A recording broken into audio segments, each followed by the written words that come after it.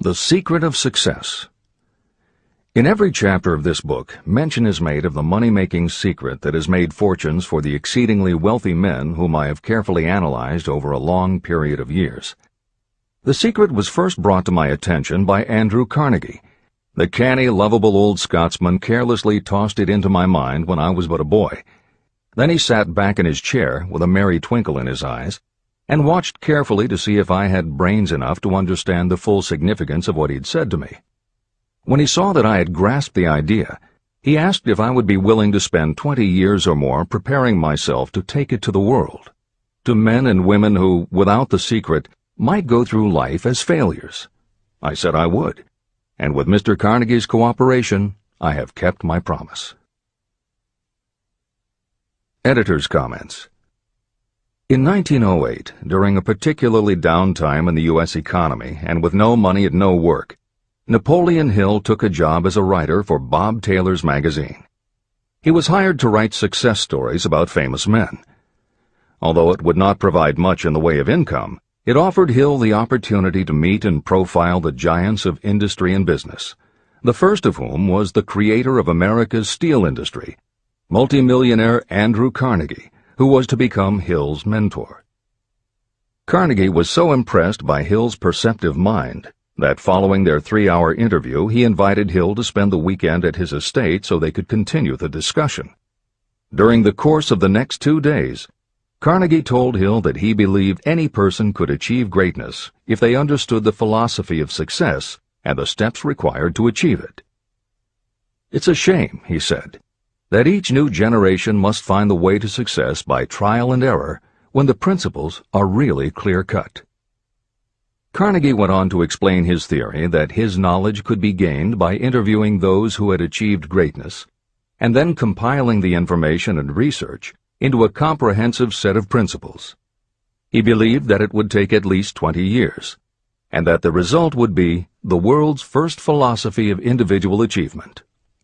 He offered Hill the challenge, for no more compensation than that Carnegie would make the necessary introductions and cover travel expenses. It took Hill 29 seconds to accept Carnegie's proposal. Carnegie told him afterward that had it taken him more than 60 seconds to make the decision, he would have withdrawn the offer. For a man who cannot reach a decision promptly, once he has all the necessary facts, cannot be depended upon to carry through any decision he may make. It was through Hill's unwavering dedication that this book was eventually written. For detailed information on the life of Hill, read or listen to the audiobook of A Lifetime of Riches, the Biography of Napoleon Hill, by Michael J. Ritt, Jr. and Kurt Landers. Michael Ritt worked as Hill's assistant for 10 years and was the first employee of the Napoleon Hill Foundation, where he served as executive director, secretary, and treasurer. The material in his book comes from his own personal knowledge of Hill, as well as from Hill's unpublished autobiography. That is the end of the editor's comment. This book, Think and Grow Rich, contains the Carnegie secret, a secret that has been tested by thousands, now millions of people in almost every walk of life. It was Mr. Carnegie's idea that the magic formula, which gave him a stupendous fortune, ought to be placed within reach of people who do not have the time to investigate how others had made their money. It was his hope that I might test and demonstrate the soundness of the formula through the experience of men and women in every calling. He believed the formula should be taught in all public schools and colleges. He said that if it were properly taught, it would revolutionize the entire educational system, and the time spent in school could be reduced to less than half. In Chapter 4, On Faith, you will read the astounding story of the organization of the giant United States Steel Corporation. It was conceived and carried out by one of the young men through whom Mr. Carnegie proved that his formula will work for all who are ready for it. This single application of the secret, by Charles M. Schwab, made him a huge fortune in both money and opportunity. Roughly speaking, this particular application of the formula was worth $600 million. These facts give you a fair idea of what reading this book may bring to you, provided you know what it is that you want. Editor's comment. According to one method of calculation, through inflation alone, it would take approximately $20 in 2001 to buy what $1 would have bought in 1901. However, to find the contemporary equivalent value of $600 million is not simply a matter of multiplying by the increase in the cost of living. Although there are other factors and variables in calculating buying power, even by conservative estimates, the $600 million would translate into at least $12 billion at the beginning of the 21st century. That's the end of the editor's comment. The secret was passed on to thousands of men and women who have used it for their personal benefit. Some have made fortunes with it. Others have used it successfully in creating harmony in their homes. A clergyman used it so effectively that it brought him an income of upwards of $75,000 a year, approximately $1.5 million in contemporary terms. Arthur Nash, a Cincinnati tailor, used his near-bankrupt business as a guinea pig on which to test the formula. The business came to life and made a fortune for its owners. The experiment was so unique that newspapers and magazines gave it millions of dollars worth of publicity. The secret was passed on to Stuart Austin Weir of Dallas, Texas. He was ready for it, so ready that he gave up his profession and studied law. Did he succeed? You'll read the answer in Chapter 6. Specialized knowledge. While I was the advertising manager of the LaSalle Extension University, I had the privilege of seeing J.G. Chaplin, president of the university, use the formula so effectively that he made LaSalle one of the great extension schools of this country. The secret is mentioned no fewer than 100 times throughout this book. It has not been directly named, for it seems to work more successfully when it is merely left in sight, where those who are ready and searching for it may pick it up. That is why Andrew Carnegie passed it to me without giving me its specific name. If you are ready to put it to use, you will recognize this secret at least once in every chapter, but you will not find an explanation of how you will know if you are ready. That would deprive you of much of the benefit you will receive when you make the discovery in your own way. If you have ever been discouraged, if you have had difficulties that took the very soul out of you, if you have tried and failed, if you were ever handicapped by illness or physical affliction, the story of my own son's discovery and use of the Carnegie formula may prove to be the oasis in the desert of lost hope for which you have been searching. This secret was extensively used by President Woodrow Wilson during the World War, and by President Roosevelt during the Second World War. It was passed on to every soldier in the training received before going to the front. President Wilson told me it was a powerful factor in raising the funds needed for the war. A peculiar thing about this secret is that those who acquire and use it find themselves literally swept on to success. However, as is often pointed out in this book, there is no such thing as something for nothing. The secret cannot be had without paying a price, although the price is far less than its value. Another peculiarity is that the secret cannot be given away, and it cannot be purchased for money. Unless you are intentionally searching for the secret, you cannot have it at any price. That is because the secret comes in two parts, and in order for you to get it, one of those parts must already be in your possession. The secret will work for anyone who is ready for it. Education has nothing to do with it. Long before I was born, the secret had found its way into the possession of Thomas A. Edison, and he used it so intelligently that he became the world's leading inventor, although he had only 3 months of schooling. The secret was passed on to Edwin C. Barnes, a business associate of Mr. Edison's. He used it so effectively that he accumulated a great fortune and retired from active business while still a young man. You will find his story at the beginning of the next chapter. It should convince you that riches are not beyond your reach, and that no matter where you are in life, you can still be what you wish to be. Money, fame, recognition, and happiness can be had by you if you are ready and determined to have these blessings. How do I know these things? You should have the answer before you finish this book. You may find it in the very first chapter or on the last page. While I was doing the research that I had undertaken at Andrew Carnegie's request, I analyzed hundreds of well-known men. Many of them attributed the accumulation of their vast fortunes to the Carnegie secret. Among these men were Henry Ford. Founder of the Ford Automobile Company, Ford started with no money and little education, yet became one of the most successful self-made businessmen in American history. William Wrigley, Jr., a traveling salesman who found that his customers liked the chewing gum he gave away as a premium better than the goods he sold, so he started his own company. John Wanamaker. Known as the Merchant Prince, he created the world's first department store and was hailed for his innovations in marketing, customer service, and employee benefits. James J. Hill. Known as the Empire Builder, he built the transcontinental Great Northern Railway, encouraged homesteading in the West, then established shipping routes linking America to Asia. George S. Parker. A school teacher who grew tired of fixing his students' pens, he created a new design, founded the Parker Pen Company, and turned a simple idea into a fortune. E. M. Statler. The son of a poor pastor, he started as a bellboy and worked his way up until he was able to start his own chain of Statler hotels, famous for their luxury and service with a smile. Henry L. Doherty.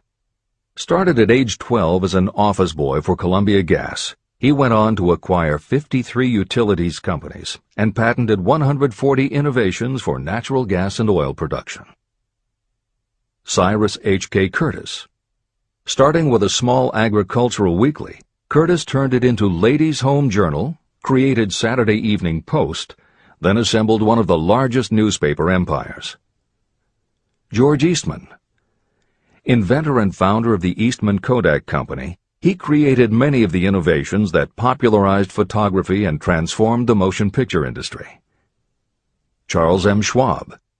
The right-hand man of Andrew Carnegie, he was president of Carnegie Steel Company, brokered the deal that formed U.S. Steel, and went on to found Bethlehem Steel.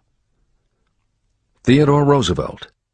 26th President of the United States from 1901 to 1909. John W. Davis. A lawyer and political leader, Davis was Solicitor General under President Woodrow Wilson and later appointed ambassador to Great Britain. Elbert Hubbard. Philosopher, publisher of the Fra magazine, and founder of the Roycrofters Artists Colony, Hubbard was also the author of many bestsellers including A Message to Garcia. Wilbur Wright. A bicycle shop owner who, with his brother Orville, became the first Americans to fly heavier-than-air aircraft and pioneered the aviation industry. William Jennings Bryan. Newspaper publisher, presidential nominee, Secretary of State under President William McKinley, but perhaps best known as the lawyer who defended creationism at the Scopes monkey trial. Dr. David Starr Jordan. Educator, scientist, author of over 50 books, he was the nation's youngest university president at Indiana University and became the first president of Stanford University. J. Ogden Armour. Inherited his family's meatpacking business, turned it into a conglomerate with more than 3,000 products, was an owner of the Chicago Cubs, and a director of National City Bank and American International Corporation. Arthur Brisbane.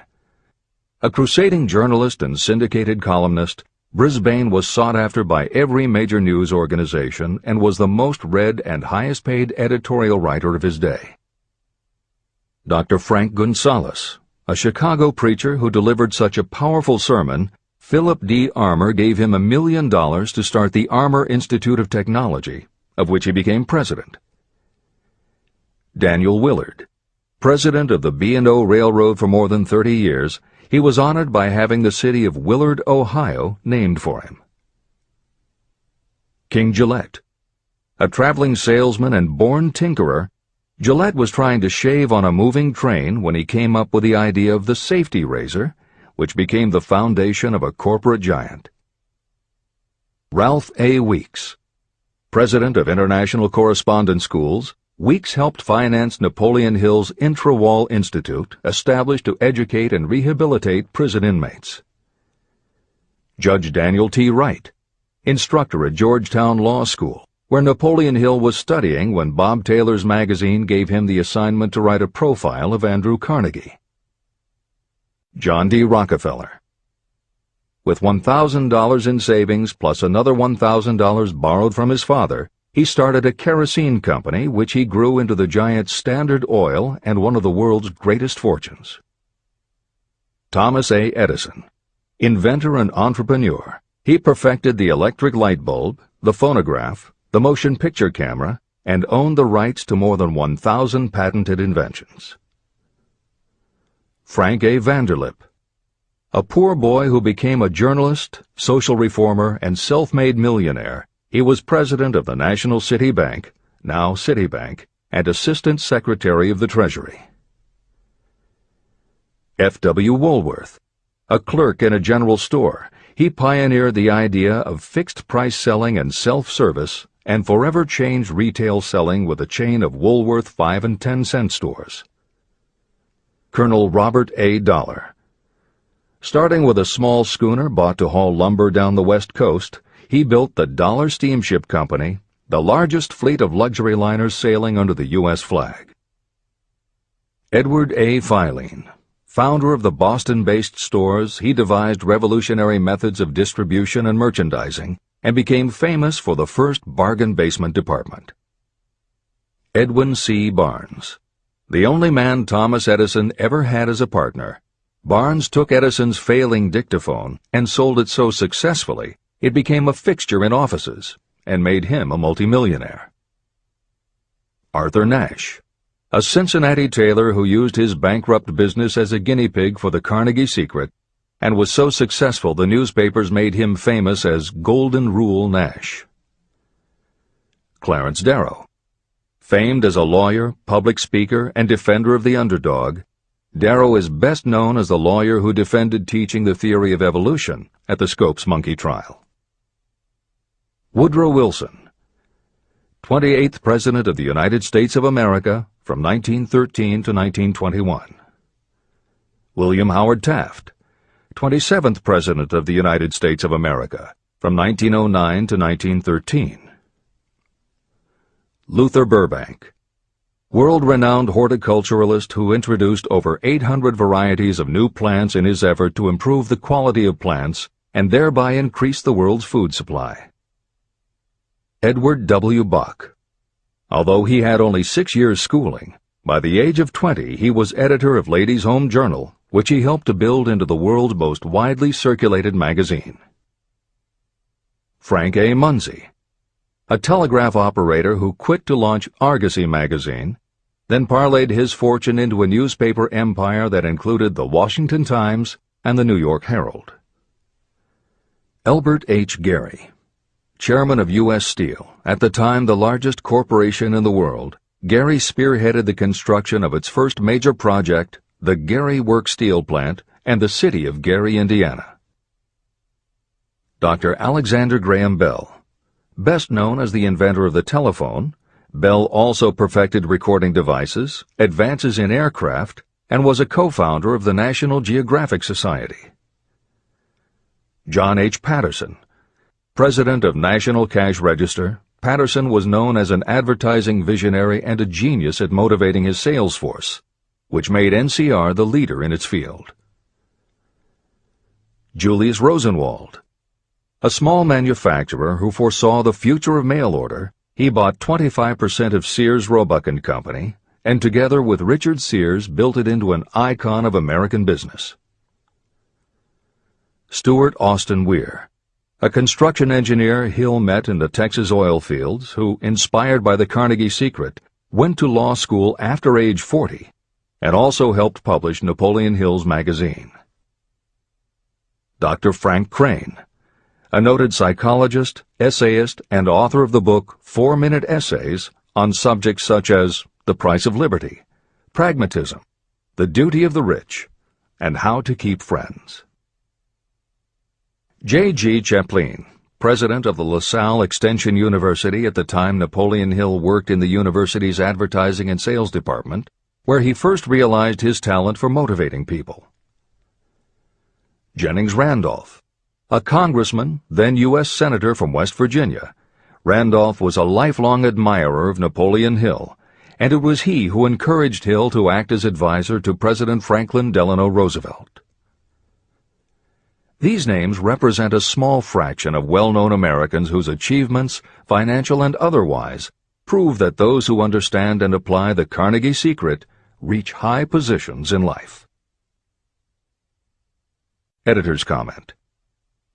As Napoleon Hill says, the preceding list includes only some of the more than 500 multimillionaires and extraordinarily successful individuals whom Napoleon Hill interviewed prior to writing Think and Grow Rich. It does not include the equally impressive list of people he came in contact with after the publication, nor does it include the names of those who did not have the opportunity to meet Napoleon Hill personally, but who attribute their success to having read this book. It is said that Napoleon Hill and Think and Grow Rich have made more millionaires than any other person in history. It might equally well be said that Napoleon Hill inspired more motivational experts than any other man in history. It is practically impossible to find a motivational speaker who does not draw upon Hill's work. His influence can be seen in the writings of his early peers, Dale Carnegie and Norman Vincent Peale. Later, successful authors and speakers such as W. Clement Stone, Og Mandino, and Earl Nightingale either worked directly with Napoleon Hill or with the Napoleon Hill Foundation. Echoes of Hill's principles can also be found in books by people as diverse as Wally Famous Amos, Mary Kay Ash, Ken Blanchard, Adelaide Bry, Chicken Soup for the Soul authors Jack Canfield and Mark Victor Hansen, Debbie Fields, Shakti Gawain, John Gray, Susan Jeffers, Bruce Jenner, Charlie Tremendous Jones, Tommy Lasorda, Art Linkletter, Joan London, Dr. Maxwell Maltz, James Redfield, Dr. Bernie Siegel, Jose Silva, Brian Tracy, Lillian Vernon, and Dennis Waitley. Stephen Covey, author of The 7 Habits of Highly Effective People, has often spoken of the influence of Napoleon Hill. Anthony Robbins, arguably the most successful motivational author and speaker at the beginning of the 21st century, has acknowledged Napoleon Hill as a personal hero. That is the end of the editor's comment. I have never known anyone who was inspired to use the Carnegie secret who did not achieve noteworthy success. On the other hand, I have never known anyone to distinguish themselves or to accumulate riches of any consequence without possession of the secret.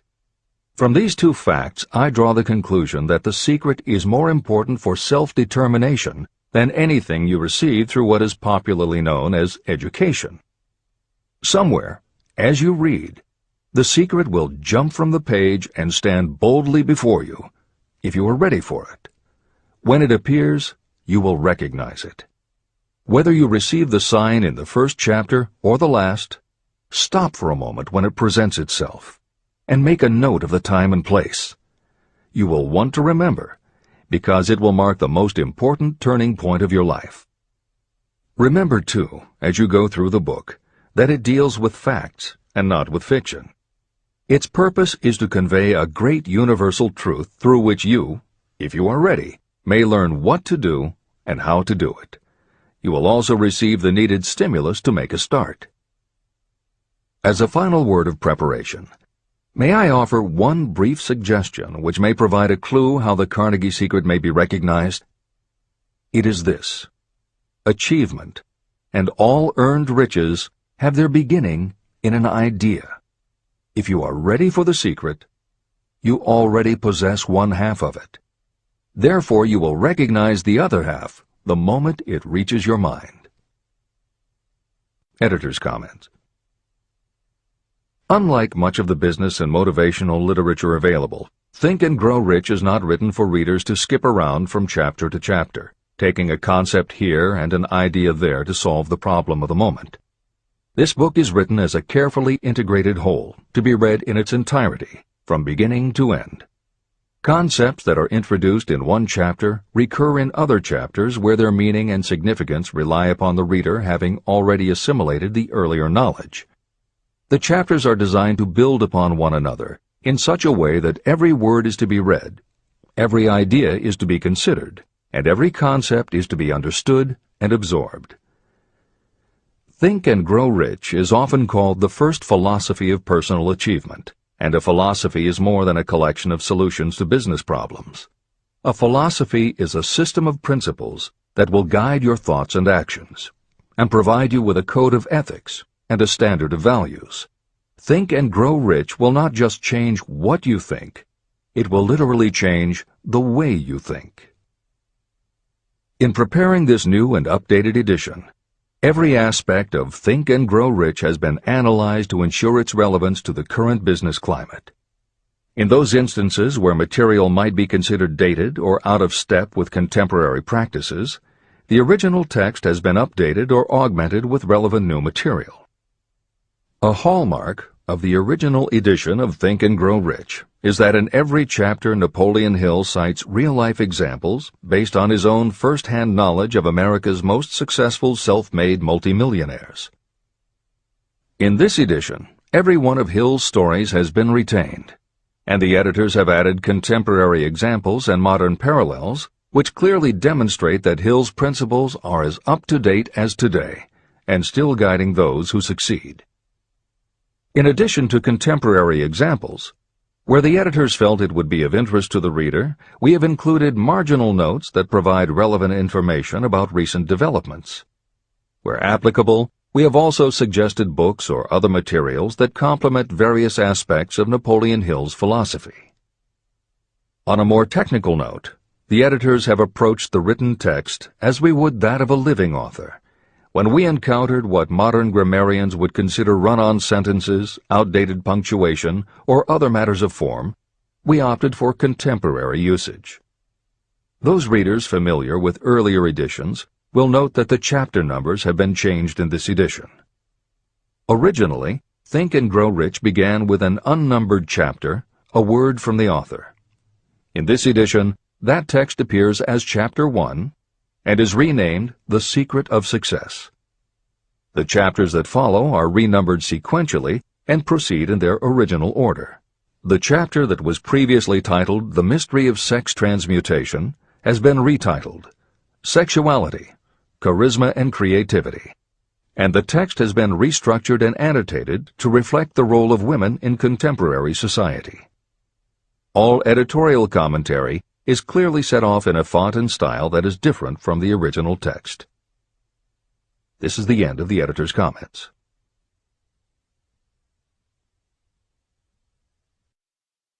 Both poverty and riches are the offspring of thought. Chapter 2. Thoughts are things.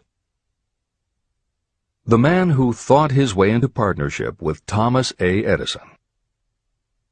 Truly, thoughts are things, and powerful things, when they are mixed with definiteness of purpose, persistence, and a burning desire for their translation into riches or other material objects. Some years ago, Edwin C. Barnes discovered how true it is that you really can think and grow rich. His discovery did not come about at one sitting. It came little by little, beginning with a burning desire to become a business associate of the great Thomas Edison. One of the chief characteristics of Barnes' desire was that it was definite. He wanted to work with Edison, not for him. Pay close attention to the story of how he turned his desire into reality, and you'll have a better understanding of the principles that lead to riches. When this desire, or this thought, first flashed into his mind, he was in no position to act upon it. Two problems stood in his way. He did not know Mr. Edison, and he did not have enough money to buy a train ticket to West Orange, New Jersey, where the famed Edison Laboratory was located. These problems would have discouraged the majority of people from making any attempt to carry out the desire. But his was no ordinary desire. The Inventor and the Tramp. Edwin C. Barnes presented himself at Mr. Edison's laboratory and announced that he had come to go into business with the inventor. Years later, in speaking about that first meeting, Mr. Edison said about Barnes, "He stood there before me looking like an ordinary tramp, but there was something in the expression of his face which conveyed the impression that he was determined to get what he had come after. I had learned from years of experience with men that when a man really desires a thing so deeply that he is willing to stake his entire future on a single turn of the wheel in order to get it, he is sure to win. I gave him the opportunity he asked for, because I saw he had made up his mind to stand by until he succeeded. Subsequent events proved that no mistake was made." It could not have been the young man's appearance that got him his start in the Edison office. That was definitely against him. It was what he thought that counted. Barnes did not get his partnership with Edison on his first interview. What he did get was a chance to work in the Edison offices at a very nominal wage. Months went by. Nothing happened to bring nearer the goal that Barnes had set as his definite major purpose. But something important was happening in Barnes' mind. He was constantly intensifying his desire to become the business associate of Edison. Psychologists have correctly said, when one is truly ready for a thing, it puts in its appearance. Barnes was ready for a business association with Edison, and he was determined to remain ready until he got what he was seeking. He did not say to himself, "Ah, well, what's the use? I guess I'll change my mind and try for a salesman's job." But he did say, "I came here to go into business with Edison, and I'll accomplish my goal if it takes the remainder of my life." He meant it. What a different story people would tell if only they would adopt a definite purpose and stand by that purpose until it had time to become an all-consuming obsession. Maybe young Barnes did not know it at the time, but his bulldog determination and his persistence in focusing on a single desire was destined to mow down all opposition and bring him the opportunity he was seeking. When the opportunity came, it appeared in a different form and from a different direction than Barnes had expected. That is one of the tricks of opportunity. It has a sly habit of slipping in by the back door, and often it comes disguised in the form of misfortune or temporary defeat. Perhaps this is why so many people fail to recognize opportunity. Mr. Edison had just perfected a new device, known at that time as the Edison dictating machine. His salesmen were not enthusiastic about the machine. They did not believe it could be sold without great effort. Barnes saw his opportunity. It had crawled in quietly, hidden in a queer-looking machine that interested no one but Barnes and the inventor. Barnes knew he could sell the Edison dictating machine, and he told Edison so. Edison decided to give him his chance. And Barnes did sell the machine. In fact, he sold it so successfully that Edison gave him a contract to distribute and market it all over the nation. Out of that business association, Barnes made himself rich in money, but he did something infinitely greater. He proved that you really can think and grow rich. How much actual cash that original desire of Barnes was worth to him, I have no way of knowing. Perhaps it brought him $2 or $3 million. Editor's comment. $3 million in the early years of the 20th century would be comparable to more than $50 million in terms of buying power at the beginning of the 21st century. This is the end of the editor's comment. But the amount becomes insignificant compared with the greater asset he acquired. The definite knowledge that an intangible impulse of thought can be transmuted into material rewards by the application of known principles. Barnes literally thought himself into a partnership with the great Edison. He thought himself into a fortune. He had nothing to start with except knowing what he wanted, and the determination to stand by that desire until he realized it. 3 feet from gold. One of the most common causes of failure is the habit of quitting when you're overtaken by temporary defeat. Every person is guilty of this mistake at one time or another. During the gold rush days, An uncle of my friend R.U. Darby was caught by gold fever, and he went west to Colorado to dig and grow rich. He had never heard that more gold has been mined from the thoughts of men than has ever been taken from the earth. He staked a claim and went to work with pick and shovel.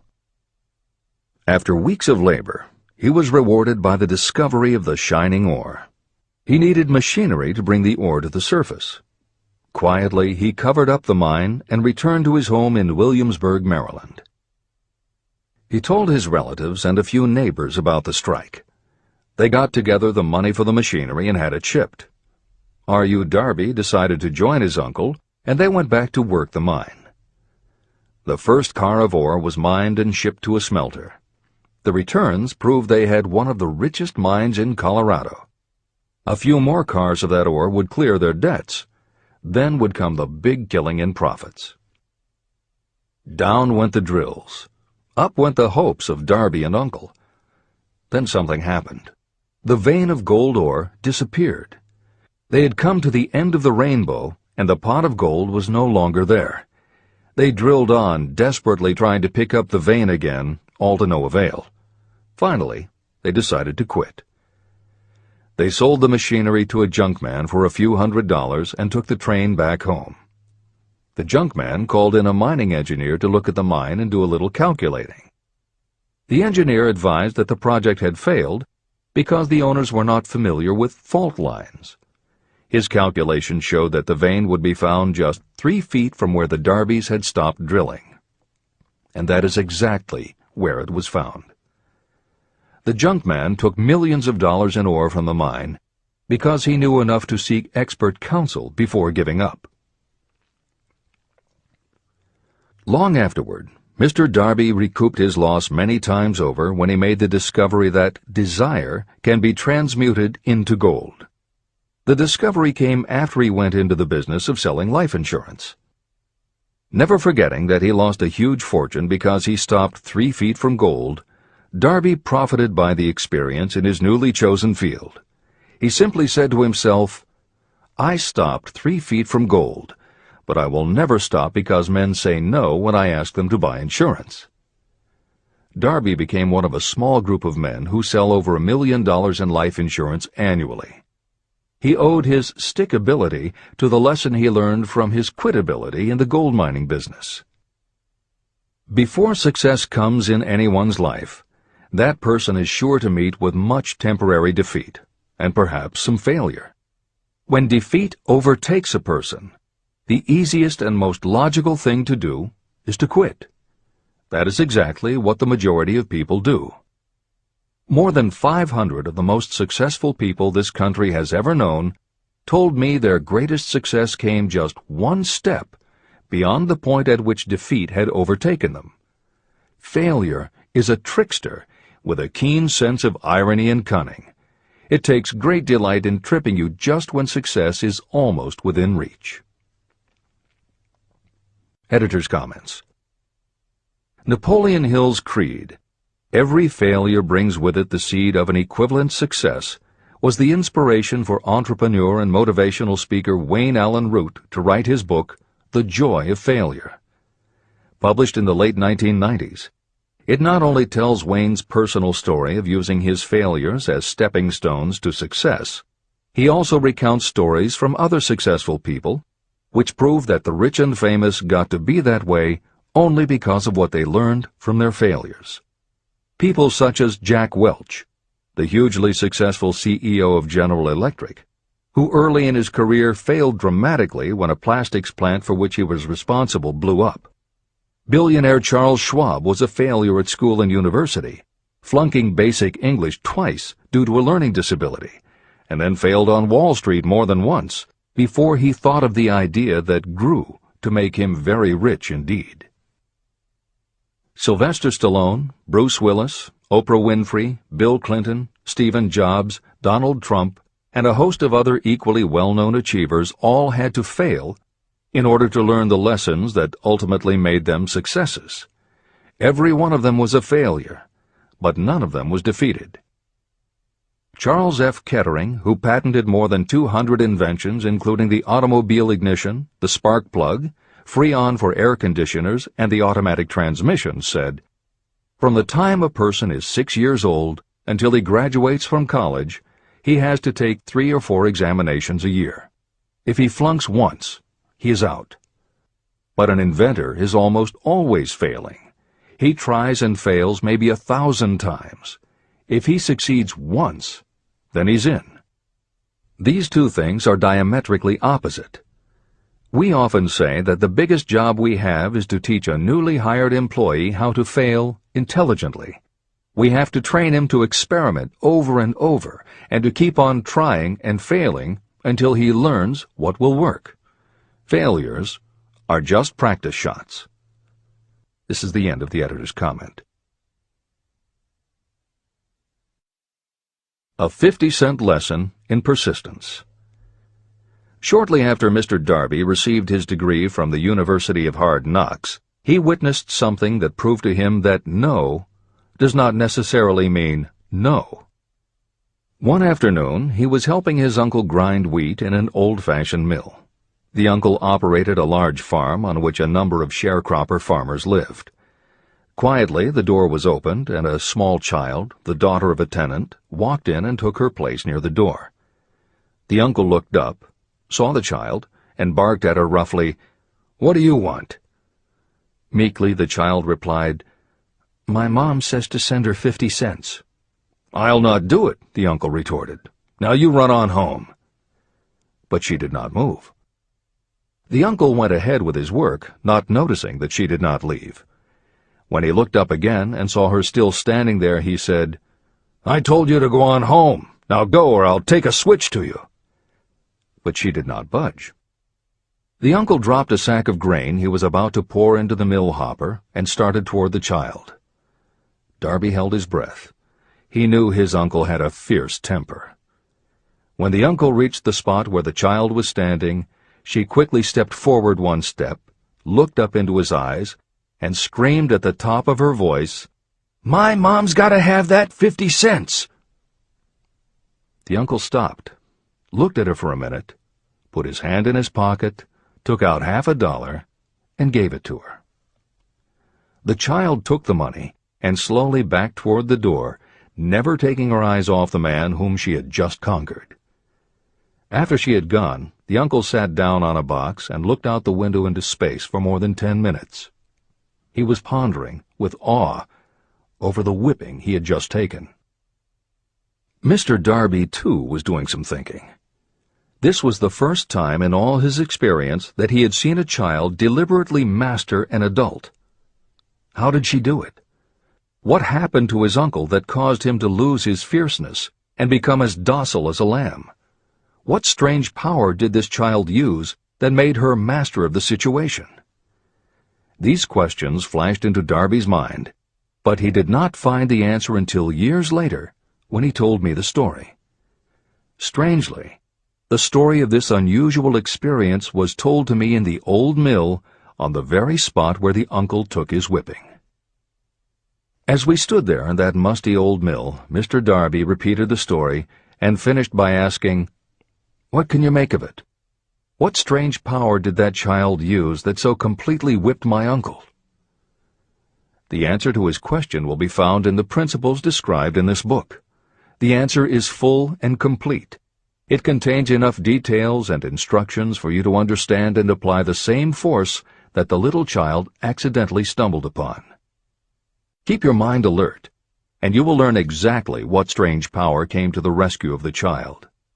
You may catch a glimpse of the power in this chapter, or it may flash into your mind in some later chapter. If you stay alert to the possibility, somewhere you will find the idea that will quicken your receptive powers and place at your command this same irresistible power. It may come in the form of a single idea, or it may come as a complete plan or a purpose.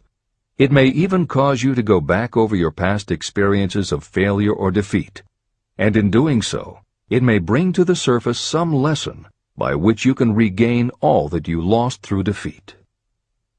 After I had explained to Mr. Darby the power unwittingly used by the little child, he mentally retraced his 30 years as a life insurance salesman. As he did so, it became clear to him that his success was due, in no small degree, to the lesson he had learned from the child. Mr. Darby pointed out, "Every time a prospect tried to bow me out without buying, I saw that child standing there in the old mill, her big eyes glaring in defiance, and I said to myself, I've got to make this sale. The better portion of all sales I have made were made after people had said no." He also recalled his mistake in having stopped only 3 feet from gold. "But," he said, "that experience was a blessing in disguise. It taught me to keep on keeping on, no matter how hard the going may be. A lesson I needed to learn before I could succeed in anything." Mr. Darby's experiences were commonplace and simple enough, yet they held the answer to his destiny in life. In fact, to him the experiences were as important as life itself, and he was able to profit from these 2 important experiences because he analyzed them and found the lesson they taught. But what if you don't see the events of your life as being experiences of such profound significance? And what about the young person who doesn't yet have even minor failures to analyze? Where and how will they learn the art of converting defeats into the stepping stones to opportunity? That is exactly why this book was written, to answer those questions. To convey my answer, I have constructed 13 principles. These principles work individually or together as catalysts. The specific answer that you are looking for may already be in your own mind. Reading these principles may be the catalyst that causes your answer to suddenly come to you as an idea, a plan, or a purpose. One sound idea is all you need to achieve success. These 13 principles contain the best and most practical ways and means of creating ideas. Success consciousness. Before I go any further in the description of these principles, you should know this. When riches begin to come, they come so quickly and in such great abundance that you will wonder where they've been hiding during all those lean years. This is an astounding statement, especially when you take into consideration the popular belief that riches come only to those who work hard and long. When you begin to think and grow rich, you will observe that riches begin with a state of mind, with definiteness of purpose, with little or no hard work. What you need to know now is how to acquire the state of mind that will attract riches. I spent 25 years researching the answer to that question, because I, too, wanted to know how wealthy men become that way. What you will learn is that as soon as you master the principles of this philosophy, and begin to apply those principles, your financial status will begin to improve. Everything you touch will begin to transmute itself into an asset for your benefit. Impossible? Not at all. One of the main weaknesses the average person suffers is too much familiarity with the word impossible. We know all the rules that will not work. We know all the things that cannot be done. This book was written for those who seek the rules that have made others successful and are willing to stake everything on those rules. Success comes to those who become success conscious. Failure comes to those who allow themselves to become failure conscious. The object of this book is to help you learn the art of changing your mind from failure consciousness to success consciousness. Another weakness is the habit of measuring everything and everyone by your own impressions and beliefs. Some of you reading this will have trouble believing that you can think and grow rich because your thought habits have been steeped in poverty, misery, failure, and defeat. This kind of thinking reminds me of the story about the man who came from China to study at the University of Chicago. One day, President Harper met this young man on campus and stopped to chat with him for a few minutes. He asked what had impressed him as being the most noticeable characteristic of the American people. "Why," the student exclaimed, "the unusual shape of your eyes." It's all a matter of perspective and habit. The same is true of your belief in what a person can achieve. If you have formed the habit of seeing life only from your own perspective, you may make the mistake of believing that your limitations are in fact the proper measure of limitations. The impossible Ford V8 motor. When Henry Ford decided to produce his famous V8 motor, he chose to build an engine with the entire 8 cylinders cast in one block. Ford instructed his engineers to produce a design for the engine. The design was drawn up on paper, but the engineers agreed to a man that it was simply impossible to cast an 8-cylinder engine block in one piece. Ford said, "Produce it anyway." But they replied, "It's impossible." "Go ahead," Ford commanded, "and stay on the job until you succeed, no matter how much time is required." So the engineers went ahead. 6 months went by. Nothing happened. Another 6 months passed, and still nothing. The engineers tried every conceivable plan to carry out the orders, but the thing seemed out of the question. Impossible. At the end of the year, Ford again checked with his engineers, and again they told him they had found no way to carry out his orders. "Go right ahead," said Ford. "I want it, and I'll have it." They went ahead. And then, as if by a stroke of magic, the secret was discovered. The Ford determination had won once more. Henry Ford was a success because he understood and applied the principles of success. One of these principles is desire, knowing clearly what you want. Remember this Ford story as you continue reading this book. Pick out the lines in which the secrets of his stupendous achievement have been described.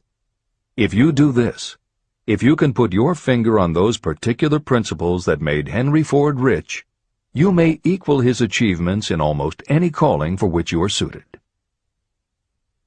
Editor's comments. To those readers who may interpret Ford's actions as nothing more than obstinacy, the editors would point out that he was employing a technique that has become a common part of strategic planning in many industries, including aerospace, computers, medicine, and the military. When launching large, complicated, long-term projects, the planners often know that at certain points along the way they will need components that simply do not yet exist. The fact that at the beginning there is no way to get from A to B does not deter them. There are many parts of the project they can get started on now, and they just assume that by the time they get to the point where they will need a technology or a device, they will have solved the problem of making it, and they have been proven right time and again. Stated simply, the technique is to clearly know what you want to accomplish, have faith in your ability to do it, and persist until you have accomplished your goal. This is the end of the editor's comments. Why you are the master of your fate. When the famed English poet William Henley wrote the prophetic lines, "I am the master of my fate, I am the captain of my soul," he should have informed us that the reason we are the masters of our fate, the captains of our souls, is that we have the power to control our thoughts. He should have told us that it is because in some way our brains become magnetized with the dominating thoughts that we hold in our minds. And it is as though our magnetized minds attract to us the forces, the people, and the circumstances of life that are in sync with our dominating thoughts. He should have told us that before we can accumulate riches in great abundance, we must magnetize our minds with intense desire for riches. That we must become money-conscious until the desire for money drives us to create definite plans for acquiring it. But, being a poet, Henley contented himself by stating a great truth in poetic form, leaving those who followed him to interpret the philosophical meaning of his lines. Little by little, the truth has unfolded itself, until I have come to know with certainty that the principles described in this book hold the secret of mastery over our economic fate. Principles that can change your destiny. We are now ready to examine the first of these principles, and as we do, I ask you to maintain a spirit of open-mindedness. Remember as you read that these principles are not my invention, nor are they the invention of any one person. These principles have worked for literally millions of people. You, too, can put them to work for you and your own enduring benefit. You will find it easy, not hard to do. Some years ago, I delivered the commencement address at Salem College in Salem, West Virginia. I emphasized with so much intensity the need to have a burning desire that one of the members of the graduating class became completely convinced and made it a cornerstone of his own philosophy. That young man became a congressman and an important factor in President Franklin D. Roosevelt's administration. He wrote me a letter in which he so clearly stated his opinion of the principle of desire outlined in the next chapter that I have chosen to publish his letter as an introduction to that chapter. It gives you an idea of the rewards to come. My dear Napoleon, my service as a member of Congress having given me an insight into the problems of men and women, I am writing to offer a suggestion which may become helpful to thousands of worthy people. In 1922, you delivered the commencement address at Salem College when I was a member of the graduating class. In that address, you planted in my mind an idea which has been responsible for the opportunity I now have to serve the people of my state, and will be responsible, in a very large measure, for whatever success I may have in the future. I recall, as though it were yesterday, the marvelous description you gave of the method by which Henry Ford, with but little schooling, without a dollar, with no influential friends, rose to great heights. I made up my mind then, even before you had finished your speech, that I would make a place for myself, no matter how many difficulties I had to surmount. Thousands of young people will finish their schooling this year and within the next few years. Every one of them will be seeking just such a message of practical encouragement as the one I received from you. They will want to know where to turn, what to do to get started in life. You can tell them, because you have helped to solve the problems of so many, many people. There are thousands of people in America today who would like to know how they can convert ideas into money. People who must start from scratch, without finances, and recoup their losses. If anyone can help them, you can. If you publish the book, I would like to own the first copy that comes from the press, personally autographed by you. With best wishes, believe me, cordially yours, Jennings Randolph. Since that time in 1922, I watched Jennings Randolph rise to become one of the nation's leading airline executives, a great inspirational speaker, and a United States Senator from West Virginia. 35 years after I made that speech, it was my pleasure to return to Salem College in 1957 and deliver the baccalaureate sermon. At that time, I received an honorary Doctor of Literature degree from Salem College. Editor's comments. As you begin the next chapter, the editors would like to reinforce the earlier statement that what you are reading is not just a collection of theories out of which you can cherry-pick what you like. The 13 principles of success were proven by the real-life experiences of the long list of famous successful people cited earlier by Napoleon Hill. His techniques are also practiced and endorsed by the contemporary experts and authors whom the editors mentioned, following Hill's list. More than 60 million people have purchased copies of the book that you are now holding in your hands. If this book has proven to be that successful, surely you owe it to yourself to give it every chance to work for you too. Read it. Don't question it. Do it. If you don't, if you think that you know better than Napoleon Hill, if you decide to pick and choose the parts that you will believe or follow, then, if you don't succeed, you will never know if your failure lies with this book or with you. This is the end of the editor's comments. Whatever the mind of man can conceive and believe, it can achieve. Chapter 3. Desire, the starting point of all achievement. The first step toward riches. When Edwin C. Barnes climbed down from the freight train in West Orange, New Jersey, he may have resembled a tramp, but his thoughts were those of a king. As he made his way from the railroad tracks to Thomas A. Edison's office, his mind was at work. He saw himself standing in Edison's presence. He heard himself asking Mr. Edison for an opportunity to carry out the one consuming obsession of his life, a burning desire to become the business associate of the great inventor. Barnes' desire was not a hope. It was not a wish. It was a pulsating desire which transcended everything else. It was definite. A few years later, Edwin C. Barnes again stood before Edison, in the same office where he first met the inventor. This time, his desire had been translated into reality. He was in business with Edison. The dominating dream of his life had become a reality. Barnes succeeded because he chose a definite goal, placed all his energy, all his willpower, all his effort. He put everything he had into achieving that goal. 5 years passed before the chance he had been seeking made its appearance.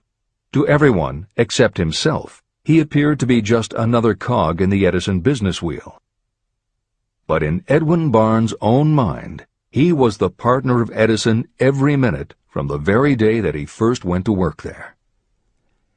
It is a remarkable illustration of the power of a definite desire. Barnes won his goal because he wanted to be a business associate of Mr. Edison's more than he wanted anything else. He created a plan by which to attain that purpose, and he burned all bridges behind him.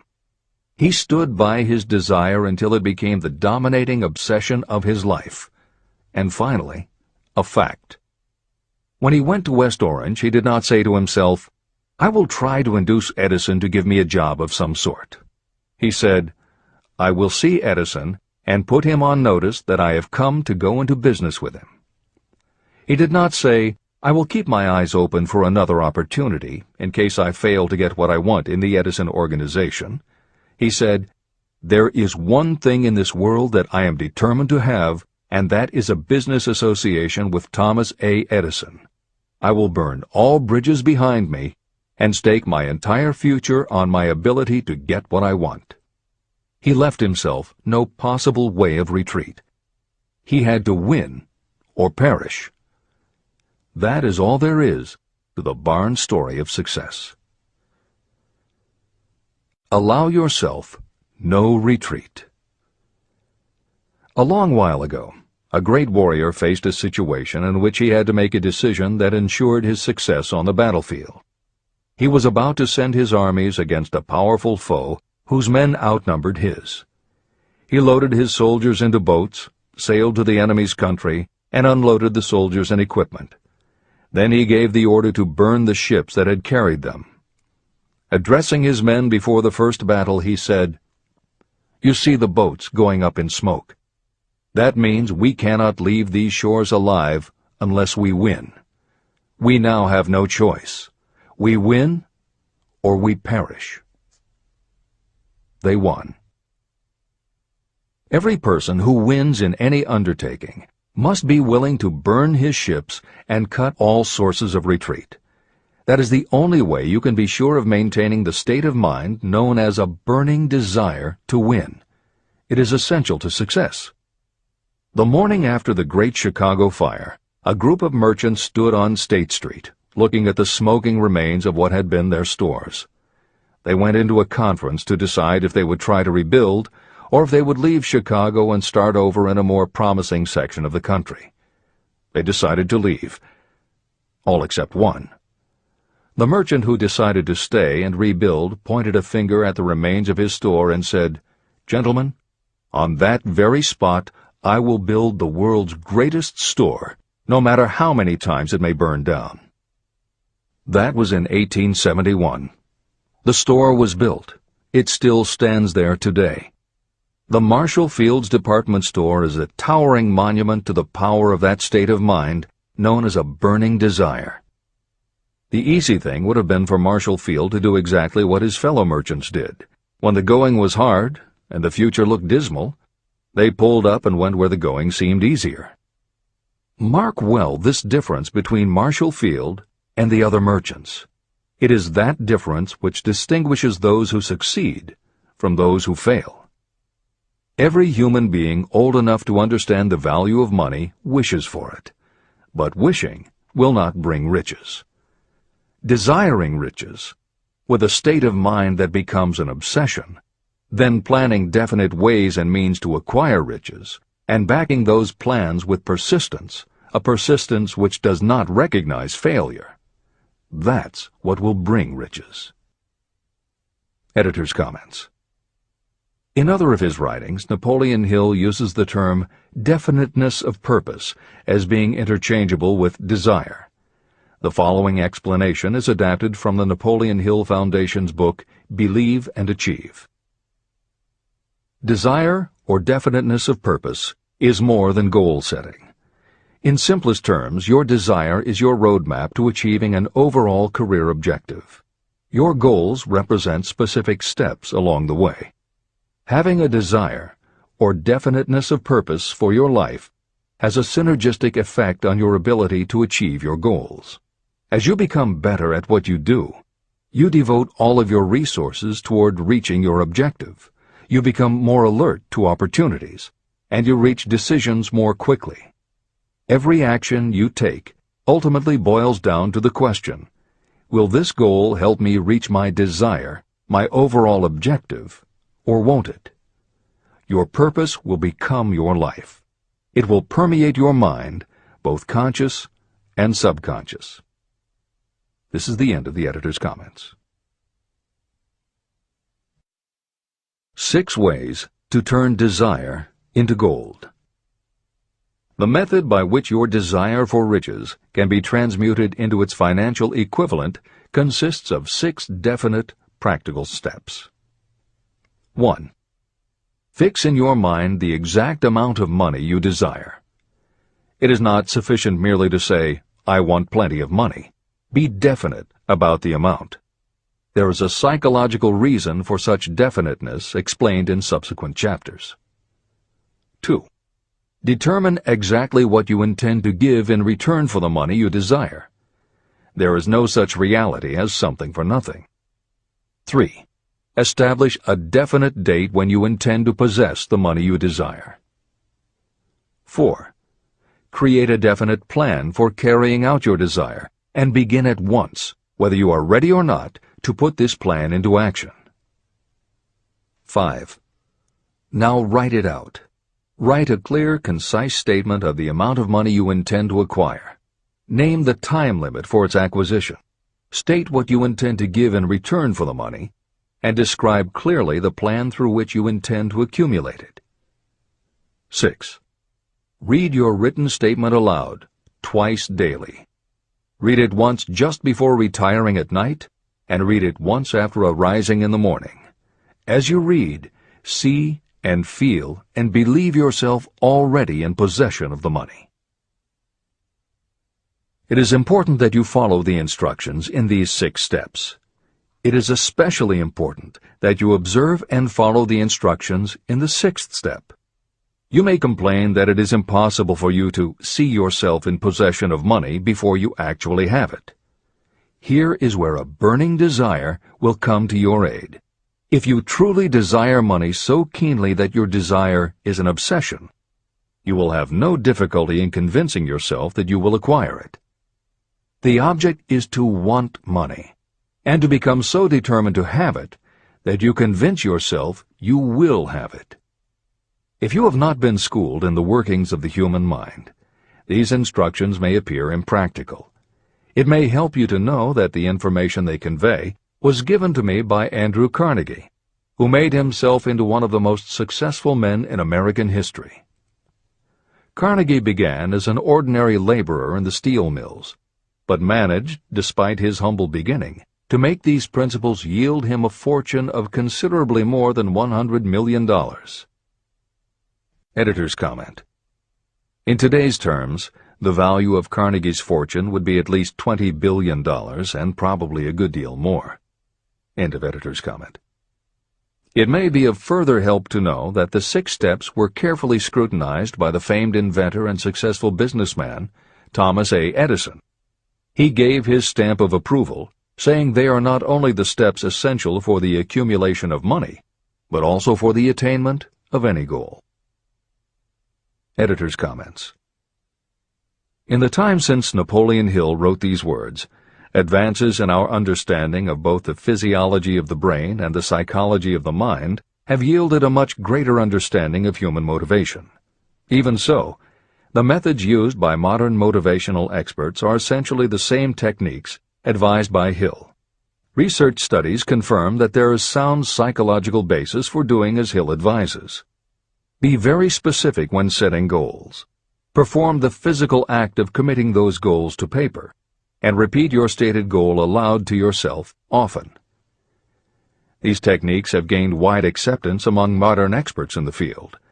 The psychological principle at work is similar to that which underlies autosuggestion and self-hypnosis, concepts that will be discussed in greater depth in Chapter 5, Autosuggestion, and in Chapter 13, The Subconscious Mind.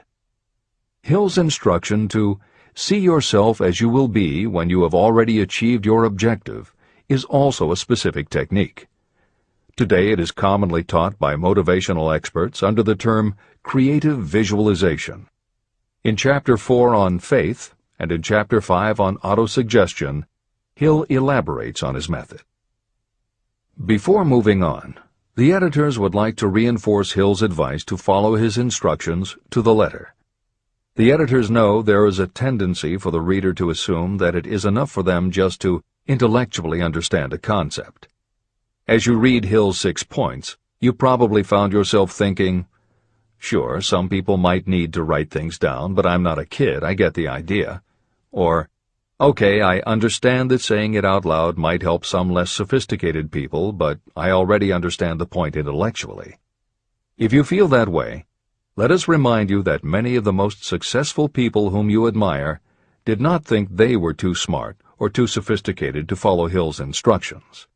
The editors would again point out that if Napoleon Hill believed the actual acts of writing and speaking your goals is important, and if psychologists and motivational experts agree, then you would be foolish not to follow this simple advice. Just do it. This is the end of the editor's comments. The steps call for no hard labor. They call for no sacrifice. To apply them does not call for a great amount of education.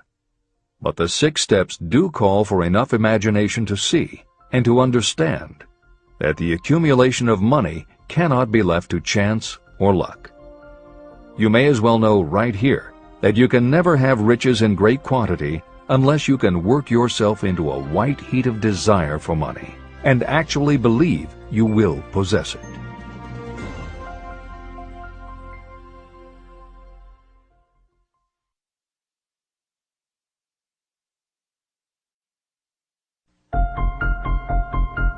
The power of great dreams. If you are in this race for riches, you should be encouraged by the following truth. The world in which we live is demanding new ideas, new ways of doing things, new leaders, new inventions, and new methods, styles, versions, and variations of everything all the time. Behind all this demand for new and better things, there is one quality that you must possess to win, and that is definiteness of purpose, the knowledge of what you want, and a burning desire to possess it.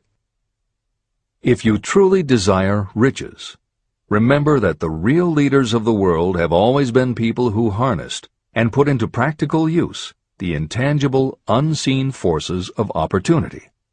Leaders are the people who convert those opportunities into cities, skyscrapers, factories, transportation, entertainment, and every form of convenience that makes things easier, faster, better, or just make life more pleasant. In planning to acquire your share of the riches, don't let anyone put you down for being a dreamer. To win the big stakes in this changing world, you must catch the spirit of the great pioneers, whose dreams have given to civilization all that it has of value.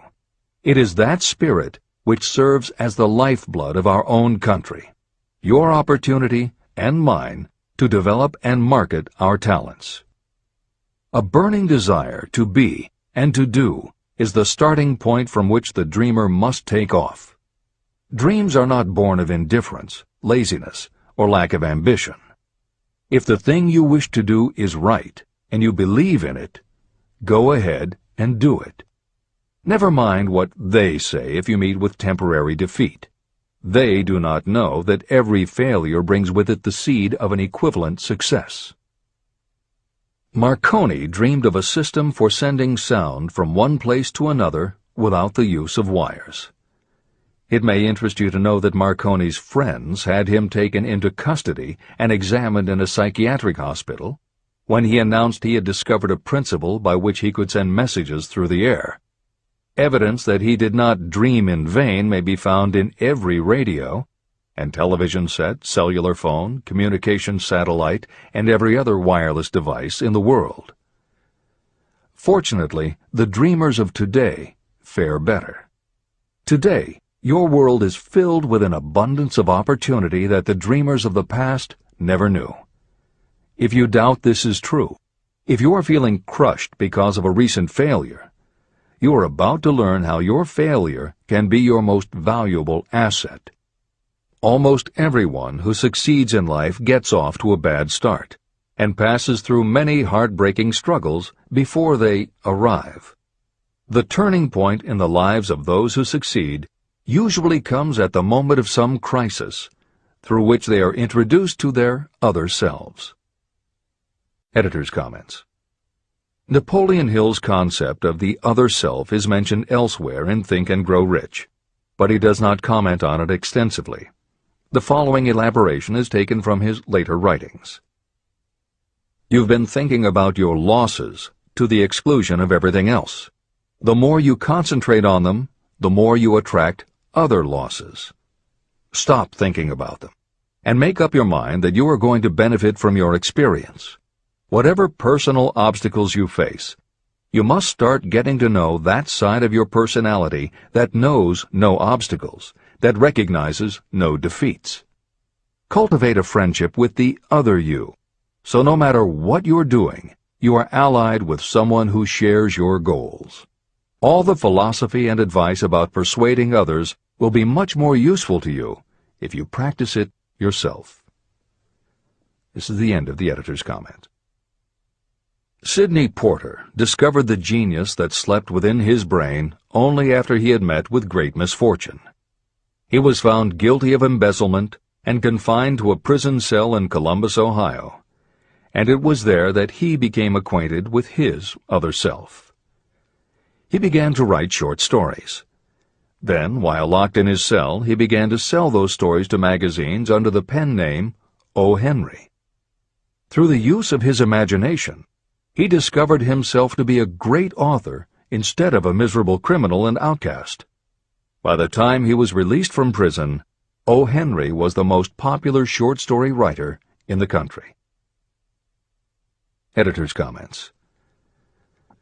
More recently, in another prison, another kind of writer met his other self, and country music gained one of its most talented songwriters and biggest stars.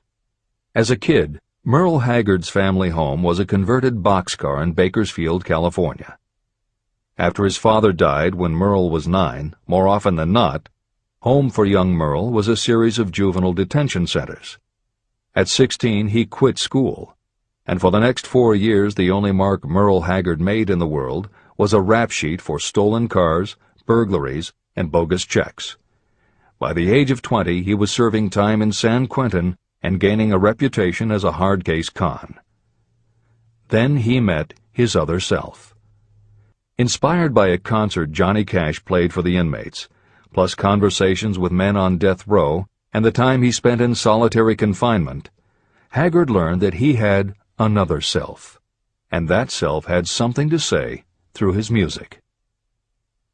When he got out of solitary, Haggard asked for the hardest job the prison had to offer. He enrolled in night school courses at the prison, straightened himself out, and won his parole after 2.5 years. He went back to Bakersfield and dug ditches during the day so he could polish his songwriting and performing at night.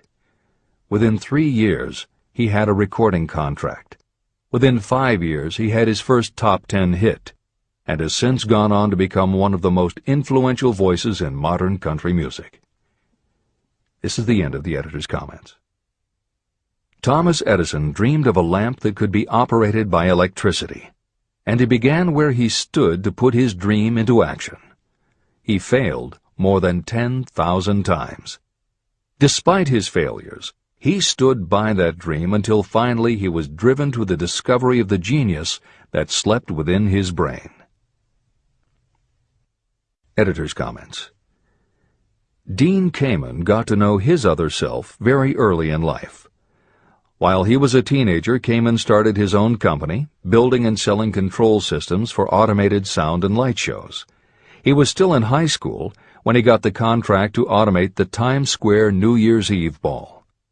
Though he went on to attend university, he never bothered to graduate because he was too busy working on something he called auto-syringe, the first wearable infusion pump for administering drug therapies. His invention was hailed as a medical landmark, as were many of his other breakthroughs, which include a revolutionary kidney dialysis machine, an insulin pump for diabetics, an improved stent used for heart patients, and more than 150 other devices he has patented. One day, seeing the difficulty a man in a wheelchair was having getting up a curb, Kamen set his mind to creating a device that would liberate people confined to wheelchairs. The result is the iBot, a revolutionary wheel device that uses computers and a system of stabilizing gyroscopes that imitate the working of the human body. It not only goes over curbs, but it will even go up and down stairs, travel over almost any kind of rough ground, and will allow the user to raise themselves eye to eye with a standing person. And it does it all without the user having to get out of the device or needing anyone's assistance. In 2001, Kamen hit the front pages when he introduced the Segway, a one-person people mover based on his iBot technology. It's a two-wheel scooter-like device that zips and zooms forward, backward, left, right, and comes to a stop without the rider doing anything more than barely shifting his or her body. It is so sensitive that it is almost as though it obeys the user's thoughts. The Segway may be a world-changing invention, with possible applications for work and travel that stagger the imagination. As this is being written, the Segway is already being used to navigate large warehouses and is being tested by police departments and postal employees. While traffic cops and City Hall wrangle over whether the Segway belongs on the sidewalk or the road, Dean Kamen is dreaming a new dream. This time, the dream is an invention that may literally bring light to some of the darkest corners of the earth. Kamen has developed a non-polluting electric generator that can use almost anything as fuel. But here's the extraordinary part. He has created a revolutionary closed system so that the engine's heat is used to purify 10 gallons of drinkable water every hour. This amazing invention could bring safe drinking water to parts of the world where contaminated water kills millions, and at the same time, it will provide a source of cheap, reliable electric power. Dean Kamen is not some academic hidden in a lab somewhere. Kamen is an inventor. But like Thomas Edison, he is also an entrepreneur and businessman, creating and marketing devices that are changing the public perception of what an inventor is. This is the end of the editor's comments. Henry Ford, poor and uneducated, dreamed of a horseless carriage. He went to work with what tools he possessed without waiting for opportunity to favor him, and now evidence of his dream belts the entire earth. He put more wheels into operation than any man who ever lived, because he was not afraid to back his dreams. Editor's comments. Stephen Jobs and Steve Wozniak, two university dropouts, dreamed of making and selling computers that the average person could use. Like Ford, working with the tools they possessed, they built the first Apple computer in the Jobs family garage. And like Ford, they weren't afraid to back their dreams. After showing their prototype to a local retailer, they got an order for 25 machines. Jobs sold his Volkswagen, and Woz sold his expensive Hewlett-Packard scientific calculator to raise $1,300 to start their new company. They took the money, convinced the local electronics suppliers to grant them a line of credit, and started production of the Apple I. they revolutionized the computer hardware and software industry. Released in 1976 and priced at $666, the Apple I earned them $774,000. 2 years later, they introduced the Apple II, which in the next 3 years earned $140 million. In 1980, Apple went public, and after the first day of trading, the company had a market value of $1.2 billion. Wozniak left the company in 1981, but Jobs pushed through the development of the Macintosh in 1984. In 1985, Jobs left too, but in 1998 he came back to Apple to revitalize the floundering company with the creation of the iMac computers, the animation company Pixar, the iPod, and iTunes. In presenting stories of contemporary successes, the editors have followed Hill's style of using real people to illustrate the principles of success. But Napoleon Hill was granted a rare privilege. Unlike anyone before or after, he had the opportunity to personally meet the most powerful and successful people and learn firsthand the dreams that inspired them, the obstacles that confronted them, and how they found the courage within themselves to overcome their failures. Hill met many of the inventors and the empire builders who laid the foundations of 20th century American industry while they were still news, not history. Then, for more than 25 years, he studied the habits and learned the secrets of the next generations who built on the foundations, forged new industries, devised new systems, and dreamed new dreams. It was only because Hill was given such unprecedented access over such a long period that he was able to compare, contrast, analyze, and then formulate a philosophy of achievement based on the real stories of real people who had used these techniques to create their success.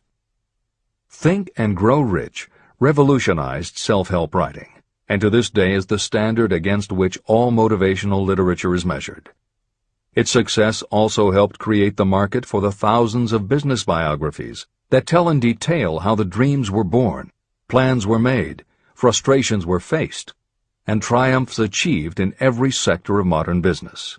And because this wealth of information is now available, with little more than the click of a mouse, you can read, hear, or watch today's greatest entrepreneurs and most successful CEOs confirming in their own words the basic truth behind every one of the principles Napoleon Hill explains in this book. The products or services they sell may be different, but the story of their success is the same. Dreams, followed by failures, followed by lessons learned, then success. For every Henry Ford, Thomas Edison, or O. Henry that Napoleon Hill cites to make a point, today there is a Steve Jobs, Dean Kamen, or Merle Haggard, proving that Hill's points are still valid. This is the end of the editor's comments. There is a difference between wishing for a thing and being ready to receive it. No one is ready for a thing until they believe they can acquire it. The state of mind must be belief, not mere hope or wish. Open-mindedness is essential for belief. Closed minds do not inspire faith, courage, and belief. Remember, no more effort is required to aim high in life, to demand abundance and prosperity, than is required to accept misery and poverty.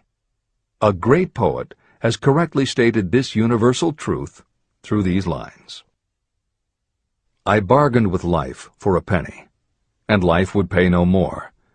However, I begged at evening when I counted my scanty store.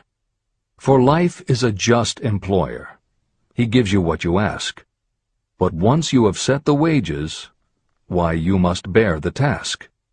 I worked for a menial's hire, only to learn dismayed that any wage I had asked of life, life would have willingly paid. Desire outwits Mother Nature.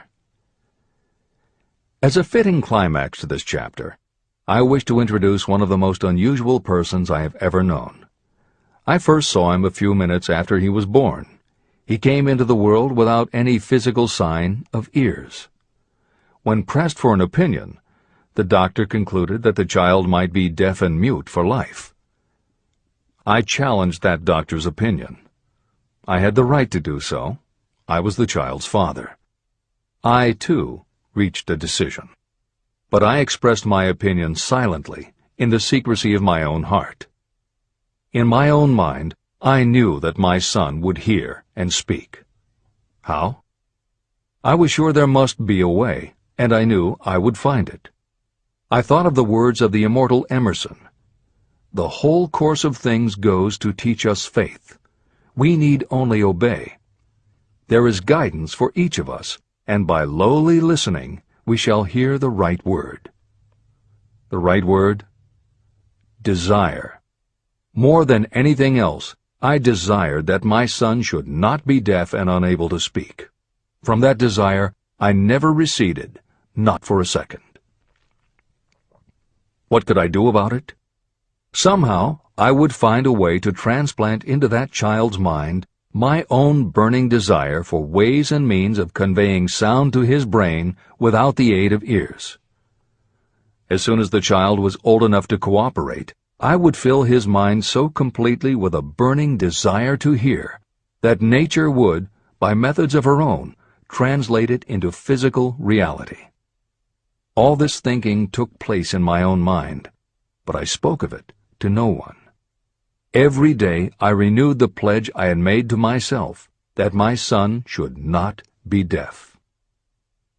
As he grew older and began to take notice of things around him, we observed that he had a slight degree of hearing.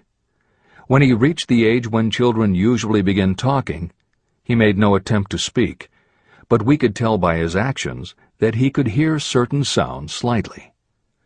That was all I needed to know. I was convinced that if he could hear, even slightly, he might develop still greater hearing capacity. Then something happened that gave me hope. It came from an entirely unexpected source. We bought a phonograph. When the child heard the music for the first time, he went into ecstasies.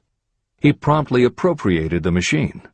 On one occasion, he played a record over and over for almost 2 hours, standing in front of the phonograph with his teeth clamped on the edge of the case. The significance of this did not become clear to us until years afterward. At the time, we had never heard of the principle of bone conduction of sound. Shortly after he appropriated the phonograph, I discovered that he could hear me quite clearly when I spoke with my lips touching his mastoid bone at the base of the skull. Having determined that he could hear the sound of my voice plainly, I began immediately to transfer to his mind the desire to hear and speak. When I discovered that my son enjoyed bedtime stories, I went to work creating stories designed to develop in him self-reliance, imagination, and a strong desire to hear. There was one storyline in particular that I emphasized over and over. Every time I told it, I gave it some new and dramatic coloring. These stories were designed to plant in his mind the thought that his affliction was not a liability, but an asset of great value. As a result of my studies and personal experience, I firmly believe that every adversity brings with it the seed of an equivalent advantage. However, despite my beliefs, I must confess that I did not have the slightest idea how this disability could ever become an asset. He won a new world with 6 cents. As I analyze the experience in retrospect, I can see now that my son's faith in me had much to do with the astounding results. He did not question anything I told him. I sold him on the idea that he had a distinct advantage over his older brother, and that this advantage would reflect itself in many ways. For example, the teachers in school would observe that he had no ears, and because of this they would show him special attention and treat him with extraordinary kindness. And they always did. I also sold him on the idea that when he became old enough to sell newspapers, his older brother had already become a newspaper merchant, he would have a big advantage over his brother. My reasoning was that people would pay him extra money for his wares because they could see that he was a bright, industrious boy, despite the fact that he had no ears. When he was about 7, he showed the first evidence that my method of stimulating his mind was bearing fruit. For several months he begged for the privilege of selling newspapers, but his mother would not give the project her consent. Finally, he took matters in his own hands. One afternoon, when he was left at home with the staff, he climbed through the kitchen window, shinnied to the ground, and set out on his own. He borrowed 6 cents in capital from the neighborhood shoemaker and invested it in papers, which he sold out. He took his earnings, reinvested in more newspapers, and kept repeating until late in the evening. After balancing his accounts and paying back the 6 cents he had borrowed from his banker, he had a net profit of 42 cents. When we got home that night, we found him in bed asleep with the money tightly clenched in his hand. His mother opened his hand, removed the coins, and cried. Of all things! To me it seemed she was crying over her son's first victory. My reaction was the reverse. I laughed, for I knew that my endeavor to plant in my son's mind an attitude of faith in himself had been successful.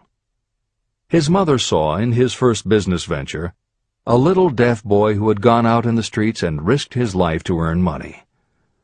I saw a brave, ambitious, self-reliant little businessman whose stock in himself had been increased 100%. He had gone into business on his own initiative and had won. I was not only pleased, I was impressed. He had clearly demonstrated the first signs of a resourcefulness that would go with him all through life. The little deaf boy went through grade school, high school, and college without being able to hear his teachers, except when they shouted loudly at close range. He did not go to a school for the deaf, and we did not use sign language. We were determined that he should live like any other boy who could hear and speak. We stood by that decision, although it cost us many heated debates with school officials. While he was in high school, he tried an electronic hearing aid, but it was of no value to him. During his last week in college, something happened that marked the most important turning point of his life. Through what seemed to be mere chance, he came into possession of another electronic hearing device, which was sent to him on trial. He was slow about testing it, due to his disappointment with a similar device. Finally, he picked it up carelessly, placed it on his head, and hooked up the battery. Suddenly, as if by magic, his lifelong desire for normal hearing became a reality. For the first time in his life, he heard practically as well as any person with normal hearing. Overjoyed because of the changed world that had been brought to him, he rushed to the telephone, called his mother, and heard her voice perfectly. The next day, for the first time in his life, he plainly heard the voices of his professors in class. For the first time in his life, he could converse freely with other people without them having to speak loudly. Truly, he had come into possession of a changed world. His desire was finally paying dividends. But the victory was not yet complete. He still had to find a definite and practical way to convert his disability into an equivalent asset. Thought that works miracles. Intoxicated with the joy of his newly discovered world of sound, he wrote a letter to the manufacturer of the hearing aid, enthusiastically describing his experience. Something in his letter prompted the company to invite him to New York. He was escorted through the factory, and while talking with the chief engineer, telling him about his changed world, a hunch, an idea, or an inspiration, call it what you wish, flashed into his mind. It was this impulse of thought that converted his disability into an asset destined to pay dividends in both money and happiness to thousands for all time to come. The sum and substance of that impulse was this. It occurred to him that he might be of help to the millions of people who go through life without the benefit of hearing devices, if he could find a way to tell them the story of his changed world. For an entire month, he carried out intensive research, during which he analyzed the entire marketing system of the manufacturer of the hearing device. Then he created a plan for reaching out to other hearing-impaired people all over the world, to share with them his newly discovered changed world. When this was done, he put in writing a 2-year plan based upon his findings. When he presented the plan to the company, he was instantly given a position for the purpose of carrying out his ambition. Little did he dream when he went to work that he was destined to bring hope and practical relief to thousands of people who, without his help, would have been limited forever by deafness. There's no doubt in my mind that Blair would have been deaf and unable to speak all his life if his mother and I had not managed to shape his mind as we did. When I planted in his mind the desire to hear and talk and live as other people, there went with that impulse some strange influence that caused nature to become bridge builder and span the gulf of silence between his brain and the outer world. Truly, a burning desire has devious ways of transmuting itself into its physical equivalent. Blair desired normal hearing. Now he has it. He was born with a condition that in those days might easily have sent a person with a less defined desire to the street with a bundle of pencils and a tin cup. The little white lie I planted in his mind when he was a child, by leading him to believe his impaired hearing would become a great asset, has justified itself. I am convinced it is a fact that there is nothing, right or wrong, that belief plus burning desire cannot make real. These qualities are free to everyone. Editor's comments. As Napoleon Hill was finishing this chapter on desire, it was reported that the famed opera singer Madame Schumann-Heink had died. A passage in her obituary struck Hill as being so appropriate to the subject of this chapter that he was moved to comment as follows. End of editor's comment. One short paragraph in the newspaper story about the famed opera singer Madame Schumann-Heink gives the clue to this unusual woman's stupendous success. I quote the paragraph because the clue it contains is none other than desire. Early in her career, Madame Schumann-Heink visited the director of the Vienna Court Opera to have him test her voice. But he did not test it. After taking one look at the awkward and poorly dressed girl, he exclaimed, none too gently, "With such a face, and with no personality at all, how can you ever expect to succeed in opera? My good child, give up the idea. Buy a sewing machine and go to work. You can never be a singer." Never is a long time.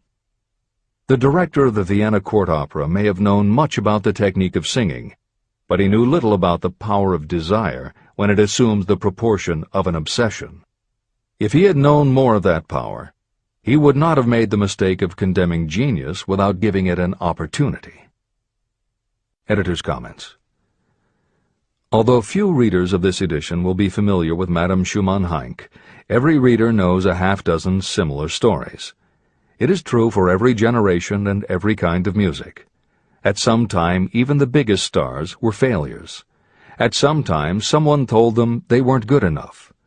But every one of those times that they failed, their desire was bigger than their failure. That is why you know their stories. And it's also why you've never heard about the thousands of other performers who were also told they weren't good enough. The ones you've never heard of are the ones whose desire wasn't big enough. They are the ones who believed that failure was defeat. This is the end of the editor's comment. Several years ago, one of my business associates became ill. He became worse as time went on, and finally was taken to the hospital for an operation. The doctor warned me that there was little if any chance of my ever seeing him alive again. But that was the doctor's opinion. It was not the opinion of the patient. Just before he was wheeled away, he whispered to me, "Do not be disturbed, Chief. I will be out of here in a few days." The attending nurse looked at me with pity. But the patient did come through safely. After it was all over, his physician said, "Nothing but his own desire to live saved him. He never would have pulled through if he had not refused to accept the possibility of death." Editor's comments. By the 1980s, the phenomenon that Napoleon Hill wrote about in the preceding paragraph was embraced by a growing segment of the population. Among the adherents were numerous medical professionals who incorporated the concept under the term the body-mind connection. And by the turn of the 21st century, the belief that the mind can manifest physical changes in the body had become a part of mainstream medical practice. In Chapter 5, Autosuggestion, you will find further comment on the medical aspects of having a burning desire. This is the end of the editor's comment. I believe in the power of desire backed by faith in yourself, because I have seen this power lift people from lowly beginnings to places of power and wealth. I have seen it rob the grave of its victims. I have seen it serve as the medium by which people staged a comeback after having been defeated in 100 different ways. And I have seen it provide my own son with a normal, happy, successful life, despite nature's having sent him into the world without ears. How can you harness and use the power of desire? The first part of the answer is in the technique at the beginning of this chapter. You will learn more about it in the next and subsequent chapters of this book. Through some strange and powerful principle, nature wraps up in the impulse of strong desire that something that recognizes no such word as impossible, and accepts no such reality as failure. There are no limitations to the mind except those we acknowledge. Chapter 4. Faith in your ability. Visualization of and belief in attainment of desire. The second step toward riches. Faith is the head chemist of the mind. When faith is blended with thought, the subconscious mind instantly picks up the vibration. The subconscious then translates it and transmits it to infinite intelligence. The emotions of faith, love, and sex are the most powerful of all the major positive emotions. When the three are blended, they have the effect of coloring thought in such a way that it instantly reaches the subconscious mind.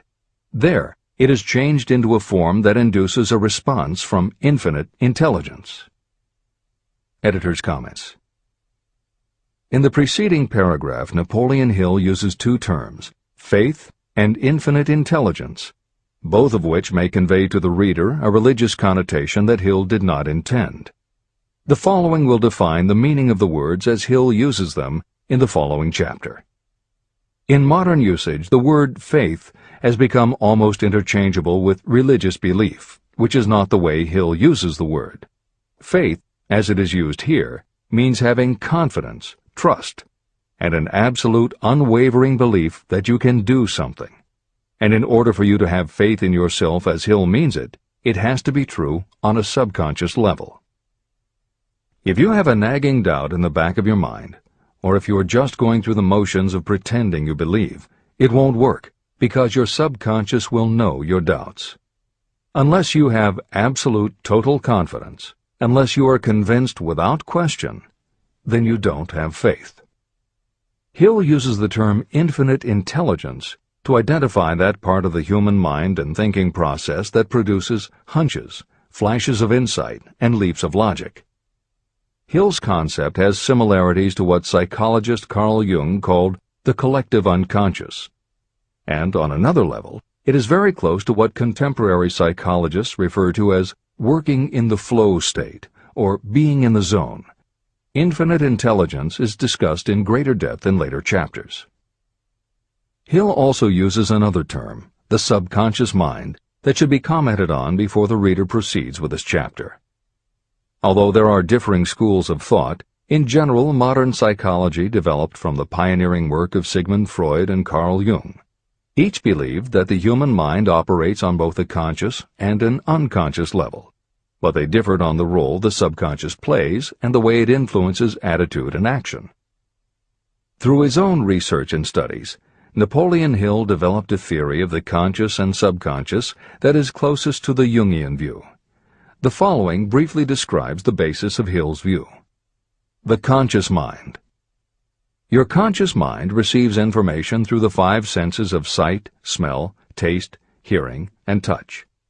Your conscious mind keeps track of what you need for thinking and operating, and it filters out what you don't need. Your conscious mind, and what your memory retains, is the intelligence with which you normally think, reason, and plan. The subconscious mind. Your subconscious has access to all the same information your conscious mind receives, but it doesn't reason the way your conscious mind does. It takes everything literally. It doesn't make value judgments. It does not filter, and it does not forget. You cannot command your conscious mind to reach out and dip into your subconscious mind. However, under certain circumstances, all those forgotten facts and ideas that are always there in your subconscious can, if they are firmly rooted, influence your conscious attitudes and actions. This is the end of the editor's comments. How to develop faith. The following statement is very important in understanding the importance of autosuggestion in the transmutation of desire into its physical or monetary equivalent, namely, faith is a state of mind that may be induced or created by affirmation or repeated instructions to the subconscious mind through the principle of autosuggestion. The repetition of affirmations is like giving orders to your subconscious mind, and it is the only known method of voluntary development of the emotion of faith, absolute belief that you can do something. As an illustration, consider why you are reading this book. You want to acquire the ability to transmute the intangible thought impulse of desire into its physical counterpart, money. By following the instructions laid down in the later chapters on autosuggestion and the subconscious mind, you will learn techniques to convince your subconscious mind that you believe you will receive that for which you ask. Your subconscious will act upon that belief and pass it back to you in the form of faith, followed by definite plans for procuring that which you desire. Faith in yourself and your abilities is a state of mind that you will be able to develop at will after you have mastered the 13 principles in this book. This is true because faith is a state of mind that will develop naturally within you when you use and apply these principles. The emotions, or the feeling portion of thoughts, are what give your thoughts vitality, life, and action. The emotions of faith, love, and sex, when mixed with any thought impulse, give it even greater action. All thoughts that have been emotionalized, given feeling, and mixed with faith, absolute belief in your ability, begin immediately to translate themselves into their physical equivalent or counterpart. However, this is not only true of thought impulses that have been mixed with faith, but it is true with any emotion, including negative emotions.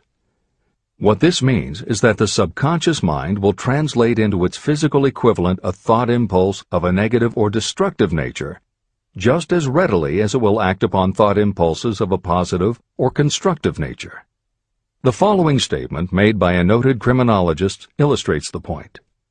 When men first come into contact with crime, they abhor it. If they remain in contact with crime for a time, they become accustomed to it and endure it. If they remain in contact with it long enough, they finally embrace it and become influenced by it. This is the equivalent of saying that a negative impulse of thought that is repeatedly passed on to the subconscious mind often enough is finally accepted and acted upon by the subconscious mind. The subconscious then proceeds to translate that impulse into its physical equivalent by the most practical procedure available. This also accounts for the strange phenomenon that so many millions of people experience, referred to as bad luck. There are millions of people who believe themselves doomed to poverty and failure because of some strange force they call bad luck, over which they believe they have no control. But the truth is that they are the creators of their own misfortunes, because this negative belief in bad luck is picked up by the subconscious mind and translated into its physical equivalent. Your belief, or faith, is the element that will determine the action of your subconscious mind. Once again, let me stress that you will benefit by passing on to your subconscious mind any desire that you wish translated into its physical or monetary equivalent in a state of expectancy or belief that the transmutation will actually take place. The subconscious mind will transmute into its physical equivalent, by the most direct and practical way available, any order that is given to it in a state of belief or faith that the order will be carried out. At this point, it should also be noted that because of the way that the subconscious operates, there is nothing to stop you from deceiving your subconscious mind when giving it instructions through autosuggestion. That is what I did when I deceived my son's subconscious mind. To make this deception more realistic, when you call upon your subconscious mind, you must conduct yourself just as you would if you were already in possession of the material thing that you are demanding. Editor's comments. It is an axiom of contemporary motivation theory that the subconscious mind cannot distinguish between what is real and what is vividly imagined. One of the most frequently cited studies supporting this concept was done with a group of basketball players. The players were divided into 3 teams, and the players on each team were tested on their ability to make free throws. The teams were then separated for a period of time, and each team was given instructions which they were told would improve their abilities. One team was instructed to practice making baskets on a daily basis. The second team was instructed not to practice during the period and not to even think about basketball. The third team was also instructed not to practice during the period, but instead the members were told to spend their daily practice time visualizing in detail the process of making baskets. At the end of the experiment, the teams were again tested. The team that rested showed a decrease in ability. The team that practiced showed a marked increase in ability. And the team that didn't practice but visualized making baskets showed an increase in ability almost equal to those who had practiced daily. As Hill says, you can deceive your subconscious through autosuggestion. If you convincingly plant an idea in your subconscious will accept and work with the idea as though it were a fact. But the key word is convincingly. If you try to send a message to your subconscious, but in the back of your mind you have a nagging doubt whether it will work, your subconscious will pick that up also. You will have sent mixed messages that cancel each other out. That is why Hill stresses the importance of doing it with faith. Your subconscious will not judge if it is true or false, positive or negative, but it does respond to the power of the input, how emotionalized the thought is. This is the end of the editor's comment. It is essential for you to encourage the positive emotions as the dominating forces of your mind. But faith in yourself doesn't come from merely reading instructions. Now that you understand the theory, you must begin to apply it. By experimenting and practicing, you will develop your ability to mix faith with any order you give to your subconscious. When you have faith in your ability, then you can give your subconscious mind instructions, which it will accept and act upon immediately. When your mind is dominated by positive emotions, it will encourage the state of mind known as faith. Faith in yourself is a state of mind that you can create by autosuggestion. All through the ages, religious leaders have admonished people to have faith. They say to have faith in this, that, and the other dogma or creed, but they have failed to tell people how to have faith. They have not stated that faith is a state of mind that may be induced by self-suggestion. In language that anyone can understand, this book explains the principle through which faith in your ability to accomplish a goal may be developed where it does not already exist. Before we begin, you should be reminded again that faith is the eternal elixir that gives life, power, and action to the impulse of thought. Faith is the starting point of all accumulation of riches. Faith is the basis of all miracles and of all mysteries that cannot be analyzed by the rules of science. Faith is the only known antidote for failure.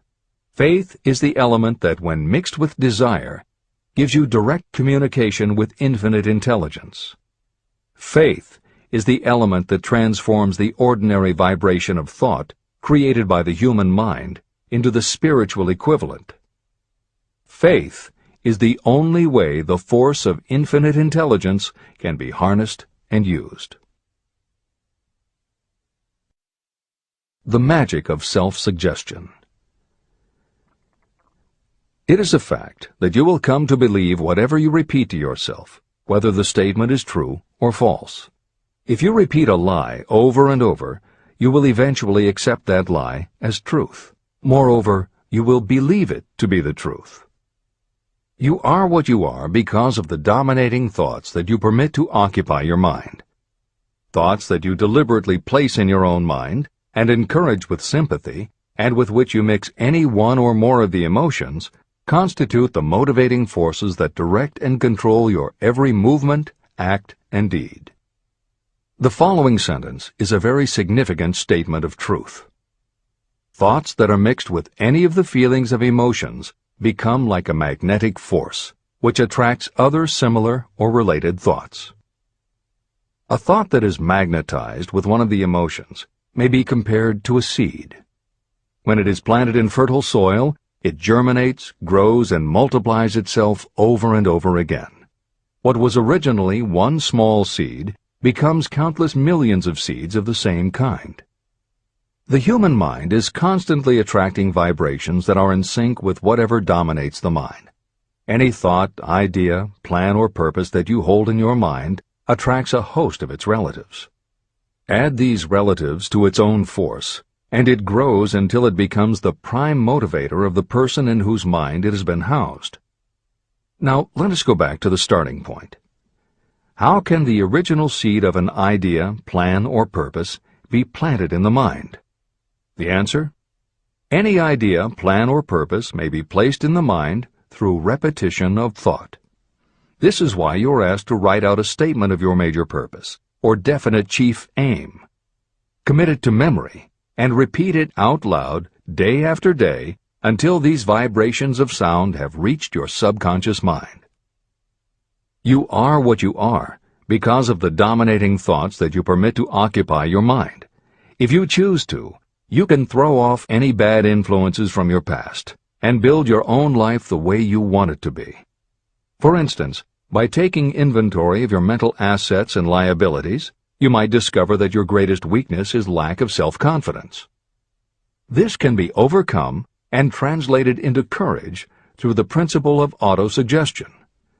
You can do this by writing out a set of simply stated positive thought impulses, memorizing them, and repeating them until they become a part of the working equipment of your subconscious mind. The following is an example for someone whose definite purpose is to overcome a lack of self-confidence. Self-confidence formula. 1. I know that I have the ability to achieve the object of my definite purpose in life. Therefore, I demand of myself persistent, continuous action toward its attainment, and I here and now promise to render such action. 2. I realize the dominating thoughts of my mind will eventually reproduce themselves in outward physical action and gradually transform themselves into physical reality. Therefore, I will concentrate my thoughts for 30 minutes each day, visualizing the person I intend to become. In this way, I will create in my mind a clear mental picture. 3. I know, through the principle of autosuggestion, that any desire I persistently hold in my mind will eventually find some practical means of attaining my objective. Therefore, I will devote 10 minutes daily to demanding of myself the development of self-confidence. 4. I have clearly written down a description of my definite chief aim in life, and I will never stop trying until I have developed sufficient self-confidence for its attainment. 5. I fully realize that no wealth or position can last unless it is built upon truth and justice. Therefore, I will engage in no transaction that does not benefit all whom it affects. I will succeed by attracting to myself the forces I wish to use and the cooperation of others. I will persuade others to help me because of my willingness to help others. I will eliminate hatred, envy, jealousy, selfishness, and cynicism by developing love for all humanity. because I know that a negative attitude toward others can never bring me success. I will cause others to believe in me because I will believe in them and in myself. I will sign my name to this formula, commit it to memory, and repeat it aloud once a day, with full faith that it will gradually influence my thoughts and actions so that I will become a self-reliant and successful person. Behind this formula is a law of nature that psychologists call autosuggestion or self-suggestion. It is a proven technique that will work for your success if it is used constructively. On the other hand, if used destructively, it will destroy just as readily. In this statement may be found a very significant truth, namely that those who go down in defeat and end their lives in poverty, misery, and distress do so because of negative application of the principle of autosuggestion. All impulses of thought have a tendency to clothe themselves in their physical equivalent. The disaster of negative thinking. The subconscious mind makes no distinction between constructive and destructive thought impulses. It works with the material we feed it through our thought impulses. The subconscious mind will translate into reality a thought driven by fear just as readily as it will translate into reality a thought driven by courage or faith. Just as electricity will turn the wheels of industry and render useful service if used constructively, it will snuff out life if wrongly used. So, too, will the law of autosuggestion lead you to peace and prosperity, or down into the valley of misery, failure, and death. It depends on your degree of understanding and application of it. If you fill your mind with fear or doubt, and if you do not believe in your ability to connect with and use the forces of infinite intelligence, then you will not be able to use those forces. The law of autosuggestion will take your lack of belief and use that doubt as a pattern by which your subconscious mind will translate it into its physical equivalent. Editor's comments. When you have faith in your ability to accomplish what you want, it not only firmly plants ideas in your subconscious, but it then works to reinforce itself. When you have faith in your abilities, part of what you must have faith in is that it is possible to tap into infinite intelligence. And because you have faith that it will work, your conscious mind won't be resistant. When your conscious doesn't resist, your subconscious mind can send creative ideas to your conscious mind more easily. Then, the more you see the power working in your life, the easier it is for you to act on faith the next time. Will it work for you? You will never know unless you relax your resistance and just have faith that it will. This is the end of the editor's comment. Like the wind that carries one ship east and another west, the law of autosuggestion will lift you up or pull you down according to the way you set your sails of thought. The law of autosuggestion, through which any person may rise to altitudes of achievement that stagger the imagination, is well described in the following verse. Observe the words that have been emphasized, and you will catch the deep meaning that the poet had in mind. If you think you are beaten, you are. If you think you dare not, you don't. If you like to win, but you think you can't, it is almost certain you won't. If you think you'll lose, you're lost. For out in the world we find, success begins with a fellow's will. It's all in the state of mind. If you think you are outclassed, you are. You've got to think high to rise. You've got to be sure of yourself before you can ever win a prize. Life's battles don't always go to the stronger or faster man, but soon or late the man who wins is the man who thinks he can. Editor's comments. As noted at the beginning of this chapter, the way in which Napoleon Hill uses the word faith is meant to have no religious connotation. However, it would be impossible for Hill to write this chapter without acknowledging the power of religious faith.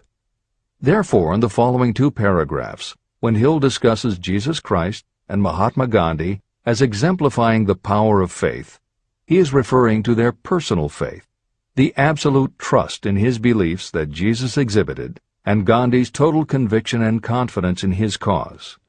In this way, they perfectly exemplify thought impulse mixed with faith. This is the end of the editor's comment. If you wish evidence of the power of faith, study the achievements of men and women who have employed it. At the head of the list comes the Nazarene. The basis of Christianity is faith, no matter how many people may have perverted or misinterpreted the meaning of this great force. The sum and substance of the teachings and the achievements of Christ, which may have been interpreted as miracles, were nothing more nor less than faith. If there are any such phenomena as miracles, they are produced only through the state of mind known as faith. Consider Mahatma Gandhi of India, one of the most astounding examples of the possibilities of faith. Gandhi wielded more potential power than any man living in his time, and he had this power despite the fact that he had none of the orthodox tools of power, such as money, battleships, soldiers, and materials of warfare. Gandhi had no money, no home. He did not own a suit of clothes, but he did have power.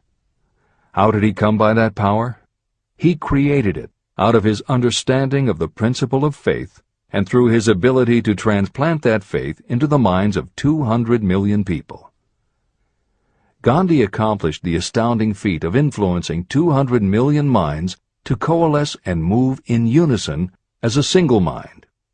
What other force on earth, except faith, could do as much? How an idea built a fortune. Editor's comment. Although the following story is not exclusively about faith, and it makes no mention of autosuggestion or the subconscious mind, Napoleon Hill included it at this point in every edition of Think and Grow Rich. In fact, as Hill says, this story illustrates at least 6 of the 13 principles of success, but faith is at the center of it. If the central figure, Charles M. Schwab, had not mixed his big idea with absolute unwavering faith that he could pull it off, the whole history of American business would have been different. This is the end of the editor's comment. The event chosen for this illustration dates back to 1900, when the United States Steel Corporation was being formed. As you read the story, keep in mind the following fundamental facts and you will understand how ideas have been converted into huge fortunes. First, the United States Steel Corporation was born in the mind of Charles M. Schwab in the form of an idea he created through his imagination. Second, he mixed faith with his idea. Third, he formulated a plan for the transformation of his idea into physical and financial reality. Fourth, he put his plan into action with his famous speech at the University Club.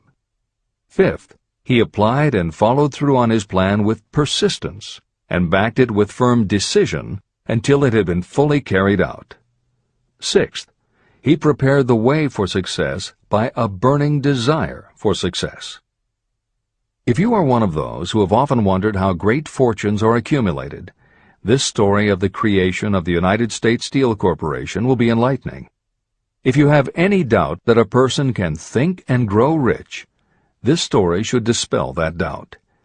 You can plainly see in the story of United States Steel the application of a major portion of the principles described in this book. This astounding description of the power of an idea was dramatically told by John Lowell in the New York World Telegram, with whose courtesy it is here reprinted. Editor's comments. In order for the modern reader to fully appreciate the following newspaper story, it is appropriate at this point to provide some background information about the main players. Charles M. Schwab was Andrew Carnegie's right-hand man and president of the Carnegie Steel Corporation. Andrew Carnegie was a wealthy and powerful steel baron whose company controlled 25% of the iron and steel production in America.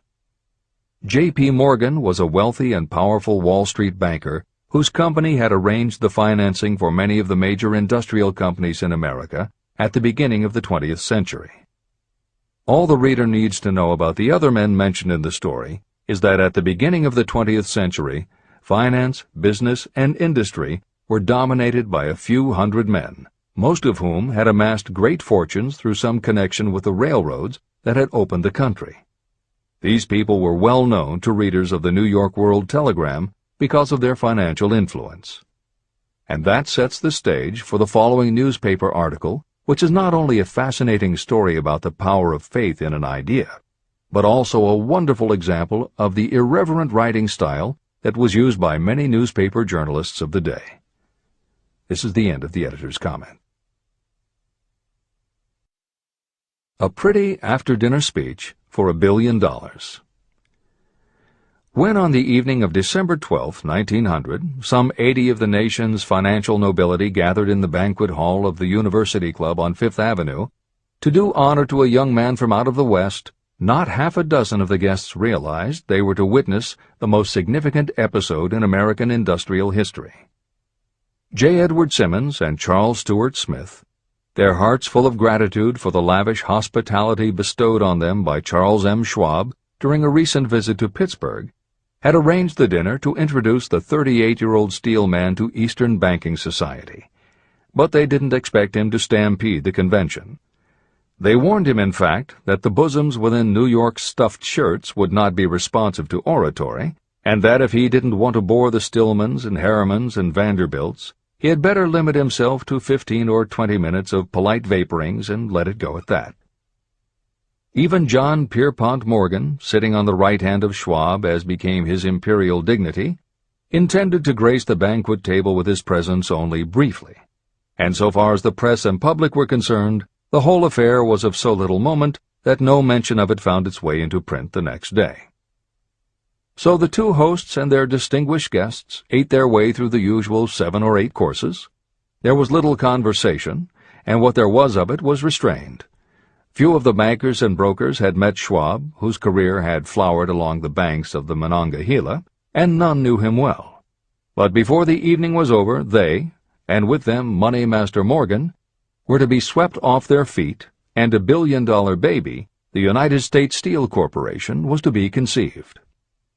It is perhaps unfortunate for the sake of history that no record of Charlie Schwab's speech at the dinner ever was made. It is probable, however, that it was a homely speech, somewhat ungrammatical, for the niceties of language never bothered Schwab, full of epigram and threaded with wit. But aside from that, it had a galvanic force and effect upon the $5 billion of estimated capital that was represented by the diners. After it was over, and the gathering was still under its spell, although Schwab had talked for 90 minutes, Morgan led the orator to a recessed window where, dangling their legs from the high, uncomfortable seat, they talked for an hour more.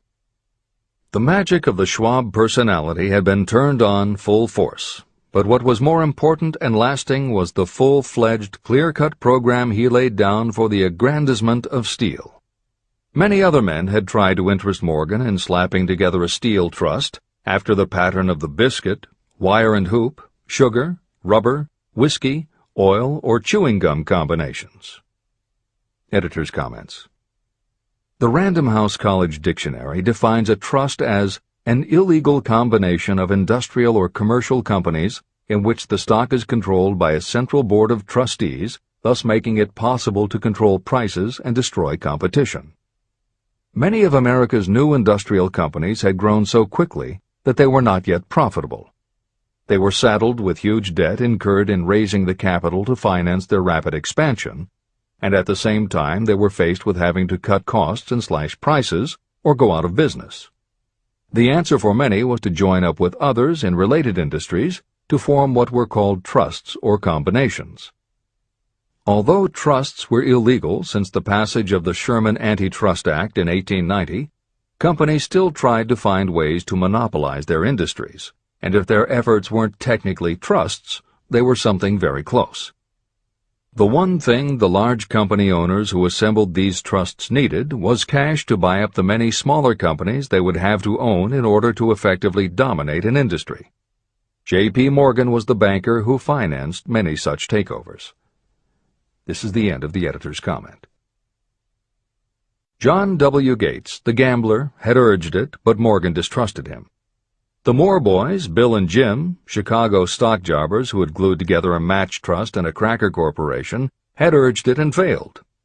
Elbert H. Gerry, the sanctimonious country lawyer, wanted to foster it, but he wasn't big enough to be impressive. Until Schwab's eloquence took J.P. Morgan to the heights from which he could visualize the solid results of the most daring financial undertaking ever conceived, the project was regarded as a delirious dream of easy money crackpots. The financial magnetism that began a generation ago to attract thousands of small and sometimes inefficiently managed companies into large and competition-crushing combinations had become operative in the steel world through the devices of that jovial business pirate, John W. Gates. Gates already had formed the American Steel and Wire Company out of a chain of small concerns, and together with Morgan had created the Federal Steel Company. But by the side of Andrew Carnegie's gigantic vertical trust, a trust owned and operated by 53 partners, those other combinations were picayune. They might combine to their heart's content, but the whole lot of them couldn't make a dent in the Carnegie organization, and Morgan knew it. The eccentric old Scot knew it, too. Editor's comments. Andrew Carnegie was born in Scotland and came to America when he was just a boy. He made his first move to join the elite group of American tycoons when he quit his job as a bobbin boy in a cotton mill, earning $1.20 a week, and got a job as a telegraph messenger boy. He soon taught himself to operate a telegraph key, which got him hired as personal telegrapher and secretary to the head of the Pennsylvania Railroad. It wasn't long before he'd worked his way up the ranks to superintendent of the Pittsburgh division, which in turn put him in a position to become an early investor in the Pullman Company, which became the leading manufacturer of railway cars. Carnegie's investment in Pullman and some successful real estate ventures gave him the capital to go into business for himself. At the end of the Civil War, Carnegie left railroading and started a company that built iron bridges for railroad companies. From building iron bridges, it was a short step to starting his own steel mill, which led him to acquire control of other steel mills, then his own coal fields to supply his smelters, then his own ore boats and rail lines to haul the ore and coal. Because of Carnegie's vertical integration and his use of the most up-to-date manufacturing methods, he was able to sell top-grade steel at the lowest price. He managed to drop the price of steel from $140 a ton to $20 a ton. By 1899, the Carnegie Steel Company controlled about 25% of the iron and steel production in America. The smaller steel manufacturers couldn't compete with Carnegie, so they went to J.P. Morgan for help. He arranged for the financing, and a wide-ranging alliance was put together of companies that were in the business of manufacturing products made from steel.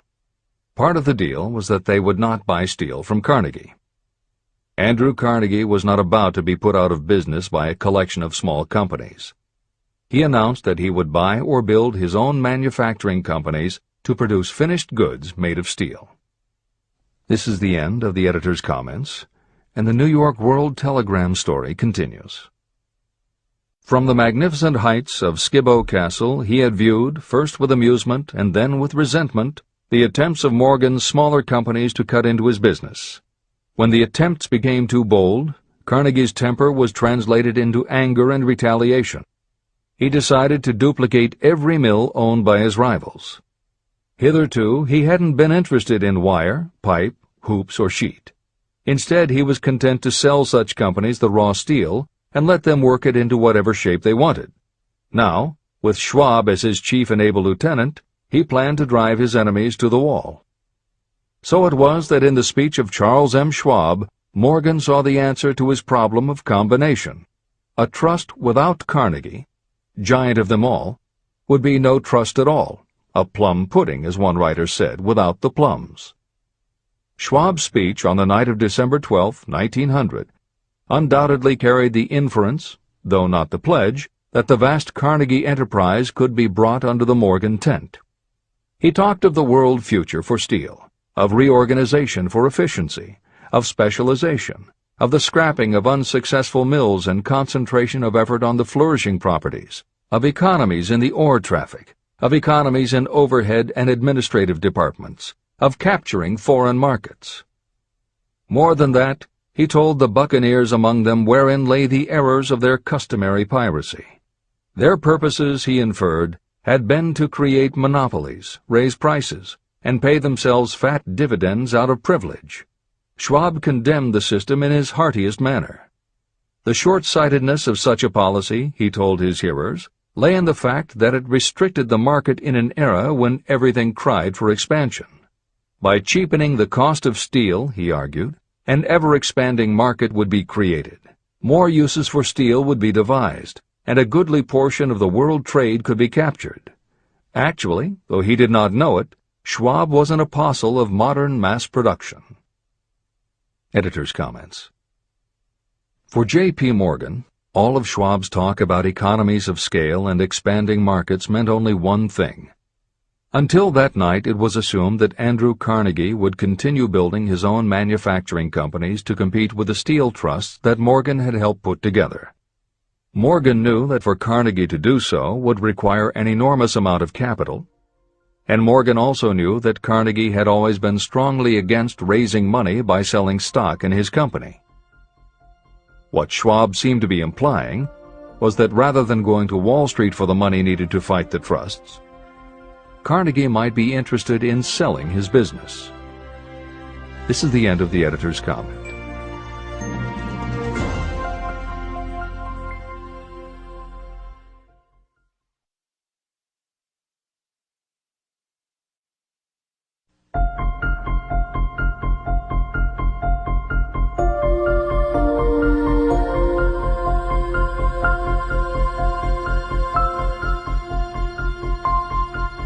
New York World Telegram story continues.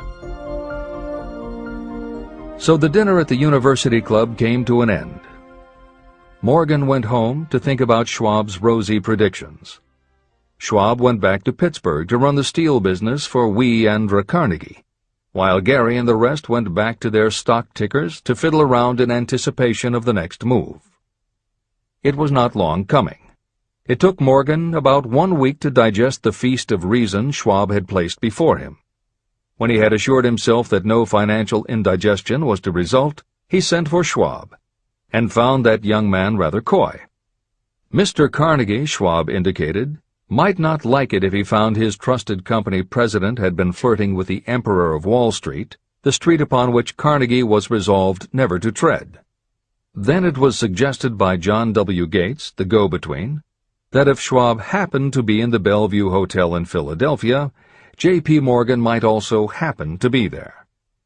When Schwab arrived, however, Morgan was inconveniently ill at his New York home, and so on the elder man's pressing invitation, Schwab went to New York and presented himself at the door of the financier's library. Now, certain economic historians have professed the belief that from the beginning to the end of the drama, the stage was set by Andrew Carnegie, that the dinner to Schwab, the famous speech, the Sunday night conference between Schwab and the Money King, were events arranged by the canny Scot. The truth is exactly the opposite. When Schwab was called in to consummate the deal, he didn't even know whether the little boss, as Andrew was called, would so much as listen to an offer to sell, particularly to a group of men whom Andrew regarded as being endowed with something less than holiness. But Schwab did take into the conference with him, in his own handwriting, 6 sheets of copperplate figures, representing to his mind the physical worth and the potential earning capacity of every steel company he regarded as an essential star in the new metal firmament. 4 men pondered over these figures all night. The chief, of course, was Morgan, steadfast in his belief in the divine right of money. With him was his aristocratic partner, Robert Bacon, a scholar and a gentleman. The third was John W. Gates, whom Morgan scorned as a gambler and used as a tool. The fourth was Schwab, who knew more about the processes of making and selling steel than any whole group of men then living. Throughout that conference, the Pittsburgher's figures were never questioned. If he said a company was worth so much, then it was worth that much and no more. He was insistent, too, upon including in the combination only those concerns he nominated. He had conceived a corporation in which there would be no duplication, not even to satisfy the greed of friends who wanted to unload their companies upon the broad Morgan shoulders. When dawn came, Morgan rose and straightened his back. Only one question remained. "Do you think you can persuade Andrew Carnegie to sell?" he asked. "I can try," said Schwab. "If you can get him to sell, I will undertake the matter," said Morgan. So far, so good. But would Carnegie sell? How much would he demand? Schwab thought about $320 million. What would he take payment in? Common or preferred stocks? Bonds? Cash? Nobody could raise $1/3 billion in cash. There was a golf game in January on the frost-cracking heath of the St. Andrews Links in Westchester, with Andrew bundled up in sweaters against the cold and Charlie talking volubly as usual to keep his spirits up. But no word of business was mentioned until the pair sat down in the cozy warmth of the Carnegie cottage nearby. Then, with the same persuasiveness that had hypnotized 80 millionaires at the University Club, Schwab poured out the glittering promises of retirement and comfort, of untold millions to satisfy the old man's social caprices. Carnegie capitulated, wrote a figure on a slip of paper, handed it to Schwab and said, "All right, that's what we'll sell for." The figure was approximately $400 million, and was reached by taking the $320 million mentioned by Schwab as a basic figure, and adding to it $80 million to represent the increased capital value over the previous 2 years. Later, on the deck of a transatlantic liner, the Scotsman said ruefully to Morgan, "I wish I had asked you for $100 million more." "If you had asked for it, you'd have gotten it," Morgan told him cheerfully. There was an uproar, of course. A British correspondent cabled that the foreign steel world was appalled by the gigantic combination. President Hadley of Yale declared that unless trusts were regulated, the country might expect an emperor in Washington within the next 25 years. But that able stock manipulator Keene went at his work of shoving the new stock at the public so vigorously that all the excess water, estimated by some at nearly $600 million, was absorbed in a twinkling. So Carnegie had his millions, and the Morgan Syndicate had $62 million for all its trouble, and all the boys, from Gates to Gary, had their millions. Editor's comment. The 38-year-old Charles M. Schwab had his reward, too. He was made president of the new corporation, United States Steel, and remained in control until 1930. When Schwab left U.S. Steel, he went on to found the mammoth Bethlehem Steel Corporation, of which he also became president. This is the end of the editor's comment. Riches begin with thought. The dramatic story of big business that you've just finished is a perfect illustration of the method by which desire can be transmuted into its physical equivalent. That giant organization was created in the mind of one man.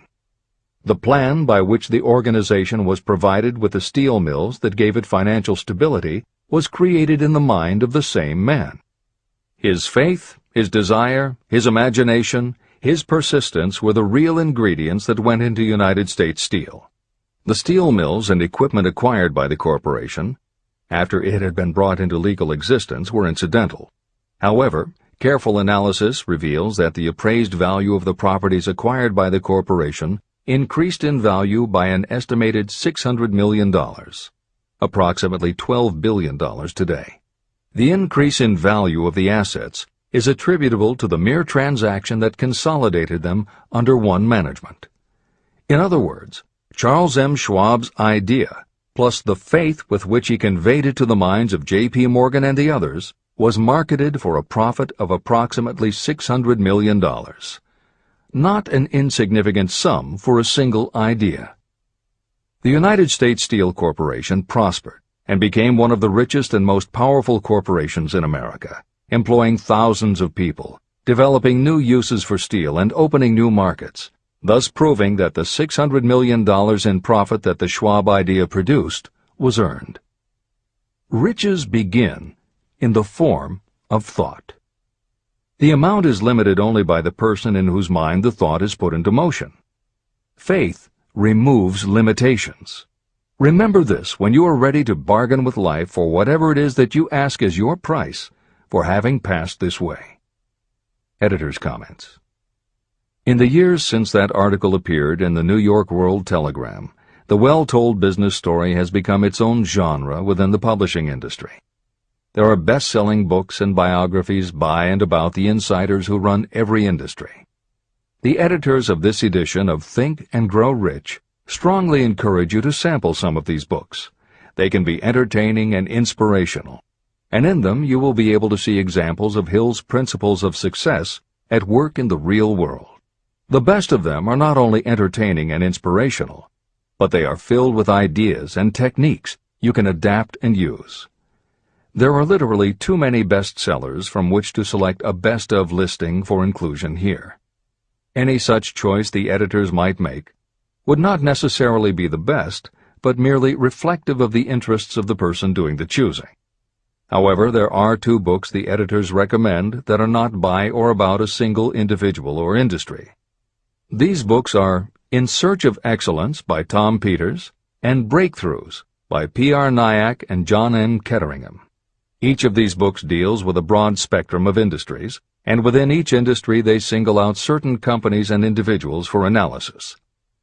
Both were published at the beginning of the business book trend in the 1980s, but there are few books since then that better convey the importance of faith in a good idea. In Search of Excellence, chosen by a panel of experts as the most influential book of the past 20 years, was a runaway bestseller and will likely be in print for years to come. Breakthroughs may be harder to find, but it will be well worth the effort. This is the end of the editor's comments.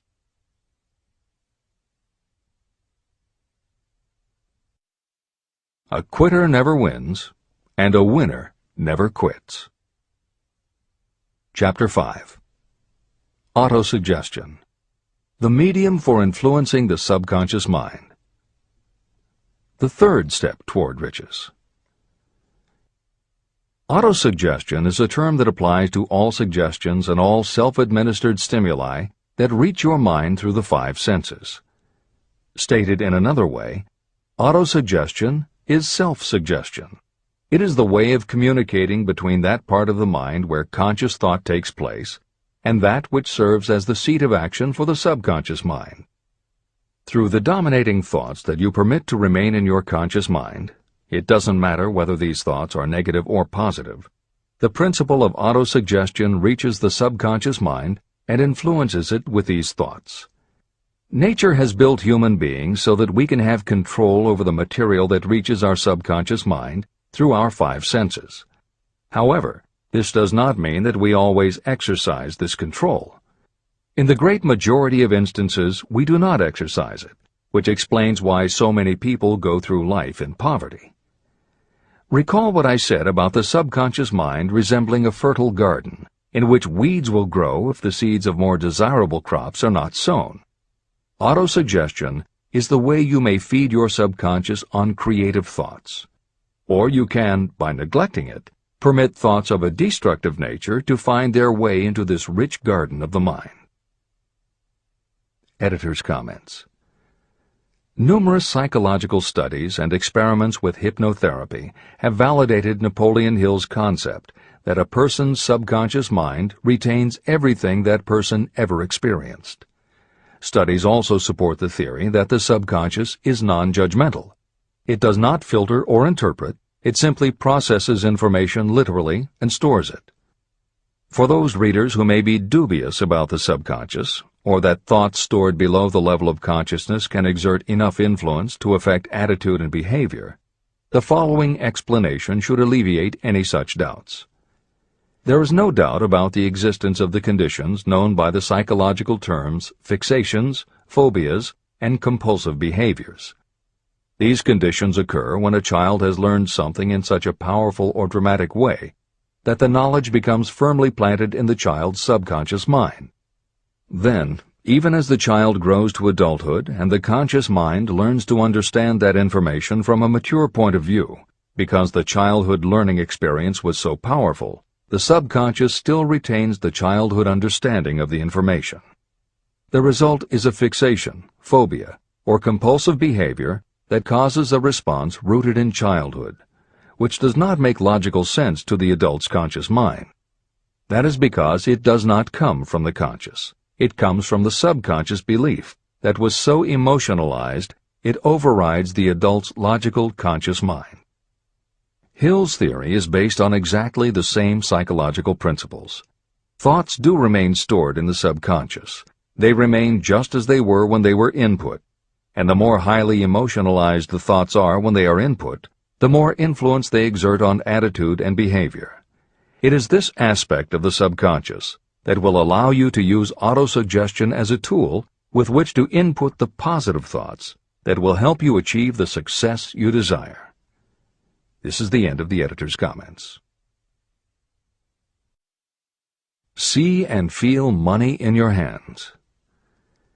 You were instructed in the last of the 6 steps described in Chapter 3 on Desire to read aloud twice daily the written statement of your desire for money.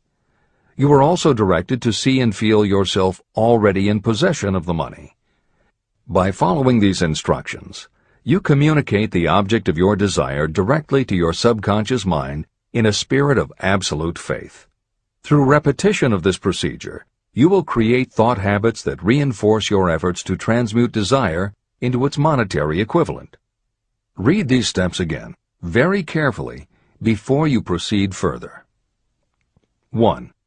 Fix in your mind the exact amount of money you desire.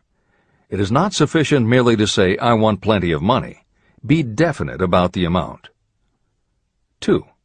Determine exactly what you intend to give in return for the money you desire. There is no such reality as something for nothing. 3. Establish a definite date when you intend to possess the money you desire. 4. Create a definite plan for carrying out your desire and begin at once, whether you are ready or not, to put this plan into action. 5. Now write it out. Write a clear, concise statement of the amount of money you intend to acquire, name the time limit for its acquisition, state what you intend to give in return for the money, and describe clearly the plan through which you intend to accumulate it. 6. Read your written statement aloud twice daily. Read it once just before retiring at night, and read it once after arising in the morning. As you read, see and feel and believe yourself already in possession of the money. Remember, when reading aloud the statement of your desire, through which you will develop a money consciousness, that the mere reading of the words is of no consequence, unless you mix emotion or feeling with your words. Your subconscious mind recognizes and acts only upon thoughts that have been well mixed with emotion or feeling. This is a fact of such importance as to warrant repetition in practically every chapter. The lack of understanding of this is the main reason the majority of people who try to apply the principle of autosuggestion get no desirable results. Plain, unemotional words do not influence the subconscious mind. You will get no appreciable results until you learn to reach your subconscious mind with thoughts or spoken words that have been well emotionalized with belief. Do not become discouraged if you cannot control and direct your emotions the first time you try. Remember, there is no such possibility as something for nothing. You cannot cheat even if you desire to do so. The price of ability to influence your subconscious mind is persistence in applying the principles described here. You cannot develop the desired ability for a lower price. You, and you alone, must decide whether or not the reward, the money consciousness, is worth the price you must pay for it in effort. Your ability to use the principle of autosuggestion will depend very largely upon your capacity to concentrate on a given desire until that desire becomes a burning obsession. How to strengthen your powers of concentration. When you begin to carry out the instructions in the 6 steps, it will be necessary for you to make use of the principle of concentration. Following are suggestions for the effective use of concentration. When you begin the first of the 6 steps, which instructs you to fix in your own mind the exact amount of money you desire, close your eyes and hold your thoughts on that amount of money until you can actually see the physical appearance of the money. Do this at least once each day. As you go through these exercises, follow the instructions given in Chapter 4 on faith and see yourself actually in possession of the money. Here is a most significant fact. The subconscious mind takes any orders given to it in a spirit of absolute faith and acts upon those orders. But the orders often have to be presented over and over again, repeated positive affirmation, before they are interpreted by the subconscious mind. Because of this, you might consider the possibility of playing a perfectly legitimate trick on your subconscious mind. Make it believe, because you believe it, that you must have the amount of money you are visualizing. Make it believe that this money is already awaiting your claim, so the subconscious mind must hand over to you practical plans for acquiring the money that is yours. Give this thought to your imagination, and see what your imagination can or will do to create practical plans for the accumulation of money through transmutation of your desire. Do not wait for a definite plan through which you will exchange services or merchandise in return for the money you are visualizing. Just start right now to see yourself in possession of the money, demanding, and expecting that your subconscious mind will hand over the plans you need. Be on the alert for these plans, and when they appear, put them into action immediately. When the plans appear, they will probably flash into your mind in the form of an inspiration or intuition from infinite intelligence. Treat it with respect and act upon it as soon as you receive it. In the fourth of the 6 steps, you are instructed to create a definite plan for carrying out your desire and begin at once to put this plan into action. Do the same thing here. Close your eyes and create in your mind a vivid image of you carrying out the instructions. Do not trust to your reason when creating your plan for accumulating money through the transmutation of desire. Your reasoning faculty may be lazy, and if you depend entirely upon it to serve you, it may disappoint you. When visualizing the money you intend to accumulate, see yourself rendering the service or delivering the merchandise you intend to give in return for this money. This is important. Editor's comments. The basic principle underlying autosuggestion is closely related to self-hypnosis, and both techniques played an important role in the development of modern psychology. Although all 3 concepts, autosuggestion, hypnosis, and psychology, had to overcome initial public skepticism, unfortunately, autosuggestion and hypnotism were hampered by events that further delayed their acceptance. Hypnosis was an integral part of the therapies used by the major figures in the development of psychology, including Sigmund Freud, Carl Jung, and William James. It fell out of favor as a therapeutic method when stage magicians began to use the technique in their acts. People found it difficult to give serious consideration to a method that was being used in theaters and nightclubs to make members of the audience do ridiculous things for comic effect. Autosuggestion encountered a similar problem. French psychiatrist Émile Coué was the best-known early advocate of autosuggestion. A contemporary of Sigmund Freud, Coué operated a clinic that treated patients diagnosed with psychosomatic ailments, individuals who have convinced themselves they are ill and even show symptoms but do not actually have a disease. Coué treated his patients with an autosuggestion technique that involved the repetition of statements he termed positive affirmations. Coué devised a general, non-specific phrase that would give the subconscious a positive instruction, but was open enough that it did not tell the subconscious how to do it. The positive affirmation was, "Every day, in every way, I am getting better and better." And he instructed his patients to repeat the phrase several times a day. Improvements among his patients happened so quickly and dramatically that his method became the talk of medical and scientific circles, and the use of the phrase practically became a movement in Europe. Word of the success Coué was having with his method spread to America, and he was soon booked to do a lecture tour. At one of his early speaking engagements, a cynical newspaper reporter made a joke of the technique, calling it, "Hell's bells, I'm well."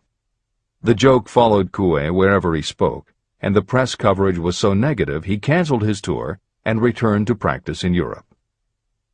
Serious scientists and therapists continued to work with autosuggestion.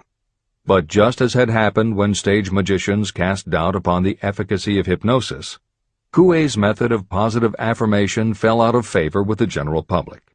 It took the openness of the latter part of the 20th century before the techniques of hypnosis and autosuggestion gained general acceptance once again. Today, if you go on the Internet, there are over 40,000 web links featuring positive affirmations, and numerous bestsellers have been written on the subject.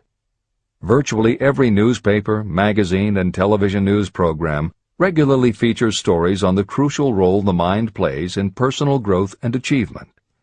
Techniques based on autosuggestion have fostered countless best-selling books, audiobooks, and video programs. And every week thousands of people attend seminars, lectures, and retreats to be inspired by motivational speakers or spiritual leaders, and to learn techniques that will help them achieve success, almost all of which are based on the basic principles Napoleon Hill advocates in this book. When Hill instructs the reader to close your eyes and hold your thoughts on that amount of money until you can actually see the physical appearance of the money, he is in fact describing the autosuggestion technique most widely taught by contemporary motivational experts. Today it is called creative visualization, and it is regularly used by some of the most successful trainers of Olympic athletes and professional sports teams. It is used by NASA in training astronauts, and medical professionals use it in a variety of ways, including teaching it to patients who need to elevate their autoimmune system. Using visualization effectively is much more than simply daydreaming about something you would like to have or a goal you would like to achieve. Visualization is a specific technique that involves the use of imagination, creativity, vivid imagery, and affirmations, all focused on creating something you wish to manifest in reality. Napoleon Hill identified the practice of visualization and wrote about it as early as 1928 in his first bestseller, Law of Success. Since then, many other psychologists, medical professionals, motivational speakers, and authors have developed systems based on the same principles. Dr. Maxwell Maltz, a noted plastic surgeon, found that often it was as important for his patients to change their inner perception of themselves as it was to change their outer appearance. Dr. Maltz's landmark bestseller, Psycho-Cybernetics, draws heavily on visualization as a way to increase self-esteem and improve a wide range of abilities. The Silva method, which is another variation on visualization, has been taught to millions of people by certified Silva trainers who hold seminars throughout the country. Jose Silva's best-selling book, The Silva Mind Control Method, has also sold many millions of copies. In 1978, 50 years after Napoleon Hill wrote about visualization in Law of Success, Shakti Gawain published the phenomenal bestseller Creative Visualization, and Adelaide Bry published Visualization, Directing the Movies of Your Mind. At about the same time, Dr. O. Carl Simonton, an oncologist, concluded that cancer patients who used visualizations in conjunction with chemotherapy treatments had a marked improvement over those who didn't. His bestseller, Getting Well Again, had a profound impact, and it was followed by books from other respected medical professionals, such as Love, Medicine, and Miracles by Dr. Bernie Siegel, and Superimmunity by Dr. Paul Purcell. Other bestsellers by Dr. John Sarno, Dr. Deepak Chopra, and Dr. Andrew Weil have made what once was referred to as alternative medicine now part of mainstream medical practice. This is the end of the editor's comments. Stimulate your subconscious mind. The instructions given previously for the steps necessary in your desire for money will now be summarized and blended with the principles covered by this chapter, as follows. 1. Go to some quiet spot, preferably in bed at night, where you will not be disturbed or interrupted. Close your eyes and repeat aloud, so that you may hear your own words, the written statement of the amount of money you intend to accumulate. Be specific about the time limit for its accumulation, and a description of the service or merchandise you intend to give in return for the money. As you carry out these instructions, see yourself already in possession of the money. For example, suppose that you intend to accumulate $50,000 by the 1st of January 5 years from now, and that you intend to give your personal services as a salesperson in return for the money. Your written statement of your purpose should be similar to the following. By the first day of January, I will have in my possession $50,000, which will come to me in various amounts from time to time during the interim. In return for this money, I will give the most efficient service of which I am capable. I will give the fullest possible quantity and the best possible quality of service as a salesperson of, and describe the service or merchandise you intend to sell. I believe that I will have this money in my possession. My faith is so strong that I can now see this money before my eyes.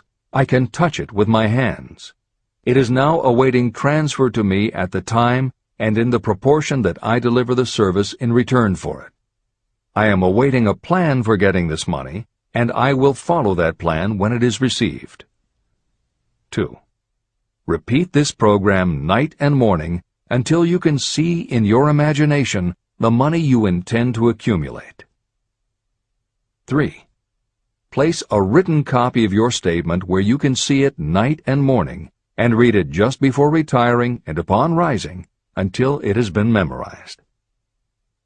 Editor's comments. The following is another suggestion, adapted from Hill's later writings, which appear in Napoleon Hill's Keys to Success. Surround yourself with books, pictures, mottos, and other suggestive devices. Pick things that symbolize and reinforce achievement and self-reliance. Constantly add to your collection, and move things to new places where you can see them in a different light and in association with different things. I had a friend who was a realtor who kept her $1 Million Club certificate over her desk to remind herself of what she was capable. One day she took it down to dust and set it on top of a newspaper. When she picked it up again, she saw beneath it an article about the new football coach who had been hired at the university. Guess who bought a house she had been struggling to sell? This is the end of the editor's comments. Remember, as you carry out these instructions, that you are applying the principle of autosuggestion for the purpose of giving orders to your subconscious mind. Remember also that your subconscious mind will act only upon instructions that are emotionalized and handed over to it with feeling. Faith is the strongest and most productive of the emotions.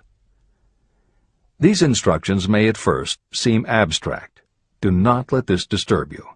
Follow the instructions no matter how abstract or impractical they may appear to be.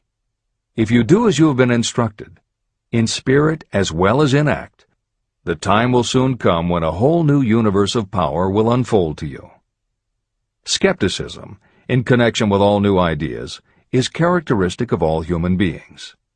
If you follow the instructions, your skepticism will soon be replaced by belief, and belief will become crystallized into absolute faith. Many philosophers have made the statement that man is the master of his own earthly destiny, but most of them have failed to say why he is the master. The reason that man may become the master of himself and of his environment is because he has the power to influence his own subconscious mind. The actual performance of transmuting desire into money is through autosuggestion. That is the principle by which you can reach and influence the subconscious mind. The other principles are simply tools with which to apply autosuggestion. Keep this thought in mind, and you will at all times be conscious of the important part the principle of autosuggestion is to play in your efforts to accumulate money through the methods described in this book.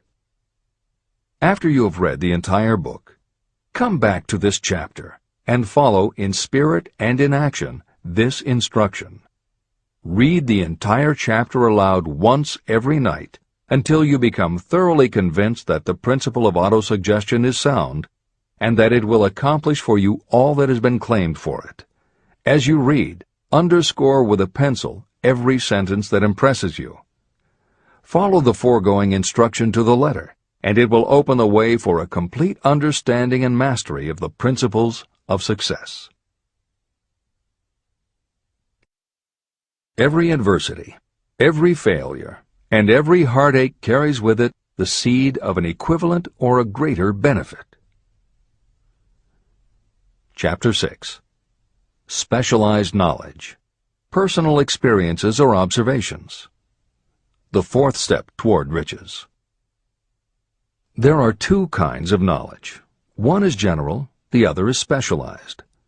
General knowledge, no matter how great in quantity or variety it may be, is of little use in the accumulation of money. The faculties of the great universities possess practically every form of general knowledge known to civilization. Most of the professors have little money. They specialize in teaching knowledge, but they do not specialize in the organization or the use of knowledge. Knowledge will not attract money unless it is organized and directed through practical plans for the specific purpose of accumulating money.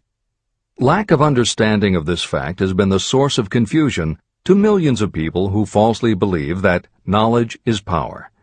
It is nothing of the sort. Knowledge is only potential power. It becomes power only when and if it is organized into definite plans of action and directed to a definite end. The missing link in all systems of education is that educational institutions fail to teach their students how to organize and use the knowledge after they have acquired it. Many people made the mistake of assuming that because Henry Ford had little schooling, he was not a man of education. Those who made this mistake did not understand the real meaning of the word educate. That word is derived from the Latin word educo, meaning to educe, to draw out, or to develop from within. An educated person is not necessarily one who has an abundance of general or specialized knowledge. An educated person is one who has so developed the faculties of their mind that he or she may acquire anything they want, or its equivalent, without violating the rights of others. During the World War, a Chicago newspaper published editorials in which, among other statements, Henry Ford was called an ignorant pacifist. Mr. Ford objected to the statements and sued the paper for libeling him. When the suit was tried in the courts, the attorneys for the paper called Mr. Ford to the witness stand for the purpose of proving to the jury that he was ignorant. They asked Mr. Ford a great variety of questions. All of them intended to prove that while he might possess considerable specialized knowledge about manufacturing automobiles, he was in the main ignorant. Mr. Ford was asked such questions as, who was Benedict Arnold, and how many soldiers did the British send over to America to put down the rebellion of 1776? In answer to the last question, Mr. Ford replied, I do not know the exact number of soldiers the British sent over, but I have heard that it was a considerably larger number than ever went back. Finally, Mr. Ford became tired of this line of questioning. In reply to a particularly offensive question, he leaned over, pointed his finger at the lawyer who had asked the question, and said, If I should really want to answer the foolish question you have just asked, or any of the other questions you have been asking me, let me remind you that I have a row of electric push buttons on my desk, and by pushing the right button I can summon to my aid men who can answer any question I desire to ask concerning the business to which I am devoting most of my efforts. Now, will you kindly tell me why I should clutter up my mind with general knowledge for the purpose of being able to answer questions when I have men around me who can supply any knowledge I require? That answer floored the lawyer. Every person in the courtroom realized it was the answer not of an ignorant man, but of a man of education. Any person is educated who knows where to get knowledge when they need it and how to organize that knowledge into definite plans of action. Through the assistance of his mastermind group, Henry Ford had at his command all the specialized knowledge he needed to become one of the wealthiest men in America. It was not essential that he have this knowledge in his own mind. You can get all the knowledge you need. Before you can transmute your desire into money, you will require specialized knowledge of the service, merchandise, or profession that you intend to offer in return for fortune. Perhaps you may need much more specialized knowledge than you have the ability or the inclination to acquire. If this is true, you may bridge your weakness through the aid of your mastermind group. The mastermind is defined as coordination of knowledge and effort in a spirit of harmony between two or more people for the attainment of a definite purpose. The larger meaning of the mastermind group is explained in greater detail in later chapters. Editor's comments. After reading Hill's definition of the mastermind, many people may assume that he is describing teamwork. That would not be correct. The following explanation is adapted from the Napoleon Hill Foundation's book, Believe and Achieve. Teamwork can be achieved by any group, even one whose members have disparate interests, because all it requires is cooperation. In teamwork, people might simply be cooperating because they like the leader or out of a sense of duty.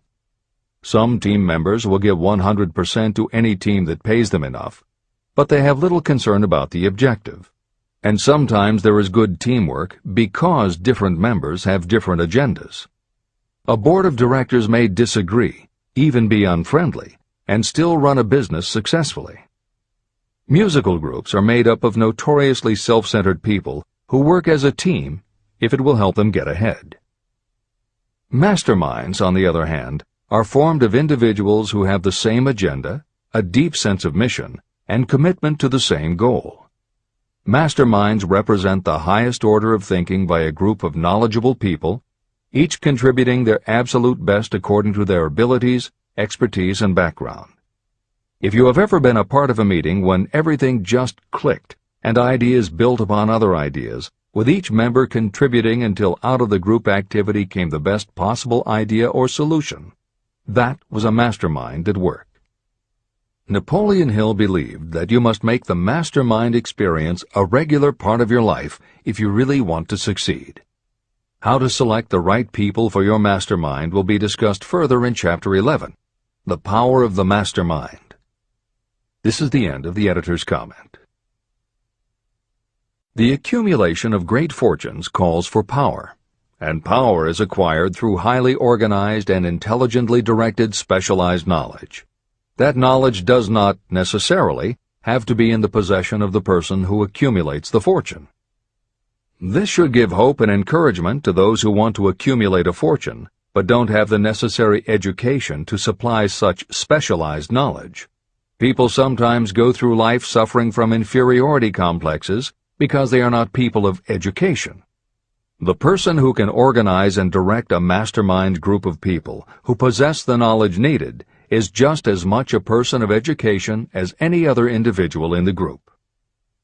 Thomas A. Edison had only 3 months of schooling during his entire life, but he did not lack education. Neither did he die poor.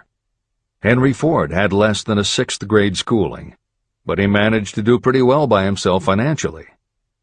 Albert Einstein was working as a clerk in a patent office when he began to develop his world-altering scientific theories. Editor's comments.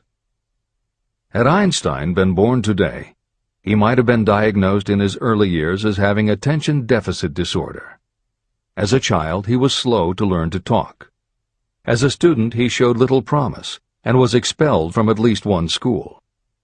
But what Einstein could do was to focus his concentration on a goal of his choice. His famous theories were the result of thought experiments that took place inside his mind. It is said that the breakthrough which led him to the theory of relativity came not from specialized knowledge of physics or mathematics, but from his ability to imagine what would happen if he were riding on a beam of starlight through space. This is the end of the editor's comments. Specialized knowledge is among the most plentiful and the cheapest forms of service that may be had. If you doubt this, consult the payroll of any university. It pays to know how to purchase knowledge, and it pays to know where to look. First of all, decide the sort of specialized knowledge you require and the purpose for which it is needed. To a large extent, your major purpose in life, the goal toward which you are working, will help determine what knowledge you need. Your next move requires that you have accurate information concerning dependable sources of knowledge. The more important of these are your own experience and education, experience and education available through cooperation of others, mastermind alliance, colleges and universities, public libraries, and even easier, the Internet, special training courses, through night schools and home study courses in particular. As knowledge is acquired, it must be organized and put into use for a definite purpose through practical plans. Knowledge has no value except for what can be gained from its application toward some worthy end. Successful people never stop acquiring specialized knowledge related to their major purpose, business, or profession. Those who are not successful usually make the mistake of believing that the knowledge-acquiring period ends when you finish school. The truth is that schools do little more than teach you how to acquire practical knowledge. Editor's comments. At this point in the original edition of Think and Grow Rich, Napoleon Hill included a newspaper story about education and job opportunities. Although the contemporary job market has changed considerably, the author of the article, Robert Moore, Director of Placements at Columbia University, made some comments that are perfectly aligned with the philosophy of Think and Grow Rich and are still holding true today. One such comment was, "The man who has been active on the campus, whose personality is such that he gets along with all kinds of people, and who has done an adequate job with his studies, has a most decided edge over the strictly academic student." One of the largest industrial companies, the leader in its field, in writing to Mr. Moore concerning prospective seniors at the college said, "We emphasize qualities of character, intelligence, and personality far more than specific educational background." Although few would argue that education is valuable, as Moore implies above and as Hill noted earlier about Edison, Ford, and Einstein, academic accomplishment has never been a sure indicator of success. The October 27, 2003 issue of Time magazine made a similar point in their cover story about the changes being made in the SAT exam. Although the article's primary focus is on the efforts to make the SAT less biased, it also notes that recent research indicates that neither the SAT nor IQ tests have proven to be very reliable predictors of future real-world achievement. In his best-selling book, Emotional Intelligence, author Daniel Goleman has created a persuasive argument that the way in which a person handles themselves and their relationships, which he calls emotional intelligence, or EI, is a much better indicator than IQ in predicting whether a person will be successful in life. In his later books, Working with Emotional Intelligence and Primal Leadership, Goleman applies his theory to the workplace, focusing on emotional intelligence leadership techniques and comparing corporate managers' EI with their IQ to analyze which has the greatest positive effect on the financial bottom line. Daniel Goleman's theories have caused some significant changes within educational circles and among management theorists, but their greatest impact has been on individuals who have gone through life intimidated because they believe they aren't smart enough. For them, Goleman's books offer convincing evidence that although they may not have conventional education, their natural abilities and interpersonal skills can be far more important in achieving success. This is the end of the editor's comments. One of the most reliable and practical sources of knowledge available to those who need specialized schooling are night schools, extension courses, and seminars. The correspondence schools give specialized training anywhere the U.S. mails go, or via the Internet.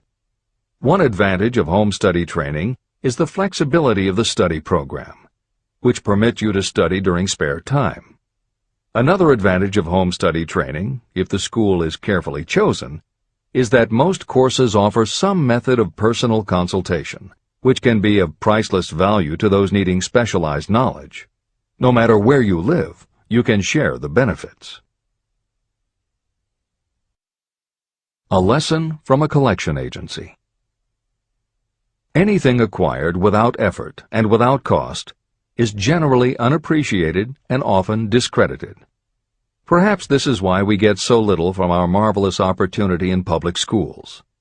The self-discipline you will learn from a program of specialized study can make up for the wasted opportunity when knowledge was available without cost. Being asked to pay, whether you make good grades or poor, has the effect of causing you to follow through with the course when you would otherwise drop it. I learned this from experience when I enrolled for a home study course in advertising. After completing 8 or 10 lessons, I stopped studying. But the school did not stop sending me bills. In fact, they insisted upon payment, whether I kept up my studies or not. I decided that if I had to pay for the course, which I had legally obligated myself to do, I should complete the lessons and get my money's worth. Correspondence schools are well-organized businesses. At the time, I felt that their collection system was somewhat too well-organized, but I learned later in life that it was a valuable part of my education. The truth is that their collection department constituted the very finest sort of training on decision-making, promptness, and the habit of finishing what you begin. The collection system that forced me to finish the course turned out to be worth much in the form of money earned. The road to specialized knowledge. We have in this country what is said to be the greatest public school system in the world. One of the strange things about human beings is that they value only that which has a price. The free schools of America and the free public libraries do not impress people because they are free. This is the major reason why so many people find it necessary to acquire additional training after they finish school and go to work. It is also one of the major reasons why employers give greater consideration to employees who take specialized training courses. They have learned that those who have the ambition to give up a part of their spare time to studying at home have in them those qualities that make for leadership. There is one weakness in people for which there is no remedy. It is the universal weakness of lack of ambition. People who give up some of their spare time to take courses seldom remain at the bottom very long. By taking such courses, they open the way for the upward climb, remove many obstacles from their path, and attract the interest of those who have the power to help them. The home study method of training is especially suited to people who have already started working. They often find that after having left school, they still need additional specialized knowledge, but cannot spare the time to go back to school. Stuart Austin Weir was a construction engineer. He followed this line of work until the Depression hit and severely limited the construction business. He took inventory of himself and decided to change his profession to law. He went back to school and took special courses to prepare himself as a corporation lawyer. He completed his training, passed the bar examination, and quickly built a lucrative law practice as a patent attorney. Just to keep the record straight, and to anticipate the excuses of those who will say, "I couldn't go to school because I have a family to support," or "I'm too old," I will add that Mr. Weir was past 40 and married when he went back to school. Moreover, by carefully selecting highly specialized courses, Mr. Weir completed in 2 years the work that it takes the majority of law students 4 years to do. It pays to know how to purchase knowledge. A simple idea that paid off. Here's another specific example about a salesman in a grocery store who found himself suddenly unemployed. Having had some bookkeeping experience, he took a special course in accounting, familiarized himself with all the latest bookkeeping and office equipment, and went into business for himself. Starting with a grocer for whom he had formerly worked, he made contracts with more than 100 small merchants to keep their books at a very nominal monthly fee. His idea was so practical that he soon found it necessary to set up a portable accounting office in a light delivery truck. He now has a fleet of these bookkeeping offices on wheels. He employs a large staff of assistants who provide small merchants with accounting services equal to the best that money can buy at very nominal cost. Specialized knowledge plus imagination were the ingredients that went into this unique and successful business. Last year, the owner of that business paid income taxes of almost 10 times as much as was paid by the grocery store that fired him. Editor's comments. It would be impossible to write a contemporary book about success without including the story of Bill Gates. And although the connection between the world's wealthiest man and Hill's story about a man who started a mobile accounting business may not be immediately obvious, the fact is that this is a very apt place to include the story of Microsoft. Just as with the mobile accountant, The two defining characteristics of Bill Gates' success are specialized knowledge and imagination.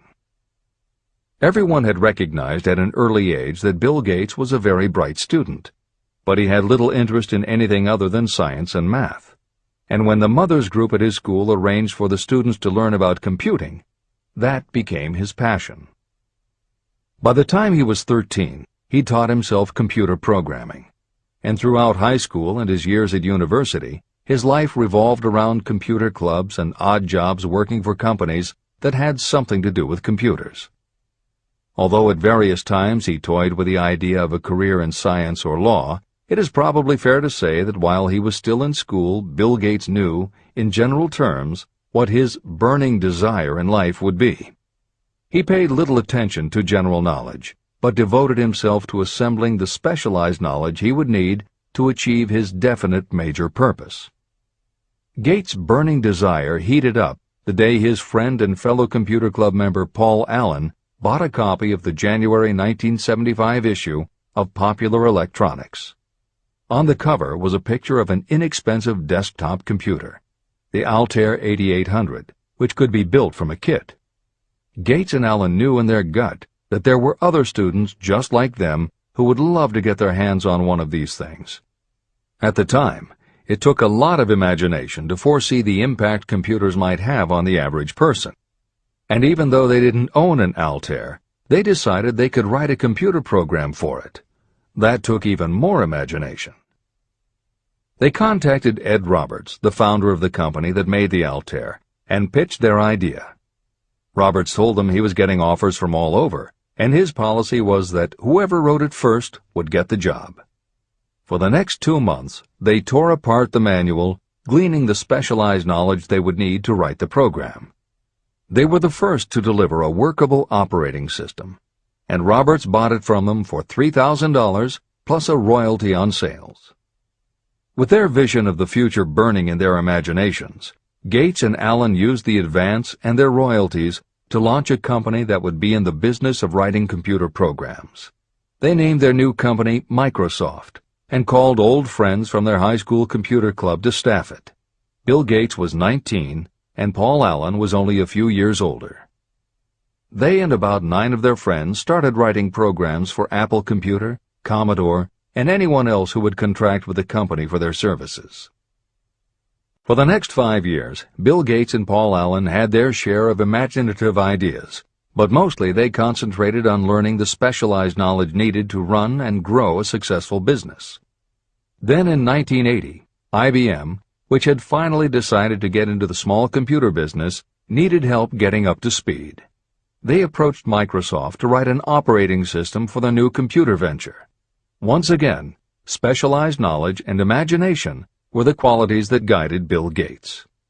In their imagination, Gates and Allen could see an even bigger future than before, and through specialized knowledge of what computers were capable of, they knew the role they could play in that future. They then made 2 business moves that are the foundation of the Microsoft success.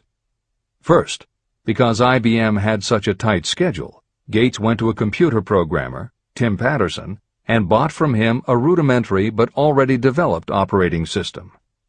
Gates then set to work modifying the system, and he renamed it MS-DOS, for Microsoft Disk Operating System. The other move that was crucial to their success was the negotiation with IBM. They started from the position that they would not sell an operating system to IBM. What they would do was license the system to IBM in exchange for a royalty on every copy sold with an IBM computer. And it would not be an exclusive license, which meant that Microsoft could also license the system to other computer companies. If you were to continue to track the history of Microsoft, you would find those same qualities: a burning desire, an idea, specialized knowledge, and imagination behind each move Bill Gates made and continues to make, just as they were behind the success of the man who started the mobile accounting business. This is the end of the editor's comments. The beginning of the successful mobile accounting business was an idea. I know this is true because I was the one who gave him that idea. Now I'd like to pass on the story of another idea. and it was my accountant friend who indirectly suggested this one to me. When I first proposed the accounting idea to him, he said, "I like the idea, but I would not know how to turn it into cash." In other words, he did not know how to market his bookkeeping knowledge after he had acquired it. So, with the aid of a young woman copywriter, a very attractive presentation was prepared describing the advantages of the new system of bookkeeping. The brochure told the story of this new business so effectively that its owner soon had more accounts than he could handle. There are thousands of people all over the country who need the services of a merchandising specialist capable of preparing an attractive way to market personal services. This idea was born of the necessity to solve a specific problem. But it did not stop by serving merely one person. The woman who created the presentation has a keen imagination. She saw in her newly born brainchild the making of a new profession to serve thousands of people who need practical guidance in marketing personal services. Spurred to action by the success of her first prepared plan to market personal services, this woman turned to solving a similar problem for her son. He had just finished college, but had been totally unable to find a market for his services.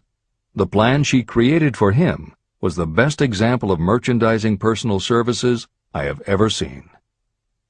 When the presentation had been completed, it contained nearly 50 pages of beautifully typed, properly organized information. It told the story of her son's natural abilities, schooling, personal experiences, and a great variety of other information. The book also contained a complete description of the position her son desired, together with a marvelous word picture of the exact plan he would use in filling his position. The preparation of the presentation required several weeks of her time, during which she sent her son to the public library almost daily to get specific data needed to sell his services to best advantage. She also sent him to all the competitors of his prospective employer, where he gathered information concerning their business methods. This was of great value in the formation of the plan he intended to use in filling the position he sought. When the plan was finished, it contained more than half a dozen very fine suggestions that would benefit the prospective employer. You don't have to start at the bottom. You may be inclined to ask, why go to all this trouble to secure a job? The answer is, doing a thing well is never trouble. The plan prepared by this woman for her son helped him get the job at the first interview and at a salary fixed by himself. Moreover, and this too is important, the position did not require the young man to start at the bottom. He began as a junior executive at an executive salary. Why go to all this trouble? Well, for one thing, this young man's planned presentation saved him no less than 10 years of working his way up. The idea of starting at the bottom and working your way up may appear to be sound, but the major objection to it is this. Too many of those who begin at the bottom never manage to lift their heads high enough to be seen by those who count. And the outlook from the bottom is not very bright or encouraging. It has a tendency to kill off ambition. You get into a rut, and you accept your fate because you form the habit of daily routine. Often this habit finally becomes so strong you don't even try to throw it off. And that is another reason why it pays to start 1 or 2 steps above the bottom. By so doing, you will form the habit of looking around, of observing how others get ahead, of seeing opportunity, and of embracing it without hesitation. A splendid example of what I mean is Dan Halpin. During his college days, he was manager of the famous 1930 championship Notre Dame football team, when it was under the direction of the late Knute Rockne. Halpin finished college at a very unfavorable time. The Depression had made jobs scarce. So after a fling at investment banking and motion pictures, he took the first job with a potential future he could find. It was selling electrical hearing aids on a commission basis. Anyone could start in that sort of job, and Halpin knew it, but it was enough to open the door of opportunity to him. For almost 2 years he worked at the job, but it didn't satisfy him. He would never have risen above that job if he had not done something about his dissatisfaction. He aimed first at the job of assistant sales manager of the company. and he got the job. That single step upward placed him high enough above the crowd for him to see still greater opportunity. Also, it placed him where opportunity could see him. In his new position, he did so well selling hearing aids that A.M. Andrews, chairman of the board of the Dictograph Products Company, a competitor of the company for which Halpin worked, asked to meet with him. Mr. Andrews wanted to know something about that man Dan Halpin, who was taking big sales away from the long-established Dictograph Company. When the interview was over, Halpin was the new sales manager in charge of the Acousticon division of Dictograph. Then, to test young Halpin's mettle, Mr. Andrews went away to Florida for 3 months, leaving him to sink or swim in his new job. He did not sink. Newt Rockney's spirit of "all the world loves a winner and has no time for a loser" inspired him to put so much into his job that he was elected vice president of the company. Vice president was a job that most would be proud to earn through 10 years of loyal effort, but Halpin turned the trick in little more than 6 months. One of the major points I'm trying to emphasize through this entire philosophy is that we rise to high positions or remain at the bottom because of conditions we can control, but only if we desire to control them. I am also trying to emphasize another point, that both success and failure are largely the results of habit. I have not the slightest doubt that Dan Halpin's close association with the greatest football coach America ever knew planted in his mind the same kind of desire to excel that made the Notre Dame football team world famous. Truly, there's something to the idea that hero worship is helpful, provided you worship a winner. My belief in the theory that business associations are vital factors, both in failure and in success, was clearly demonstrated when my son Blair was negotiating with Dan Halpin for a position. Mr. Halpin offered him a beginning salary of about 1/2 what he could have gotten from a rival company. I brought parental pressure to bear, and encouraged Blair to accept the job with Mr. Halpin. I believe that close association with people who refuse to compromise with circumstances is an asset that can never be measured in terms of money. The bottom is a monotonous, dreary, unprofitable place for any person. That is why I have taken the time to describe how lowly beginnings can be overcome by proper planning. Make your ideas pay off through specialized knowledge. The woman who prepared the personal service sales plan for her son now receives requests from all parts of the country, from others who want to market their personal services for more money.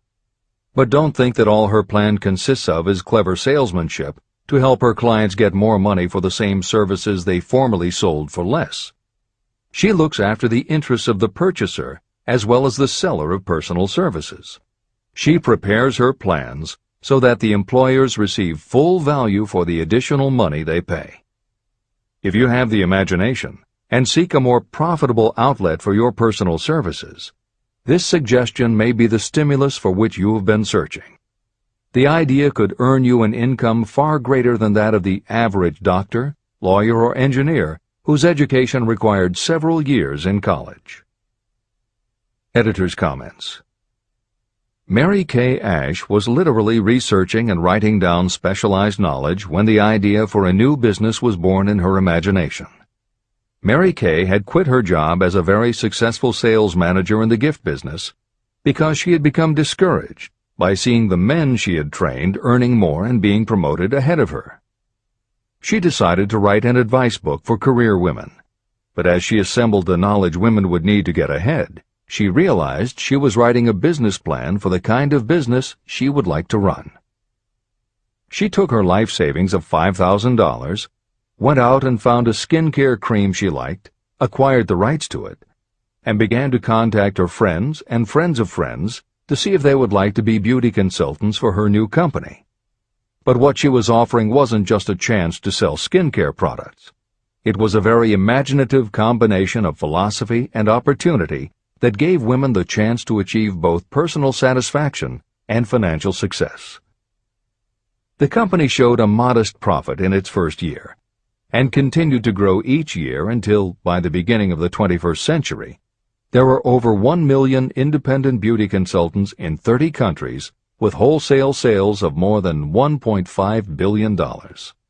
3 times Mary Kay Cosmetics was named as one of the 100 best companies to work for in America, and Lifetime Television Network named Mary Kay the businesswoman of the century. She became one of the most in-demand motivational speakers and the best-selling author of 3 books. Neil Balter also started his company based on specialized knowledge and imagination.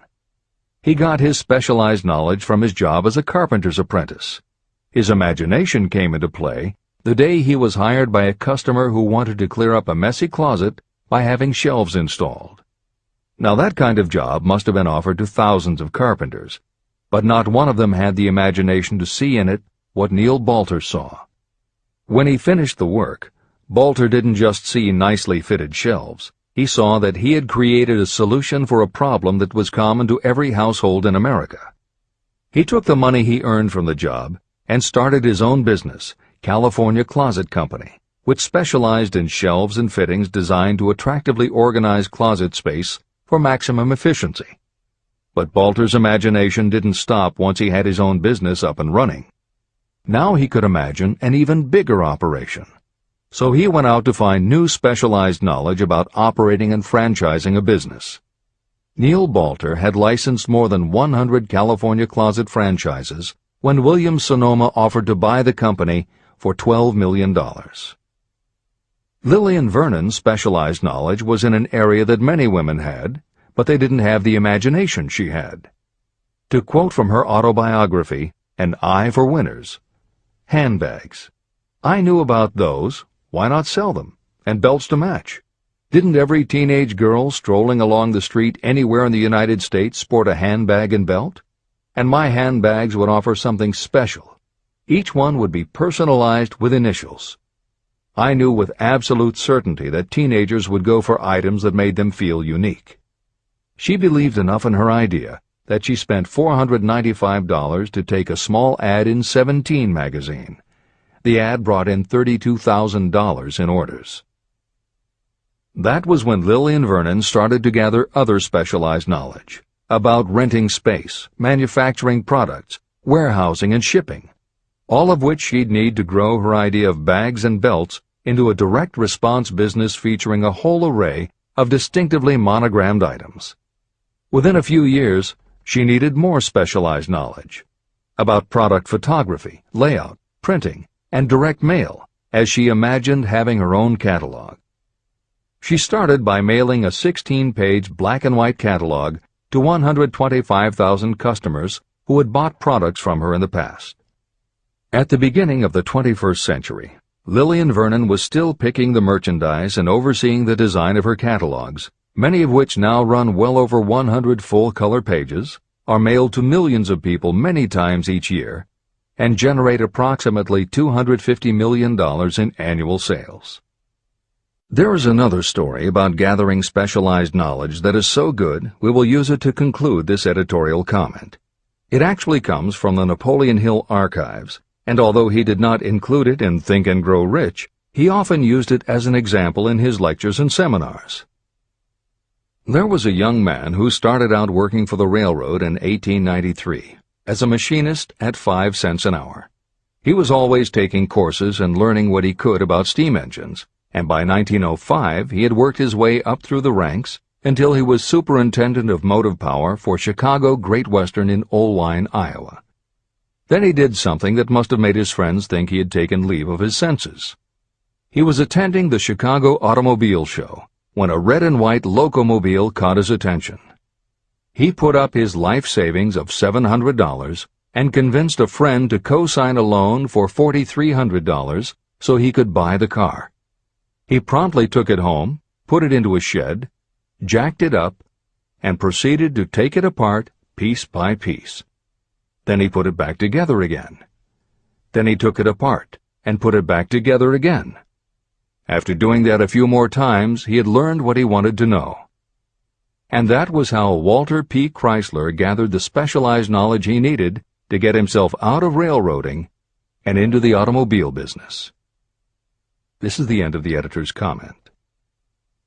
There is no fixed price for sound ideas. Behind all ideas is specialized knowledge. But remember, specialized knowledge is more abundant and more easily acquired than ideas. Because of this truth, there are ever-increasing opportunities for the person capable of helping men and women sell their personal services. Capability means imagination, the one quality needed to combine specialized knowledge with ideas to create organized plans that will yield riches. If you have imagination, this chapter may present you with an idea that is the beginning of the riches you desire. Remember, the idea is the main thing. Specialized knowledge may be found just around the corner. Any corner.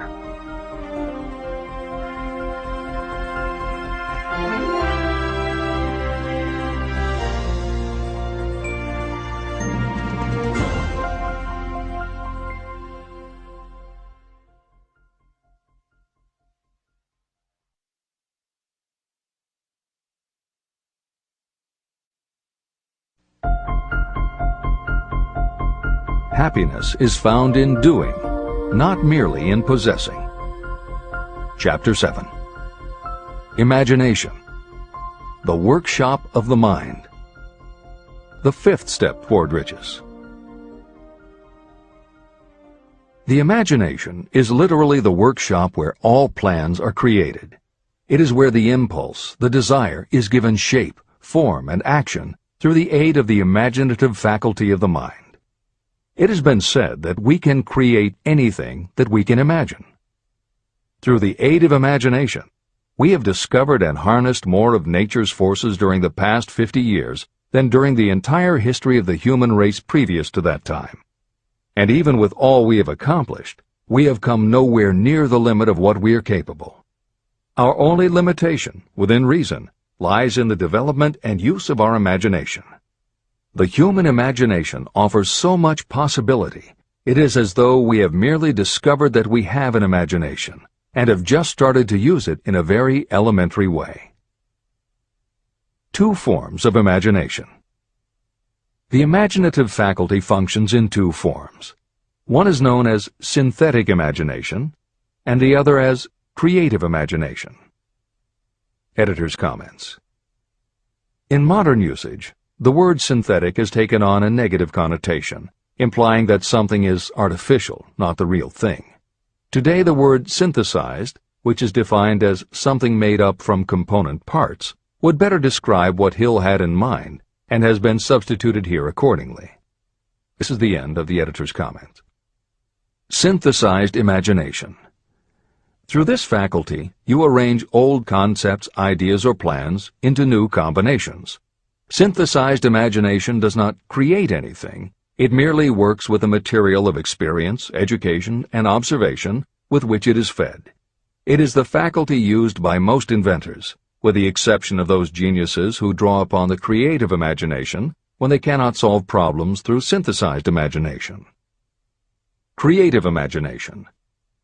Through the faculty of creative imagination, the finite human mind has direct communication with infinite intelligence, the faculty through which hunches and inspirations are received. It is by this faculty that all basic or new ideas are handed over to mankind. It is through this faculty that we pick up vibes from other people, and in that way one individual may tune in or communicate with the subconscious minds of others. This concept is explained in greater detail later.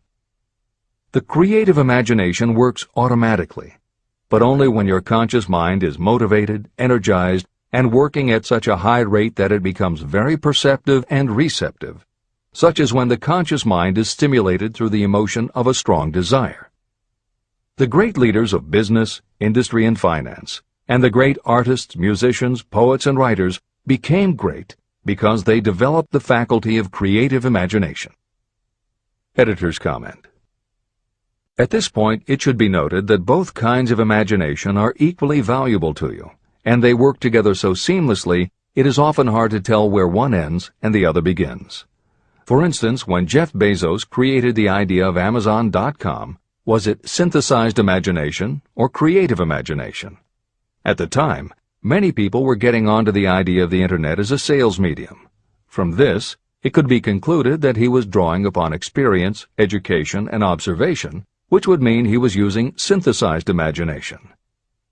But why did he decide to sell books? Was that synthesized or creative? Did that idea come out of something in his subconscious that just felt like books were the right thing? And what about that name? Calling a bookstore Amazon didn't make sense to anyone but Bezos, but it certainly caught the public's attention. How important was the name in the store's success? Was that choice creative or synthesized? Now take it a step further. What about eBay? Amazon had already shown that you could sell a lot of goods on the Internet. When Pierre Omidyar hit on the idea of selling things on the Internet by turning it into an auction house, what part was synthesized and what part was creative? The answer is, it doesn't matter. Whether you are consciously assembling the parts of a plan, or if subconsciously the pieces fall into place and suddenly hit you in a flash of inspiration, all that matters is that you are putting your imagination to work. And the more you use it, the better both the synthesized and the creative will work for you. This is the end of the editor's comment. Desire is a thought, an impulse. It is nebulous and ephemeral. It is abstract and of no value until it has been transformed into its physical counterpart.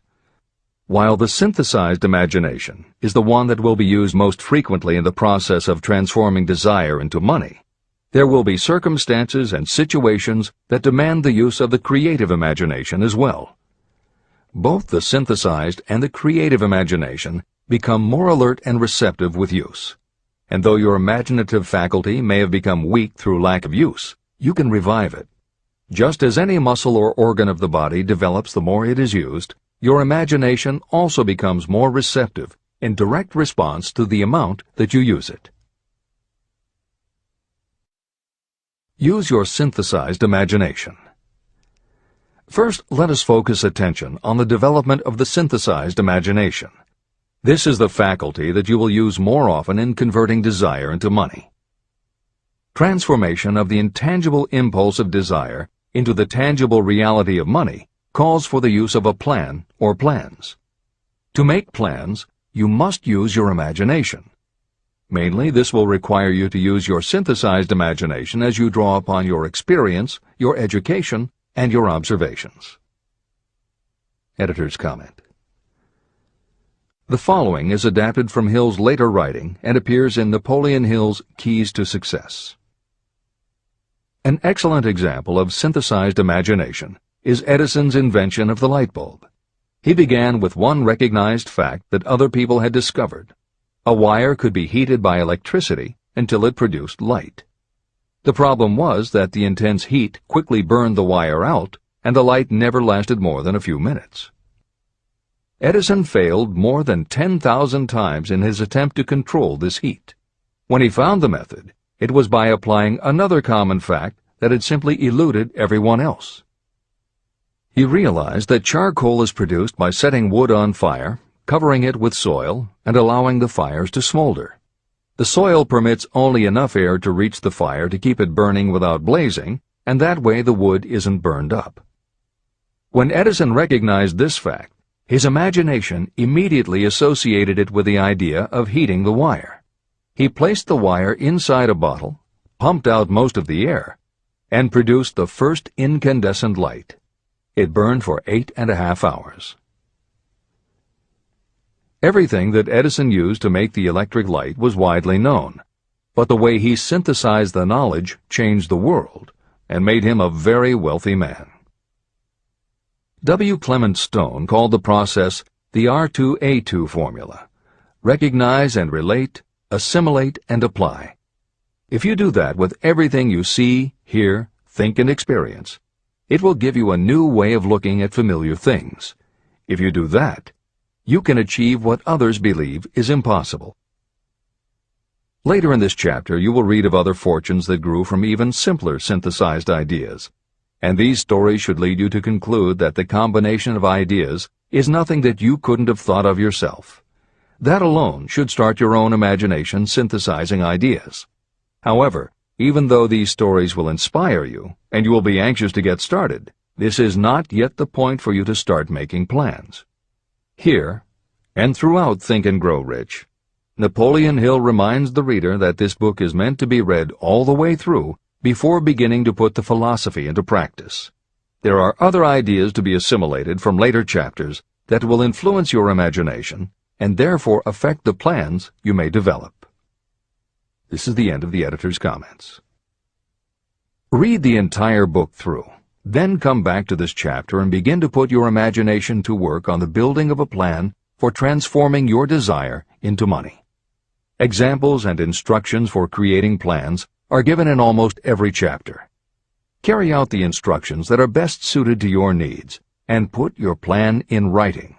The moment you complete this, you will have definitely given concrete form to your intangible desire. Now, read that sentence once more in a slightly different way. The moment I put my plan in writing, I will have definitely given concrete form to my desire.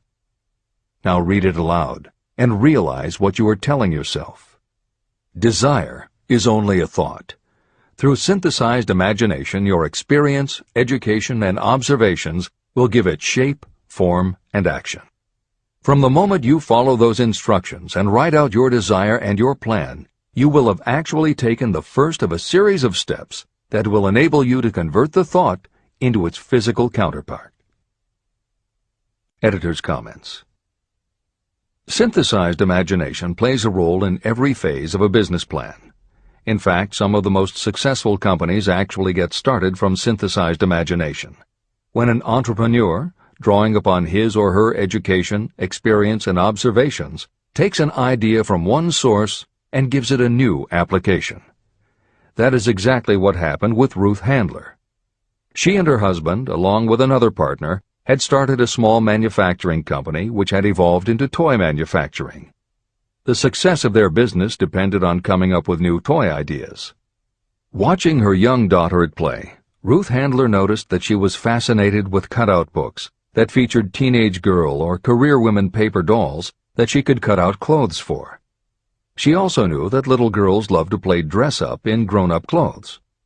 These ideas, drawn from Ruth Handler's education, experience, and observations, synthesized themselves in her imagination and came together as a new idea.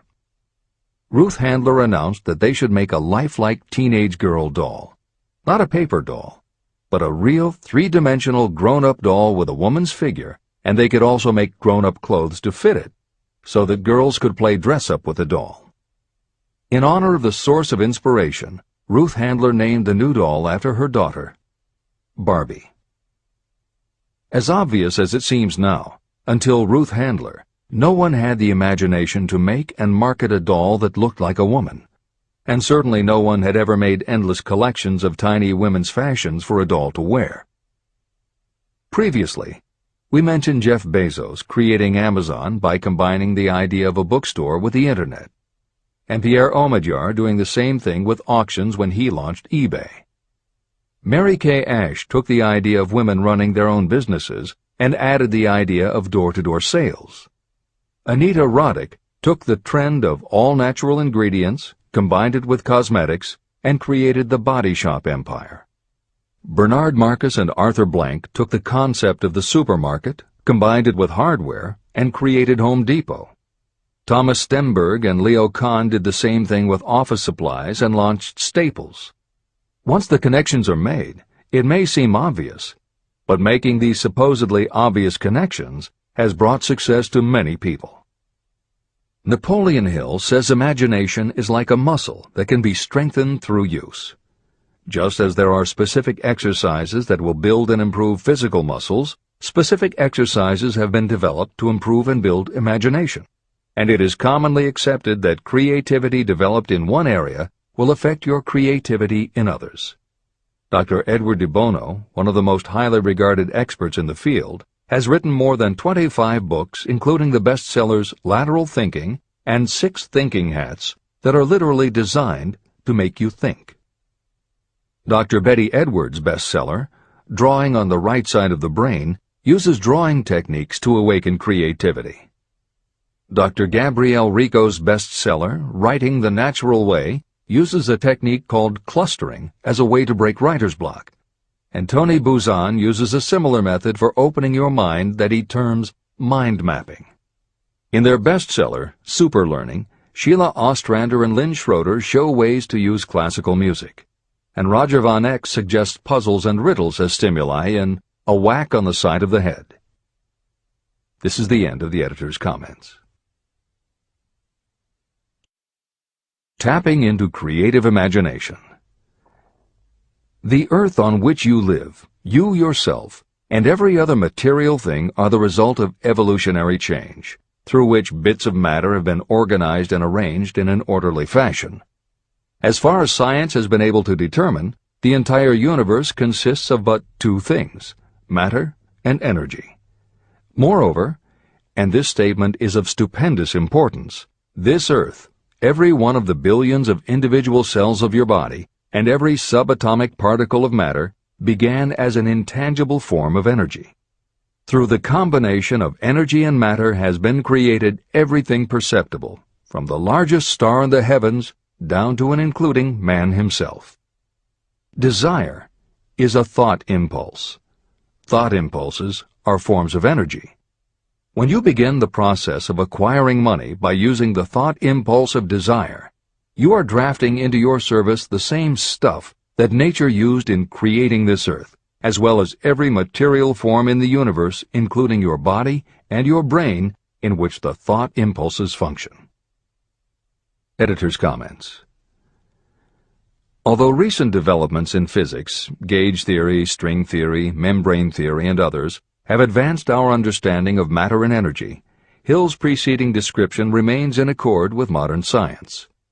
The newer theories are variations on and refinements of the basic concept that everything in the universe is either space, time, matter, or energy. And as Einstein stated, energy and matter are in fact different forms of the same thing. As Hill says, everything from the stars to the solar system to the earth, to you, your brain, and that little spark called a thought, are all the same stuff. As when a tablecloth is spread out, there are folds and bumps in the fabric that are all different from each other, but they are all still tablecloth. Like the folds and bumps in the tablecloth, energy and matter are the same thing in different forms. Therefore you, matter, your thoughts, energy, and everybody else, matter, and their thoughts, energy, and all other things, matter, are not just interconnected, but are in essence all the same thing. Hill calls this interrelation of everything to everything else infinite intelligence. In the chapter on faith, he made his first mention of infinite intelligence being the source of hunches, intuition, and flashes of inspiration. In the chapter on autosuggestion, he proposed that the subconscious mind is the connection with infinite intelligence. In this chapter, Hill elaborates that creative imagination is the receiver through which these flashes of insight come to us from infinite intelligence. Under some circumstances, when your mind is operating at a high rate, your creative intelligence receives not just an idea, but also a flash of intuition. You get a hunch or a premonition about something or somebody. That flash could not come from your conscious or your subconscious, because neither ever had the information. Because everything is a part of everything else, your creative imagination, energy, pulled the thought, energy, directly from the common pool of infinite intelligence, energy, that contains not just your subconscious, energy, but all other subconscious minds, energy, as well. Infinite intelligence is a complex concept.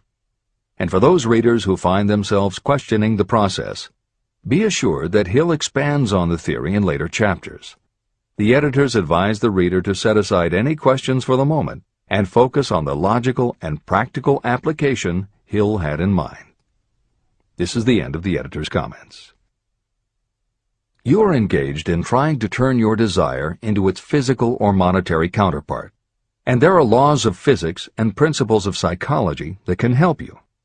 But first, you must give yourself time to become familiar with these laws and learn to use them. Through repetition, and by describing these principles from every conceivable angle, I hope to reveal to you the secret through which every great fortune has been accumulated. Strange and paradoxical as it may seem, the secret is not a secret. It is made obvious in the earth, the stars, the planets, in the elements above and around us, in every blade of grass, and every form of life within our vision. Do not be discouraged if you do not fully understand or accept this theory. I do not expect that you will accept all that is in this chapter on your first reading. Assimilate as much as you can now as you read this for the first time. Later, when you reread and study it, you will discover that something has happened to clarify it and give you a broader understanding of the whole. Above all, do not stop nor hesitate in your study of these principles until you have read the book at least 3 times. Then you will not want to stop. How to make practical use of imagination. Ideas are the beginning points of all fortunes. Ideas are products of the imagination. Following are 2 true stories about ideas that have yielded huge fortunes. I hope that these stories will convey how important a role imagination can play in turning an idea into success, and that they will illustrate the method by which imagination may be used in accumulating riches. The Enchanted Kettle. In the late 1880s, an old country doctor drove to town, hitched his horse, quietly slipped into a drugstore by the back door, and began dickering with a young drug clerk. For more than an hour, behind the prescription counter, the old doctor and the clerk talked in low tones. Then the doctor left. He went out to the buggy and brought back a large, old-fashioned kettle, a big wooden paddle, used for stirring the contents of the kettle, and deposited them in the back of the store. The clerk inspected the kettle, reached into his inside pocket, took out a roll of bills, and handed it over to the doctor. The roll contained exactly $500, the clerk's entire savings. The doctor handed over a small slip of paper on which was written a secret formula. The words on that small slip of paper were worth a king's ransom, but not to the doctor. Those magic words were needed to start the kettle to boiling, but neither the doctor nor the young clerk knew what fabulous fortunes were destined to flow from that kettle. The old doctor was glad to sell the outfit for $500. The clerk was taking a big chance by staking his entire life savings on a mere scrap of paper and an old kettle. He never dreamed his investment would start a kettle to overflowing with gold that would one day surpass the miraculous performance of Aladdin's lamp. What the clerk really purchased was an idea. The old kettle and the wooden paddle and the secret message on a slip of paper were incidental. The miracle of that kettle only began to take place after the new owner mixed with the secret instructions an ingredient of which the doctor knew nothing. See if you can discover what it was that the young man added to the secret message, which caused the kettle to overflow with gold. Here you have a story of facts stranger than fiction, facts that began in the form of an idea. Just look at the vast fortunes of gold this idea has produced. It has paid, and still pays, huge fortunes to men and women all over the world who distribute the contents of the kettle to millions of people. The old kettle is now one of the world's largest consumers of sugar, thus providing jobs to thousands of men and women engaged in growing sugar cane and in refining and marketing sugar. The old kettle consumes annually millions of bottles and cans, providing jobs to huge numbers of workers. The old kettle gives employment to an army of clerks, stenographers, copywriters, and advertising experts throughout the nation. It has brought fame and fortune to scores of artists who have created magnificent pictures describing the product. The old kettle has converted Atlanta, which was a small southern city, into the business capital of the South, where it now benefits, directly or indirectly, every business and practically every resident of the city. The influence of this idea now benefits every civilized country in the world, pouring out a continuous stream of gold to all who touch it. Gold from the kettle built and maintains one of the most prominent colleges of the South, where thousands of young people receive the training essential for success. If the product of that old brass kettle could talk, it would tell thrilling tales in every language, tales of love, of business, of professional men and women who are daily being stimulated by it. I am sure of at least one such tale of romance, for I was a part of it, and it all began not far from the very spot on which the drug clerk purchased the old kettle. It was there that I met my wife, and it was she who first told me of the enchanted kettle. It was the product of that kettle we were drinking when I asked her to accept me for better or worse. Whoever you are, wherever you may live, whatever your occupation, just remember every time you see the words Coca-Cola that its vast empire of wealth and influence grew out of a single idea. And that idea, the mysterious ingredient the drug clerk, Asa Candler, mixed with a secret formula, was imagination. Stop and think of that for a moment. Keep in mind that the steps to riches described in this book are the very same principles through which the influence of Coca-Cola has been extended to every city, town, village, and crossroads of the world. Now here's the most important thing to remember. The ideas you create may have the possibility of duplicating the enormous success of this worldwide thirst killer. Editor's comments. Harlan Sanders, too, had a recipe in a magic kettle. Actually, his kettle was a pressure cooker, but neither his cooker nor his recipe of 11 herbs and spices would be mentioned here if he didn't also have imagination. Harlan Sanders owned and operated a successful motel and cafe in Corbin, Kentucky. Then, when the new interstate highway came through, it bypassed Sanders' location. In a short time, his business went broke, leaving him with little more than his recipe for fried chicken and a way to make it quickly in a pressure cooker. At 62 years of age, the Colonel, as people called him, had to find a new way to make a living. That's when the magic ingredient, imagination, came in. He decided he wasn't going to sell fried chicken anymore. Instead, he would sell his method for making it. He packed his recipe and cooker into the back of his car and hit the road to demonstrate his fried chicken to other restaurant owners. In the first 2 years, he managed to sell 5 franchises. 2 years later, he'd sold 200. 4 years later, he was up to 600 locations when he was approached by an investment group to sell his company.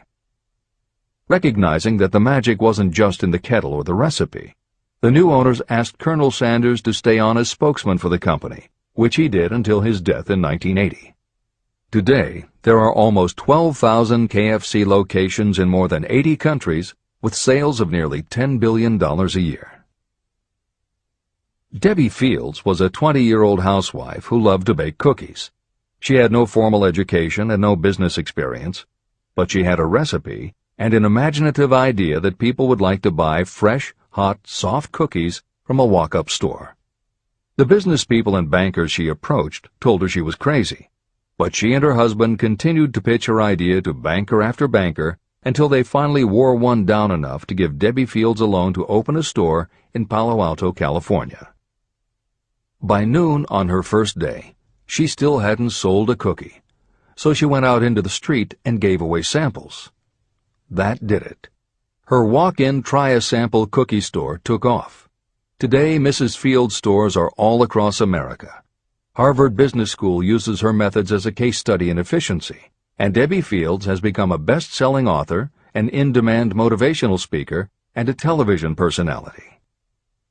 Wally Famous Amos was a Los Angeles talent agent who copied a cookie recipe off the back of a bag of Nestle's chocolate chips. He made a few changes to personalize the recipe and started to give out his version of homemade cookies as a sort of calling card. His clients and business associates liked them so much that Wally finally decided to quit show business and open a store. He did it with a Hollywood agent's flair. He opened on Sunset Boulevard with 2,000 invitations, a red carpet, and celebrities. With the same flair, he put his picture on the bag, filled the bags with cookies, and started selling them to exclusive department stores and specialty shops. 10 years later, Famous Amos cookies were a $10 million business. Ray Kroc was over 50 and selling milkshake mixers when he heard about a hamburger stand in California, owned by Dick and Mac McDonald, that was doing great business. He packed his car and headed to San Bernardino to check it out. What he saw was a sit-down restaurant that had a limited menu featuring a good hamburger recipe, and they were serving them faster than any place he'd ever seen. Figuring that if there were more places like this, he could sell them a lot of milkshake mixers, Kroc pitched the McDonald brothers on the idea of opening some more McDonald's. They were interested, but they didn't know who they could get to open the new restaurants. This time, it was a recipe and a magic griddle, but it still needed the extra ingredient, imagination. On the spot, Ray Kroc offered to go into business with them and open the restaurants himself. According to the signs on the golden arches, Ray Kroc's imagination paid off in billions of hamburgers sold. In 1982, Howard Schultz went to work as the director of marketing for a small coffee importer wholesaler called Starbucks, which had only one location in Seattle's Pike Place market. While he was on a trip to Italy, Schultz got the idea that the coffee bar culture he saw in Milan could be transposed to the downtown Seattle scene. He convinced the company to try it. His coffeehouse idea was such a success that Schultz went out and raised the money to buy the company. 5 years after he joined Starbucks, he was CEO of a company that had 17 locations. 15 years later, Schultz's coffeehouse culture was on every corner of America, and there were more than 7,000 Starbucks worldwide. As a final example of imagination, we offer Paul Newman's salad dressing. Now, it would seem that it doesn't take much imagination for a big celebrity to put his name on a product, and that's what Newman thought too. But when he and his partner, A.E. Hotchner, pitched their salad dressing idea to companies that specialize in marketing foods, nobody was interested unless they would personally put up about $1 million for the first year's operations. According to Newman and Hotchner's book, Shameless Exploitation, they found out that almost all celebrity products in the food business have been disastrous failures, and now nobody would touch them.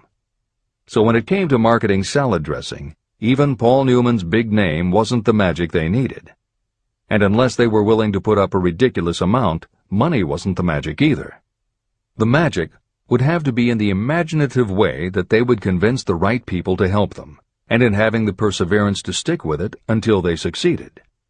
And just like most everyone with an idea, they were told they were crazy to try it.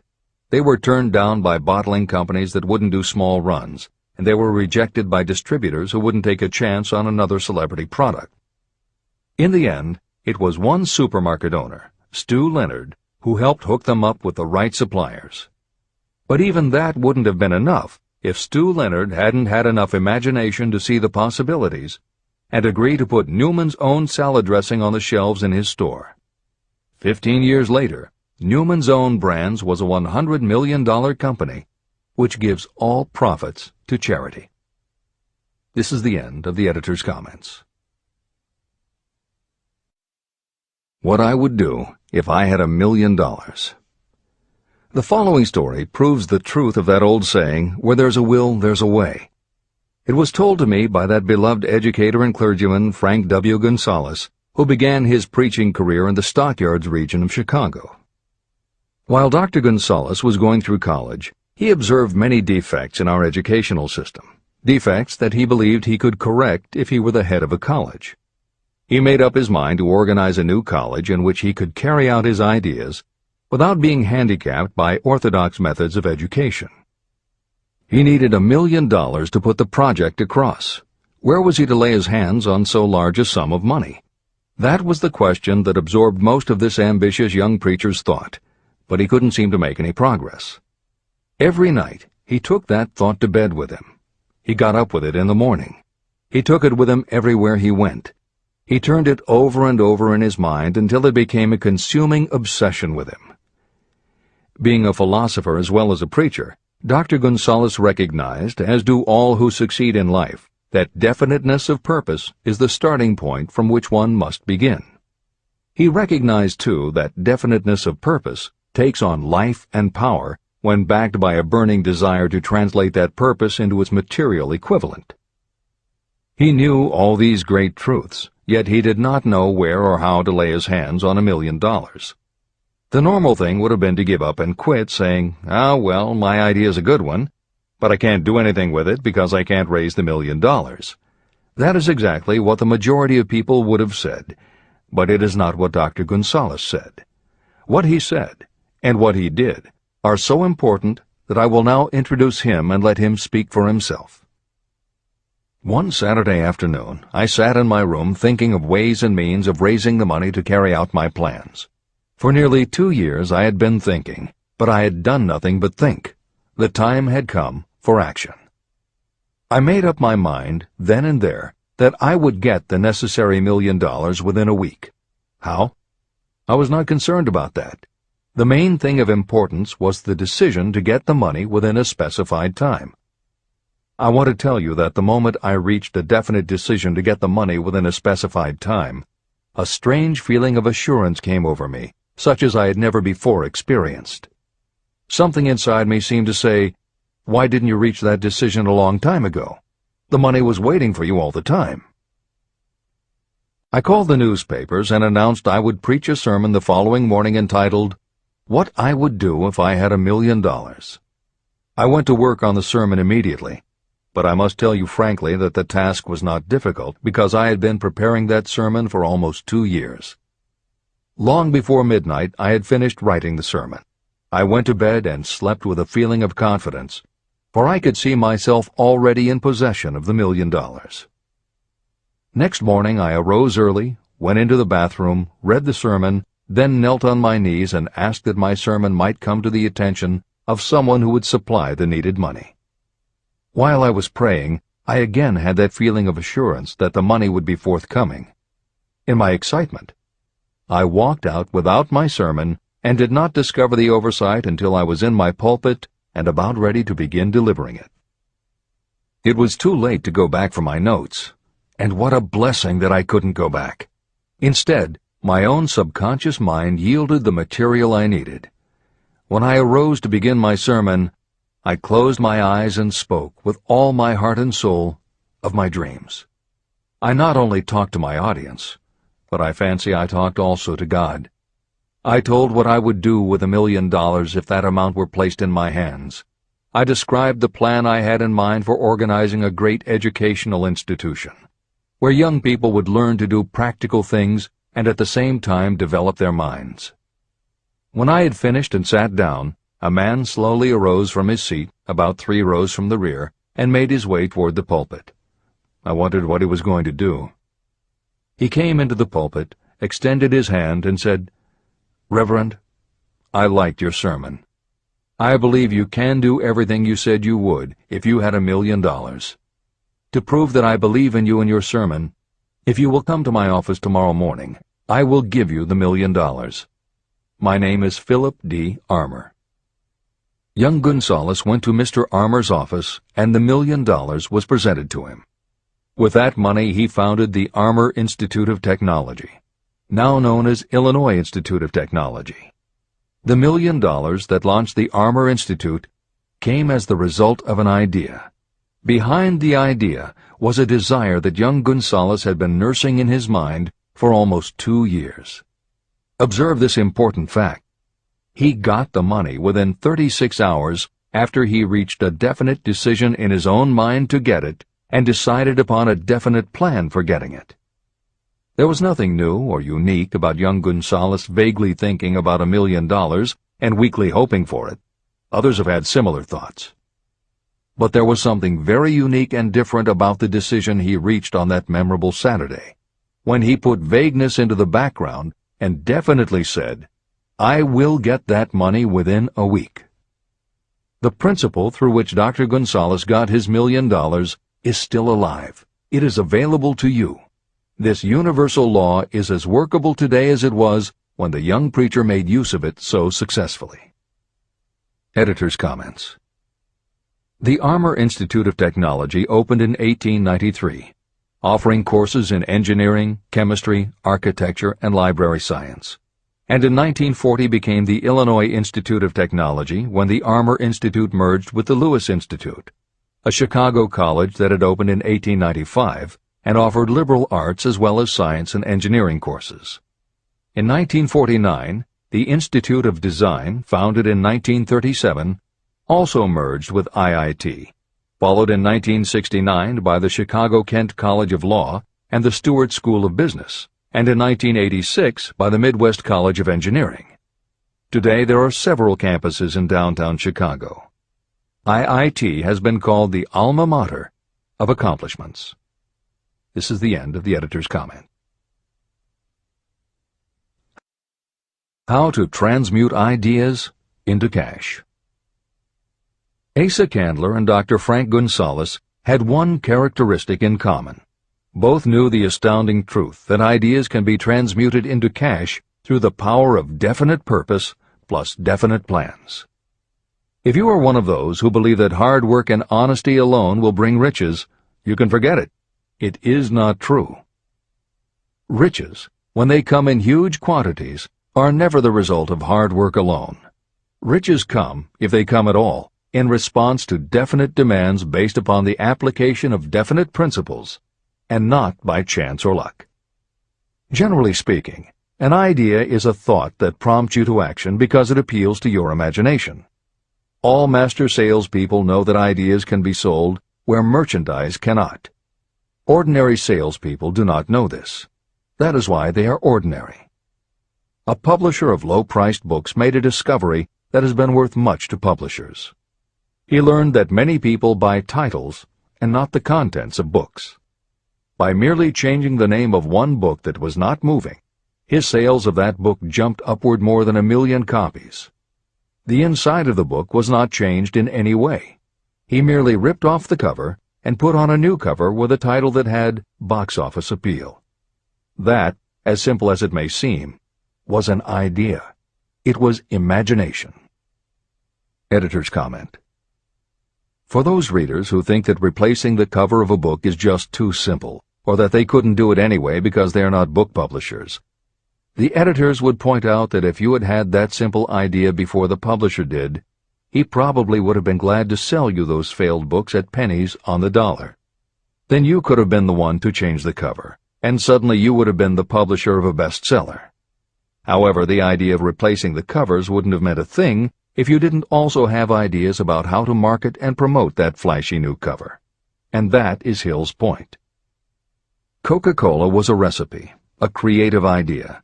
But it would have stayed just a recipe if Asa Candler hadn't also had other creative ideas to market it and the faith in himself to carry through on those ideas. Spence Silver was a chemist working for 3M when, by accident, he created a glue that wasn't very sticky. Needless to say, 3M was not much interested in glue that didn't stick, and Silver's invention was shelved as a failure. But Silver liked his glue, so for 5 years he kept demonstrating it to anyone who would listen. Nobody did, until Arthur Fry, who worked in the tape division at 3M, found that when he was at choir practice, he kept losing his place in the hymnal because the pieces of paper he used to mark his place slipped down or fell out of the book. A little of Silver's not very sticky glue on the slips of paper, and they stayed where he wanted them, then peeled off easily when he was done. That was the eureka moment. They had just invented the world's best bookmark, Post-its. But that's not the end of the story, or the end of the imaginative ideas that were needed to make Post-its happen. Fry would also need perseverance. First, he had to convince the engineers to solve production problems, and to do it, he knocked a hole in his basement wall so he could install a prototype of the production equipment. He stuck with it, and finally, 2 years later, 3M gave the project to their marketing department.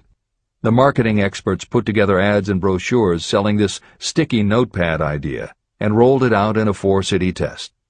The results were a disaster. Nobody got it, so nobody bought it. Who would pay money for scratch paper? The Post-it project was about to be scrapped when Jeffrey Nicholson and Joseph Ramey added their imaginations. Like Silver and Fry, Nicholson and Ramey had faith in the idea because they saw how people in their office fell in love with these little sticky pieces of paper once they started working with them. So Nicholson and Ramey went to Richmond, Virginia, one of the 4 test cities that had failed, and they went up and down the business district, going into offices and giving pads of Post-its to receptionists, secretaries, and anyone else who would listen. Whereas 3M's conventional marketing machinery had failed, Giving Post-its to the people who would actually use them did the trick. Once those Richmond office workers started to use Post-its, it didn't seem like a bad idea at all to pay for scratch paper. They got it, and they bought it. The Richmond test turned from failure to success, and soon Post-its were sticking to everything around the world. Here's another simple idea that imagination turned into success. The story began with a man whose problem was just the opposite of spent silvers. This man had something that stuck too well. George de Mestral was a Swiss mountaineer who went hunting one day with his dog. But when they got home, they were both covered with burrs. The burrs were so difficult to remove that de Mestral put them under a magnifying glass to learn why.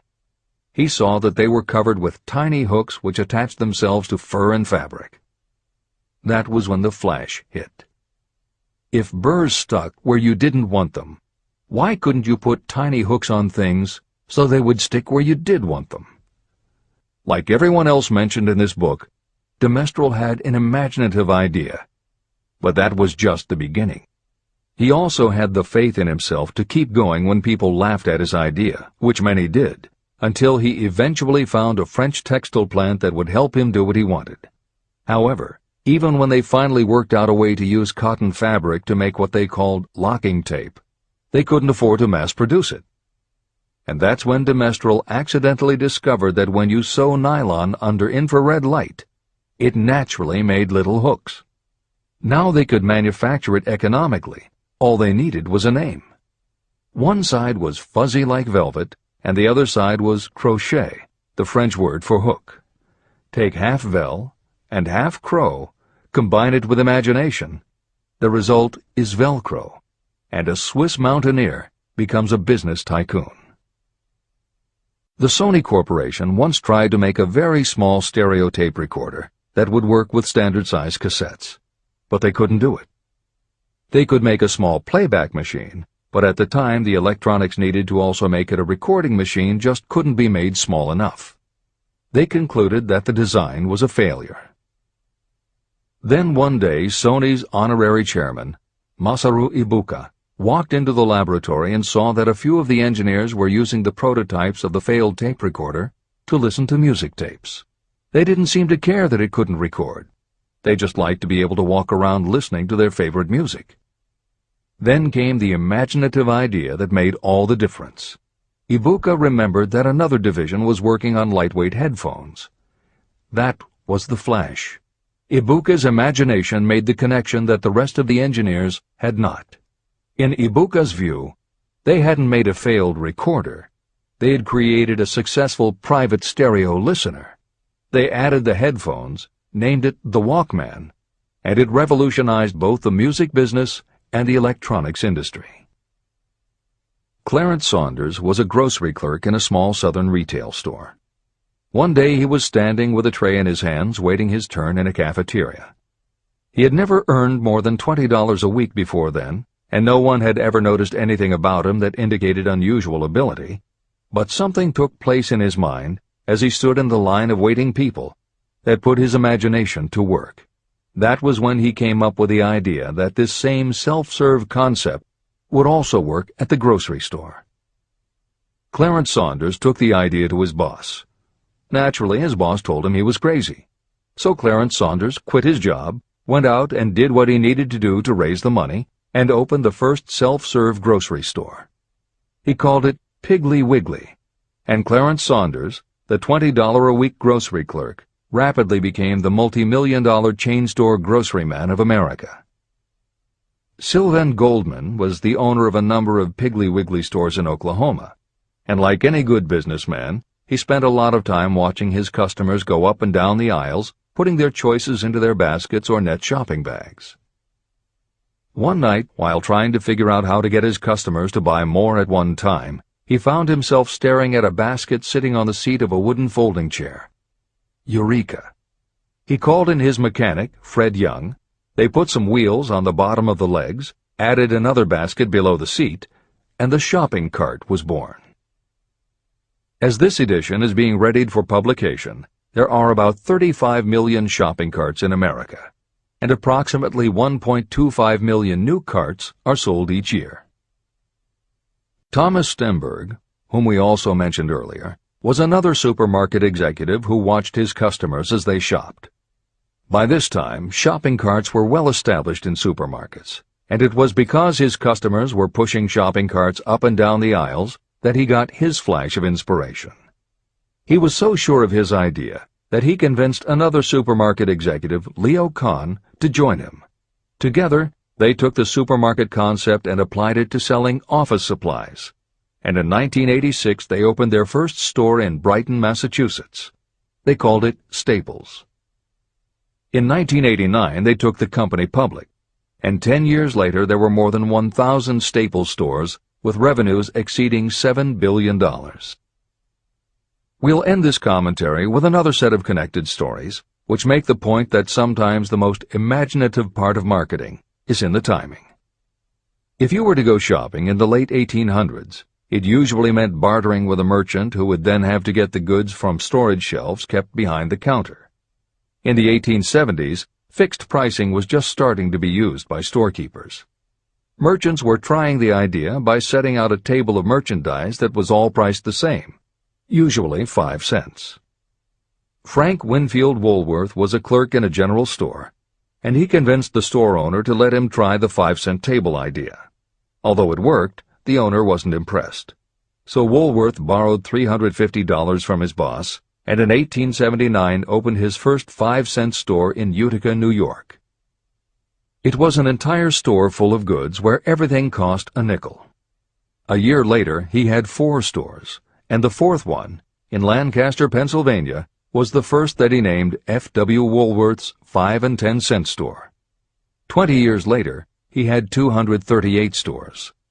By the time of his death in 1919, there were over 1,000 F.W. Woolworth locations. He had established the first nationwide chain of general merchandise stores, and he had built the tallest building in New York City as his headquarters. The Woolworth Company stayed true to the original idea and didn't carry any merchandise that cost more than a dime until 1932, when the top price was raised to 20 cents. But as times changed, the fixed price was dropped, the merchandise became more varied, and the company kept growing until it had over 8,000 stores worldwide, selling everything from notions to appliances and furniture. Then in the 1960s and 1970s, something started to happen. The mood of America was changing, but the Woolworth stores weren't. And that was when Sam Walton opened the first Walmart in Rogers, Arkansas, in 1962. Walton got into the retail business after the Second World War, when his father-in-law loaned him the money to buy a franchise Butler Brothers store in Bentonville, Arkansas. By 1962, Sam and his brother Bud owned 16 variety stores in Arkansas, Missouri, and Kansas. It was in these stores that Sam Walton first started adding the magic ingredient of imagination. In addition to his flair for promotion, Sam tried new approaches to the way household goods and general merchandise could be sold at retail. He insisted on clean, well-lighted interiors, and he introduced the concept of self-service, with aisles wide enough for shopping carts and checkout counters at the front of the store. He also started buying direct from manufacturers, and he created profit-sharing plans that kept his family of employees loyal, hard-working, and neighborly. In 1962, he incorporated those and other imaginative ideas when he opened his first store that he called Walmart. The basic magic was that he sold brand-name merchandise at discount prices, but there was also magic in the way he kept a friendly hometown feel to his store, even though it was what is now called a big box store. Sam Walton's Walmart store was a success, so he just kept building and opening more of them, first in small towns and rural areas, then in larger towns, then big cities, and it wasn't long before he had a national chain. By 1992, when Sam Walton died, there were more than 1,700 Walmart stores. It was the biggest retailer in the country, it employed more than 600,000 people, and Sam Walton was the richest man in America. In 2003, the stores numbered more than 3,200 in the U.S. and more than 1,100 in foreign countries. The company employed more than 1,300,000 people worldwide and served more than 1 million customers a week. Along the way, Woolworths and other older retailers such as Kresge's tried to get on the bandwagon with their Woolco and Kmart stores, but they couldn't seem to get it right. They had given up their old five-and-dime identity to become higher-priced general retailers, and when Walmart came along and redefined that part of the market, the others seemed to have run out of the kind of imagination they'd had in the beginning. Now, here's the twist to the story. David Gold was running a liquor store that he had inherited from his father. He noticed that whenever he put out a display of goods priced at 98 cents or $1, the goods would sell okay, but if his sign said 99 cents, the goods sold out in no time. He decided that he would open a store called the 99-cent only store, where everything would be priced at 99 cents. Sound familiar?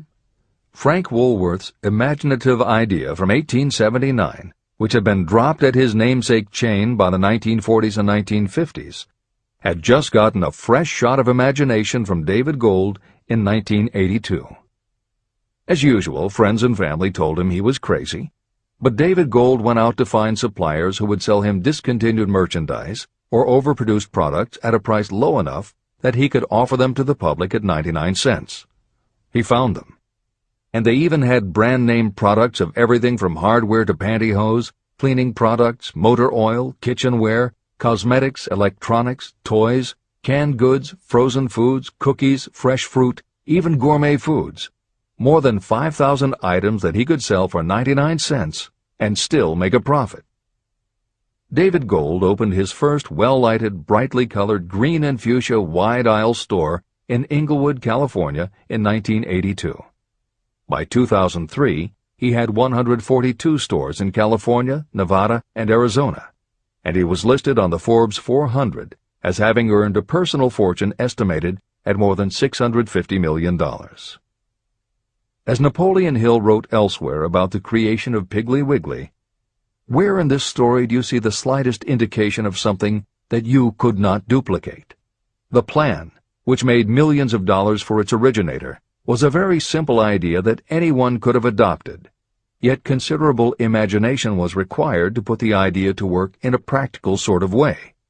The more simple and easily adapted an idea is, the greater is its value, as no one is looking for ideas that are involved with great detail or are in any way complicated.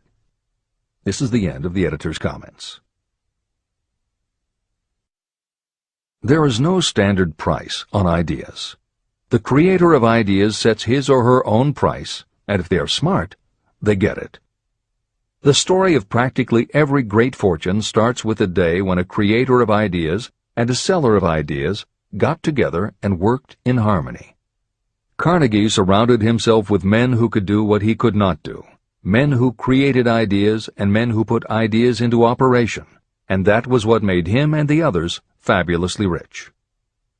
Millions of people go through life hoping for favorable breaks. Perhaps a favorable break can get you an opportunity, but the safest plan is not to depend upon luck. It was a favorable break that gave me the biggest opportunity of my life, but more than 20 years of determined effort had to be devoted to that opportunity before it became an asset. The break consisted of my good fortune in meeting and gaining the cooperation of Andrew Carnegie. On that occasion, Carnegie planted in my mind the idea of organizing the principles of achievement into a philosophy of success. Millions of people have profited by the discoveries made in the years of research, and fortunes have been accumulated through the application of the philosophy. The beginning was simple. It was an idea that anyone might have developed. The favorable break came through Carnegie. But what about the determination, definiteness of purpose, and the desire to attain the goal, and the persistent effort of all those years of research? It was no ordinary desire that survived disappointment, discouragement, temporary defeat, criticism, and the constant reminding that I was wasting my time. It was a burning desire, an obsession. When the idea was first planted in my mind by Mr. Carnegie, it was coaxed, nursed, and enticed to remain alive. Gradually, the idea became a giant under its own power, and it coaxed, nursed, and drove me. Ideas are like that. First you give life and action and guidance to ideas. Then they take on a power of their own and sweep aside all opposition. Ideas are intangible forces. but they have more power than the physical brains that give birth to them. They have the power to live on after the brain that creates them has returned to dust. Tell the world what you intend to do, but first, show it. Chapter 8. Organized Planning. The crystallization of desire into action. The sixth step toward riches. You have learned that everything we create or acquire begins in the form of desire. Desire is taken on the first lap of its journey from the abstract to the concrete in the workshop of the imagination, where plans for its transition are created and organized. In Chapter 3, Desire, you were instructed to take 6 practical steps to begin translating your desire for money into its monetary equivalent. One of the steps you must take is the formation of a definite, practical plan or plans through which this transformation may be made. Following are the basic instructions for making practical plans. Ally yourself with a group of as many people as you may need for the creation and carrying out of your plan or plans for the accumulation of money, making use of the mastermind principle. Compliance with this instruction is absolutely essential. Do not neglect it. Editor's comment: the Mastermind Alliance is built of 2 or more minds working actively together in perfect harmony toward a common goal. This concept was introduced in Chapter 6, Specialized Knowledge, and is described in more detail in Chapter 11, The Power of the Mastermind. This is the end of the editor's comment.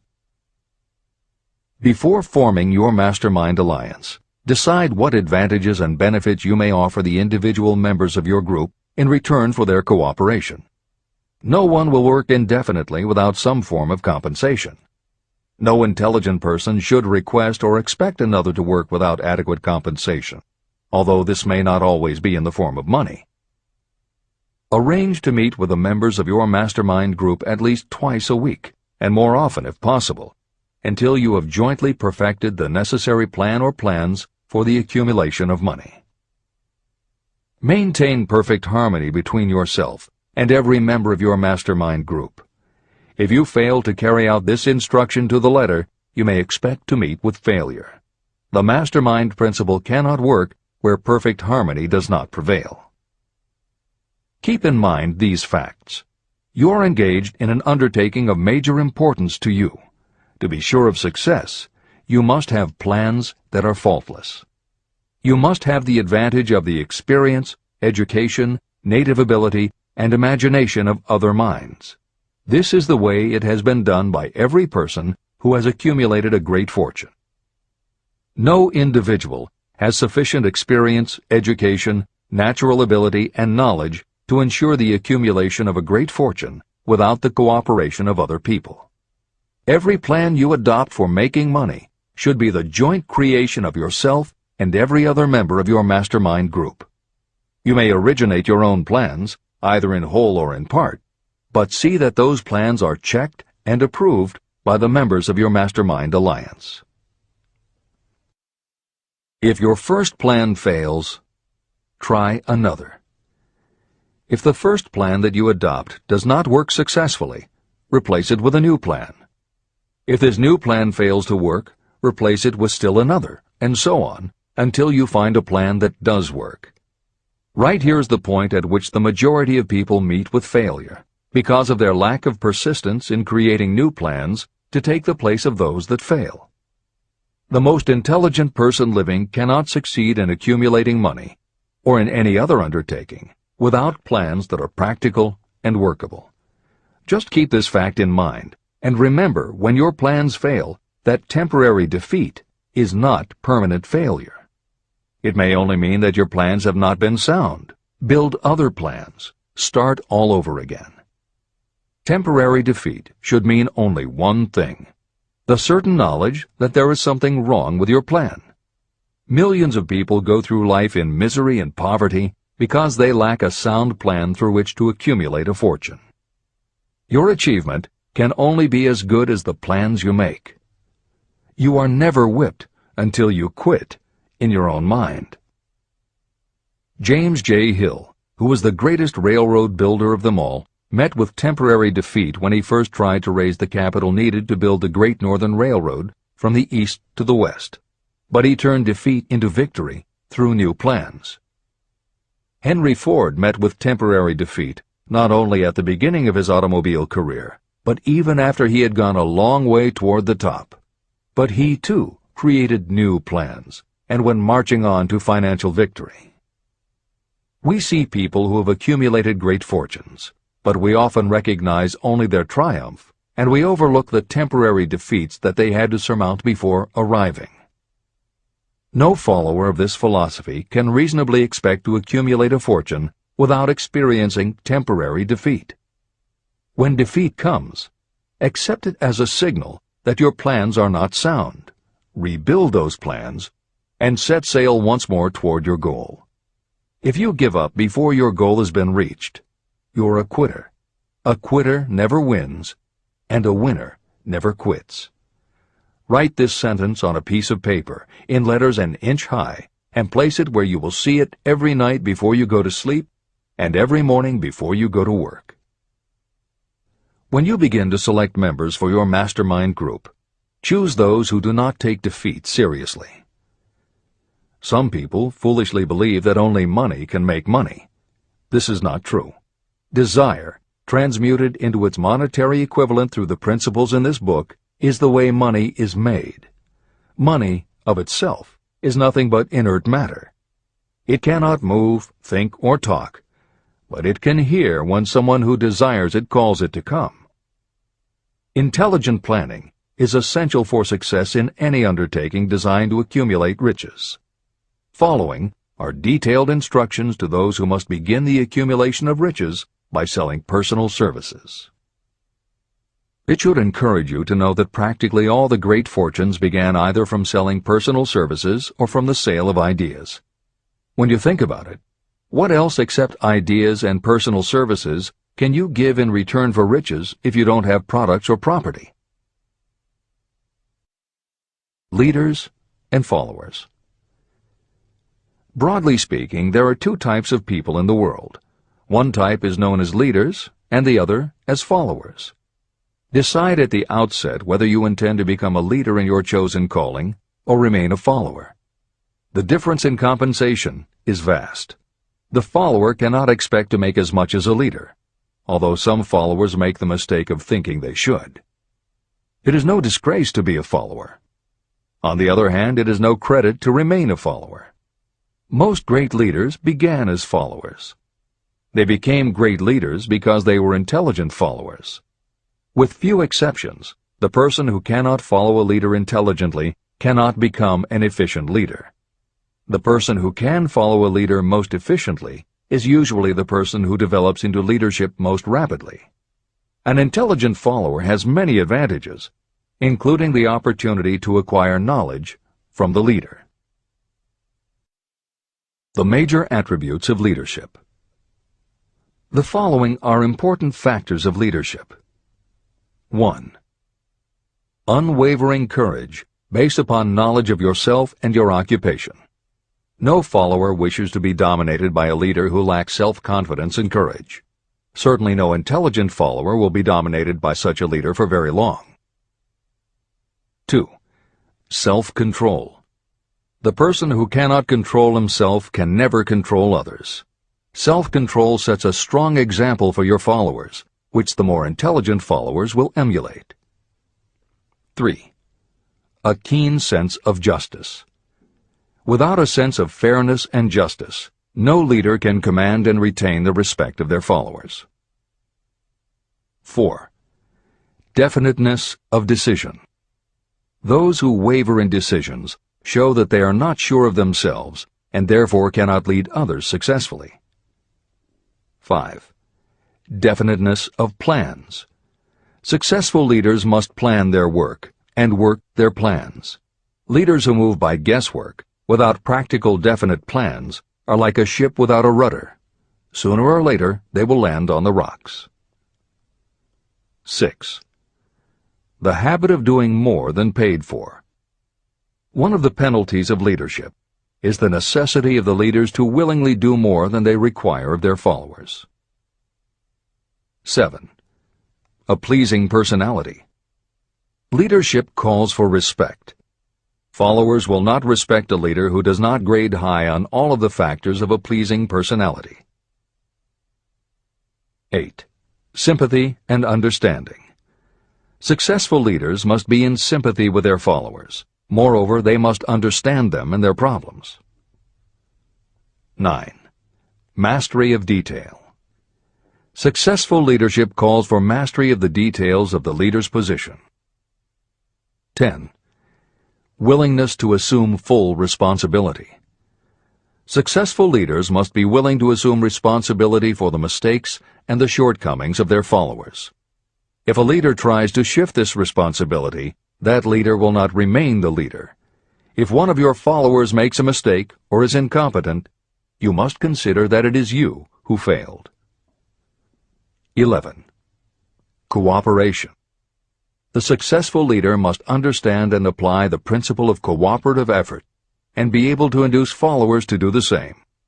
Leadership calls for power, and power calls for cooperation. There are two forms of leadership. The first, and by far the most effective, is leadership by consent of and with the sympathy of the followers. The second is leadership by force, without the consent and sympathy of the followers. History is filled with evidences that leadership by force cannot endure. The downfall and disappearance of dictators and kings is significant. It means that people will not follow forced leadership indefinitely. Napoleon, Mussolini, Hitler were examples of leadership by force. Their leadership passed. Editor's comment.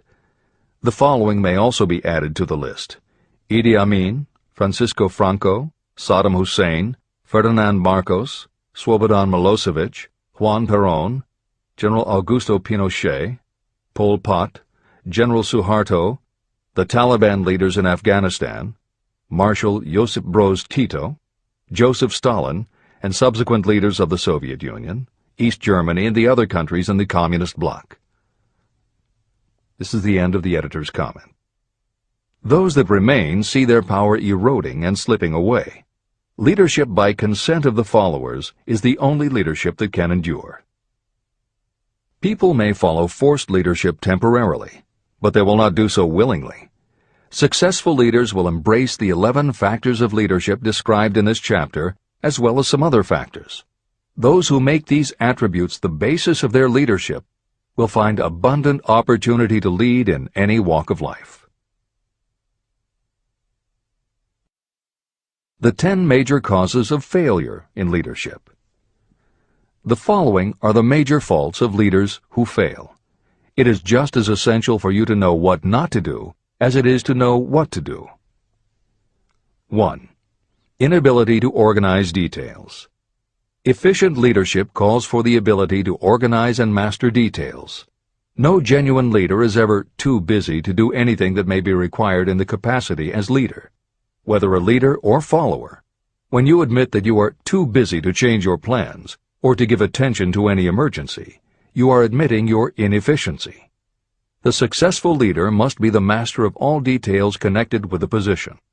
That means, of course, that you must acquire the habit of relegating details to capable lieutenants. 2. Unwillingness to render humble service. Truly great leaders are willing, when occasion demands, to perform any sort of labor that they would ask another to perform. The greatest among ye shall be the servant of all is a truth that all able leaders observe and respect. 3.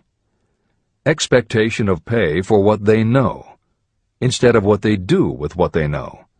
The world does not pay you for what you know. It pays you for what you do, or what you induce others to do. 4. Fear of competition from followers. Leaders who fear that one of their followers may take their position are practically sure to realize that fear sooner or later. Able leaders train understudies to whom they may delegate any of the details of their position. Only in this way can leaders multiply themselves and be at many places and give attention to many things at one time. It is an eternal truth that leaders receive more pay for their ability to get others to perform than they could possibly earn by their own efforts.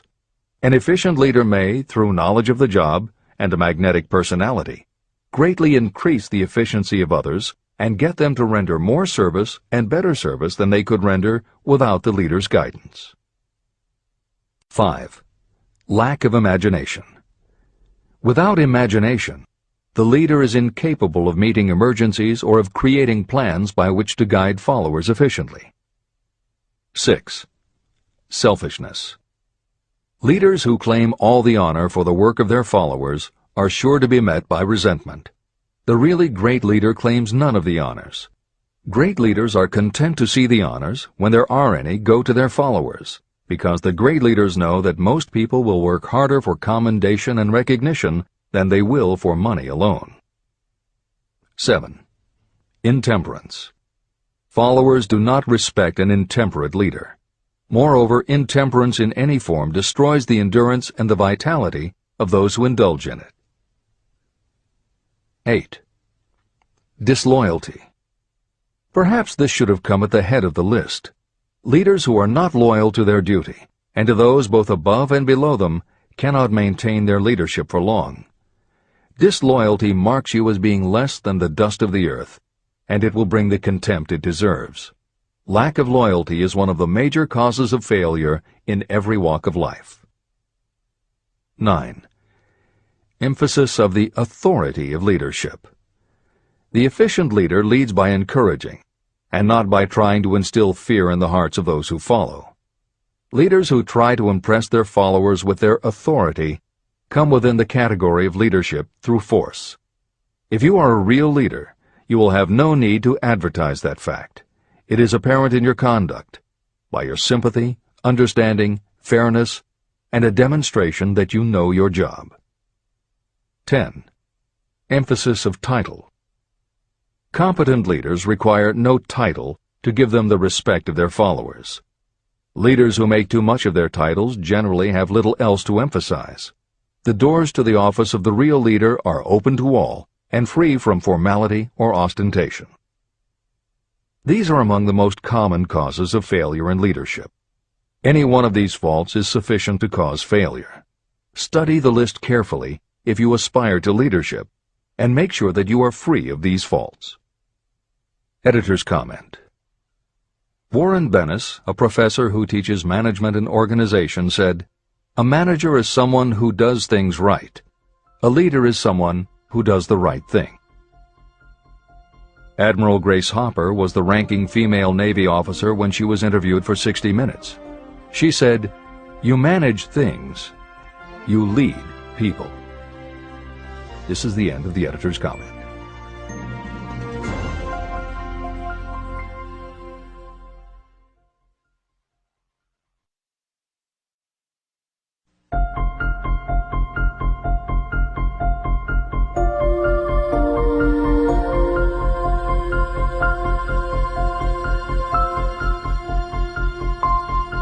When and how to apply for a position. The information described here is the net result of many years of experience, during which thousands of men and women were helped to market their services effectively. Editor's comment. The Internet, email, and faxed resumes have radically changed the way employers search for new employees, and the way that most people apply for jobs. However, Think and Grow Rich was never intended for most people. It was written for those who want to stand out. If you are such a person, the editors of this revised and updated edition strongly advise that you give serious thought to each of the following suggestions about how to apply for a position and how to prepare a resume. If you are tempted to think the suggestions are too obvious, simplistic, or out of date, we assure you they are not. In those instances where it is appropriate to update the material, we have added commentary. This is the end of the editor's comment. 1. Employment agencies.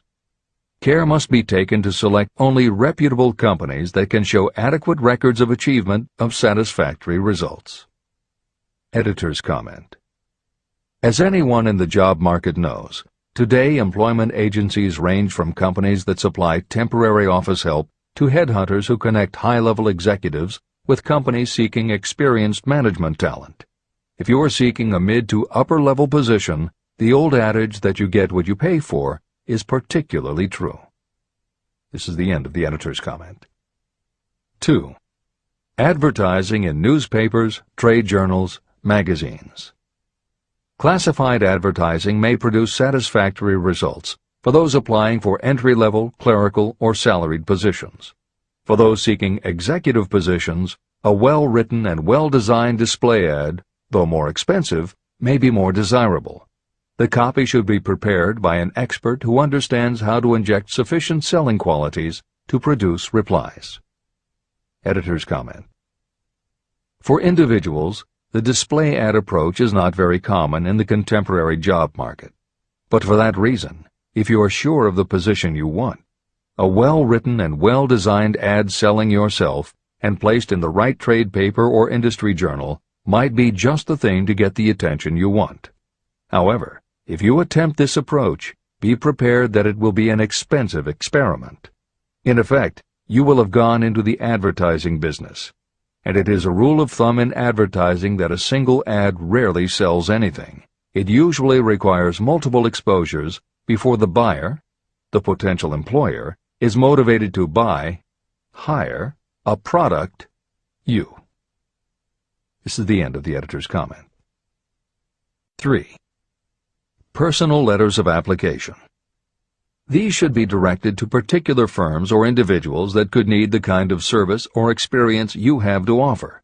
Letters should be neatly typed always and signed by hand. You should include a complete resume or outline of your qualifications. Both the letter of application and the resume should be prepared by an expert. Editor's comment. In the contemporary job market, sending a letter of application when no job has been advertised can in fact be a very successful approach. But this is only for those who truly know what they want and will take the time to prepare a convincing presentation. Managers in a position to hire always have an eye out for good prospective employees. If they receive a well-constructed and intriguing presentation that clearly states you are interested in a position whenever one is available, it will not be thrown away. And the first thing good managers do when a position comes open is go to their files. When that happens, if your presentation made a good and convincing impression, it will be there. The only question is, are you willing to make yourself available when they are ready for you? If you are just blanketing everyone with a stock letter in hopes of getting a job, it very likely won't work. This approach is not for someone looking for a job. This approach is only for those who really want a specific career. This is the end of the editor's comment. 4. Application in person. In some instances, it may be more effective if the applicant personally offers his or her services to prospective employers, in which event a complete written statement of qualifications for the position should be presented, as prospective employers will often wish to discuss your record with associates. Editor's comment. Asking for an interview when no job has been advertised is an even stronger statement that you know what you want and you are serious about working in a particular industry. If you pursue this approach, keep in mind that you are asking someone to give you their time. Some managers will not be receptive because it does not fit into their company's business practice, and some managers will just find it an annoyance. This approach will work for you only if you are confident that you can make an outstanding impression in person. If you make a strong, positive impression, it will be remembered when an opening is available. This is the end of the editor's comment. 5. Application through personal acquaintances. When possible, the applicant should approach prospective employers through some mutual acquaintance. This method is particularly advantageous in the case of those who seek executive connections and do not wish to appear to be peddling themselves. Information to be supplied in a written resume. A good resume should be prepared as carefully as a lawyer would prepare the brief for a case to be tried in court. Unless the applicant is experienced in the preparation of such briefs, an expert should be consulted for this purpose. When successful businesses want to advertise, they hire specialists who understand the psychology of advertising to sell their products. If you are selling your personal services, you should do the same. Editor's comment. The job market in America has never been as bad as it was when Napoleon Hill wrote the preceding paragraph. Because of the Great Depression, many adults had never had any kind of steady job, let alone sought a career position, and there were few places to learn how to do it. Since that time, many excellent books have been published on the subject, and companies that offer professional help in preparing resumes have become very common. However, neither books nor copywriters are magic. It all begins with what you have to offer. The editors of this edition suggest that you start to assemble your presentation using the guidelines that appear below. Once you have a first draft, you should review at least one of the books on the subject to see what suggestions are offered that might help you sell yourself better than you have already done. Then, depending how satisfied you are, you might also want to seek advice from a professional who specializes in such presentations. We offer 2 notes of caution. First, make sure that your presentation does not look like something turned out by a resume mill. Having received many resumes over the years, the editors warn you that some professionals use the same stock phrases, buzzwords, and formats for every client, and this can be a dead giveaway that someone else prepared your resume, or that you have simply copied from a book. Your intention should be to make yours stand out. The second word of caution is, don't go overboard in trying to stand out. There is a balance between catching an employer's attention and looking like you are trying too hard.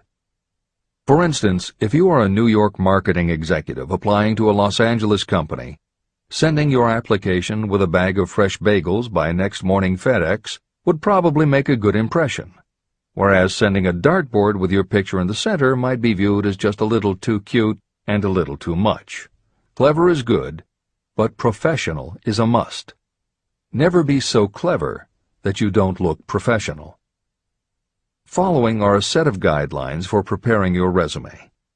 Because part of your search for a position will involve responding to ads for job openings, and because it has become common to respond by faxing applications and resumes, Napoleon Hill's guidelines should be used to prepare 2 separate presentations. As Hill suggests below, you should prepare an elaborate presentation to be used when mailed or presented in person. But you should also prepare a second, shorter version that is designed specifically to be faxed. Take care to make your fax version complete and interesting, but it should be no more than 3 pages. The following information should appear in your presentation. 1. Education. State briefly but definitely what schooling you've had and in what subjects you specialized in school, giving the reasons for that specialization. Editor's comments. Never exaggerate. This is very serious advice, and it applies not only to education, but also the next 2 categories, experience and references. Smart employers will check in all 3 areas. Labor laws have become so demanding that employers filling responsible positions are very cautious about whom they hire in the first place. There are rules about such things as the difference between salaried and hourly employment, sexual harassment, what constitutes grounds for dismissal, what questions can and cannot be asked in job interviews, and a host of other things that leave the employer open to potential lawsuits. Consequently, smart employers, the kind you want to work for, will check your education, experience, and references. Also, bear in mind, you are providing information that will follow you for the rest of your career. If you keep up with the news, you know that in recent times even executives headed for the top have been dismissed. Military men have resigned in disgrace. Politicians have been removed from office, and professors have been forced to resign, all because someone looked into their background and found that they had exaggerated their qualifications. This is the end of the editor's comments. 2. Experience. If you have had experience in connection with positions similar to the one you seek, describe it fully. Give the names and addresses of former employers. Be sure to clearly point out any special experience you may have had that would equip you to fill the position you seek. 3. References. Practically every business firm wants to know as much as possible about the background of prospective employees who seek positions of responsibility. Attach copies of letters from former employers, from teachers under whom you studied, and from prominent people whose judgment may be relied upon. 4. Photograph of yourself. Include a recent professional photograph of yourself as a part of your presentation. Editor's comment. In the contemporary job market, this is not a common practice at all. However, from personal experience, the editors of this edition know it can be advantageous. We have received only one such job application, but unquestionably it was the photograph that prompted us to ask the applicant to come in for an interview. If you are confident that your appearance makes a good, professional impression, you may want to consider this unusual approach. There is the danger that you may be seen as vain or self-centered, but it could also be the thing that gives you an edge. This is the end of the editor's comment. 5. Apply for a specific position. Never apply for just a job. That indicates you lack specialized qualifications. 6. State your qualifications for the particular position for which you apply. Give full details why you believe you are qualified for the particular position you seek. This is the most important detail of your application. It will determine, more than anything else, what consideration you receive. 7. Offer to go to work on probation. This may appear to be a radical suggestion, but experience has proved that it seldom fails to win at least a trial. If you are sure of your qualifications, a trial is all you need. Incidentally, such an offer indicates that you have confidence in your ability to fill the position you seek. It is most convincing. Make it clear that your offer is based on your confidence in your ability to fill the position, your confidence in your prospective employer's decision to employ you after the trial period, and your determination to have the position. Editor's comments. As you will learn in Chapter 10, when you read the story of Napoleon Hill's application to Rufus Ayers, Hill gives this advice based on his personal experience. Unfortunately, this is one of those instances where times may have changed so much that the approach is rarely applicable. In today's environment, modern labor laws and business practice may prevent an employer from taking you up on your offer. However, today many companies do have internship programs that allow an employer to test drive employees to see how well they might fit in. This is the end of the editor's comment. 8. Knowledge of your prospective employer's business. Before applying for a position, do sufficient research to familiarize yourself thoroughly with that business and indicate the knowledge you have acquired in this field. This will be impressive because it indicates that you have imagination and a real interest in the position you seek. Editor's comment. When you do this, and you certainly should, bear in mind that you will be talking with people who really know the business. Even by researching extensively, at best you will only know about their business. If you try to appear too knowledgeable or familiar, it may backfire and reveal that you have only a superficial view of the business. Unless you are already working in a particular industry and have insights based on experience, do not be presumptuous. Use your knowledge to indicate that you have taken the time to educate yourself and that you really are interested, but don't try to tell a prospective employer how you would run the business. This is the end of the editor's comment. Remember that it is not the lawyer who knows the most law, but the one who best prepares his case who wins. If your case is properly prepared and presented, your victory will have been more than half won at the outset. Do not be afraid of making your presentation too long. Employers are just as much interested in purchasing the services of well-qualified applicants as you are in securing employment. In fact, the success of most successful employers is due to their ability to select well-qualified lieutenants. They want all the information available. Editor's comment. As noted above, when faxing a resume, it should be no more than 3 pages and should state that you will be pleased to provide a more detailed resume if required. This is the end of the editor's comment. Remember another thing. Neatness in the preparation of your resume and application will indicate that you are a painstaking person. Successful salespeople groom themselves with care. They understand that first impressions are lasting. Your presentation is your sales rep. Give it a good suit of clothes, so it will stand out in bold contrast to anything else your prospective employer ever saw. If the position you seek is worth having, it is worth going after with care. More important, if you sell yourself in a manner that shows off your individuality, you probably will receive more money from the very start than you would if you applied for employment in the usual conventional way.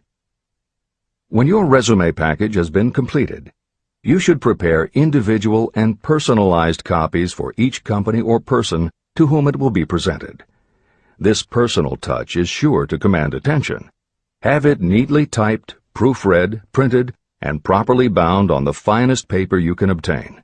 Your photograph should be mounted and included on one of the pages.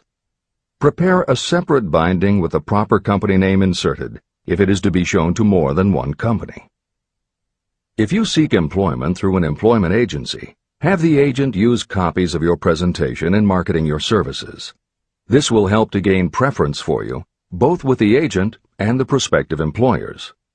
I've helped to prepare presentations for clients that were so striking and out of the ordinary that they resulted in the employment of the applicant without a personal interview.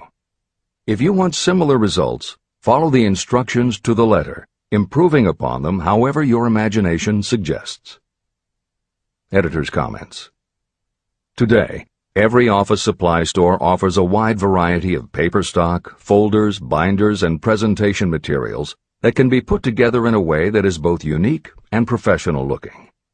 With all of those possibilities available, if you simply present standard sheets of paper stapled in the corner, the response will very likely be standard too. If you apply a little creativity, you should have no trouble preparing a presentation that is tailored to the company to which you are applying, appropriate for the position you seek, and reflective of your personality and style. This is the end of the editor's comments. How to get the exact position you desire.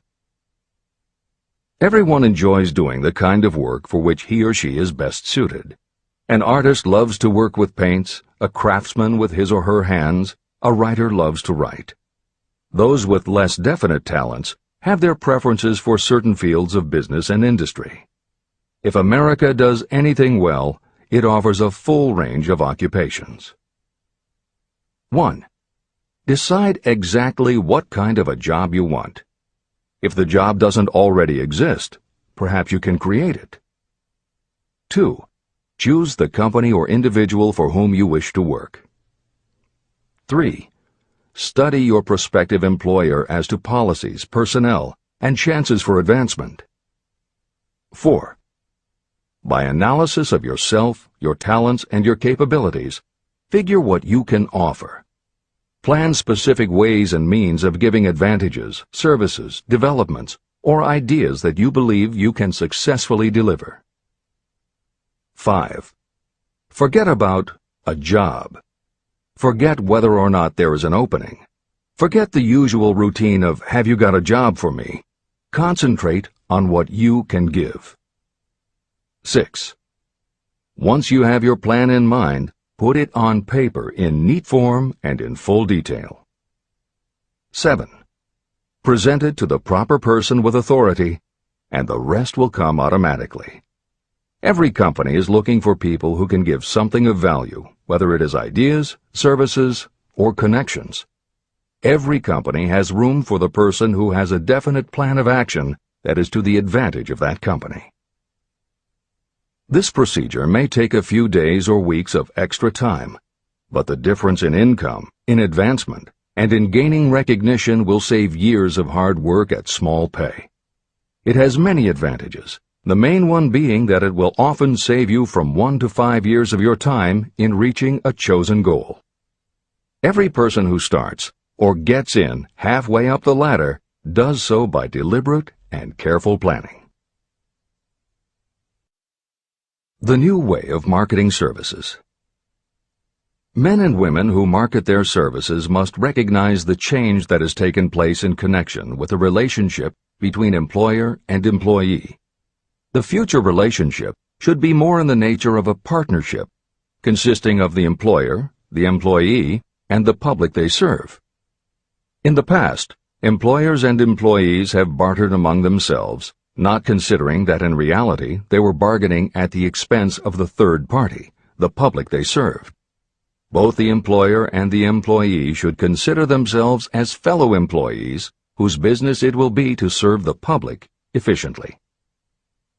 Editor's comment. In the preceding paragraph, Napoleon Hill once again demonstrates his foresight into the future direction of American business. As you will recognize in the following section, the point he makes by citing the coal and gas companies would at a later time be equally applicable to the telephone monopolies, and later still to computer software and internet companies, and to cable television suppliers when competitors started to offer satellite TV. This snapshot of how and why business has changed should provide you with a blueprint for the attitude you must adopt and the way you must conduct yourself if you are going to attain the success you're seeking. This is the end of the editor's comment. During the Depression, I spent several months in the anthracite coal region of Pennsylvania, studying conditions that all but destroyed the coal industry. The coal operators and the unions drove hard bargains in negotiating their labor contracts. The cost of the bargaining was passed on to the customer by adding to the price of the coal. However, in the end, they discovered their actions had worked against them. What their delays and high prices had actually accomplished was to open the market to their competitors. Inadvertently, they had built up a wonderful business for the manufacturers of oil-burning stoves and furnaces, as well as for the producers of oil. A similar experience happened to the gas companies. We can all remember the time when the gas meter reader pounded on the door hard enough to break the panels. When the door was opened, he pushed his way in uninvited with a scowl on his face that plainly said, "What the hell did you keep me waiting for?" All that has undergone a change. The meter man now conducts himself as a gentleman who is delighted to be at your service, sir. Before the gas companies learned that their scowling metermen were offending customers, their competitors, the polite salesmen of oil burners, came along and did a land office business. These illustrations are mentioned here to show that we are where we are and what we are because of our own conduct. If there is a principle of cause and effect that controls business, finance, and transportation, this same principle controls individuals and determines their economic status. Courtesy and service are the watchwords of merchandising today, and they apply to the person who is marketing personal services even more directly than to the employer. In the final analysis, you are employed by the customer. If you fail to serve well, both you and your employer will pay for it by the loss of the privilege of serving. What is your QQS rating? In the preceding, the causes of success in marketing services effectively and permanently have been clearly described. Unless those causes are studied, analyzed, understood, and applied, no one can market services effectively and permanently. Every man or woman must be their own sales force of their personal services. The quality and the quantity of service rendered, and the spirit in which it is rendered, determine the price and the duration of employment. To market your personal services effectively, which means a permanent market at a satisfactory price under pleasant conditions, you must adopt and follow the QQS formula. QQS means that quality plus quantity plus the proper spirit of cooperation equals perfect salesmanship of service. Remember the QQS formula, but do more. Apply it as a habit. Analyze the formula to make sure you understand exactly what it means. Quality of service means the performance of every detail in connection with your position in the most efficient manner possible with the object of greater efficiency always in mind. Quantity of service means the habit of rendering all the service of which you are capable at all times, with the purpose of increasing the amount of service rendered as you develop greater skill through practice and experience. Emphasis is again placed on the word habit.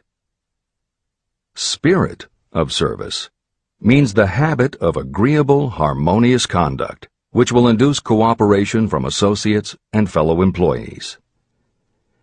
Adequate quality and adequate quantity of service is not sufficient to maintain a permanent market for your services. The spirit in which you deliver service is a strong determining factor in connection with both the price you receive and the duration of your employment.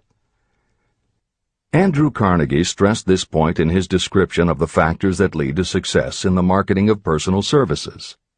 He emphasized again and again the necessity for harmonious conduct. He stressed the fact that he would not retain any man, no matter how great a quantity or how efficient the quality of his work, unless he worked in a spirit of harmony. Mr. Carnegie insisted upon his people working with each other in an agreeable manner. To prove that he placed a high value on this quality, he helped many who met his standards to become very wealthy. Those who did not conform had to make room for others who did. The importance of a pleasing personality has been stressed because it is so important in rendering service in the proper spirit. If you have a personality that pleases, and you render service in a spirit of harmony, these assets often make up for what you may lack in both the quality and the quantity of service you render.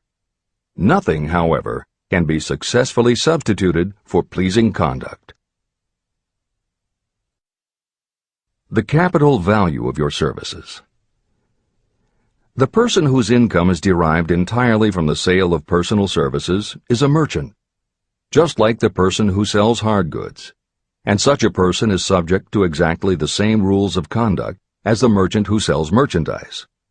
I emphasize this because many people who live by the sale of personal services make the mistake of considering themselves free from the rules of conduct and the responsibilities attached to those who are engaged in marketing commodities.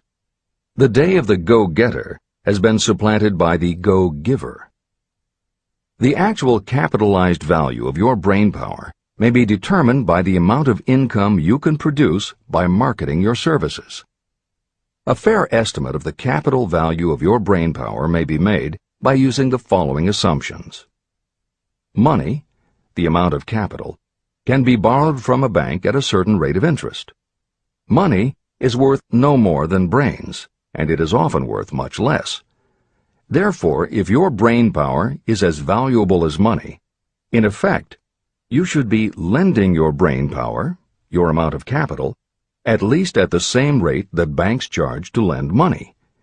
This means that what you earn in a year, your income, is comparable to what a bank earns from a loan in a year, the interest they charge.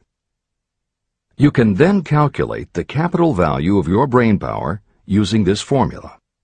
Divide 100 by the current rate of interest that banks charge for lending money. Then multiply the result by the amount of your annual income. As an example, assume that the current interest rate is 5%. Assume your annual income is $50,000. The formula would be as follows. 100 divided by 5 equals 20, and 20 multiplied by 50,000 equals $1 million. Therefore, if you lend out your brainpower, your capital, at the same rate as the bank lends money, 5% interest, your brainpower is worth $1 million. Competent brains, if effectively marketed, represent a much more desirable form of capital than the money that is required to conduct a business dealing in commodities. This is true because brains are a form of capital that cannot be permanently depreciated by economic depressions, nor can this form of capital be stolen or spent. Moreover, the money that is essential for the conduct of business is as worthless as a sand dune until it has been mixed with efficient brains. The 31 major causes of failure. Life's greatest tragedy consists of men and women who earnestly try and fail. The tragedy lies in the overwhelmingly large majority of people who fail as compared with the few who succeed. I have had the privilege of analyzing several thousand men and women, 98% of whom were classed as failures. My analysis proved that there are 13 major principles through which people accumulate fortunes. Each of the 13 principles of success has its own chapter in this book. And there are 31 major reasons for failure. The 31 causes of failure are listed below. As you go through the list, measure yourself point by point. It will help you to discover how many of these causes of failure stand between you and success. 1. Unfavorable hereditary background. There is little, if anything, that can be done for people who are born with a deficiency in brain power. This is the only one of the 31 causes of failure that may not be easily corrected by any individual. My philosophy can offer only one method of bridging this weakness, through the aid of the mastermind. 2. Lack of a well-defined purpose in life. There is no hope of success for the person who does not have a central purpose or definite goal at which to aim. 98 out of every 100 of those whom I have analyzed had no such aim. Perhaps this was the major cause of their failure. 3. Lack of ambition to aim above mediocrity. I can offer no hope for those who are so indifferent they do not want to get ahead in life and are not willing to pay the price. 4. Insufficient education. This is a handicap that may be overcome with comparative ease. Experience has proven that the best educated people are often those who are self-made or self-educated. It takes more than a college degree to make you a person of education. Any person who is educated has learned to get whatever they want in life without violating the rights of others. Education consists not so much of knowledge, but of knowledge effectively and persistently applied. You are paid not merely for what you know, but for what you do with what you know. 5. Lack of self-discipline.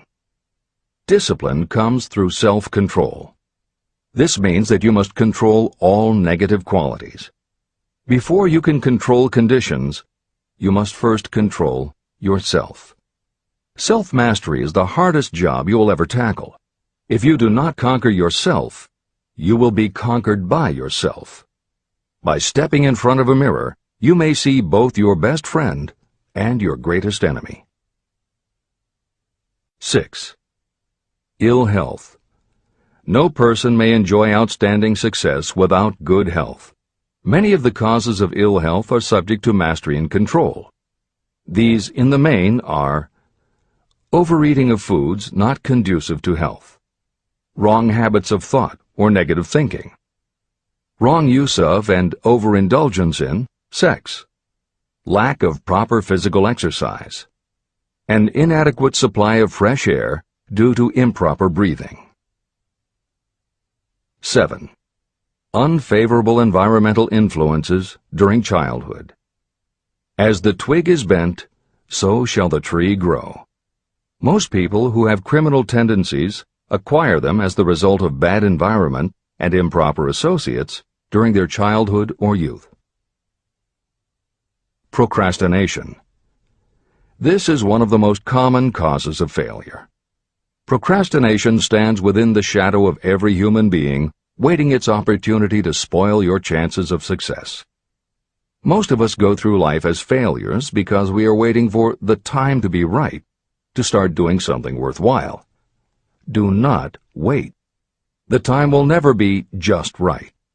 Start where you stand, work with whatever tools you have at your command, and you will acquire better tools as you go along. 9. Lack of persistence. Most of us are good starters, but poor finishers of everything we begin. People are prone to give up at the first signs of defeat. There is no substitute for persistence. The person who makes persistence his or her watchword discovers that failure finally becomes tired and makes its departure. Failure cannot cope with persistence. 10. Negative personality.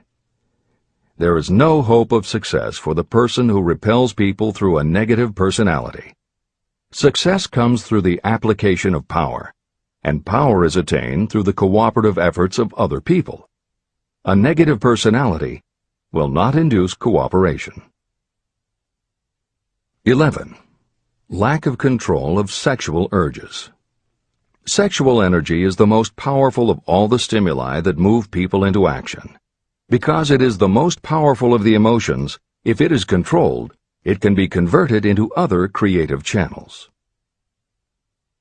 12. Uncontrolled desire for something for nothing. The gambling instinct drives millions of people to failure. Evidence of this may be found in the Wall Street stock market crash of 1929, during which millions of people tried to make money by gambling on stock margins. Editor's comments. For those who are not familiar with the stock market and buying on margin, the following is a simplified explanation of what caused the crash of '29. The first thing to understand is that prior to the Great Depression there was widespread optimism about the expanding economy. Businesses were booming, and the people who had invested in those companies were making fortunes almost overnight. When the average person saw how much money was being made, they wanted to get in on it, and there was a way for them to do it. Even average people who didn't have enough ready cash to buy stocks could do so because brokers allowed customers to purchase stocks on margin by making what amounted to a down payment.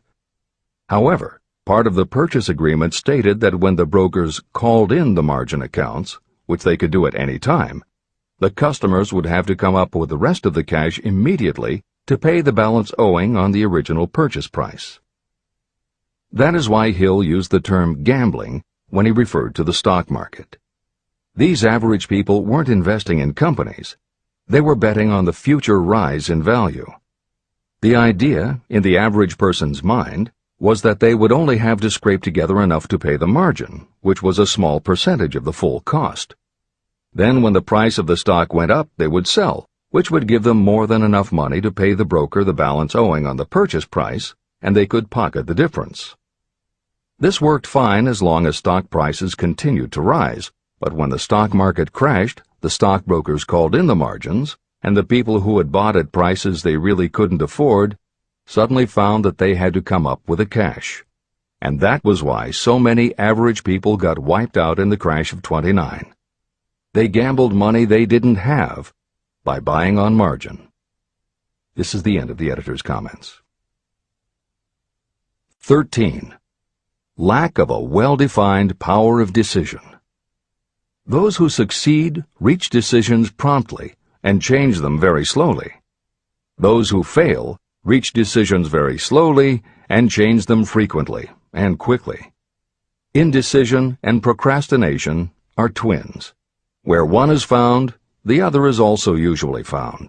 Kill off this pair before they completely tie you to the treadmill of failure. 14. One or more of the 6 basic fears: fear of poverty, fear of criticism, fear of ill health, fear of loss of love, fear of old age, and fear of death. You will find an in-depth analysis of these 6 basic fears in the final chapter. They must be mastered before you can market your services effectively.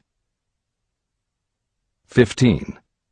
Wrong selection of a mate in marriage. This is a most common cause of failure. The relationship of marriage brings people intimately into contact. Unless this relationship is harmonious, failure is likely to follow. Moreover, it will be a form of failure that destroys ambition. 16. Overcaution. The person who takes no chances generally has to take whatever is left when others are through choosing. Overcaution is as bad as undercaution. Both are extremes to be guarded against. Life itself is filled with the element of chance. 17. Wrong selection of associates in business. This is one of the most common causes of failure in business. In marketing personal services, you should use great care to select an employer who will be an inspiration and who is intelligent and successful. We emulate those with whom we associate most closely. Pick an employer who is worth emulating. 18. Superstition and prejudice. Superstition is a form of fear. It is also a sign of ignorance. Successful people keep open minds and are afraid of nothing. 19. Wrong selection of a vocation. You cannot have outstanding success in work that you do not like. The most essential step in the marketing of personal services is that of selecting an occupation into which you can throw yourself wholeheartedly. Although money or circumstances may require you to do something you don't like for a time, no one can stop you from developing plans to make your goal in life a reality. Editor's comments. Most contemporary experts agree with Napoleon Hill's statement that finding the work you love is of key importance in achieving success that is truly rewarding. This concept coincides so well with modern attitudes that it has inspired a number of books, including Feel the Fear and Do It Anyway by Susan Jeffers, Wishcraft by Barbara Sher, and Do What You Love, The Money Will Follow by Marcia Sinitar. All three books became bestsellers by expanding upon that single concept. This is the end of the editor's comments. 20. Lack of concentration of effort. The jack of all trades seldom is good at any. Concentrate all of your efforts on one definite chief aim. 21. The habit of indiscriminate spending. You cannot succeed if you are eternally in fear of poverty. Form the habit of systematic saving by putting aside a definite percentage of your income. Money in the bank gives you a very safe foundation of courage when bargaining for the sale of personal services. Without money, you must take what you are offered and be glad to get it. 22. Lack of enthusiasm. Without enthusiasm, you cannot be convincing. Moreover, enthusiasm is contagious, and the person who has it under control is generally welcome in any group of people. 23. Intolerance. The person with a closed mind on any subject seldom gets ahead. Intolerance means that you have stopped acquiring knowledge. The most damaging forms of intolerance are those connected with religious, racial, and political differences of opinion. 24. Intemperance. The most damaging forms of intemperance are connected with overeating, alcohol, drugs, and sexual activities. Overindulgence in any of these can be fatal to success. 25. Inability to cooperate with others. More people lose their positions and their big opportunities in life because of this fault than for all other reasons combined. It is a fault that no well-informed business person or leader will tolerate. 26. Possession of power that was not acquired through self-effort. Sons and daughters of wealthy parents and others who inherit money that they did not earn. Power in the hands of one who did not acquire it gradually is often fatal to success. Quick riches are more dangerous than poverty. 27. Intentional dishonesty. There is no substitute for honesty. You may be temporarily dishonest because of circumstances over which you have no control without permanent damage, but there is no hope for you if you are dishonest by choice. Sooner or later, your deeds will catch up with you, and you will pay by loss of reputation and perhaps even loss of liberty. 28. Egotism and vanity. These qualities serve as red lights that warn others to keep away. They are fatal to success. 29. Guessing instead of thinking. Most people are too indifferent or lazy to acquire facts with which to think accurately. They prefer to act on opinions created by guesswork or snap judgments. 30. Lack of capital. This is a common cause of failure among those who start out in business for the first time. You must have a sufficient reserve of capital to absorb the shock of your mistakes and to carry you over until you have established a reputation. 31. Here, name any particular cause of failure from which you have suffered that has not been included in the foregoing list. Contained in these 31 major causes of failure is the description of practically every person who tries and fails. It will be helpful if you get someone who knows you well to go over this list with you and help you to analyze yourself by each of these causes of failure. Most people cannot see themselves as others see them. You may be one who cannot. Do you know your own worth? The oldest of admonitions is, know thyself. If you market merchandise successfully, you must know the merchandise. The same is true in marketing personal services. You should know all of your weaknesses in order to bridge them or eliminate them entirely.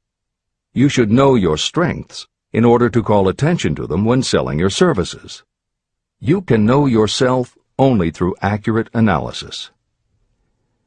There is a story about a young man applying for a job who was making a good impression until the manager asked him what salary he expected.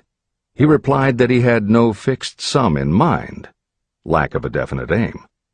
The manager then said, "We will pay you all you are worth after we try you out for a week." "I can't accept that," the applicant replied. "I'm already getting more than that where I'm now employed." It may seem funny, but it makes a serious point. Before you even begin to negotiate for a better salary in your present position or begin to seek employment elsewhere, be sure that you are worth more than you now receive. It is one thing to want money. Everyone wants more. But it is something entirely different to be worth more. Many people mistake their wants for their just dues. Your financial wants have nothing whatever to do with your worth. Your value is established entirely by your ability to render useful service or your capacity to induce others to render such service. Take inventory of yourself. Annual self-analysis is essential in the effective marketing of personal services, just like you would take an annual inventory if you were in merchandising. Moreover, your yearly analysis should show a decrease in your faults and an increase in your virtues. You go ahead, stand still, or go backward in life. Your objective should be to go ahead. Annual self-analysis will disclose whether advancement has been made and, if so, how much. It will also disclose any backward steps you may have taken. The effective marketing of personal services requires you to move forward, even if the progress is slow. Your annual self-analysis should be made at the end of each year, so you can include in your New Year's resolutions any improvements that the analysis indicates should be made. Take this inventory by asking yourself the following questions, and by checking your answers with the aid of someone who will not permit you to deceive yourself. Self-analysis questionnaire. 1. Have I attained the goal that I established as my objective for this year? You should work with a definite yearly objective to be attained as a part of your major life objective. 2. Have I delivered service of the best possible quality of which I was capable, or could I have improved any part of this service? 3. Have I delivered service in the greatest possible quantity of which I was capable? 4. Has the spirit of my conduct been harmonious and cooperative at all times? 5. Have I permitted the habit of procrastination to decrease my efficiency, and if so, to what extent? 6. Have I improved my personality, and if so, in what ways? 7. Have I been persistent in following my plans through to completion? 8. Have I reached decisions promptly and definitely on all occasions? 9. Have I permitted any of the 6 basic fears to decrease my efficiency? 10. Have I been either overcautious or undercautious? 11. Has my relationship with my associates in work been pleasant or unpleasant? If it has been unpleasant, has the fault been partly or wholly mine? 12. Have I dissipated any of my energy through lack of concentration of effort? 13. Have I been open-minded and tolerant in connection with all subjects? 14. In what ways have I improved my ability to render service? 15. Have I been intemperate in any of my personal habits? 16. Have I expressed, either openly or secretly, any form of egotism? 17. Has my conduct toward my associates been such that they respect me? 18. Have my opinions and decisions been based upon guesswork or accuracy of analysis and thought? 19. Have I followed the habit of budgeting my time, my expenses, and my income, and have I been conservative in these budgets? 20. How much time have I devoted to unprofitable effort which I might have used to better advantage? 21. How may I rebudget my time and change my habits so I will be more efficient during the coming year? 22. Have I been guilty of any conduct that was not approved by my own conscience? 23. In what ways have I rendered more service and better service than I was paid to render? 24. Have I been unfair to anyone, and if so, in what way? 25. If I had been the purchaser of my own services for the year, would I be satisfied with my purchase? 26. Am I in the right vocation, and if not, why not? 27. Has the purchaser of my services been satisfied with the service I have rendered, and if not, why not? 28. What is my present rating on the fundamental principles of success? Make this rating fairly and frankly, and have it checked by someone who is courageous enough to do it accurately. After you have finished reading through to the end of this book at least once, and you are sure you have assimilated the information in this chapter, you will be ready to create a practical plan for marketing your personal services. In this chapter, you should have found adequate descriptions of every principle essential in planning the sale of personal services.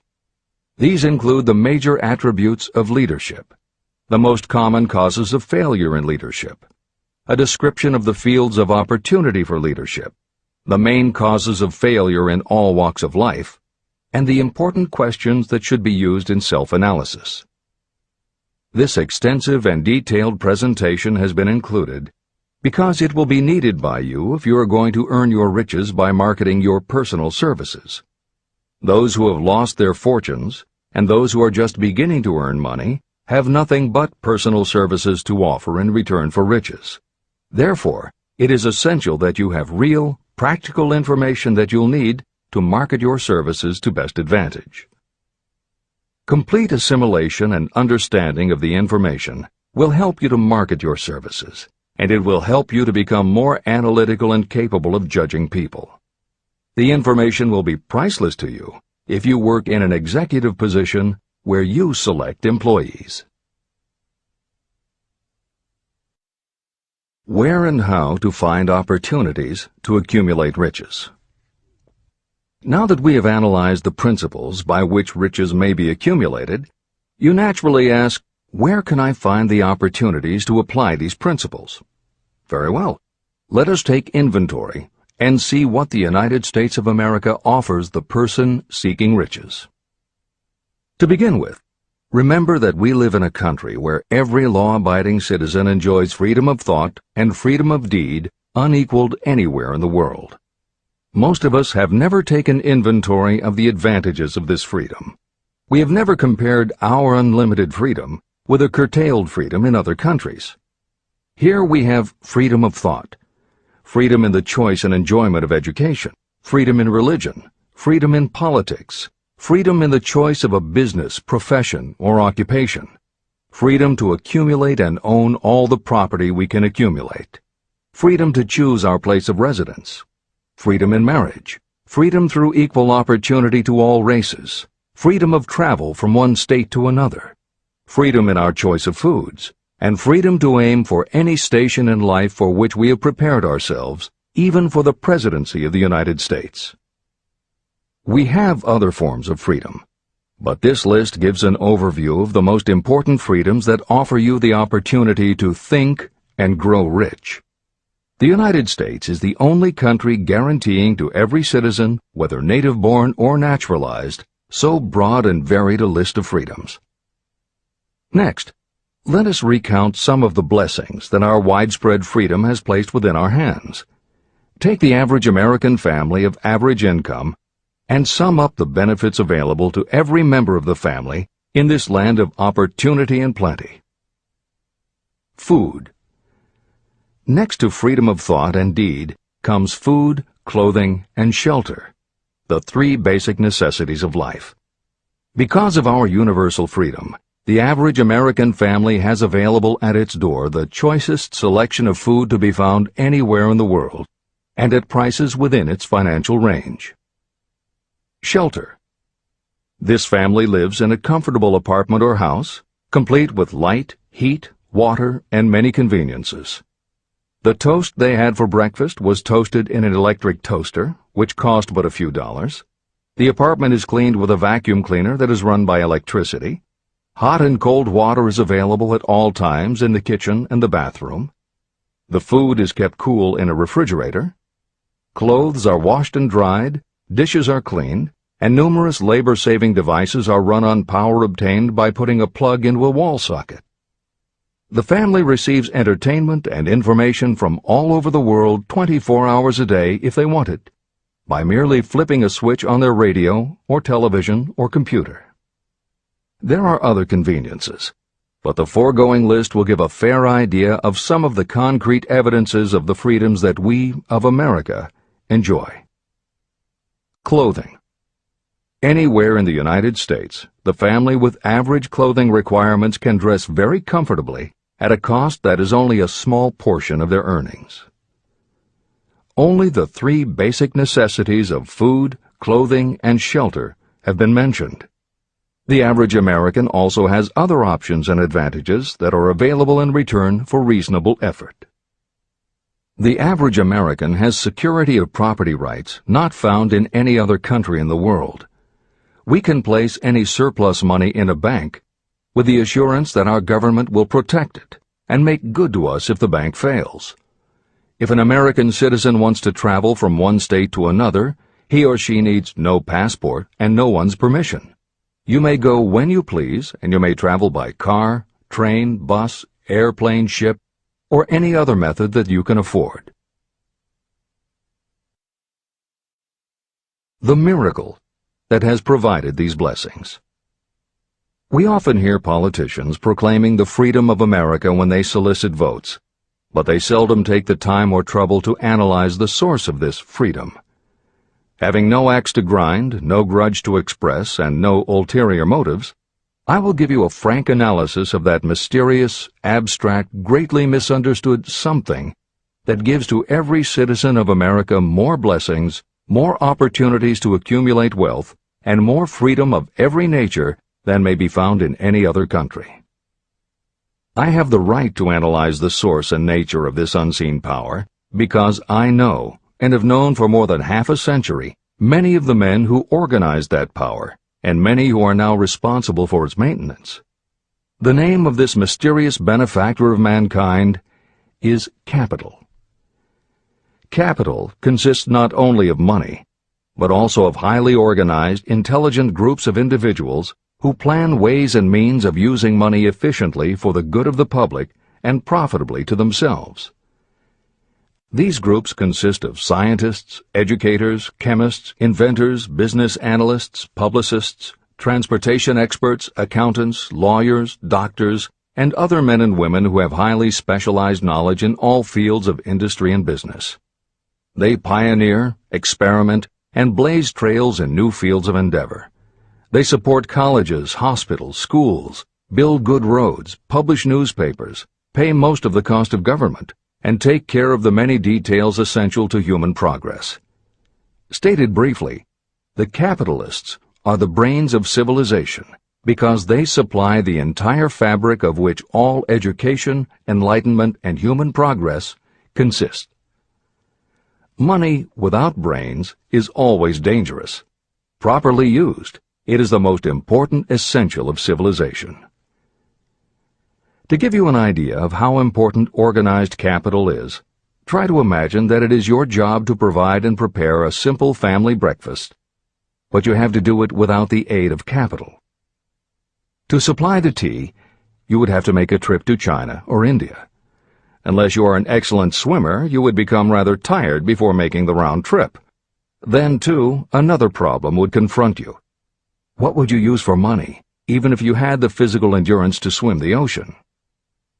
To supply sugar, you would have to take another swim to the Caribbean islands, or a long walk to the sugar beet section of Utah. But even then you might come back without the sugar, because organized effort and money are necessary to produce sugar, to say nothing of what is required to refine, transport, and deliver it to the breakfast table anywhere in the United States. Eggs you could obtain easily enough from nearby farms, but you might have a very long walk to Florida or California and back before you could serve grapefruit juice. You would have another long walk to Kansas or one of the other wheat-growing states when you went after wheat bread. Dry cereal would have to be omitted from the menu because it would not be available except through the labor of a trained group of workers and suitable machinery, all of which call for capital. After resting, you could take off for another little swim down to South America, where you would pick up a couple of bananas. On your return, you could take a short walk to the nearest farm having a dairy and pick up some butter and cream. Then your family would be ready to sit down and enjoy breakfast. Seems absurd, doesn't it? Well, the procedure described would be the only possible way these simple items of food could be delivered if we had no capitalistic system. The capital cornerstone of our lives. The sum of money required for the building and maintenance of the planes, trucks, trains, and cargo ships used in the delivery of that simple breakfast is so huge that it staggers imagination. It runs into billions of dollars. Not to mention the armies of trained employees required to run all those planes, trucks, ships, and trains. But transportation is only a part of the requirements of modern civilization in capitalistic America. Before there can be anything to haul, something must be grown from the ground, or manufactured and prepared for market. This calls for more billions of dollars for equipment, machinery, packaging, marketing, and to pay the wages of millions of men and women. Transportation systems do not spring up from the earth and function automatically. They come in response to the call of civilization. They come through the labor and ingenuity and organizing ability of people who have imagination, faith, enthusiasm, decision, and persistence. These men and women are known as capitalists.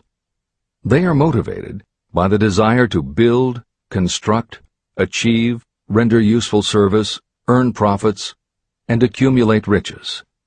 And because they render service without which there would be no civilization, they earn for themselves great riches.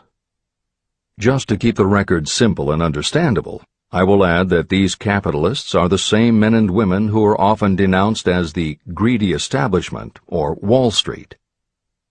I'm not attempting to present a case for or against any group or any system of economics. The purpose of this book, a purpose to which I have faithfully devoted more than half a century, is to present to anyone who wants the knowledge the most dependable philosophy through which individuals may accumulate riches in whatever amounts they desire. The reasons I have analyzed the economic advantages of the capitalistic system are: 1. To point out that all who seek riches must recognize and adapt themselves to the system that controls all approaches to fortunes, large or small. 2. To present the side of the picture opposite to the one portrayed by politicians and demagogues and the media, who often refer to organized capital as if it were something poisonous. This is a capitalistic country. It was developed through the use of capital. We who claim the right to partake of the blessings of freedom and opportunity, we who seek to accumulate riches here, should know that neither riches nor opportunity would be available to us if organized capital had not provided these benefits. There is only one dependable method of accumulating and legally holding riches, and that is by rendering useful service.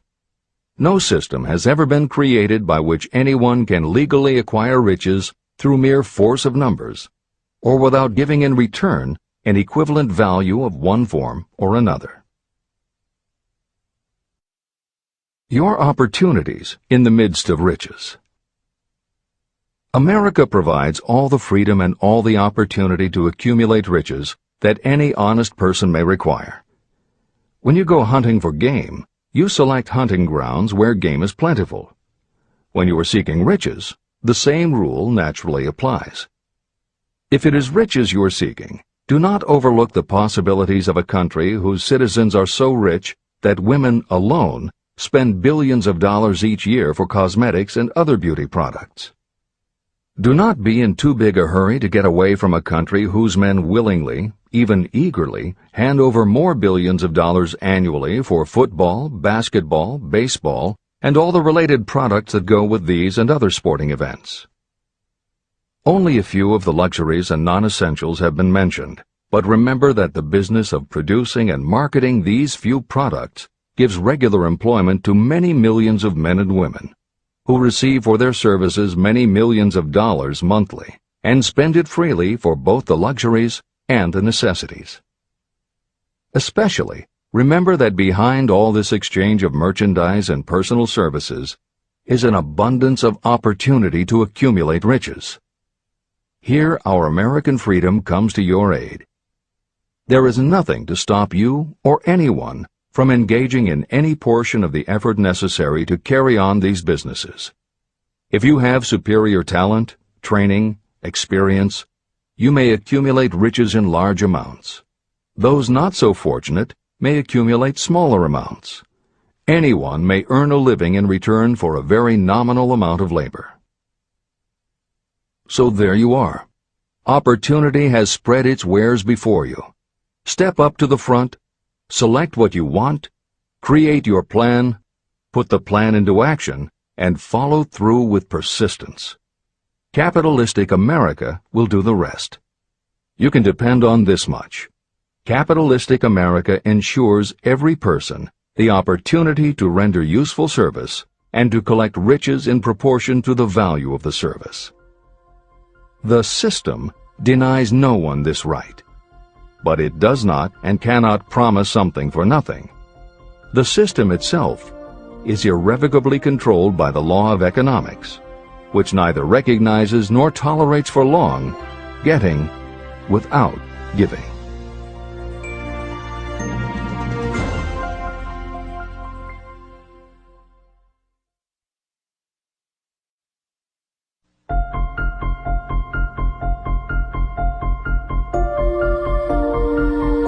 Conceit is a fog that envelops a man's real character beyond his own recognition.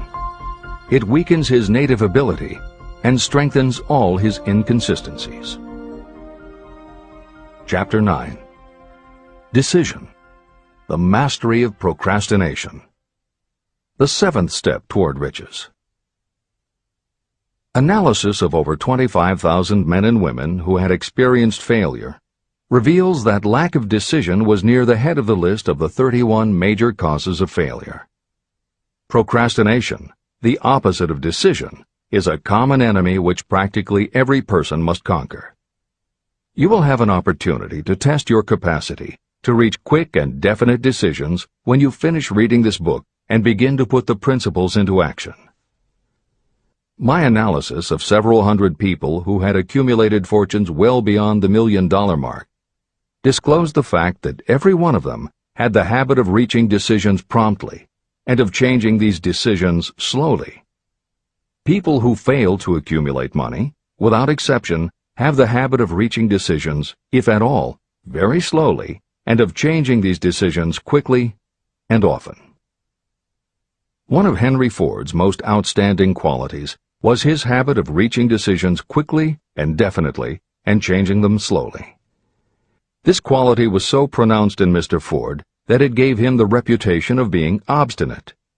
It was this quality that prompted Mr. Ford to continue to manufacture his famous Model T, the world's ugliest car, when all of his advisors and many of the purchasers of the car were urging him to change it. Perhaps Mr. Ford delayed too long in making the change, but the other side of the story is that Mr. Ford's firmness of decision yielded a huge fortune before the change in model became necessary. Some say that Mr. Ford's definiteness of decision was just obstinacy, but even this quality is preferable to slowness in reaching decisions and quickness in changing them. Editor's comments. Henry Ford's consistency extended also to the color of the Model T, 15 million of which in 19 years of production from 1908 to 1927 were made only in black and with little change in the design. Shortly after its introduction, Napoleon Hill met with Ford to talk about the principles of success. According to Hill, in Michael Ritt's biography of Napoleon Hill, A Lifetime of Riches, Henry Ford was cold, indifferent, unenthusiastic, and spoke only when forced to, unless he was talking about his car. Early on, few people other than Carnegie could foresee the success Ford would achieve, which Hill later attributed to Ford's self-control and concentrated effort. At Hill's first meeting with him in 1911, Ford was interested only in talking about the Model T. After Ford took him for a spin around the factory, Hill bought one for $680. This is the end of the editor's comments. Making your own decisions. The majority of people who fail to accumulate the money they need are generally easily influenced by the opinions of others. They permit gossip, rumors, other people's opinions, and the news reporters to do their thinking for them. Opinions are the cheapest commodities on earth. Everyone has a flock of opinions they are ready to tell anyone who will listen. If you are too influenced by other people's opinions when you reach decisions, you will not succeed in any undertaking, much less in that of transmuting your own desire into money. If you are influenced by the opinions of others, you will have no desire of your own. Keep your own counsel. Rely on yourself to reach your own decisions when you begin to put these principles into practice, and follow through on your decisions. Take no one into your confidence except the members of your mastermind group, and be very sure that you choose for your group only those who will be in complete sympathy and harmony with your purpose. Close friends and relatives, while not meaning to do so, often handicap one through opinions. And for some reason, even friends often seem to think that ridiculing you and your plans is funny. Thousands of men and women carry inferiority complexes with them all through life because some well-meaning but ignorant person destroyed their confidence through opinions or ridicule. You have a brain and mind of your own. Use it, and reach your own decisions. If you need facts or information from others to help you reach decisions, acquire the facts or information you need quietly, without disclosing your purpose. It is characteristic of people who have a smattering of knowledge to try to give the impression that they know more than they do. Such people generally do too much talking and too little listening. Keep your eyes and ears open and your mouth closed if you wish to acquire the habit of prompt decision. Those who talk too much do little else. If you talk more than you listen, you may miss some important piece of knowledge that might have been very useful to you. By talking too much, you may also disclose your plans and purposes to people who will take great delight in defeating you because they envy you.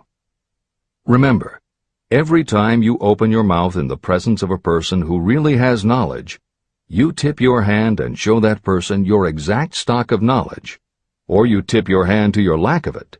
The mark of genuine wisdom is modesty and silence. Keep in mind that every person is, like you, seeking the opportunity to accumulate money. If you talk about your plans too freely, You may be surprised when you learn that some other person has beat you to it by using the plans you bragged about. Let one of your first decisions be to keep a closed mouth and open ears and eyes. As a reminder to yourself, copy the following epigram in large letters and place it where you will see it daily. Tell the world what you intend to do, but first, show it. This is the equivalent of saying that deeds and not words are what count most. The value of decisions depends upon the courage required to render them. The great decisions that served as the foundation of civilization were reached by assuming great risks, which often meant the chance of death. Lincoln's decision to issue his famous Proclamation of Emancipation, which gave freedom to African Americans, was rendered with full understanding that his act would turn thousands of friends and political supporters against him. When the rulers of Athens gave Socrates the choice of disclaiming his teachings or being sentenced to death, Socrates' decision to drink the cup of poison, rather than compromise in his personal belief, was a decision of courage. It turned time ahead 1,000 years and gave to people then unborn the right to freedom of thought and of speech. 56. Who risked the gallows? The greatest decision of all time, as far as any American citizen is concerned, was reached in Philadelphia on July 4, 1776, when 56 men signed their names to a document that they well knew would bring freedom to all Americans, or leave every one of the 56 hanging from a gallows. You have heard of this famous document, the Declaration of Independence. But have you taken from it the great lesson in personal achievement it so plainly taught? We all remember the date of this momentous decision, but few of us realize what courage that decision required. We remember our history as it was taught. We remember dates and the names of the men who fought. We remember Valley Forge and Yorktown. We remember George Washington and Lord Cornwallis. But we know little of the real forces behind these names, dates, and places. We know even less of that intangible power that ensured freedom long before Washington's armies reached Yorktown. It is nothing short of tragedy that the writers of history have missed entirely even the slightest reference to the irresistible power that gave birth and freedom to the nation destined to set up new standards of independence for all the peoples of the earth. I say it is a tragedy because it is the same power that must be used by every individual who overcomes the difficulties of life and forces life to pay the price asked. Let us briefly review the events that gave birth to this power. The story begins with an incident in Boston on March 5, 1770. British soldiers were patrolling the streets, openly threatening the citizens by their presence. The colonists resented armed men marching in their midst. They began to express their resentment openly, hurling stones as well as epithets at the marching soldiers, until the commanding officer gave orders. Fix bayonets. Charge. The battle was on. It resulted in the death and injury of many. The incident aroused such resentment that the Provincial Assembly, made up of prominent colonists, called a meeting for the purpose of taking definite action. Two of the members of that assembly were John Hancock and Samuel Adams. They spoke up courageously and declared that a move must be made to eject all British soldiers from Boston. Remember this: a decision, in the minds of two men, might properly be called the beginning of the freedom that we of the United States now enjoy. Remember, too, that the decision of these two men called for faith and courage because it was dangerous. Before the assembly adjourned, Samuel Adams was appointed to call on Hutchinson, the governor of the province, and demand the withdrawal of the British troops. The request was granted, and the troops were removed from Boston, but the incident was not closed. It had caused a situation that was destined to change the entire trend of civilization. Richard Henry Lee became an important factor in this story, because he and Samuel Adams corresponded frequently, sharing freely their fears and their hopes concerning the welfare of the people of their provinces. From this practice, Adams conceived the idea that a mutual exchange of letters between the 13 colonies might help to bring about the coordination of efforts so badly needed in connection with the solution of their problems. In March of 1772, 2 years after the clash with the soldiers in Boston, Adams presented this idea to the Assembly. He made a motion that a correspondence committee be established among the colonies, with definitely appointed correspondents in each colony, for the purpose of friendly cooperation for the betterment of the colonies of British America. It was the beginning of the organization of the far-flung power destined to give freedom to you and to me. A mastermind group had already been organized. It consisted of Adams, Lee, and Hancock. The Committee of Correspondence was organized. The citizens of the colonies had been waging disorganized warfare against the British soldiers through incidents similar to the Boston riot, but nothing of benefit had been accomplished. Their individual grievances had not been consolidated under one mastermind. No group of individuals had put their hearts, minds, souls, and bodies together in one definite decision to settle their difficulty with the British once and for all, until Adams, Hancock, and Lee got together. Meanwhile, the British were not idle. They, too, were doing some planning and masterminding, and they had the advantage of having behind them money and organized soldiery. A decision that changed history. The Crown appointed Gage to supplant Hutchinson as the governor of Massachusetts.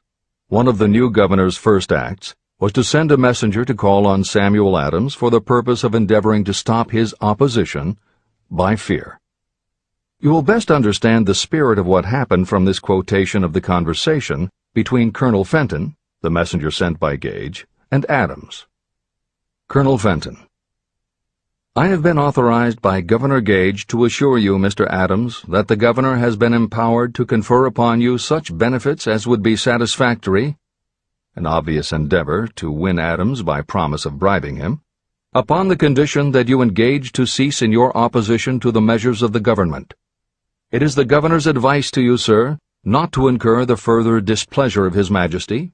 Your conduct has been such as makes you liable to penalties of an act of Henry VIII, by which persons can be sent to England for trial for treason or misprision of treason at the discretion of a governor of a province.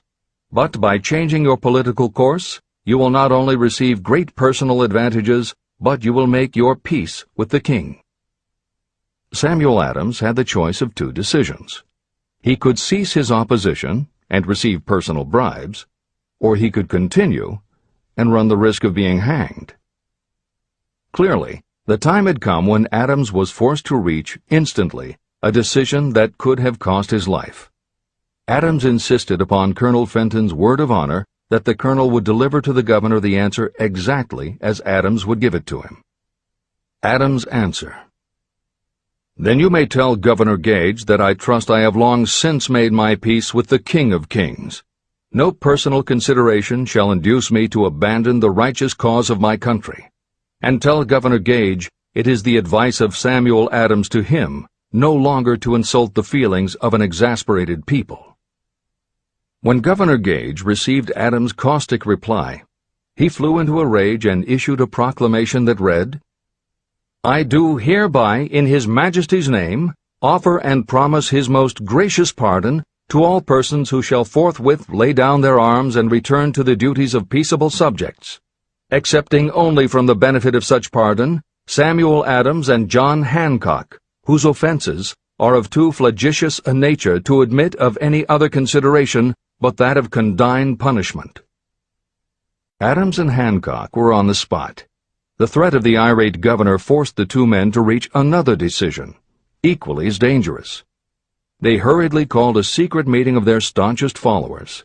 After the meeting had been called to order, Adams locked the door, placed the key in his pocket, and informed all present that it was imperative that a Congress of the colonists be organized, and that no man should leave the room until the decision for such a Congress had been reached. Great excitement followed. Some weighed the possible consequences of such radicalism. Some expressed grave doubt as to the wisdom of so definite a decision in defiance of the Crown. Locked in that room were two men immune to fear, blind to the possibility of failure. Hancock, and Adams. Through the influence of their minds, the others were induced to agree that, through the Correspondence Committee, arrangements should be made for a meeting of the First Continental Congress to be held in Philadelphia, September 5, 1774. Remember this date. It is more important than July 4, 1776. If there had been no decision to hold a Continental Congress, there could have been no signing of the Declaration of Independence. Before the first meeting of the new Congress, another leader, in a different section of the country, was deep in the throes of publishing a summary view of the rights of British America. He was Thomas Jefferson, of the province of Virginia, whose relationship to Lord Dunmore, representative of the Crown in Virginia, was as strained as that of Hancock's and Adams with their governor. Shortly after his famous Summary of Rights was published, Jefferson was informed that he was subject to prosecution for high treason against His Majesty's government. Inspired by the threat, one of Jefferson's colleagues, Patrick Henry, boldly spoke his mind, concluding his remarks with a sentence that shall remain forever a classic. "If this be treason, then make the most of it." It was such men as these who, without power, without authority, without military strength, without money, sat in solemn consideration of the destiny of the colonies, beginning at the opening of the First Continental Congress and continuing at intervals for 2 years, until on June 7, 1776, Richard Henry Lee arose, addressed the chair, and to the startled assembly made this motion: "Gentlemen, I make the motion that these united colonies are, and of right ought to be, free and independent states, that they be absolved from all allegiance to the British Crown, and that all political connection between them and the state of Great Britain is, and ought to be, totally dissolved." The most momentous decision ever placed on paper. Lee's astounding motion was discussed fervently and at such length that he began to lose patience. Finally, after days of argument, he again took the floor and declared in a clear, firm voice, "Mr. President, we have discussed this issue for days. It is the only course for us to follow. Why then, sir, do we longer delay? Why still deliberate?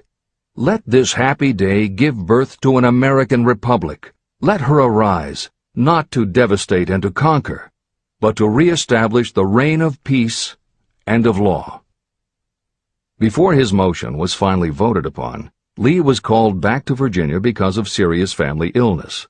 But before leaving, he placed his cause in the hands of his friend, Thomas Jefferson, who promised to fight until favorable action was taken. Shortly thereafter, the President of the Congress, Hancock, appointed Jefferson as chairman of a committee to draw up a Declaration of Independence. Long and hard the committee labored on a document that would mean, when accepted by the Congress, that every man who signed it would be signing his own death warrant should the colonies lose in the fight with Great Britain that was sure to follow. The document was drawn, and on June 28th, the original draft was read before the Congress. For several days it was discussed, altered, and made ready. On July 4th, 1776, Thomas Jefferson stood before the Assembly and fearlessly read the most momentous decision ever placed on paper.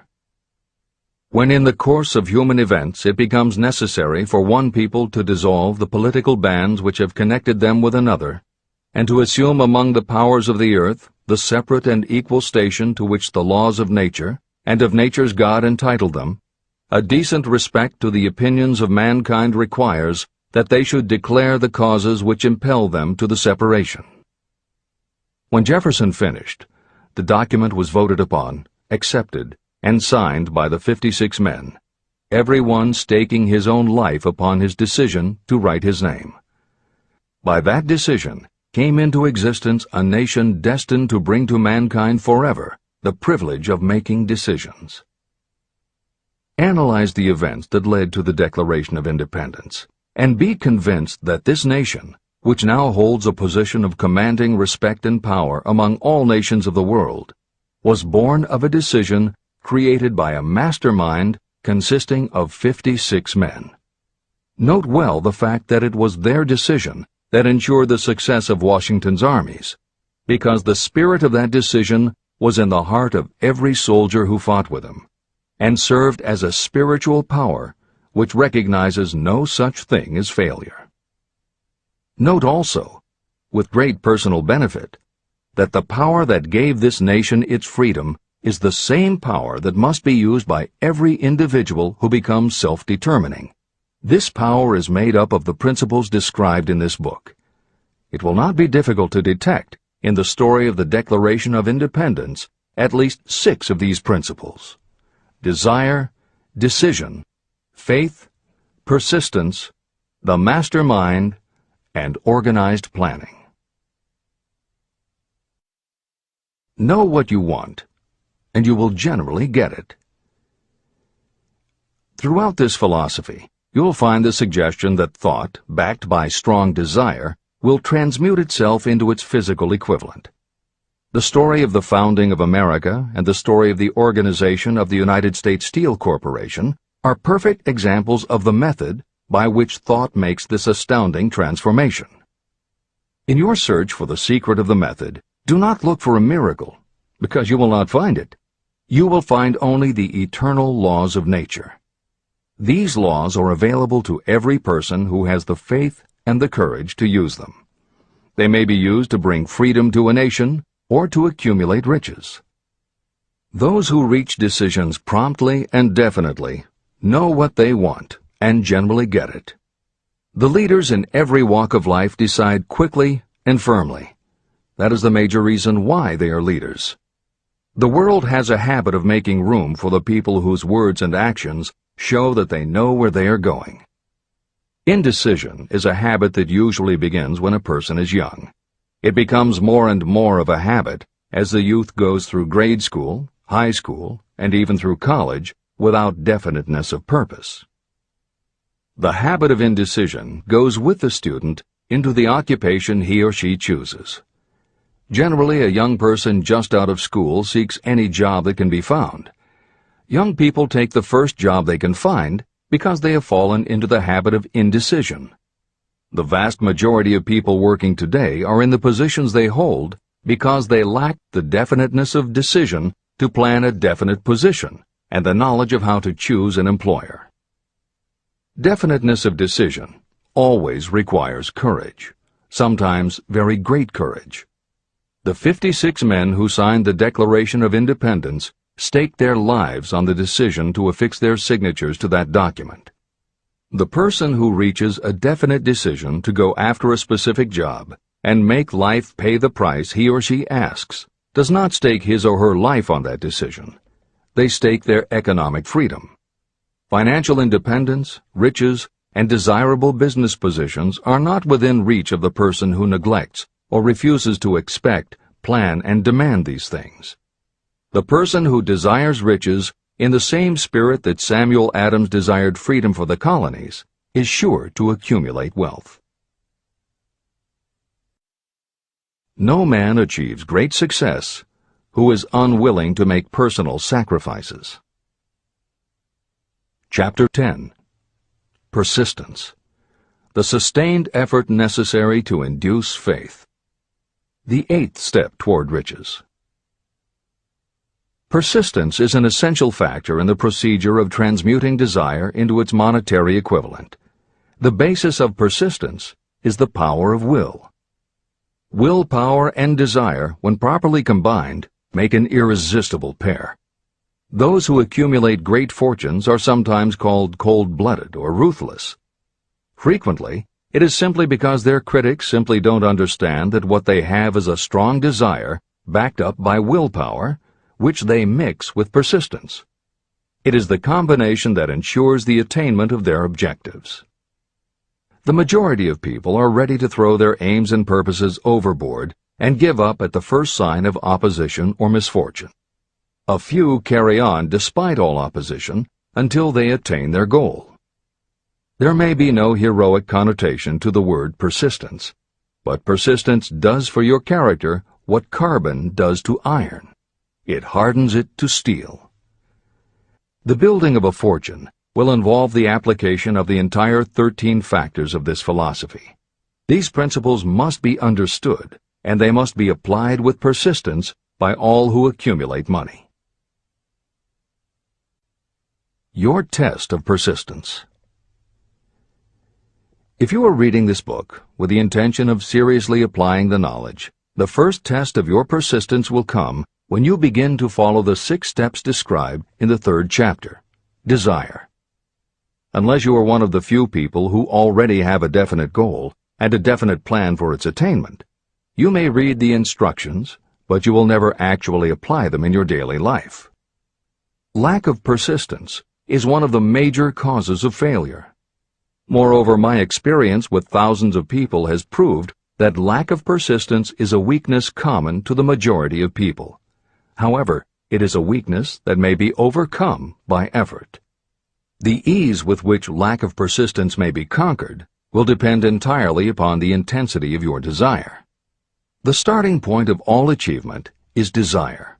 Keep this constantly in mind. Weak desires bring weak results, just as a small amount of fire makes a small amount of heat. If you are lacking in persistence, this weakness may be remedied by building a stronger fire under your desires. Continue reading through to the end of this book. Then go back to Chapter 3 and start immediately to carry out the instructions for using the 6 steps. The eagerness with which you follow these instructions will indicate clearly how much or how little you really desire to accumulate money. If you find that you are indifferent, you may be sure that you have not yet acquired the money consciousness that you must possess before you can be sure of accumulating a fortune. Fortunes gravitate to those whose minds have been prepared to attract them, just as surely as water gravitates to the ocean. If you are weak in persistence, focus on the instructions in Chapter 11, Power of the Mastermind. Surround yourself with a mastermind group, and through the cooperation of the members of this group, you can develop persistence. You will find additional instructions for the development of persistence in Chapter 5, Autosuggestion, and in Chapter 13, The Subconscious Mind. Follow the instructions in these chapters until you build up habits that convey to your subconscious mind a clear picture of the object of your desire.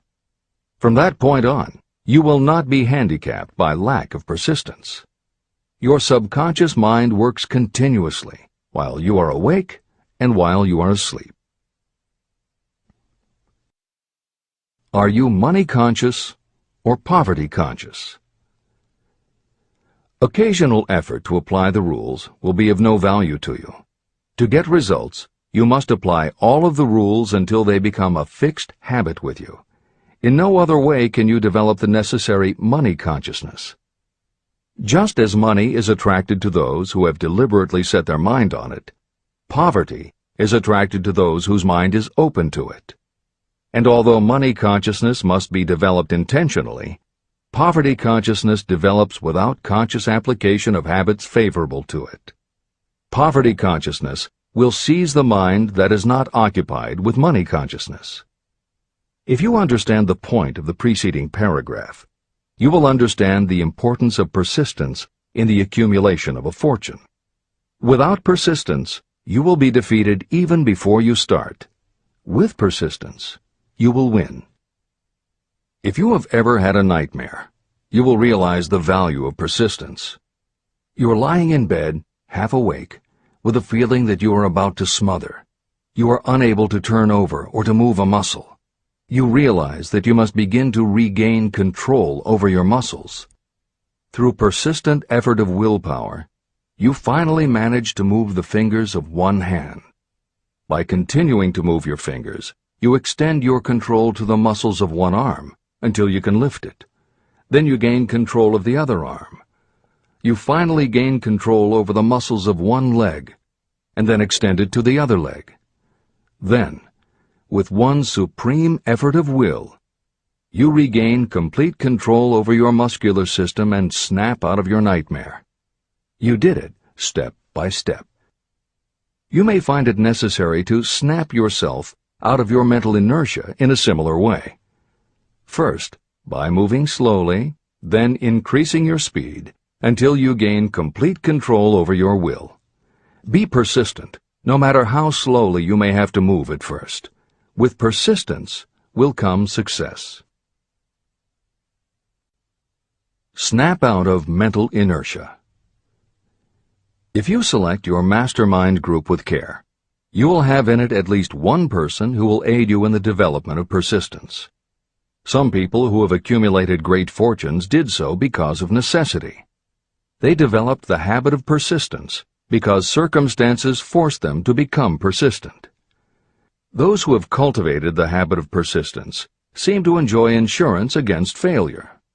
No matter how many times they are defeated, they finally arrive up toward the top of the ladder.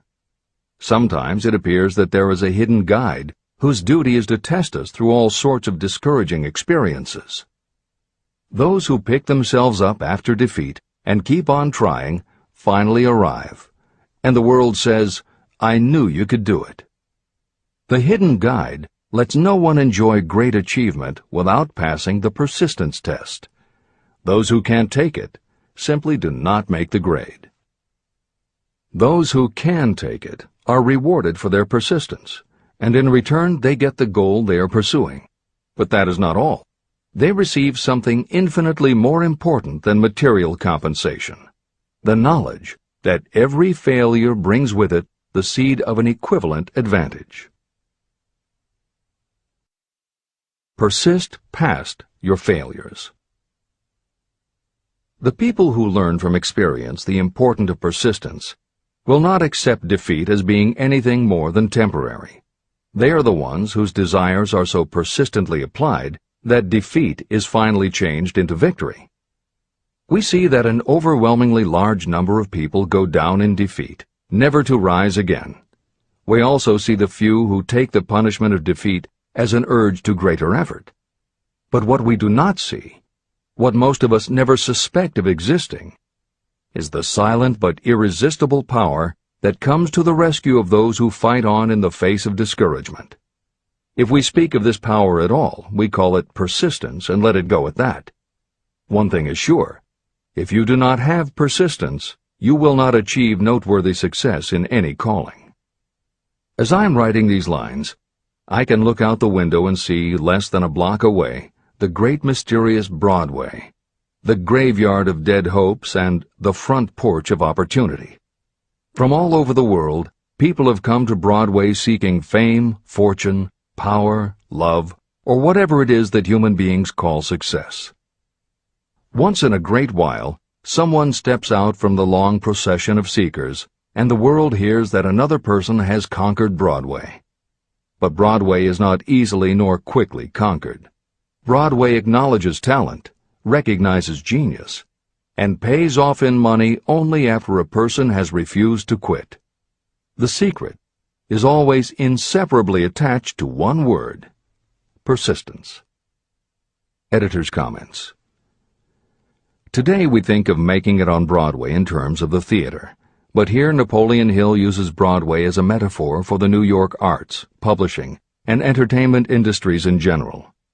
In the original edition of Think and Grow Rich, Hill used this introduction to tell of Fannie Hurst, one of the best-selling authors of the day, who pounded the streets of New York for 4 years and received 36 rejection slips from one publisher alone before her persistence paid off and she finally got published. Although Napoleon Hill chose Fannie Hurst to illustrate his point about overcoming poverty and adversity, he knew all about both from personal experience.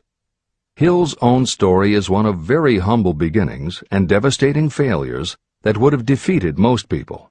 It was only through his extraordinary persistence that the original edition of the book you hold in your hands was published.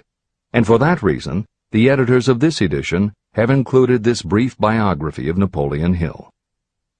The following is adapted from A Lifetime of Riches, the biography of Napoleon Hill, written by Michael J. Ritt, Jr. and Kirk Landers, and also draws upon Napoleon Hill's first bestseller, his 4-volume masterwork, Law of Success. In it, Hill told of the 7 turning points in his own life, and those excerpts told in his words are told in the first person. Born into poverty in the backwoods of Virginia, young Nap, as he was called, was the local gun-toting troublemaker. He would probably have ended up a criminal had his widowed father not met and married Martha Ramey Banner. Nap's new stepmother set out to change the family's mountain ways, and she started by trading Napoleon a typewriter for his 6-shooter pistol. She told him, "If you become as good with a typewriter as you are with that gun, you may become rich and famous and known throughout the world." Her faith and encouragement turned young Nap around, and by the age of 15, he was submitting stories to the local newspapers and doing everything he could to get himself out of his meager circumstance. After completing high school and 1 year at a business college, he wrote an audacious letter to Rufus Ayers, one of the most powerful men in the coal industry. Hill wrote to apply for a job, but he said that he didn't want a salary.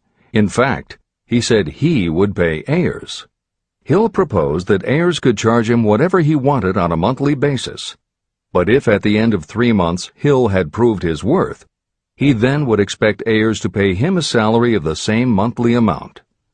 Ayers admired Hill's style and hired him, with pay. First turning point. After finishing a course at a business college, I took a job as stenographer and bookkeeper.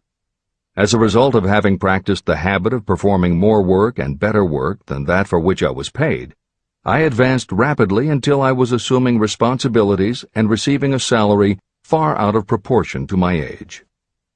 Hill also proved to be so trustworthy and honest that Ayers promoted him to replace the manager, making this 19-year-old the youngest manager of a mine and in charge of 350 men.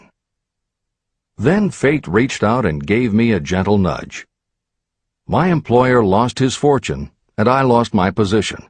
This was my first real defeat, and even though it came about as a result of causes beyond my control, I didn't learn a lesson from it until many years later. Second turning point. My next position was that of sales manager for a large lumber manufacturer in the South. My advancement was rapid, and I did so well that my employer took me into partnership with him. We began to make money, and I began to see myself on top of the world again. Like a stroke of lightning out of a clear sky, the 1907 panic swept down, and overnight it rendered me an enduring service by destroying our business and relieving me of every dollar that I had. Editor's comment. The panic Hill refers to began in the summer of 1907, when a number of banks and stock brokerages declared bankruptcy. Word spread to the general public, and it created a run on the banks as depositors lined up to demand that they be given the money they had on deposit. Banks called in loans to meet the demand for cash, but those borrowers couldn't find buyers for their goods or property, so they couldn't pay back their loans. When the banks couldn't get back the money they had loaned, they repossessed the homes or businesses that the borrowers had put up as collateral. Businesses were closed, farmers were evicted from their land, jobs were lost, so even more banks were forced to close, and it just kept getting worse.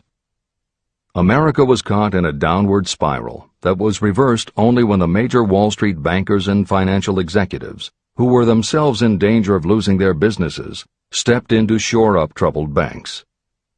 It was in large part because of the bank panic of 1907 that legislation was enacted in 1913 to create the Federal Reserve System.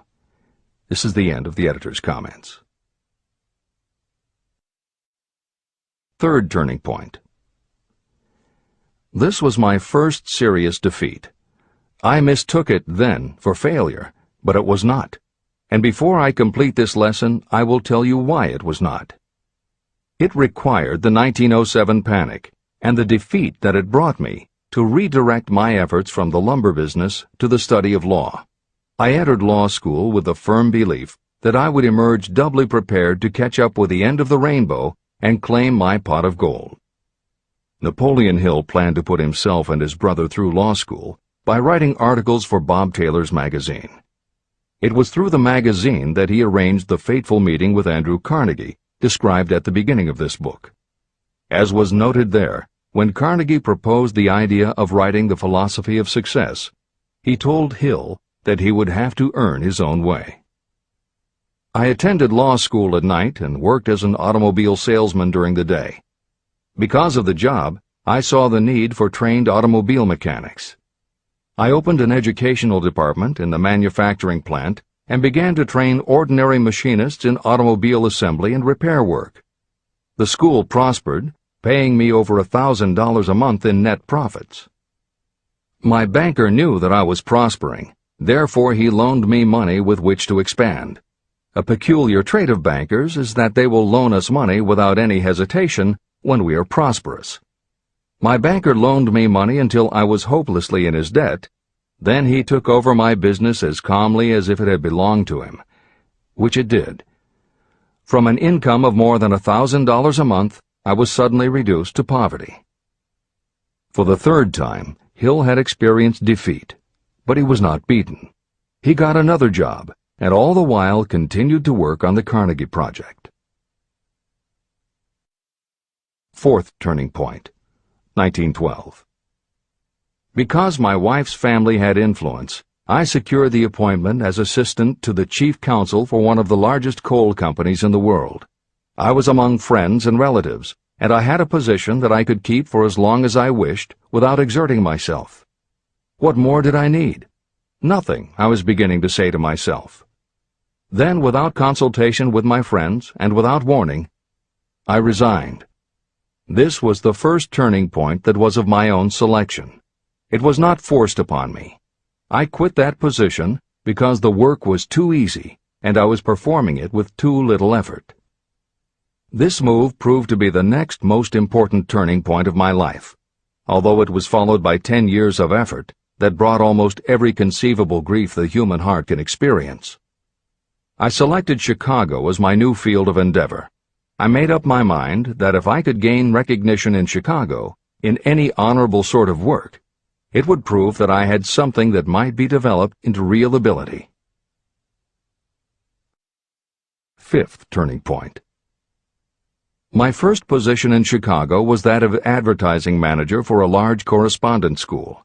I did so well that the president of the school induced me to resign my position and go into the candy manufacturing business with him. We organized the Betsy Ross Candy Company, and I became its first president.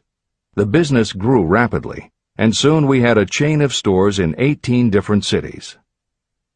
They did so well, in fact, Hill's partners decided they wanted to take over the business. They had Hill arrested on a false charge, and then offered to withdraw the charge if he would turn over to them his interest in the business. Outraged at the suggestion, Hill refused. When the case went to court, his partners failed to appear for the hearing. Hill sued them for malicious damage to his character. The judge's ruling completely vindicated Hill and allowed him the option to have his partners thrown in jail. Being arrested seemed at the time a terrible disgrace, even though the charge was false. It was not a pleasant experience, and I would not wish to go through a similar experience again, but I must admit that it was worth all the grief it cost me, because it gave me the opportunity to find out that revenge was not a part of my makeup. Sixth turning point. This turning point came shortly after my dreams of success in the candy business had been shattered, when I turned my efforts to teaching advertising and salesmanship as a department of one of the colleges in the Midwest. My school prospered from the very beginning. I had a resident class and also a correspondence school, through which I was teaching students in nearly every English-speaking country. It was 1917, and in April of that year, President Woodrow Wilson declared the United States would enter the war against Germany. Hill contacted the president, who he had previously met through Andrew Carnegie, and offered his services to help the war effort. Hill was given the position of creating public relations materials and helping to sell war bonds. When not operating his school, he threw himself into his war work, for which he insisted that he be paid only $1 a year. Then came the second military draft, and it practically destroyed my school, as it caught most of those who were enrolled as students. At one stroke, I charged off more than $75,000 in tuition fees. Once more, I was penniless. Despite the fact that Hill had to scrape just to get by, he continued to work for President Wilson and continued to refuse to take any compensation. Though Hill had a family to support, and the ridicule of his relatives put a tremendous strain on relations, he also continued to work on the Carnegie Project.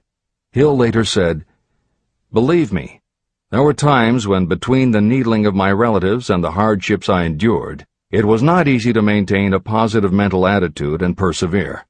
Sometimes in barren hotel rooms, I almost believed my family was right. The thing that kept me going was my conviction that one day I would not only successfully complete my work, but also be proud of myself when it was finished." Seventh turning point. To describe the seventh of the turning points in my life, I must go back to November 11th, 1918. Armistice Day, the end of the World War. The war had left me without a penny, as I have already said, but I was happy to know that the slaughter had ceased and reason was about to reclaim civilization. The time had come for another turning point. I sat down at my typewriter, and to my astonishment, my hands began to play a tune on the keyboard. I had never written so rapidly or so easily before. I did not plan or think about what I was writing. I just wrote whatever came into my mind. What Hill wrote was a long essay in which he described a new idealism based on the golden rule that he thought could emerge from the war. He declared that he would help spread the word, and promised that somehow he was going to find the money to launch a new magazine to be called Hill's Golden Rule. He took his essay to George Williams, a Chicago printer he had met while working at the White House, and by early January of 1919, Hill's Golden Rule magazine was on the newsstands. The first issue was 48 pages. In the beginning, with no money to pay anyone else, Hill wrote and edited every word himself, changing his writing style for each article as well as using a variety of pen names. Additional staff was hired later, which soon led to problems on the inside and on the outside, and Williams attempted to buy out Hill's share of the business. But when Hill realized that one stipulation of the buyout prevented him from any involvement in a competing publication, in October of 1920, he simply left. By April of 1921, he had raised the money for a new publication, Napoleon Hill's magazine, the foundation of which was again the Golden Rule. But it also expanded into presenting many of the principles of success that would become the basis of Hill's later books. The magazine's acceptance and success also led to Hill's success as a speaker and motivator, which led to even greater success for the magazine. At the same time, Napoleon Hill was working with one of the inmates of a penitentiary to develop a correspondence course, which he took to the prisons to encourage prisoner rehabilitation. Most everything Hill did during this time was successful, and the success of the prison program was significant. But the greed of two members of the board of directors, one of whom was the prison chaplain, eventually led in 1923 to the demise of not only the educational rehabilitation programs, but also the magazine and numerous other successful offshoot ventures. The bleak irony, as Michael Ritt notes in A Lifetime of Riches, was that few enterprises in the 1920s could have been more idealistic or humanitarian in concept. Yet in seeking to stir goodness in men's souls, these enterprises had stirred mean-spirited men to a bloodlust that destroyed everything. Without his magazine, Hill went back to teaching and lecturing, which led to an introduction to a crusading newspaper publisher, Don Mellett, who offered to help Hill publish the results of his work on the Carnegie Project. At this same time, Mellett learned that Prohibition gangsters were selling narcotics and bootleg liquor to school children in Canton, and members of the local police force were being bribed to do nothing about it. Mellett was outraged and wrote an expose in his Canton Daily News, while Hill contacted the governor to implement a state investigation of the corrupt police department. A week before Hill and Mellett were to finalize the financing for the publication of Hill's book, Don Mellett was ambushed outside his home and assassinated by a gangster and a renegade cop. They tried to kill Hill, too, but through pure luck he escaped and fled to the Smoky Mountains, where he remained holed up in a backwoods shack for most of a year. Destitute and in fear for his life, he lapsed into a state of deep depression. Then, in one extraordinary night of self-analysis, he willed himself out of his depression and resolved to finish the challenge Carnegie had posed almost 20 years earlier. Hill went to Philadelphia, convinced a publisher to put up the money, then worked night and day for almost 4 months to finish the manuscript. In March of 1928, Hill published the results of his efforts, a multi-volume masterwork entitled Law of Success. No one had ever seen anything like it. It was a phenomenon, a runaway bestseller. A little over a year later, while Hill was finally enjoying the fruits of his long labors, the stock market crash of '29 hit. The bottom fell out of everything, including the market for books. Though he never gave up on his vision, like the rest of America, Hill struggled through the Depression. He lectured, he wrote, and he taught in every way he could, but it was very hard to preach personal achievement to a country that had lost faith in itself. Napoleon Hill made it his personal mission to turn the tide by creating a variety of self-help programs, but it became disappointingly apparent that it was going to take more than one man to do it. When Franklin Delano Roosevelt was elected president, he reached out to Hill. Though Napoleon Hill was an avowed capitalist, he believed enough in the ultimate goal of FDR's policies that he committed himself to helping the new administration. Throughout the Depression years, he became a close confidant of the president's, helping to guide Roosevelt in his efforts to revitalize America. It is said that it was Hill who gave FDR the famous line, "We have nothing to fear but fear itself." And though Hill was dead broke, just as he had done for President Wilson, he refused to accept more than $1 a year for his efforts. In 1937, as America was finally beginning to see glimmerings of hope that the Great Depression might end, Hill convinced his publisher that America now needed a book to help shake off the mental and emotional stigma of those terrible times. He was right. They released Think and Grow Rich to such resounding success that it sold well over 1 million copies even before the Depression ended. At this writing, it has sold more than 60 million copies worldwide, and to this day it still sells more than 1 million copies a year in its various editions. Take your own persistence inventory. Persistence is a state of mind. Therefore, it can be cultivated. Like all states of mind, persistence is based upon definite causes, among them these. Definiteness of purpose. Knowing what you want is the first and most important step toward the development of persistence. A strong motive will force you to surmount difficulties. Desire. It is comparatively easy to acquire and maintain persistence in pursuing the object of intense desire. Self-reliance.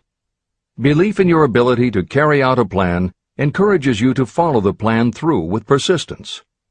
Self-reliance can be developed through the principle described in Chapter 5, Autosuggestion. Definiteness of plans. Organized plans, even ones that may be weak or impractical, encourage persistence. Accurate knowledge. Knowing that your plans are sound, based upon experience or observation, encourages persistence. Guessing, instead of knowing, destroys persistence. Cooperation. Sympathy, understanding, and cooperation with others tend to develop persistence. Willpower. The habit of concentrating your thoughts on making plans to attain your definite purpose leads to persistence. Habit. Persistence is the direct result of habit. The mind absorbs and becomes a part of the daily experiences upon which it feeds. Fear, the worst of all enemies, can be overcome by forcing yourself to perform and repeat acts of courage. Everyone who has seen active service in war knows this. Take inventory of yourself and determine what you are lacking in this essential quality of persistence. Measure yourself point by point and see how many of the previous 8 factors of persistence you lack. The analysis may lead to discoveries that will give you a new understanding of yourself and what you need to get ahead. The following is a list of the real enemies that stand between you and achievement. These are not only the symptoms indicating weakness of persistence, but also the deeply seated subconscious causes of this weakness. Study the list carefully, and face yourself squarely if you really wish to know who you are and what you are capable of doing. These are the weaknesses that must be mastered by anyone who really wants to accumulate riches. 1. Failure to recognize and to define clearly exactly what you want. 2. Procrastination, with or without cause, usually backed up with a long list of alibis and excuses. 3. Lack of interest in acquiring specialized knowledge.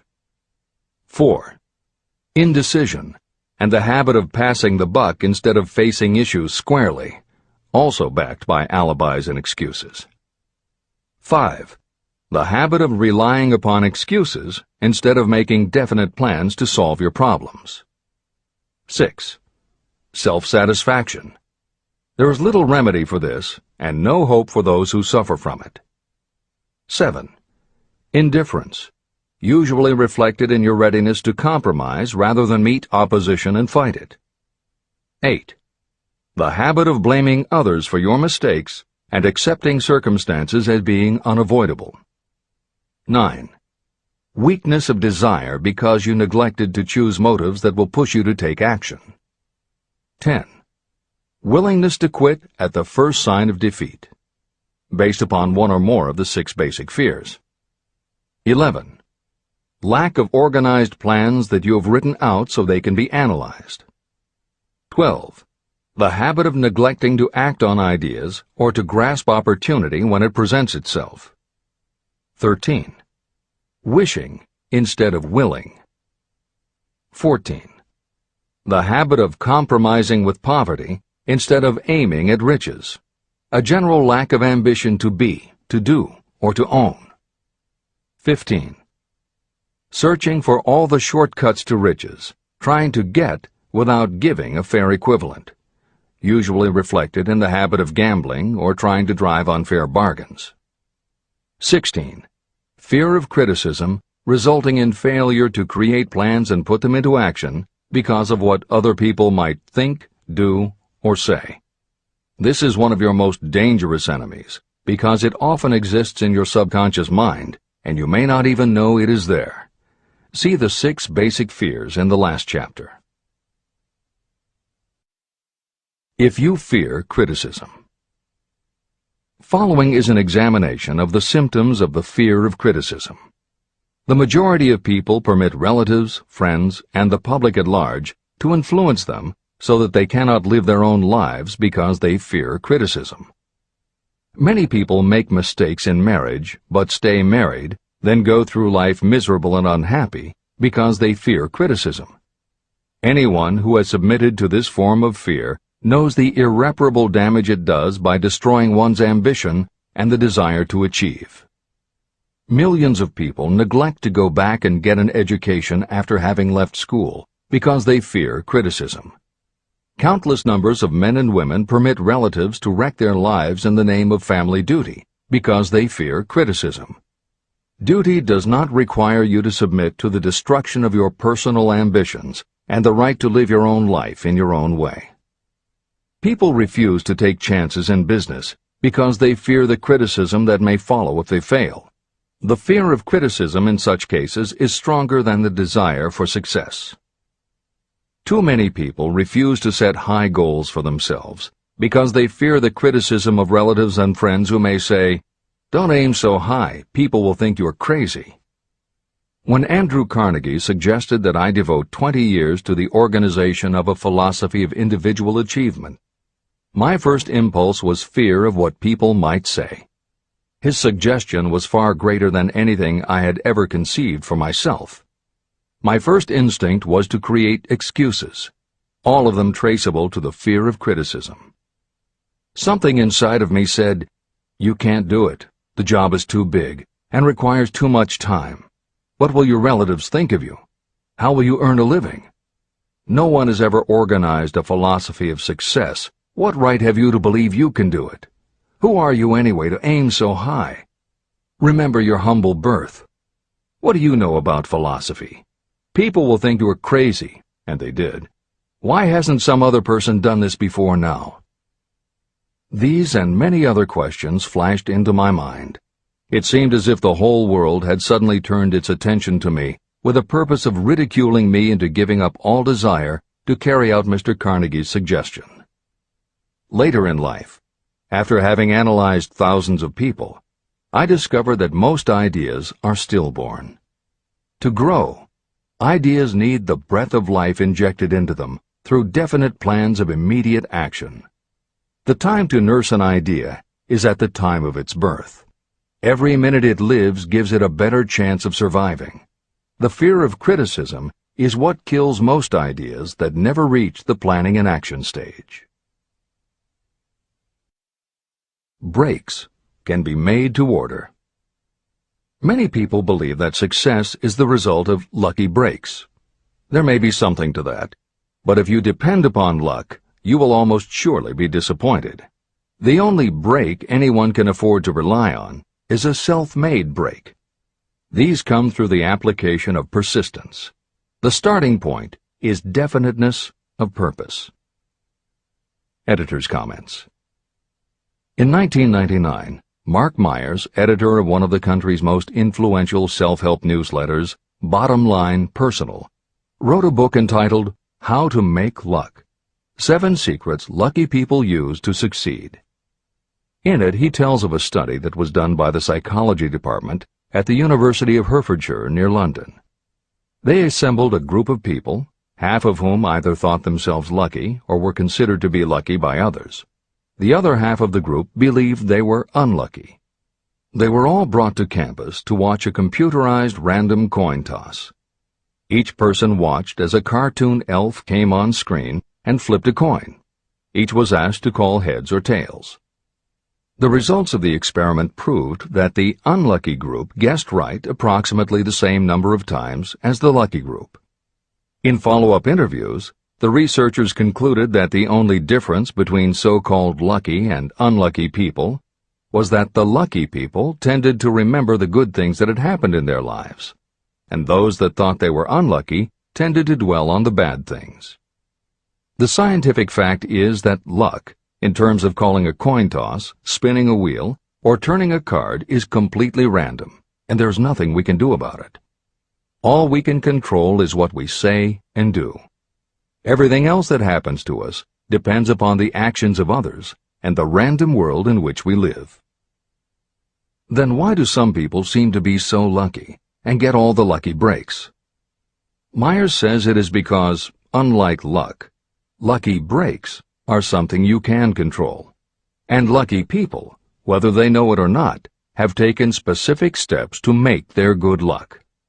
You can influence lucky breaks in 2 ways. You have to intentionally put yourself in luck's way, and you must make people want to help you because they believe that you deserve their help.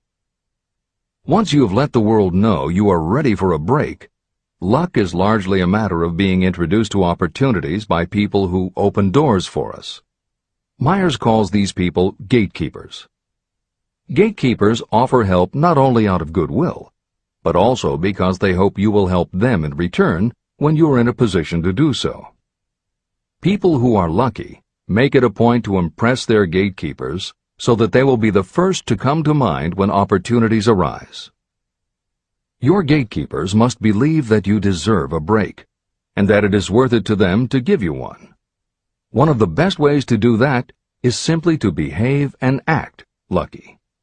If you act like a loser, people think you are a loser. If you perceive yourself as lucky, it will be easier for others to see you that way. And if you are believed to be a lucky person, your chances of receiving lucky opportunities will increase, partly because others hope some of your luck will rub off on them. This is the biggest secret lucky people know. They know that when they seem lucky, more people want to help them. There are people waiting to make a difference in your life if you show them you are willing to make an effort and that you are enthusiastic. Mark Myers' book is devoted to explaining ways to do that. As Hill says, the only lucky break anyone can afford to rely upon is a self-made break. These come through the application of persistence. The starting point is definiteness of purpose. This is the end of the editor's comments. If you stop the first 100 people you meet on the street and ask them what they want most in life, 98 of them would not be able to tell you. If you press them for an answer, some will say security, many will say money, a few will say happiness, and others will say fame and power. Some might tell you they want social recognition, ease in living, the ability to sing, dance, or write. But none of them will be able to give you the slightest indication of a plan by which they hope to attain these vaguely expressed wishes. Riches do not respond to wishes. They respond only to definite plans backed by definite desires through constant persistence. How to develop persistence. There are 4 simple steps that lead to the habit of persistence. They call for no great amount of intelligence, no particular amount of education, and little time or effort. These necessary steps are: 1. A definite purpose, backed by a burning desire for its fulfillment. 2. A definite plan, expressed in continuous action. 3. A mind closed tightly against all negative and discouraging influences, including negative suggestions of relatives, friends, and acquaintances. 4. A friendly alliance with one or more persons who will encourage you to follow through with both plan and purpose. These 4 steps are essential for success in all walks of life. An important purpose of the 13 principles of this philosophy is to enable you to take those 4 steps as a matter of habit. They are steps by which you may control your economic destiny. They are steps that lead to freedom and independence of thought. They are steps that lead to riches, in small or great quantities. They are steps that lead the way to power, fame, and worldly recognition. They are 4 steps that guarantee favorable breaks. They are steps that convert dreams into physical realities. They are steps that lead also to the mastery of fear, discouragement, indifference. There is a magnificent reward for anyone who learns to take these 4 steps. It is the privilege of writing your own ticket and of making life yield whatever price is asked. How to master difficulties. What mystical power gives people of persistence the capacity to master difficulties? Does the quality of persistence set up in your mind some form of spiritual, mental, or chemical activity that gives you access to supernatural forces? Does infinite intelligence throw itself on the side of the person who still fights on when the whole world seems to be against them? These and many other similar questions were in my mind as I watched Henry Ford start from scratch and build an industrial empire with little more than persistence. Or Thomas A. Edison, who, with less than 3 months of schooling, became the world's leading inventor. He turned his persistence into sound recording and playback machines, motion picture cameras and projectors, and the incandescent light, to say nothing of 100 other useful inventions. I had the opportunity to analyze both Mr. Edison and Mr. Ford up close and personal, year by year, over a long period of time. So I speak from actual knowledge when I say that I found no quality except persistence in either of them that even remotely suggested the major source of their stupendous achievements. If you make an impartial study of the prophets, philosophers, and religious leaders of the past, you will come to the inevitable conclusion that persistence, concentration of effort, and definiteness of purpose were the major sources of their achievements. Consider, for example, the fascinating story of Muhammad. Analyze his life. Compare him with men of achievement in this modern age of industry and finance, and observe how they all have one outstanding trait in common: persistence. If you want to understand more about the power of persistence and how it works, I strongly suggest that you read a biography of Muhammad. Editor's comments. At the beginning of the 21st century, there was an increased interest in Islam due to the attacks on the World Trade Center and the subsequent War on Terror. Consequently, the modern reader will have no difficulty finding a number of very good books about Muhammad. At the time that Hill was writing the first edition of Think and Grow Rich, one of the best biographies of Muhammad was written by Esad Bey, who was born in Baku, Azerbaijan, the son of a Jewish businessman named Nusenbaum. Later, he changed his name when he converted to Islam. During the Russian Revolution, he fled his home for Berlin, where he lived until the rise of Hitler again forced him to move, first to Austria and then finally to Italy.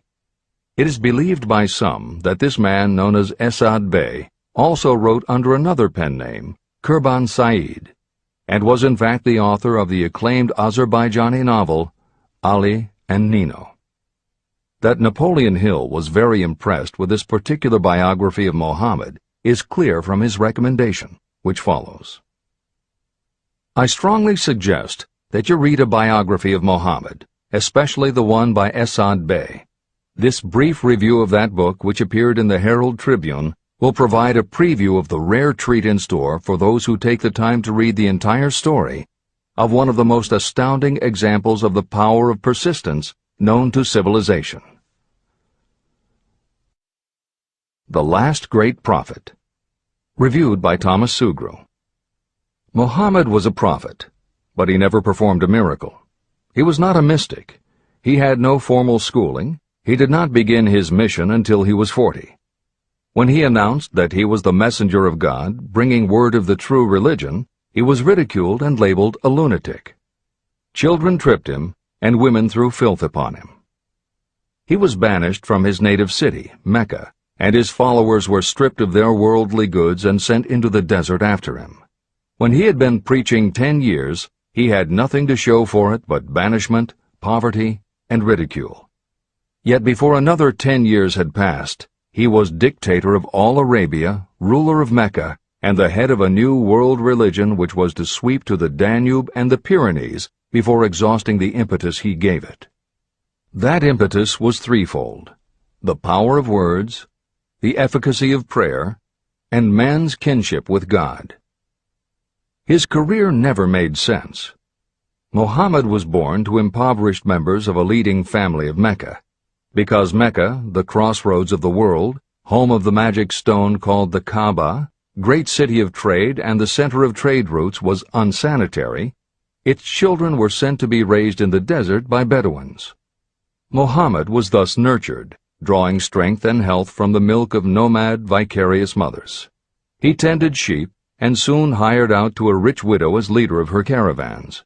He traveled to all parts of the Eastern world, talked with many men of diverse beliefs, and observed the decline of Christianity into warring sects. When he was 28, Khadijah, the widow, looked upon him with favor and married him. Her father would have objected to such a marriage, so she got him drunk and held him up while he gave the paternal blessing.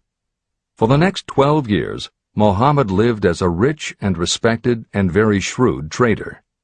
Then he took to wandering in the desert, and one day he returned with the first verse of the Koran and told Khadijah that the archangel Gabriel had appeared to him and said that he was to be the messenger of God.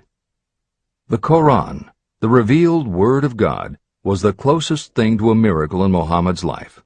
He had not been a poet. He had no gift of words.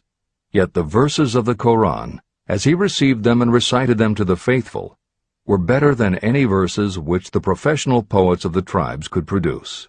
This, to the Arabs, was a miracle. To them, the gift of words was the greatest gift. The poet was all-powerful. In addition, the Koran said that all men were equal before God, that the world should be a democratic state, Islam. It was this political heresy, plus Muhammad's desire to destroy all the 360 idols in the courtyard of the Kaaba, which brought about his banishment. The idols brought the desert tribes to Mecca, and that meant trade. So the businessmen of Mecca, the capitalists, of which he had been one, set upon Muhammad. Then he retreated to the desert and demanded sovereignty over the world. The rise of Islam began. Out of the desert came a flame which would not be extinguished. A democratic army, fighting as a unit and prepared to die without wincing. Muhammad had invited the Jews and Christians to join him, for he was not building a new religion. He was calling all who believed in one God to join in a single faith. If the Jews and Christians had accepted his invitation, Islam would have conquered the world. They didn't. They would not even accept Muhammad's innovation of humane warfare. When the armies of the Prophet entered Jerusalem, not a single person was killed because of his faith. When the Crusaders entered the city, centuries later, not a Muslim man, woman, or child was spared. But the Christians did accept one Muslim idea, the place of learning, the university.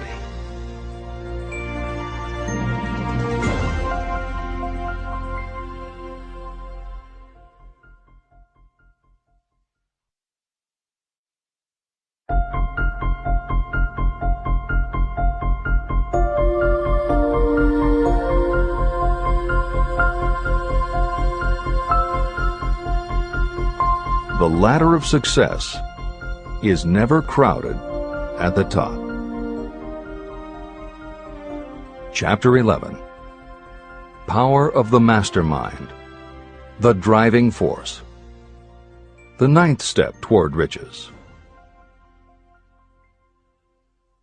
Power is essential for success in the accumulation of money. Plans are useless without sufficient power to turn them into action. This chapter will describe the method by which an individual may attain and apply power. Power may be defined as organized and intelligently directed knowledge. Power, as the term is used here, refers to organized effort, sufficient to enable an individual to transmute desire into its monetary equivalent. Organized effort is produced through the coordination of effort of two or more people who work toward a definite end in a spirit of harmony. Power is required to accumulate money. Power is necessary to keep the money after it has been accumulated. How can power be acquired? If power is organized knowledge, let us examine the sources of knowledge. Infinite intelligence. This source of knowledge may be accessed with the aid of creative imagination through the subconscious mind, as described in the previous chapters on faith, autosuggestion, and imagination, and as will be elaborated on in Chapter 13, the subconscious mind, and Chapter 14, the brain. Accumulated experience. The accumulated experience of humanity may be found in any well-equipped public library. An important part of this accumulated experience is taught in public schools and colleges, where it has been classified and organized. Editor's comment. The computer revolution and the Internet have had a profound effect upon the quantity of information available and on the ease of access and ability to organize that information. This is the end of the editor's comment. Experiment and research. In the field of science, and in practically every other walk of life, people are gathering, classifying, and organizing new facts daily. This is the source to which you must turn when knowledge is not available through accumulated experience. Here, too, the creative imagination must often be used. Editor's comment. Today, because of the computer revolution and the Internet, publishing and dissemination of information happens so quickly that there is almost no lag time between experiment or research and the integration of those results into available knowledge. This is the end of the editor's comment. Knowledge may be acquired from any of the foregoing sources. It may be converted into power by organizing it into definite plans and by putting those plans into action. If you examine the three sources of knowledge, you will see how difficult it would be if you had to depend upon just your own efforts to assemble all the knowledge you need and turn it into definite plans of action. If your plans are big and comprehensive, generally you will have to get others to cooperate with you if you are going to organize your knowledge so that you can turn your plans into power. Gaining power through the mastermind. The mastermind may be defined as coordination of knowledge and effort in a spirit of harmony between two or more people for the attainment of a definite purpose. No individual may have great power without utilizing the mastermind. In Chapter 8, organized planning. I commented on how to create plans for translating desire into its monetary equivalent. If you carry out these instructions with persistence and intelligence, and use discrimination in choosing your mastermind group, your objective will have been halfway reached even before you begin to recognize it. Editor's comments. In the following section, Hill describes the two kinds of power that an individual can access by assembling a mastermind alliance and working with that group. The first kind of power that he mentions is economic power, which needs no comment from the editors. However, to describe the second kind of power, for want of a better term, Hill uses the term psychic. Because this word has taken on connotations that Hill never intended, this concept deserves clarification before you read on. As is obvious throughout this book, Napoleon Hill was a very practical man. His use of the word psychic in this chapter has nothing to do with seances, fortune-telling, magic, or any other aspect of the paranormal. The word psychic is defined as of or pertaining to the human mind, and Hill uses the term to describe something pertaining to the mind that everyone reading this book has experienced. It is that feeling you get when you are working together with other people. Everyone is very focused on the same goal, and it is going so well that you seem to be in tune with each other. When that happens, you not only work well with the others, but your own work and ideas also seem to be operating on a higher and better plane than usual. This is the end of the editor's comments. So you may better understand the potential power available to you through a properly chosen mastermind group, I will explain the two characteristics of the mastermind principle. One kind of power is economic, and the other psychic. Economic power. The economic feature is obvious. Economic advantages may be created by any person who surrounds himself with the advice, counsel, and personal cooperation of a group of people who are willing to lend him or her wholehearted aid in a spirit of perfect harmony.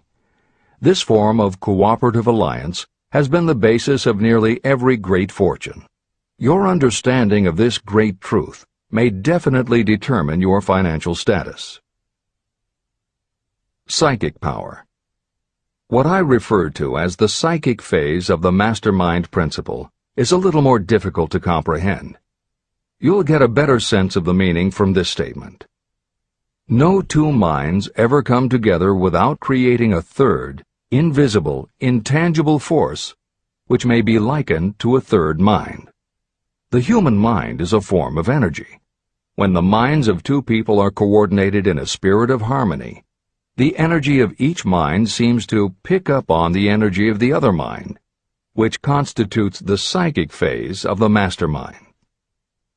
The mastermind principle, or rather the economic feature of it, was first called to my attention by Andrew Carnegie. Discovery of this principle was responsible for the choice of my life's work. Mr. Carnegie's mastermind group consisted of a staff of approximately 50 people with whom he surrounded himself for the purpose of manufacturing and marketing steel. He knew little of the technical side of the steel business. His strength was his ability to get others to work together in perfect harmony toward achieving a common goal. Carnegie attributed his entire fortune to the power he accumulated through this mastermind alliance. If you analyze the record of anyone who has accumulated a great fortune, and many of those who have accumulated modest fortunes, you will find that they have either consciously or unconsciously employed the mastermind principle. Great power can be accumulated through no other principle. How to multiply your brain power. The human brain may be compared to an electric battery. It is a fact that a group of batteries will provide more energy than a single battery. It is also a fact that the amount of energy provided by each individual battery depends upon the number and capacity of the cells it contains. The brain functions in a similar fashion. Some brains are more efficient than others. A group of brains coordinated or connected in a spirit of harmony will provide more thought energy than a single brain. just as a group of electric batteries will provide more energy than a single battery. Through this metaphor, you can see that the mastermind principle holds the secret of the power wielded by those who surround themselves with others of great brain power. The following will further define the so-called psychic phase of the mastermind principle.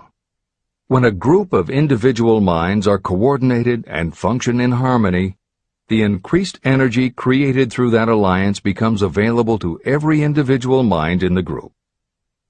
Henry Ford began his business career under the handicap of poverty, illiteracy, and ignorance. Within the inconceivably short period of 10 years, Mr. Ford mastered these 3 handicaps, and within 25 years, he made himself one of the richest men in America. How did he do it? Here is an important clue. Mr. Ford's most rapid strides became noticeable from the time he became a personal friend of the famed inventor Thomas A. Edison. In the story of Ford's success, this is just the first indication of what the influence of one mind upon another can accomplish. Follow his story further, and you will have even more evidence that power may be produced through friendly alliance of minds. It is a fact that Mr. Ford's most outstanding achievements became even more pronounced later, after he formed the acquaintances of Harvey Firestone, John Burroughs, and Luther Burbank, each a man of great mental capacity. People take on the nature and the habits and the power of thought of those with whom they associate in a spirit of sympathy and harmony. Through his association with Edison, Burbank, Burroughs, and Firestone, Mr. Ford added to his own brain power the intelligence, experience, knowledge, and spiritual forces of these 4 men. Henry Ford used the mastermind principle in exactly the way it is described in this book. This principle is available to you. I have already mentioned Mahatma Gandhi. Let me review the method by which he attained his stupendous power. It may be explained in a few words. He came by power through inducing over 200 million people to coordinate with mind and body in a spirit of harmony for a definite purpose. In brief, Gandhi accomplished a miracle, for it is a miracle when 200 million people can be induced, not forced, to cooperate in a spirit of harmony. If you doubt that this is a miracle, try to get even 2 people to cooperate in a spirit of harmony for any length of time. Every person who manages a business knows how difficult it is to get employees to work together in a spirit even remotely resembling harmony. Editor's comments. The first step in putting together your mastermind alliance is to clearly know your desire. Your desire will tell you what you need. It could be a small group, just 2 or 3 people, as was the case with Stephen Jobs and Steve Wozniak when they formed Apple, Bill Gates and Paul Allen launching Microsoft, or Steven Spielberg, Jeffrey Katzenberg, and David Geffen creating DreamWorks SKG. Or it could be a large group, such as the Mastermind Alliance of 30 regional directors of Century 21 Real Estate, which founder Arthur Bartlett firmly believes was essential to the company's success. Napoleon Hill suggests that in most cases it should be a dozen people or less, and generally the smaller the better. Choosing the people means finding those who not only share your vision, but who will also share their ideas, information, and contacts with you. They will let you use the full strength of their experience, training, and knowledge as if it were your own, and they will do it in a spirit of perfect harmony.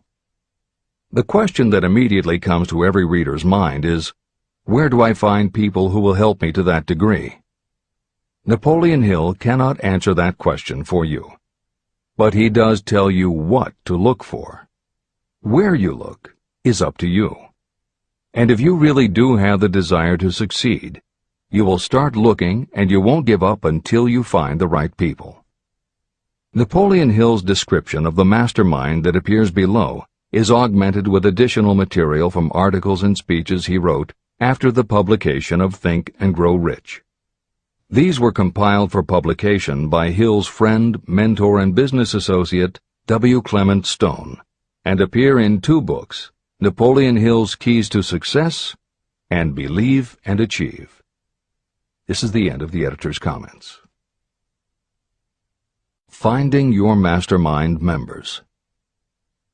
Ally yourself with a group of as many people as you may need in order to assemble a mastermind that will assist you in creating and carrying out your plan or plans for the accumulation of money. Compliance with this instruction is absolutely essential. Choose to associate with people who share common values, goals, and interests, yet who each have a strong desire to contribute to the overall effort. Trial and error will be part of the process, but there are 2 qualities to keep foremost in your mind. The first is ability to do the job. Do not select people for your alliance merely because you know them and like them. Such people are valuable to you because they improve the quality of your life, but they are not necessarily suited to a mastermind alliance. Your best friend may not be the most knowledgeable marketing professional, but perhaps he or she can introduce you to someone who is. The second quality is the ability to work in a spirit of harmony with others. There must be a complete meeting of minds without any reservations. Personal ambition must be subordinate to the achievement of the purpose of the alliance. This includes your own. You must also insist upon confidentiality. Some people can give away an idea simply because they love to talk. You don't need them in your group. Attune yourself to every member of the group. Try to imagine how you would react in a given situation if you were in his or her shoes. Pay attention to body language. Sometimes facial expressions and movements say far more about what a person feels than the words that come out of his or her mouth. Be sensitive to what is not being said. Sometimes what is left out is far more important than what is included. Don't try to force the group along too quickly. Allow for those who want to test ideas by playing devil's advocate. Compensating your mastermind. Before forming your mastermind alliance, decide what advantages and benefits you may offer the individual members of your group in return for their cooperation. No one will work indefinitely without some form of compensation. No intelligent person should request or expect another to work without adequate compensation. Wealth will obviously have the most appeal to your members. Be fair and generous in your offer. Recognition and self-expression may be just as important as money to some of your members. Remember that in such partnerships, the principle of going the extra mile, doing more and better than paid for, is especially important. As the leader, you should set an example for the others to follow. Each member must agree at the outset on the contribution each will make, and on the division of benefits and profits. Otherwise, be assured that dissension will arise, you will have wasted everyone's time, you will ruin friendships, and your venture will be destroyed. Meeting with your mastermind. Arrange to meet with the members of your mastermind group at least twice a week, and more often if possible, until you have jointly perfected the necessary plan or plans for the accumulation of money. The first meeting will be involved in sorting out strengths and weaknesses, and in fine-tuning your plans. Your alliance must be active to do any good. Establish specific responsibilities and action steps to be taken. As your mastermind matures and harmony grows among the members, you will find that the meetings create a flow of ideas into every member's mind. Don't let the meetings become so regular and formalized that they inhibit phone calls and other less formal contact. Mastermind maintenance. Maintain perfect harmony between yourself and every member of your mastermind group. If you fail to carry out this instruction to the letter, you may expect to meet with failure. The mastermind principle cannot work where perfect harmony does not prevail. Create a non-threatening environment. Explore all ideas with equal interest and concern for the originator's feelings. Everyone must deal with everyone else on a completely ethical basis, No member should seek unfair advantage at the expense of others. As the leader, you must inspire confidence in your members by your dedication to your desire, which is the object of the group. The members must know with certainty that you are reliable, trustworthy, and loyal. When you are finally ready to present the results of your efforts to investors, buyers, or the public, you may face your greatest leadership challenge in maintaining the harmony of your mastermind.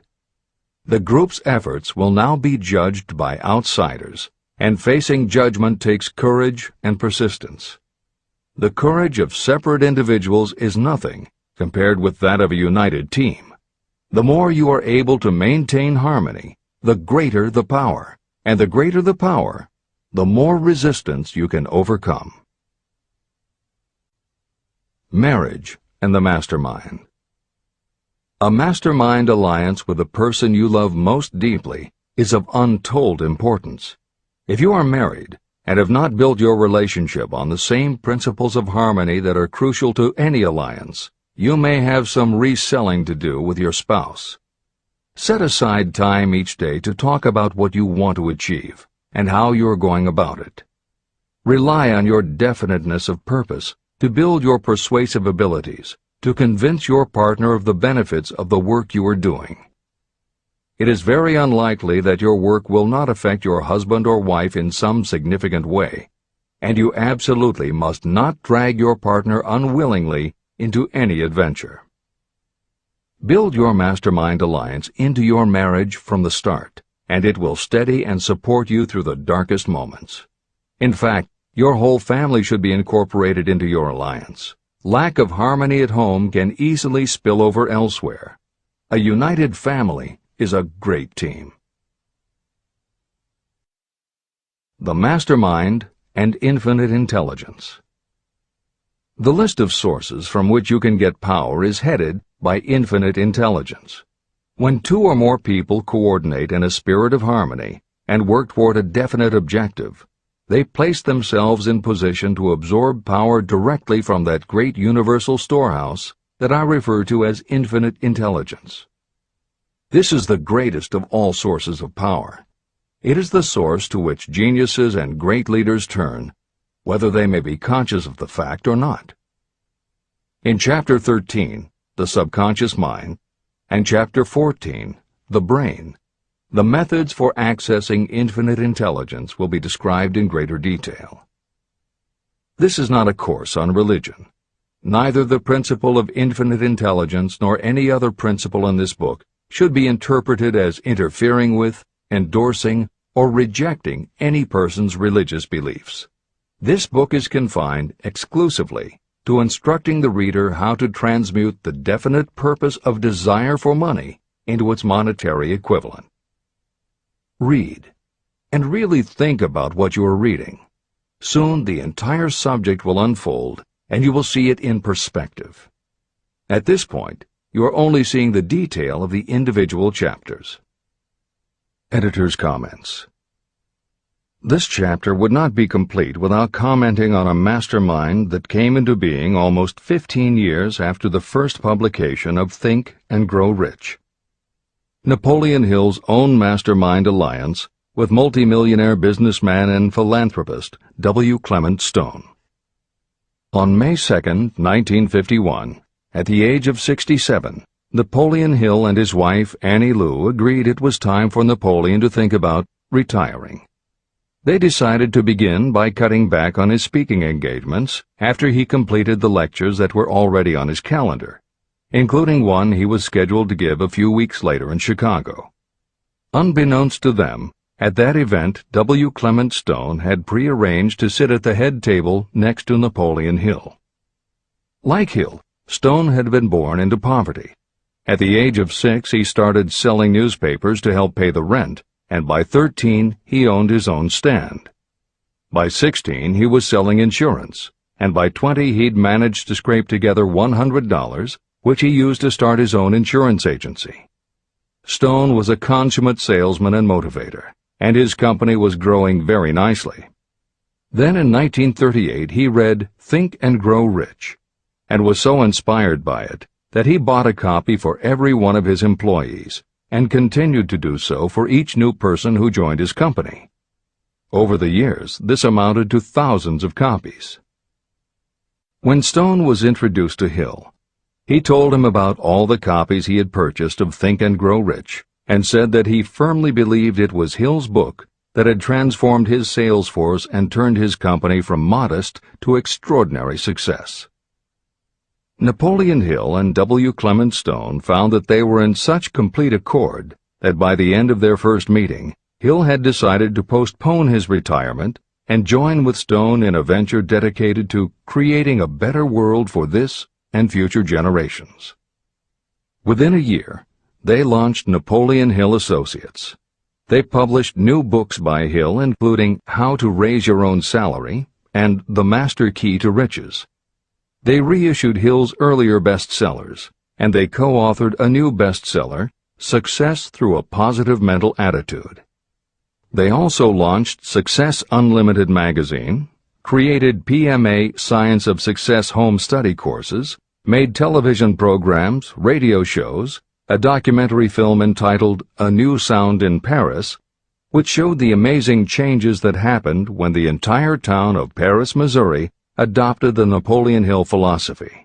And they both crisscrossed America speaking, teaching, giving interviews, and spreading the philosophy to as many people as possible. In addition to his work with Napoleon Hill Associates, Hill also consulted to W. Clement Stone's company, Combined Insurance Company of America. Hill designed and implemented a new training program for the sales force, which was so successful he astounded the business world by helping Stone grow his company from $30 million in assets to $100 million in less than 10 years. When W. Clement Stone passed away in 2002, his company, now known as Aon Corporation, had revenues of $2 billion a year. W. Clement Stone had personally given more than $275 million to various charitable and philanthropic organizations. There has perhaps never been a greater example of coordination of knowledge and effort in a spirit of harmony between two or more people for the attainment of a definite purpose. The sheer volume of work and scope of influence achieved in a 10-year period by Napoleon Hill and W. Clement Stone leaves little question as to the power and importance of a mastermind alliance. This is the end of the editor's comments. The power of positive emotions. Money is shy and elusive. It must be wooed and won by methods not unlike those used by a determined lover. And the power you use in the wooing of money is not greatly different from what you use to attract the one you love. It is the power of positive emotion. That power, when successfully used in the pursuit of money, must be mixed with faith. It must be mixed with desire. It must be mixed with persistence. It must be applied through a plan, and that plan must be set into action. When money comes in large quantities, it flows to the one who accumulates it as easily as water flows downhill. There exists a great unseen stream of power, which may be compared to a river that flows in two directions. One side flows in one direction, carrying all who get into that side of the stream onward and upward to wealth. The other side flows in the opposite direction, carrying all who are unfortunate enough to get into it and can't pull themselves out downward to misery and poverty.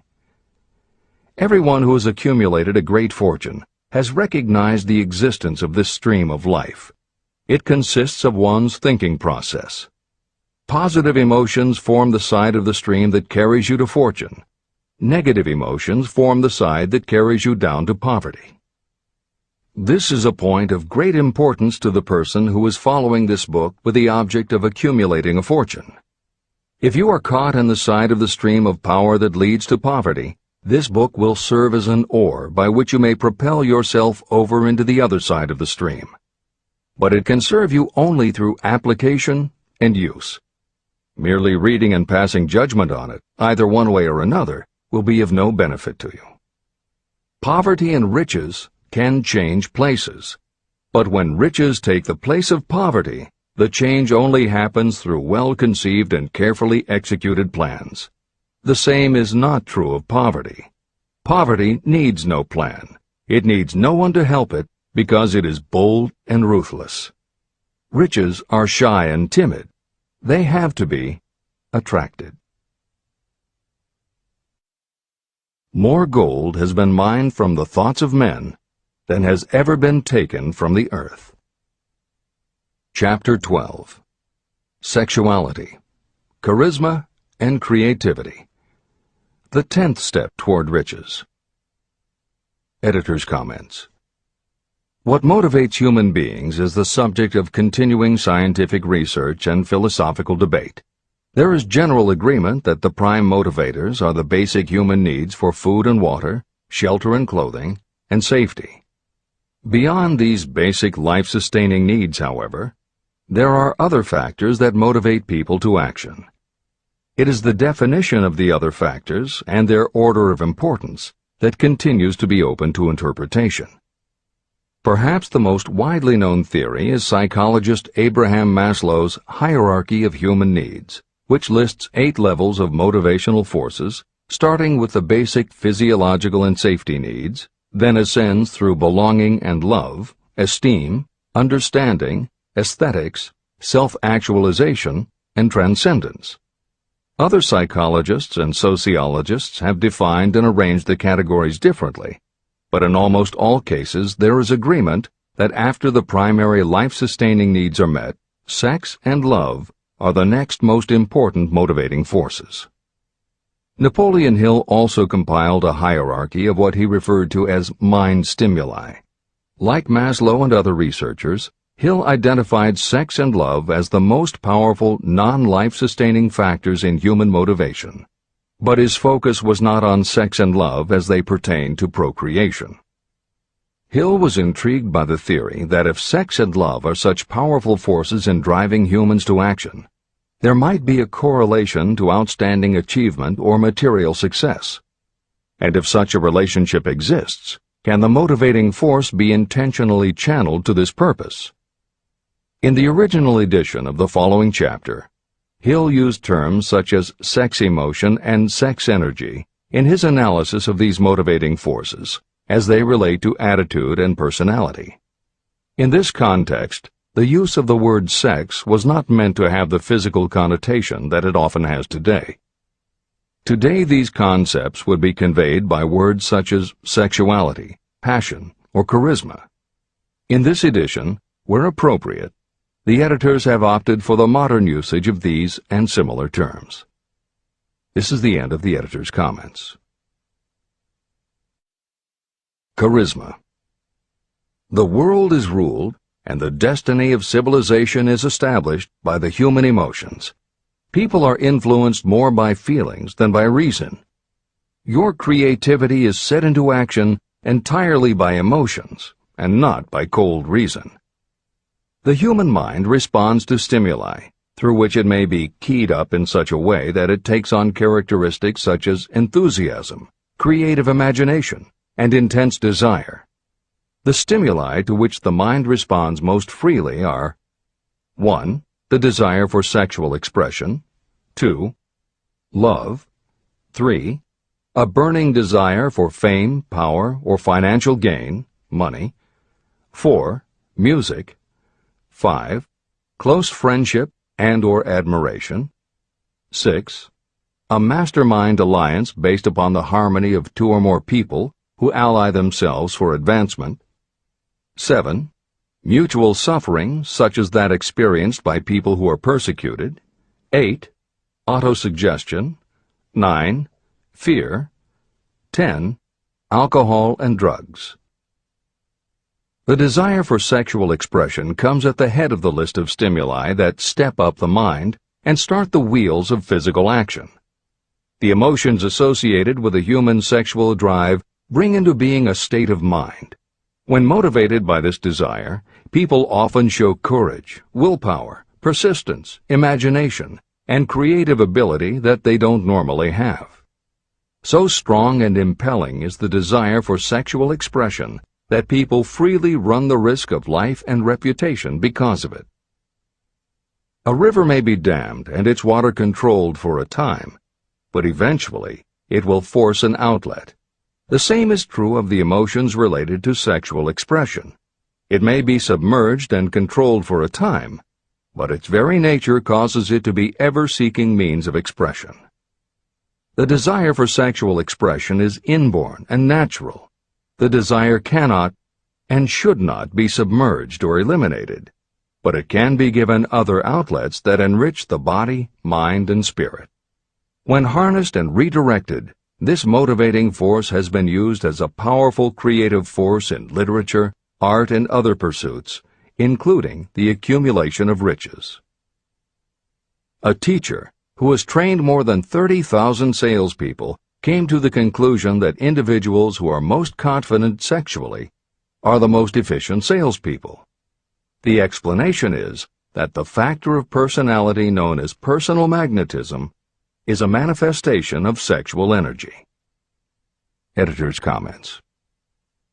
There have been numerous psychological and sociological studies about the relationship between sexuality and success that tend to support Hill's observation. Because physical characteristics are the most quantifiable aspects of sexuality, most research studies focus on gender, attractiveness, body size, and age, and they measure indicators such as first impressions, expectation of performance, perception of performance, and social interaction. These studies generally conclude that when comparing individuals of equal competence, for men, the perception is that taller men will do better than short, a full head of hair will outperform balding, handsome or virile will beat out plain or older. For women, the results are comparable. The perception is that attractive performs better than plain, slim or shapely scores higher than overweight, younger is expected to be superior to older. These observations about physical sexuality may seem obvious, but they lead to a conclusion that is very significant.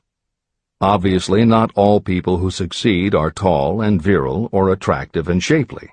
It is also a fact that the success of those who are short, balding, plump, or plain isn't always due to superior skill or luck.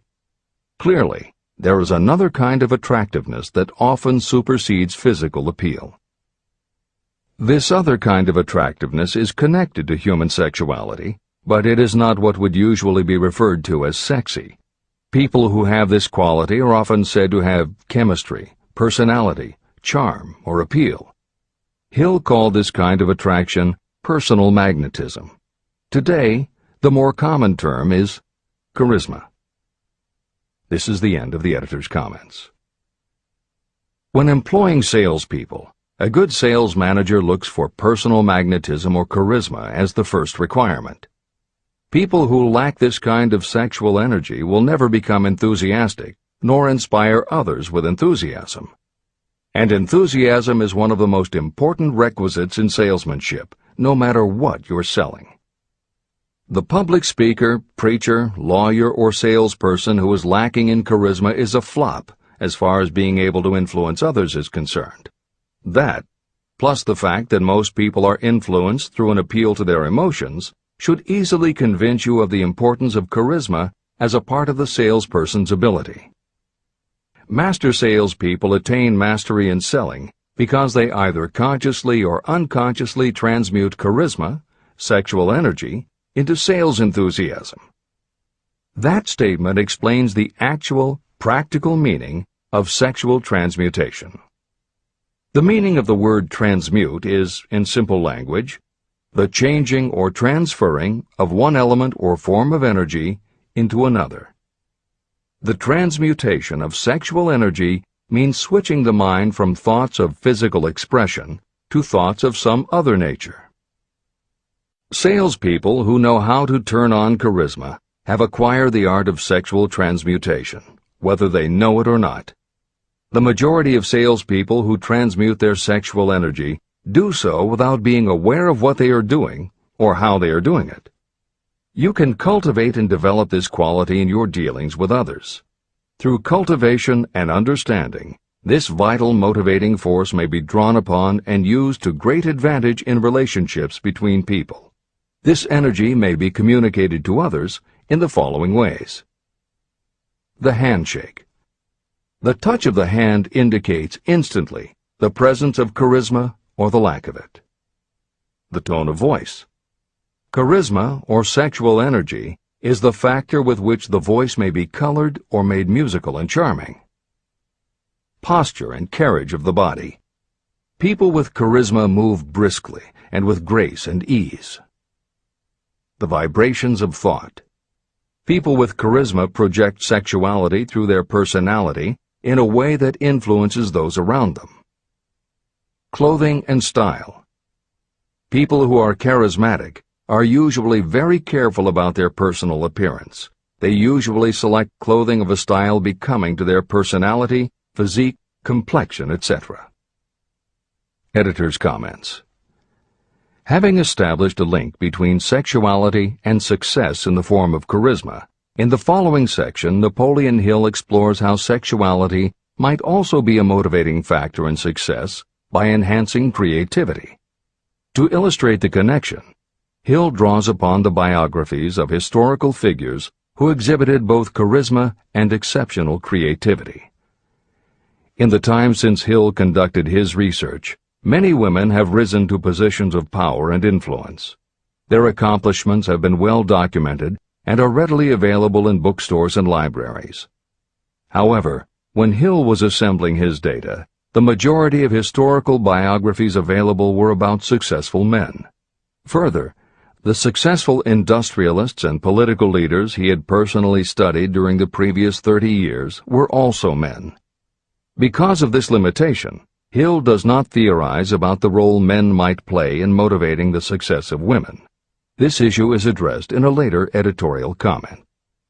This is the end of the editor's comments. Creativity. It seemed quite significant to me when I made the discovery that practically every great leader I had the privilege of analyzing was a man whose achievements were largely inspired by a woman. In most instances, the woman was a wife, of whom the public had heard little or nothing. In a few of the cases I studied, the source of inspiration was the other woman. The pages of history are filled with the records of great men whose achievements may be traced directly to the influence of women who aroused the creative faculties of their minds. Napoleon Bonaparte was one of these. When inspired by his first wife, Josephine, he was irresistible and invincible. When his better judgment or reasoning faculty prompted him to put Josephine aside, he began to decline. His defeat and exile to St. Helena were not far distant. Abraham Lincoln was a notable example of a great leader who achieved his greatness through the discovery and use of his faculty of creative imagination.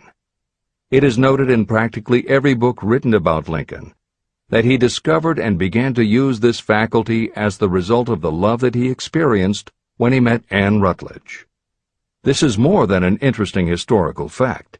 It is of significance in connection with the role sexuality plays in the study of the source of genius. Following is a list of famous men of outstanding achievement: George Washington, Napoleon Bonaparte, William Shakespeare, Abraham Lincoln, Ralph Waldo Emerson, Robert Burns, Thomas Jefferson, Elbert Hubbard, Elbert H. Gary, Woodrow Wilson, John H. Patterson, Andrew Jackson, Enrico Caruso. Wherever there was evidence available in connection with the lives of these men of achievement, it indicated most convincingly that each possessed a highly developed sexual nature.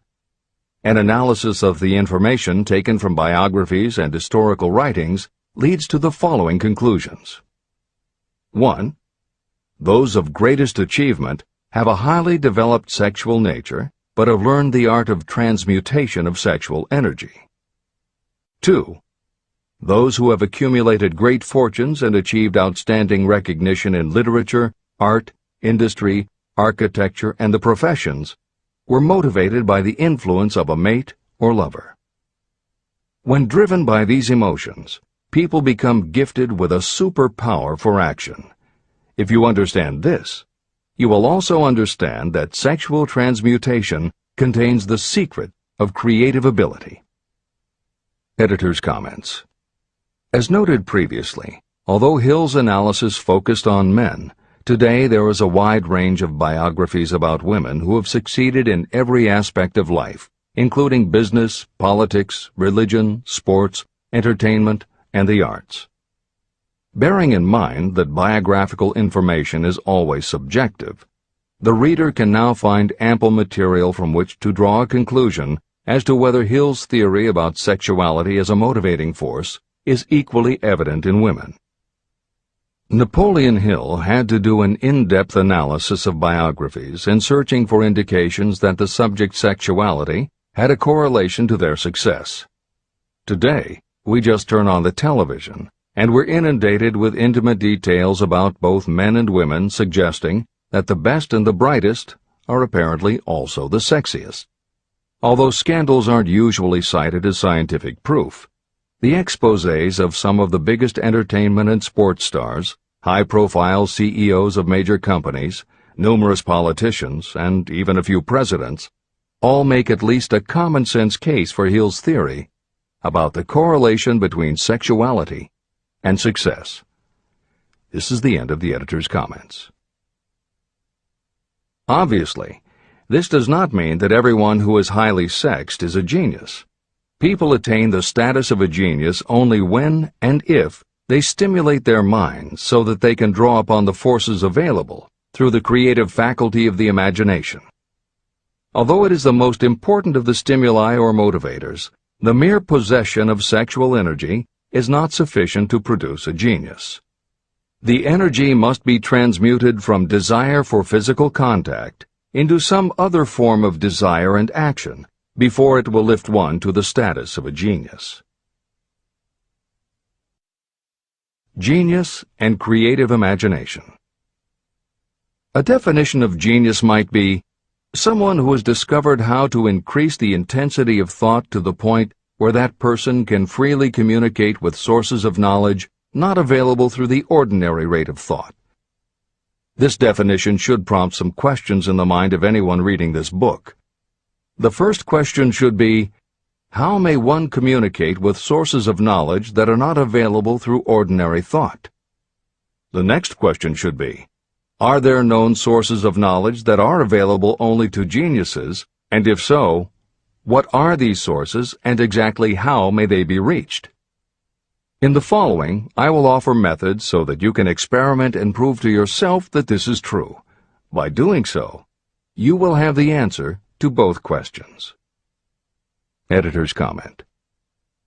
Humans perceive things through the 5 senses of sight, smell, taste, hearing, and touch.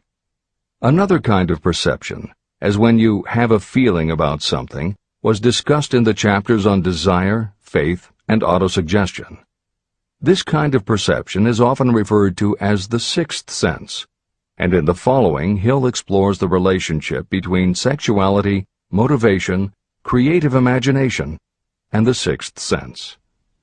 This is the end of the editor's comment. The reality of a 6th sense has been fairly well established.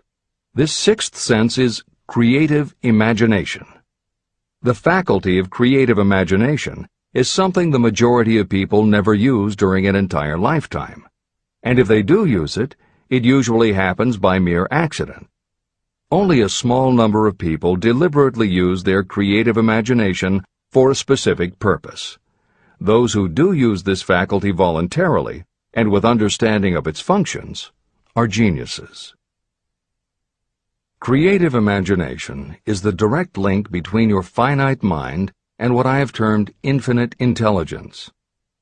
All revelations and all discoveries of basic or new principles in the field of invention take place through the faculty of creative imagination. When ideas, concepts, or hunches flash into your mind, they can only have come from one or more of the following sources. 1. From the mind of some other person who has just released the thought, idea, or concept through conscious thought. 2. Your subconscious mind, which stores every thought and impression that ever reached your brain through any of the 5 senses. 3. from another person's subconscious storehouse. 4. Infinite intelligence. There are no other possible sources from which inspired ideas or hunches may be received. When brain action has been stimulated through one or more of the 10 mind stimulants listed at the beginning of this chapter, it has the effect of lifting you far above the horizon of ordinary thought. It permits you to envision distance, scope, and quality of thoughts not available on the lower plane, such as when you are solving routine problems of business. When you are lifted to a higher level of thought through mind stimulation, it is as though you have taken off in an airplane. You can now see over and beyond the horizon that limits your vision when you are on the ground. Not only that, but while you are on this higher level of thought, you are not even aware of such things as the problems of gaining the 3 basic necessities of food, clothing, and shelter. You are in a world of thought in which the ordinary workaday thoughts have been removed, just as the hills and valleys that obstruct your vision on the ground don't interfere when you are in an airplane. While on this exalted plane of thought, the creative faculty of the mind is given freedom for action. The way has been cleared for the 6th sense to function. It becomes receptive to ideas that could not reach the individual under any other circumstances. The 6th sense is the faculty that marks the difference between a genius and an ordinary individual.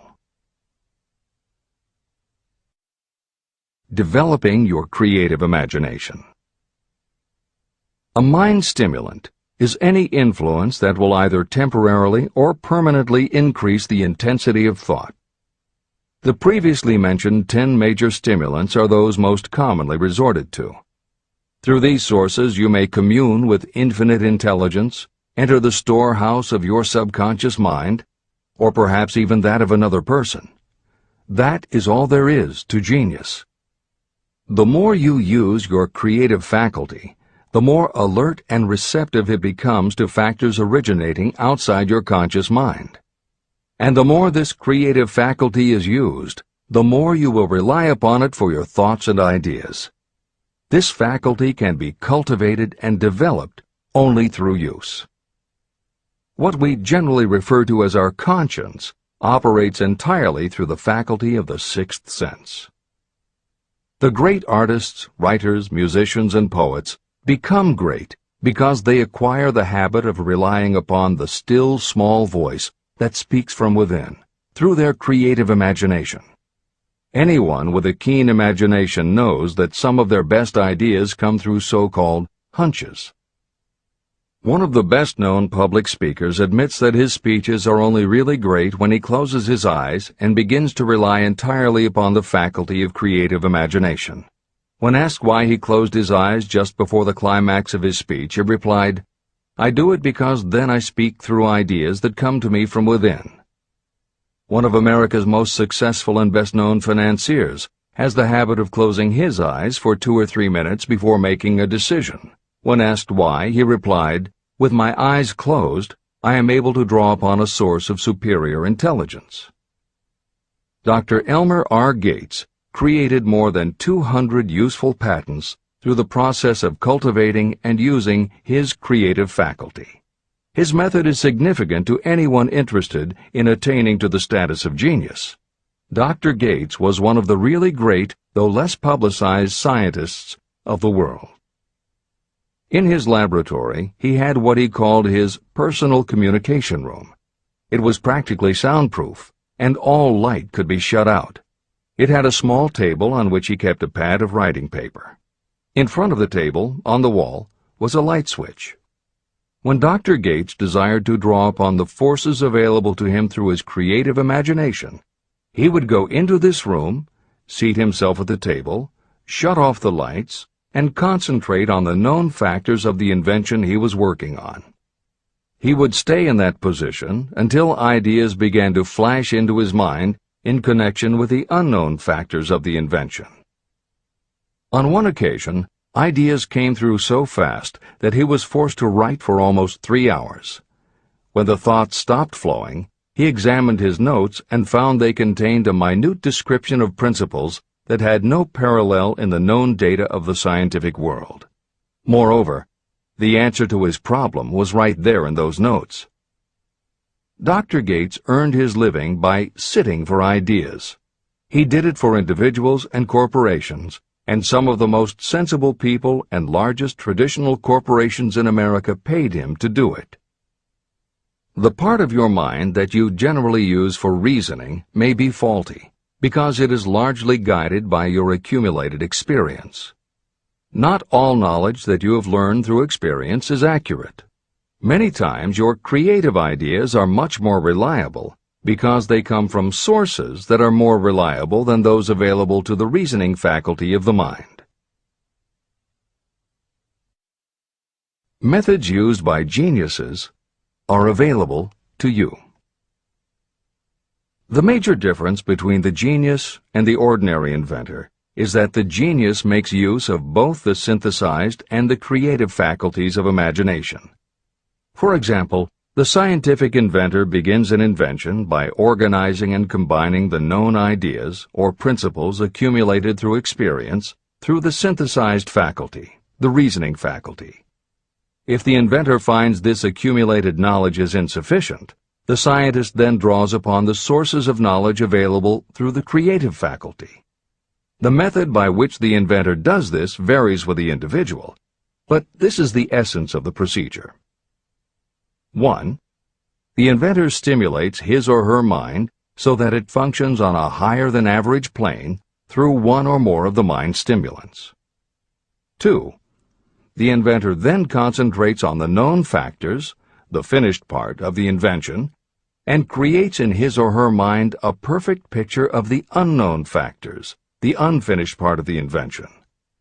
The inventor holds this picture in mind until it has been taken over by the subconscious, then relaxes by clearing his or her mind of all thought and waits for the answer to flash into mind.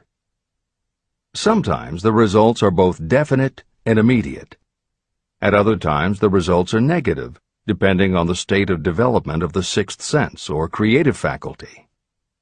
Thomas Edison tried out more than 10,000 different combinations of ideas through the synthetic faculty of his imagination before he tuned in through the creative faculty and got the answer that perfected the incandescent light bulb. His experience was similar when he produced the phonograph.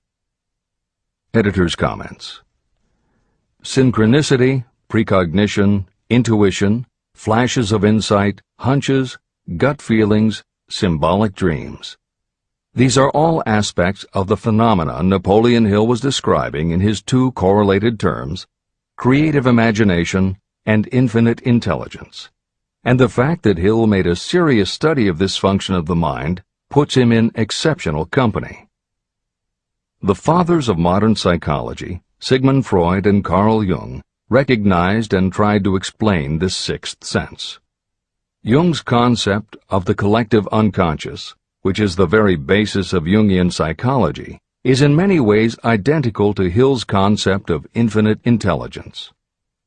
Scientists from Archimedes to Newton to Einstein to the team of Watson and Crick, who determined the structure of DNA, all conceded that intuition was instrumental in their discoveries. Duke University created a department for the sole purpose of studying these phenomena under scientific conditions.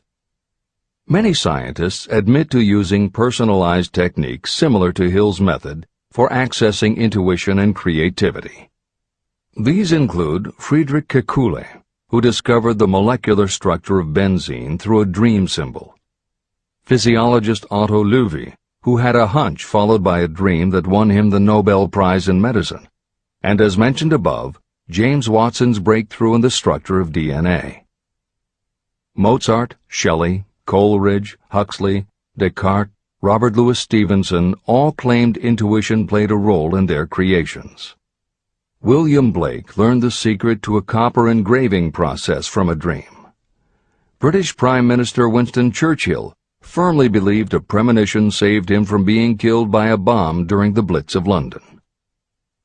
As was noted earlier, psychiatry, clinical hypnosis, and affirmations all had to overcome considerable skepticism before they were accepted. That is also true of those phenomena Hill terms infinite intelligence. However, in the 1970s and 80s, the public's interest was piqued by well-researched books such as The Intuitive Edge by Philip Goldberg, Creative Dreaming by Patricia Garfield, and The Right Brain Experience by Mary-Lee Zdenek. Though these anomalies of the mind still defy laboratory proof, contemporary researchers continue to publish tantalizing results. This is the end of the editorial comments. Nature has equipped the human brain and mind with internal stimulants that safely trigger the mind to tune in to fine and rare thoughts. No satisfactory substitute for nature's stimulants has ever been found. However, history is not lacking in examples of people who rose to the status of genius as the result of using artificial mind stimulants. Edgar Allan Poe wrote The Raven while under the influence of alcohol, dreaming dreams no mortal ever dared to dream before. Samuel Taylor Coleridge wrote Kubla Khan during an opium-induced dream, and Robert Burns wrote best when intoxicated. For auld lang syne, my dear, we'll take a cup of kindness yet for auld lang syne. It is true that these and others who are known as geniuses relied upon artificial mind stimulation. But a more important lesson to remember is how many of these people destroyed themselves through the use of those stimulants. Editor's comments. In more contemporary terms, Hill's point about the dangers of artificial mind stimulants was never better made than it was in the television series Behind the Music, which began running on VH1 in the late 1990s. The series was meant to chronicle the lives of rock stars and celebrate their hits, but after viewing 2 or 3 of the shows, they all began to look the same. Young singer and band have a hit record, make millions of dollars, plunge into the sex, drugs, and rock and roll lifestyle, everyone gets addicted, and they blow all of the money. By the end of the show, at least one band member overdoses, the band breaks up, the singer hits the skids, meets someone who inspires him or her to go into rehab, the ex-star makes an anti-drug TV spot and professes newfound faith and family values while announcing a comeback tour. Although the shows played like a bad parody of themselves, the fact that the stories were so similar, that so many talented singers and songwriters who depended on drugs ended up burning out, should be telling you something, especially if you don't just want to succeed, but want to keep and enjoy your success. This is the end of the editor's comments. Every intelligent person knows that stimulation in excess through alcohol or drugs is a destructive form of intemperance.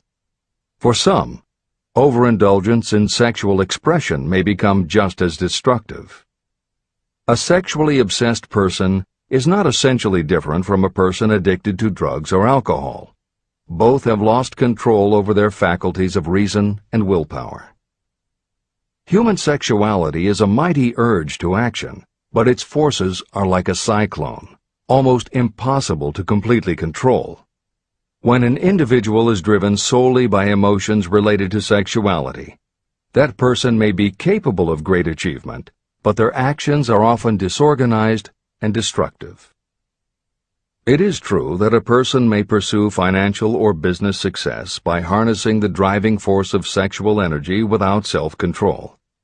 But history is filled with evidence that such people likely have certain traits of character that rob them of the ability to either hold or enjoy their fortunes.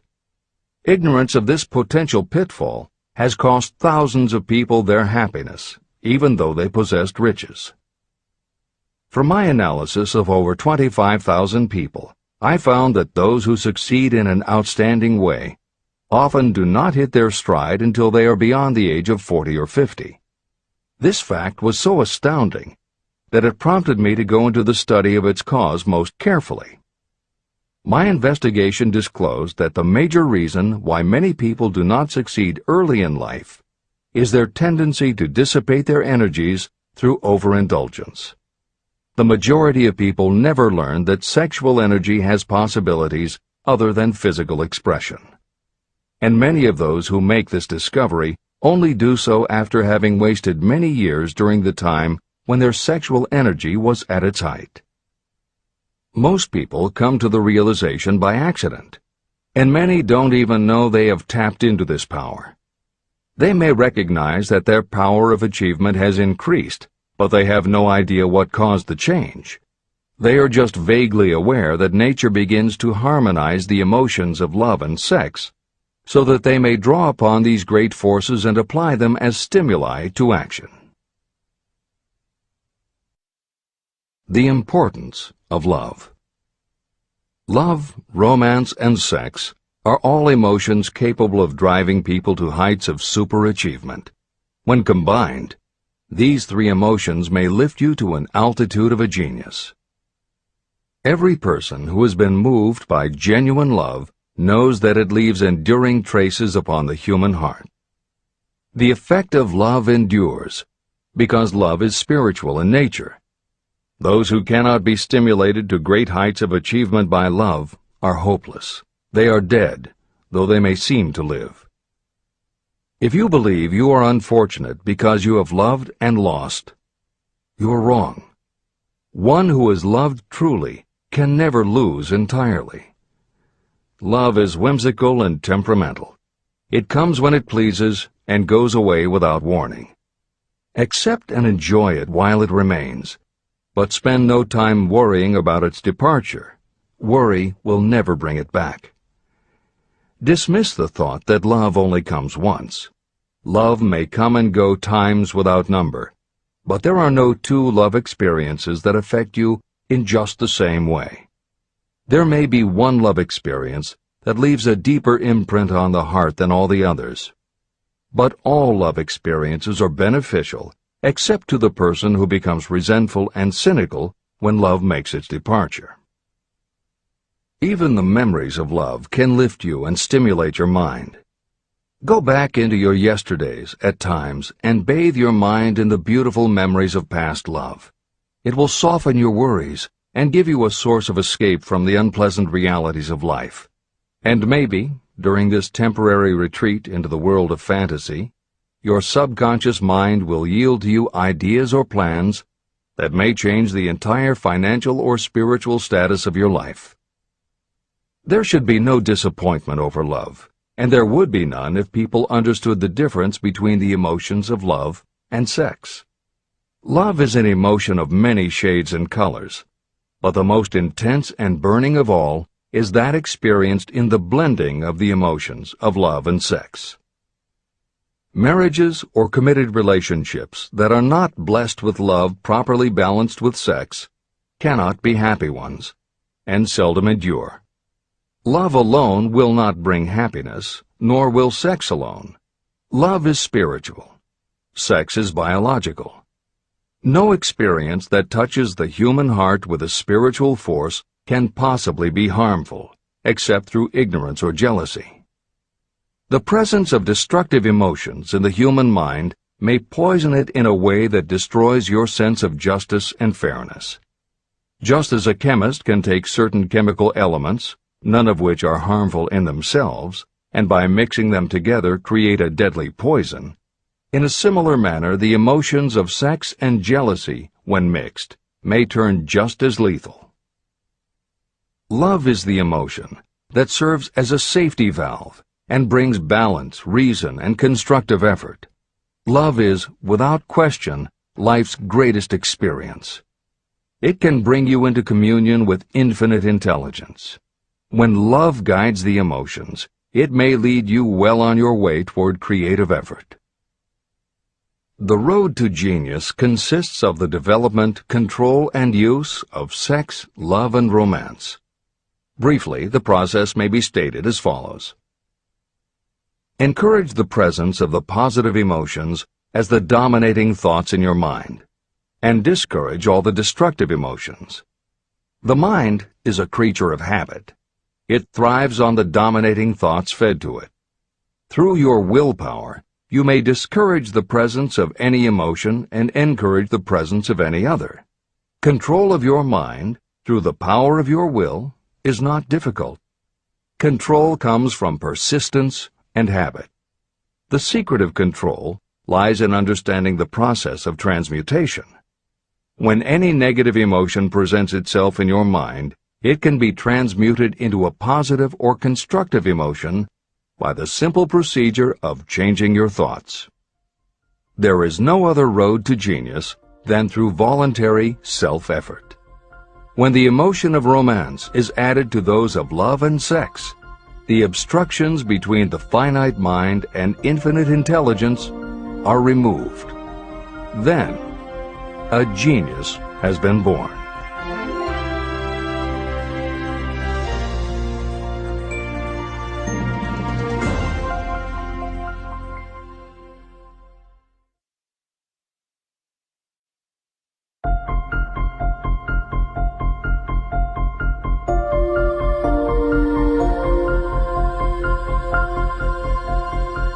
Success requires no explanations.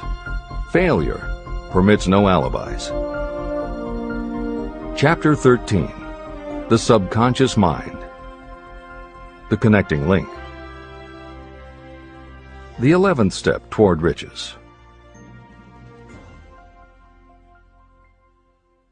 The subconscious mind consists of a field of consciousness, in which every impulse of thought that reaches the conscious mind, through any of the five senses, is classified and recorded. The subconscious receives and files sense impressions or thoughts regardless of their nature. You can plant in your subconscious mind any plan, thought, or purpose that you desire to translate into its physical or monetary equivalent. Those desires that have been mixed with emotional feeling and faith in your ability are the ones that are strongest. Therefore, they are the first to which the subconscious responds. The subconscious mind works day and night, and in some way which is not fully understood, the subconscious seems able to draw upon the forces of infinite intelligence for the power to transmute your desires into their physical equivalent. And it does it in the most straightforward and practical way.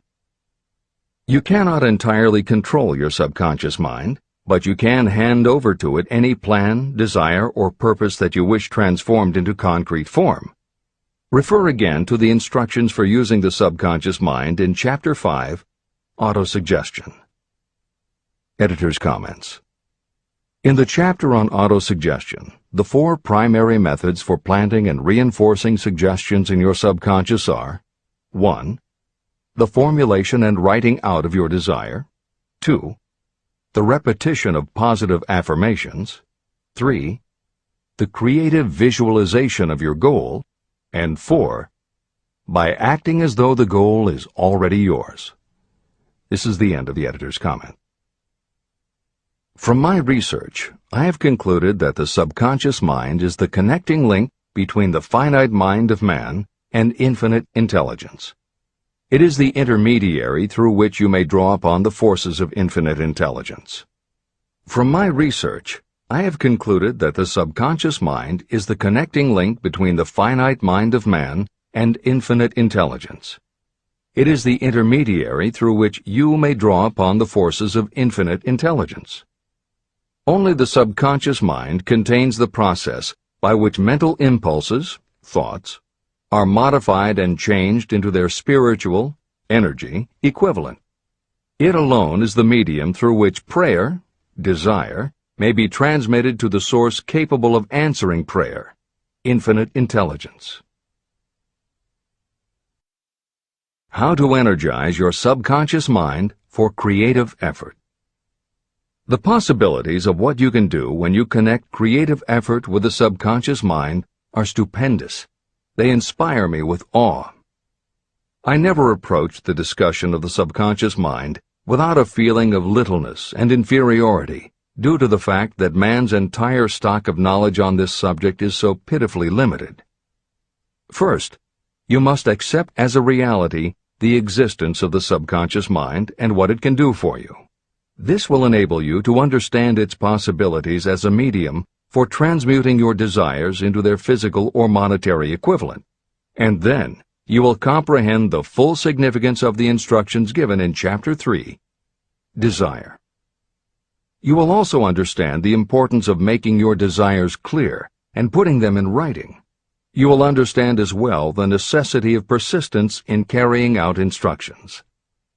The 13 principles that are the basis of this book are the stimuli with which you acquire the ability to reach and to influence your subconscious mind. Do not become discouraged if you cannot do this on your first attempt. Remember that the subconscious mind can be directed only through habit. You have not yet had time to master faith. Be patient. Be persistent. Editor's comments. There are two aspects to Hill's theory of the subconscious mind. There are two aspects to Hill's theory of the subconscious mind. One is the concept of the subconscious as the storehouse of all information and thoughts that you have ever experienced. The second is the concept of the subconscious as the gateway to infinite intelligence. In this chapter, Hill focuses primarily on the subconscious as a storehouse. Expanding on the editorial comment about the subconscious mind that appears in the chapter on autosuggestion, proof that the subconscious is a storehouse of information is confirmed in the use of hypnotherapy by psychiatrists. Through hypnosis, psychiatrists are able to help patients open the door to their subconscious so that they can retrieve information about traumatic situations that have been filtered out or repressed by the conscious mind. Further proof is in the use of hypnosis by law enforcement officials to recapture information such as license plate numbers and other details that the conscious mind of a witness has filtered out. Although results vary from person to person, there is no doubt that the subconscious has access to information that the conscious mind does not. This storehouse aspect of the subconscious is what accounts for some ideas that come to us through creative imagination. In some instances, bits of information and ideas that our conscious mind has forgotten will connect with each other on a subconscious level to create a new idea, and that idea will be received by our creative intelligence, which presents it to us as a flash of inspiration. You can't completely control this process, but you can condition yourself to come up with more and better ideas. It is a fact that a traumatic experience, the result of which creates a strongly planted idea, can influence the way a person thinks and acts. If that is true, then by intentionally using all of your efforts to powerfully plant an idea in your subconscious, you should be able to create what would amount to a good traumatic experience that will influence the way you think and act in a positive way. This is exactly how you develop what Hill calls a money consciousness. If you do everything within your power to strongly, firmly, and with complete faith and conviction plant the idea that you will be successful and achieve your desire, your subconscious will accept and store that idea. If you have planted the idea so strongly that it is the dominant idea in your subconscious, it will influence all of the other ideas and information stored there.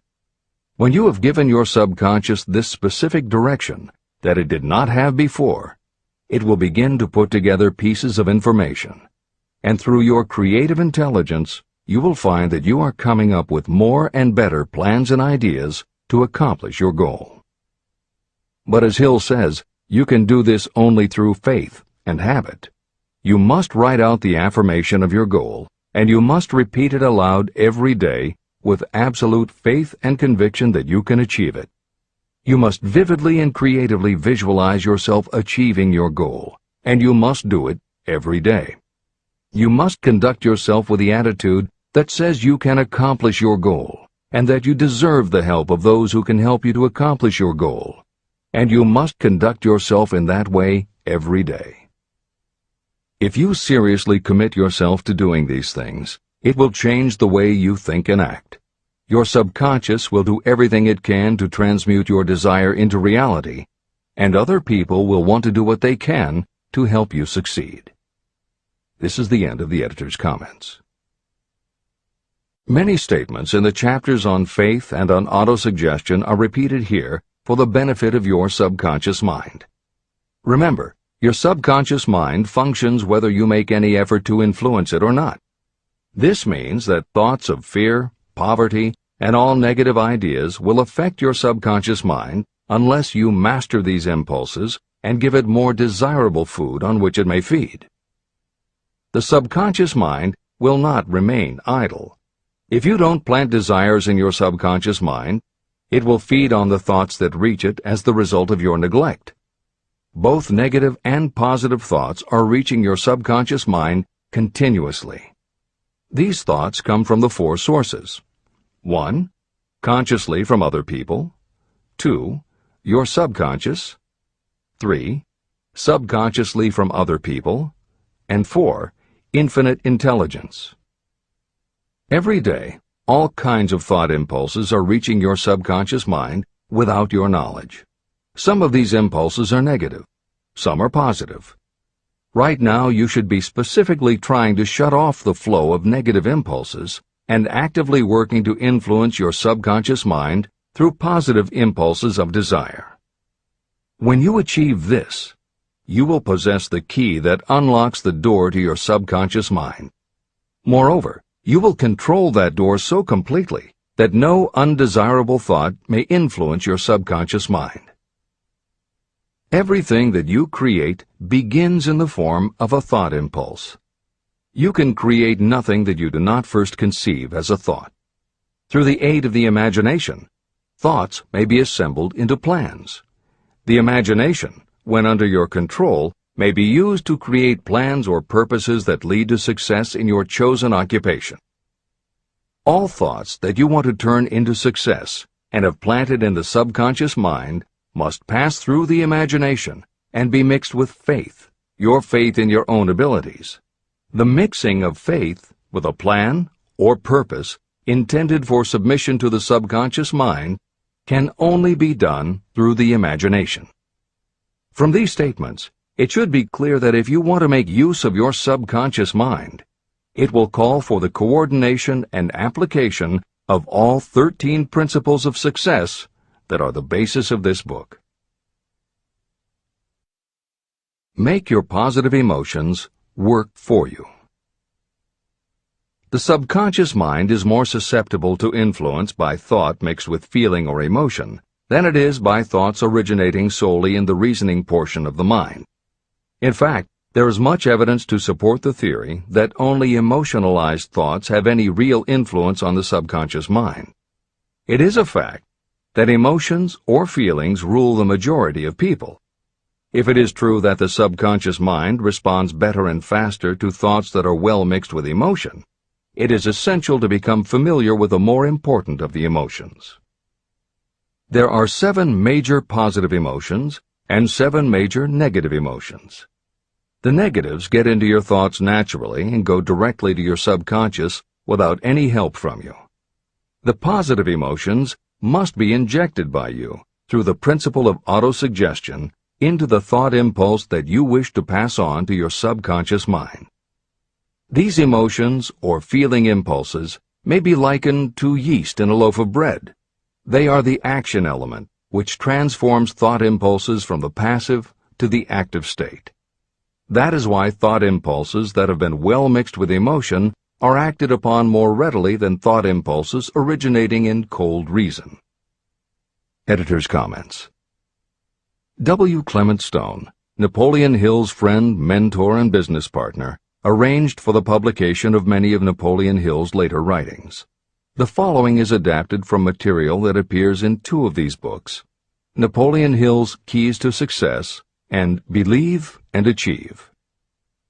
Enthusiasm is a positive mental attitude, an internal impelling force of intense emotion, a power compelling creation or expression. Being enthusiastic is an impelling external expression of action. When you act enthusiastically, you accentuate the power of suggestion and autosuggestion. The sales manager, public speaker, minister, lawyer, teacher, or executive who acts enthusiastic by speaking in an enthusiastic, sincere manner develops genuine enthusiasm. If you act enthusiastic, your emotions will follow. By filling your conscious mind with enthusiasm, you also impress upon your subconscious mind that your burning obsession and your plan for obtaining it are certain things.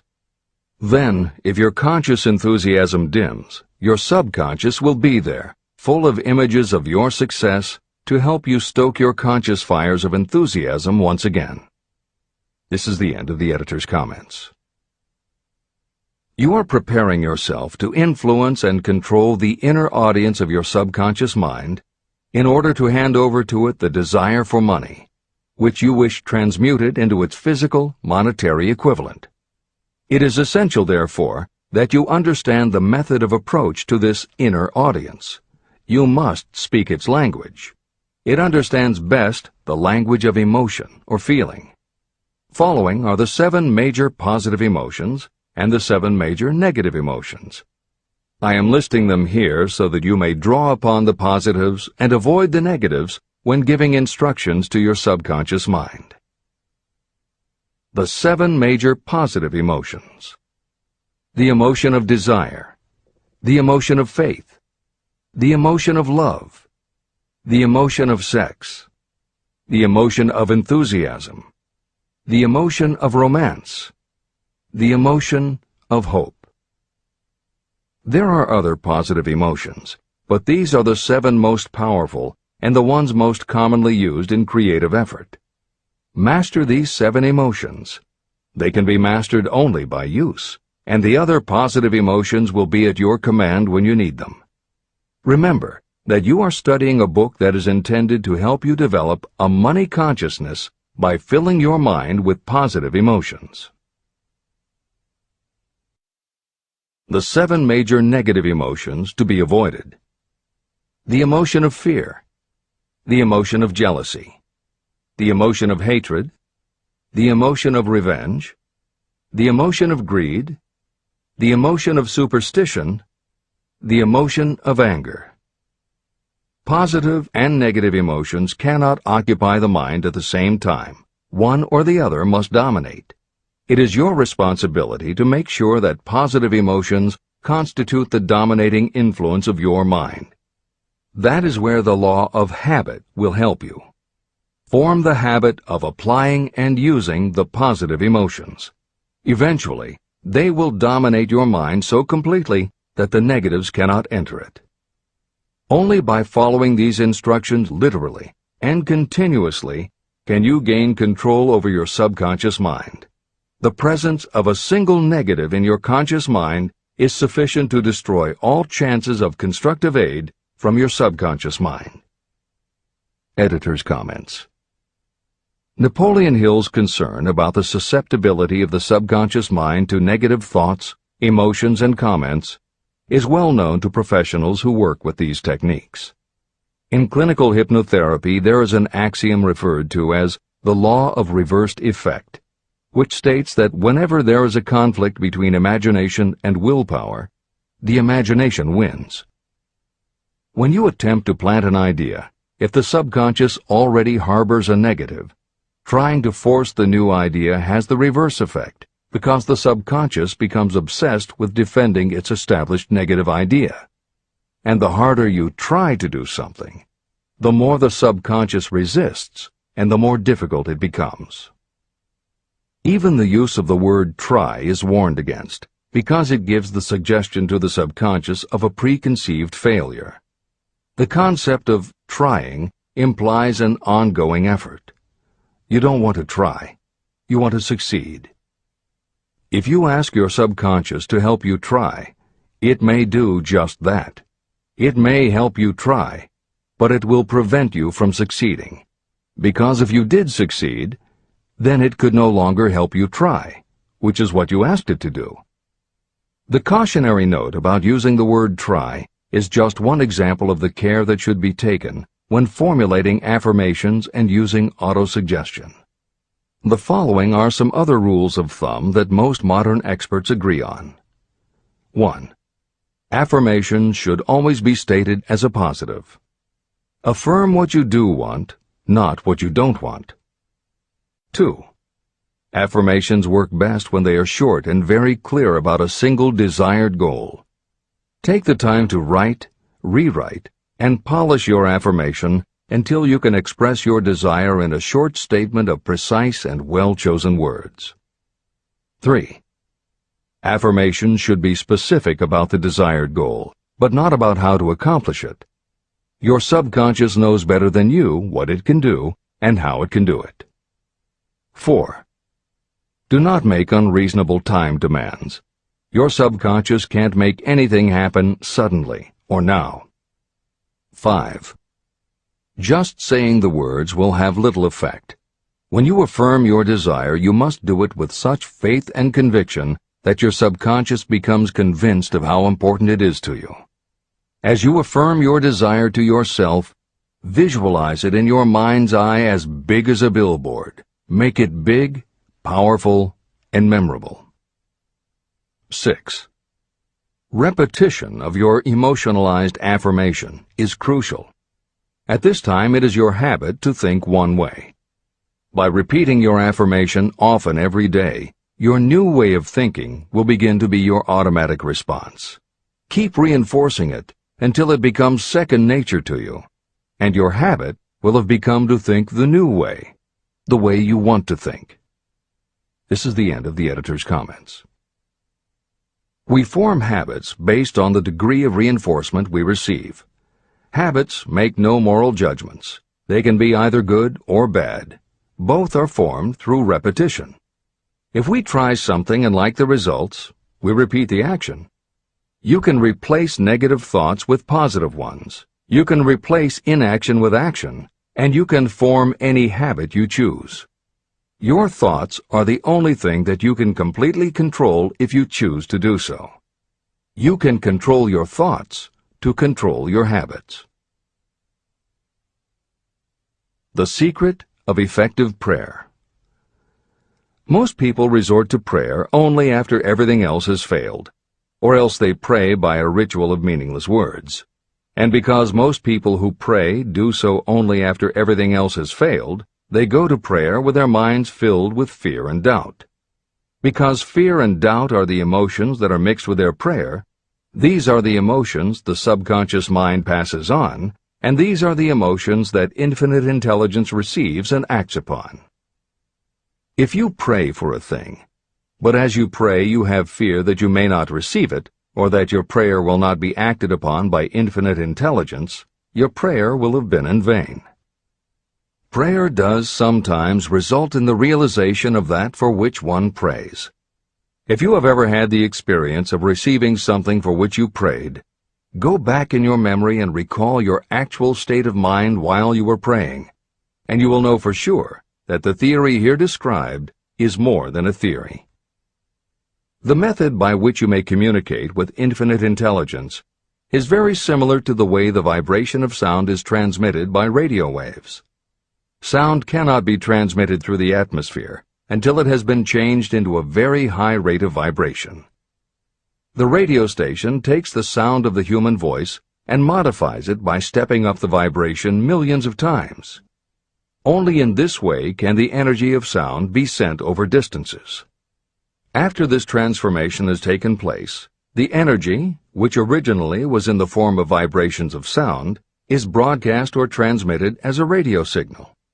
When a radio set receives the high-speed transmission, it then reconverts that energy back to its original slower rate of vibration. And when it is stepped down to its original rate, it vibrates the diaphragm of the speaker, which reproduces the original sound of the voice. The subconscious mind is the intermediary that translates prayers or desires into terms that infinite intelligence can receive. The answer comes back to you in the form of a definite plan or idea for procuring the object of your prayer. When you understand this principle, you know why mere words read from a prayer book cannot serve as an agency of communication between the mind of man and infinite intelligence. Do not expect troubles, as they have a tendency not to disappoint. Chapter 14. The Brain. A broadcasting and receiving station for thought. The 12th step toward riches.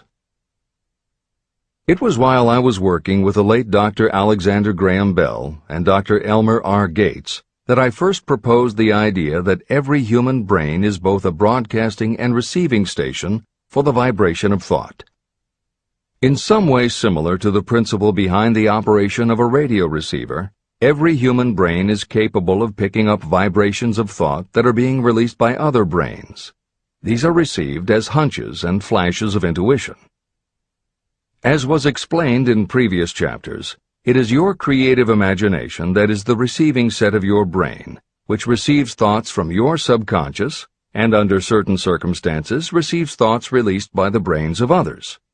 Your creative imagination is the interconnection between your conscious or reasoning mind and the four sources from which you receive thought stimuli. 1. Consciously from other people. 2. Your subconscious. 3. Subconsciously from other people. And 4. Infinite intelligence. When stimulated or stepped up to a high rate of vibration, the mind becomes more receptive to thoughts that reach it from outside sources. This stepping up process takes place through either the positive emotions or the negative emotions. Through the emotions, the vibrations of thought may be increased. The brain that has been stimulated by emotions functions at a much more rapid rate than it does when that emotion is quieted or absent. The result is the increase of thought to such a pitch that the creative imagination becomes highly receptive to ideas. On the other hand, when the brain is functioning at a rapid rate, it also gives to your own thoughts the emotional feeling that is essential before those thoughts will be picked up and acted upon by your subconscious mind. The subconscious mind is the sending station of the brain, through which vibrations of thought are broadcast. Autosuggestion is the medium by which you may put into operation your sending station. The creative imagination is the receiving set through which the energies of thought are picked up. Editor's comments. The following combines the above concept with the related materials from previous chapters to provide a step-by-step recap of Napoleon Hill's view of the process. 1. The brain is simultaneously both a broadcaster and a receiver. 2. Emotion affects both your ability to send and your ability to receive. When under the effect of strong emotion, the more powerfully you can send thoughts. When under the effect of strong emotion, the more receptive you are to receiving thoughts. 3. When you send thoughts, to where do you send them? You send them to your subconscious by using autosuggestion. 4. When you receive thoughts, where do they come from? They come from your subconscious and you receive them through your creative imagination. 5. Your subconscious mind has two aspects. Your subconscious is a storehouse of information, as explained in the previous chapter. Your subconscious is your connection to infinite intelligence. 6. Infinite intelligence is the medium through which you receive thoughts from other brains. Infinite intelligence is Hill's term for describing the following basic law of physics.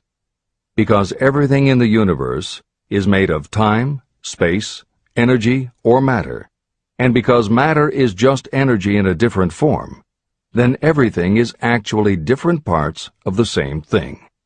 This means that your subconscious mind, energy, has a common base with every other subconscious mind, energy. 7. Thoughts from other brains come to you as follows.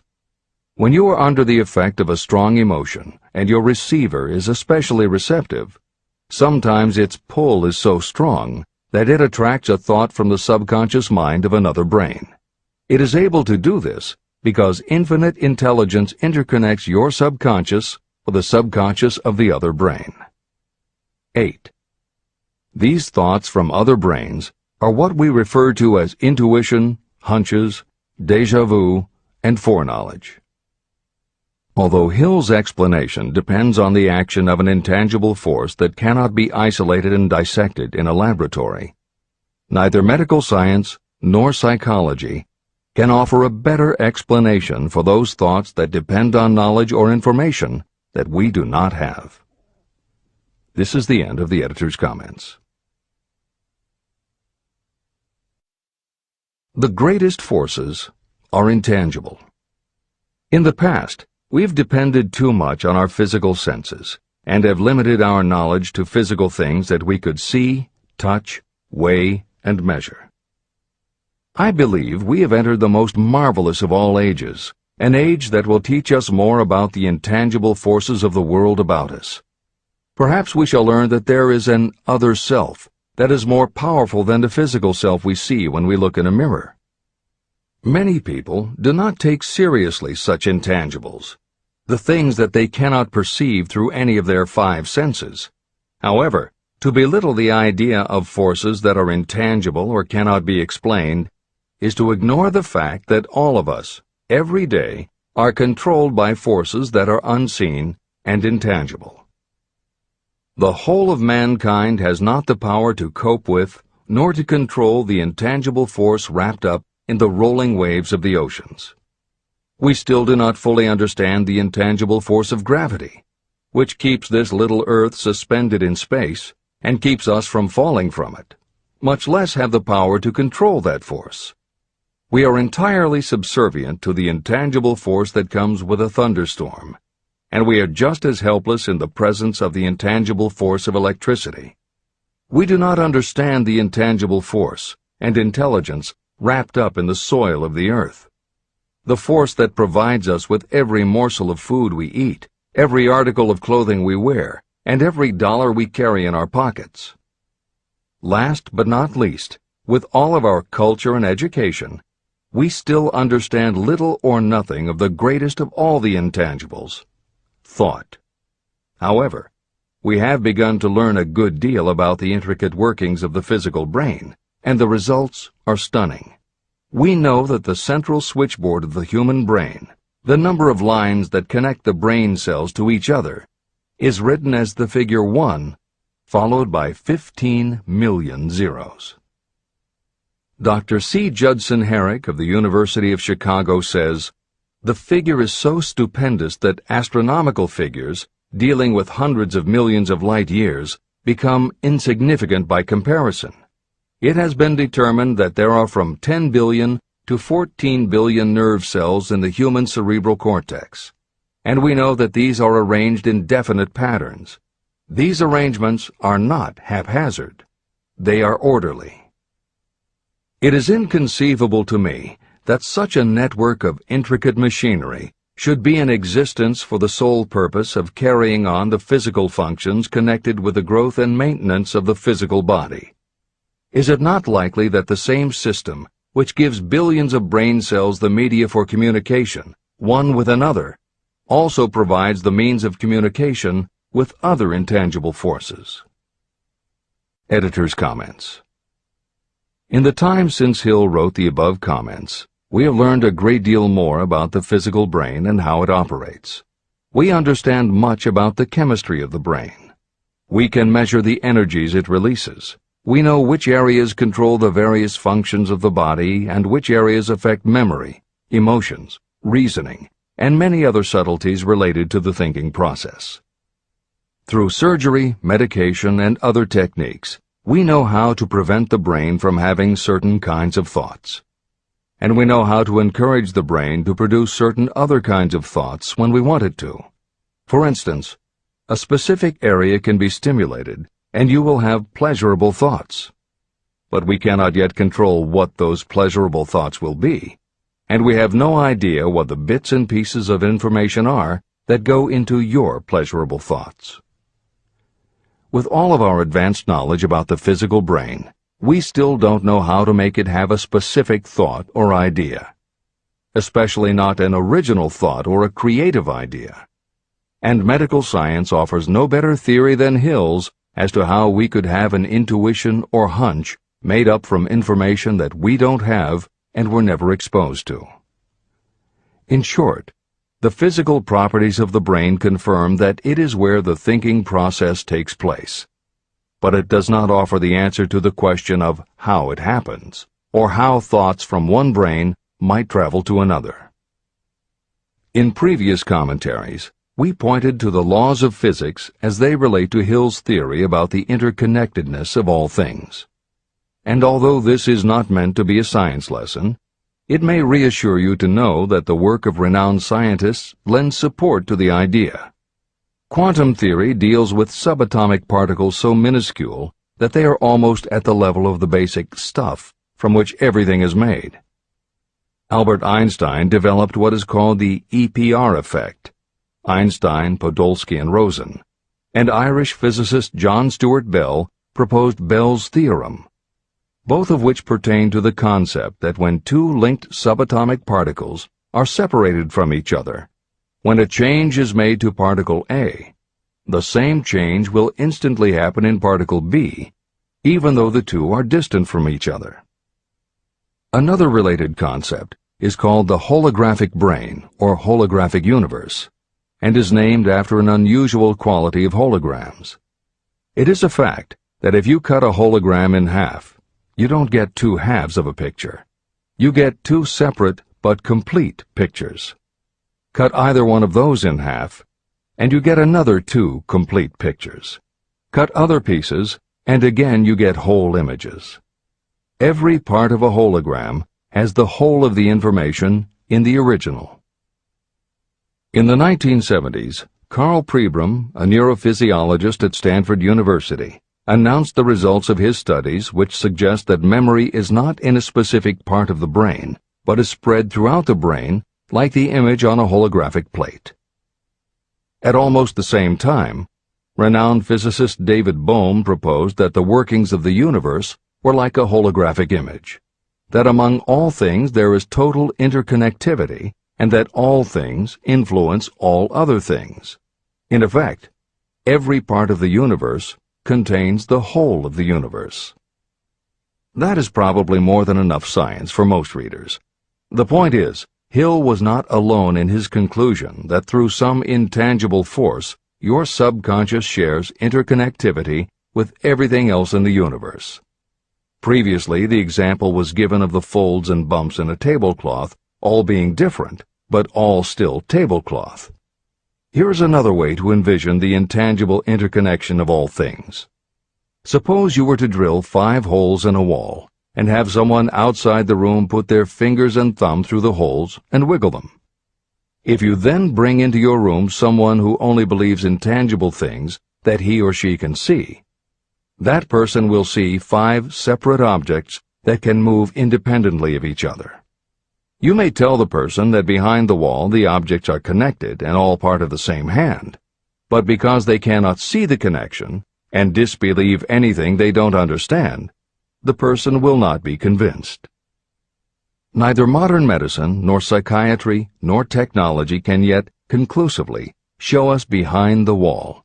But the fact remains, we have all had a hunch about somebody, and it turns out to be right. A premonition that something will happen, and it does. Or a feeling that something isn't right with someone who is not there with you, and it turns out to be true. How does this information come to us? As mentioned previously, psychologist Carl Jung called the intangible connection the collective unconscious, also called universal subconscious. Others call it the totally unified theory, the great first cause, the universal mind, or spirit, and some see it as another way of describing God. Napoleon Hill calls it infinite intelligence and offers a common-sense explanation that allows you to work with a phenomenon, even if it is not completely understood. And that, after all, is what Hill was aiming for, to give you a way to access intangible forces that will help you turn your desire into reality. This is the end of the editor's comments.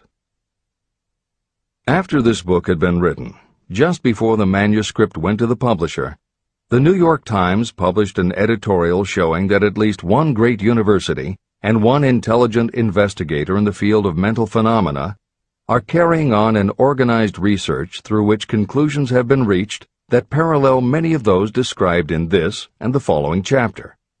The editorial briefly analyzed the work carried on by Dr. J.B. Rhine and his associates at Duke University. From the New York Times. What is telepathy?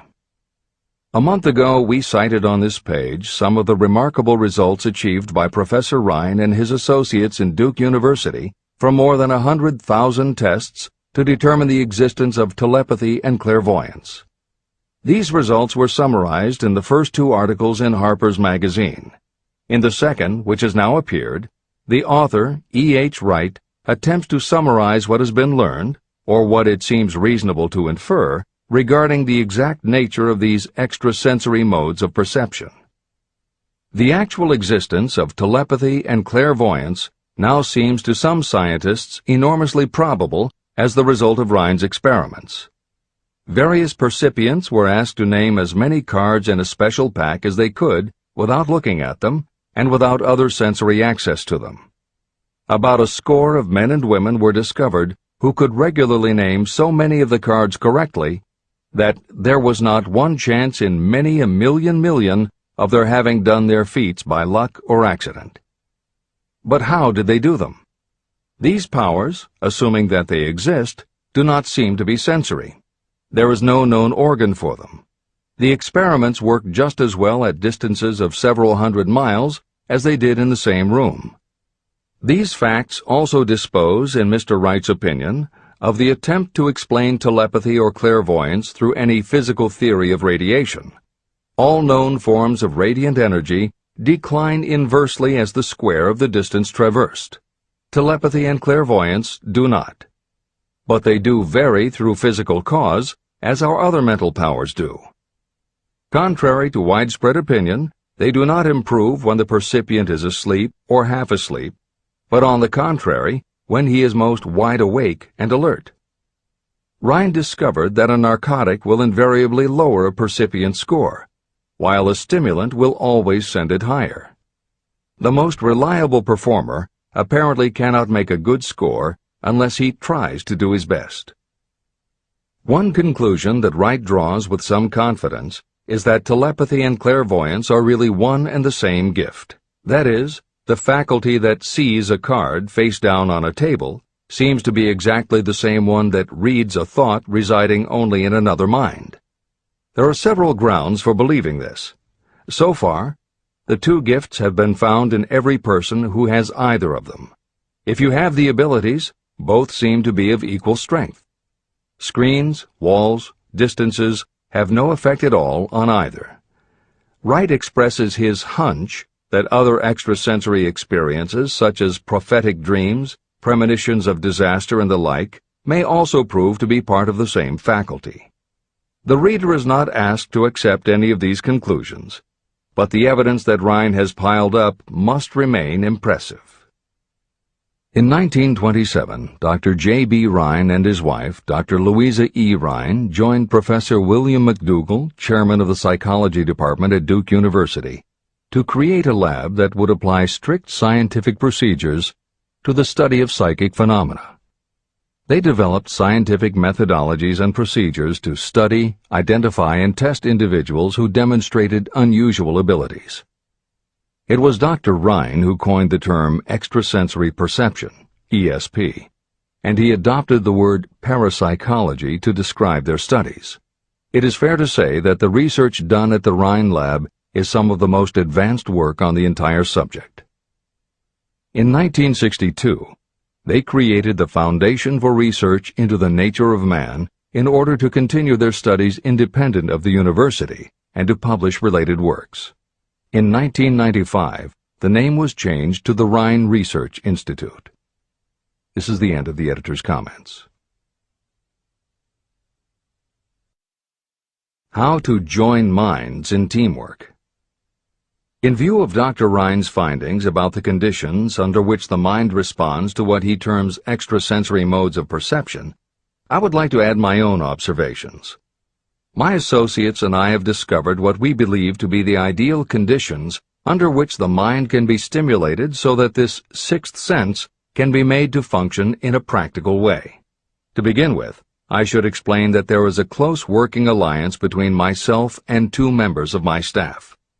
Through experimentation and practice, we have discovered how to stimulate our minds so that we can, by a process of blending our three minds into one, find the solution to a great variety of problems that are submitted by my clients.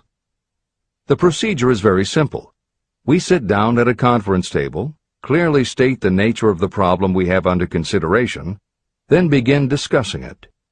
Each contributes whatever thoughts may occur by applying the principle used in connection with the invisible counselors described in the next chapter.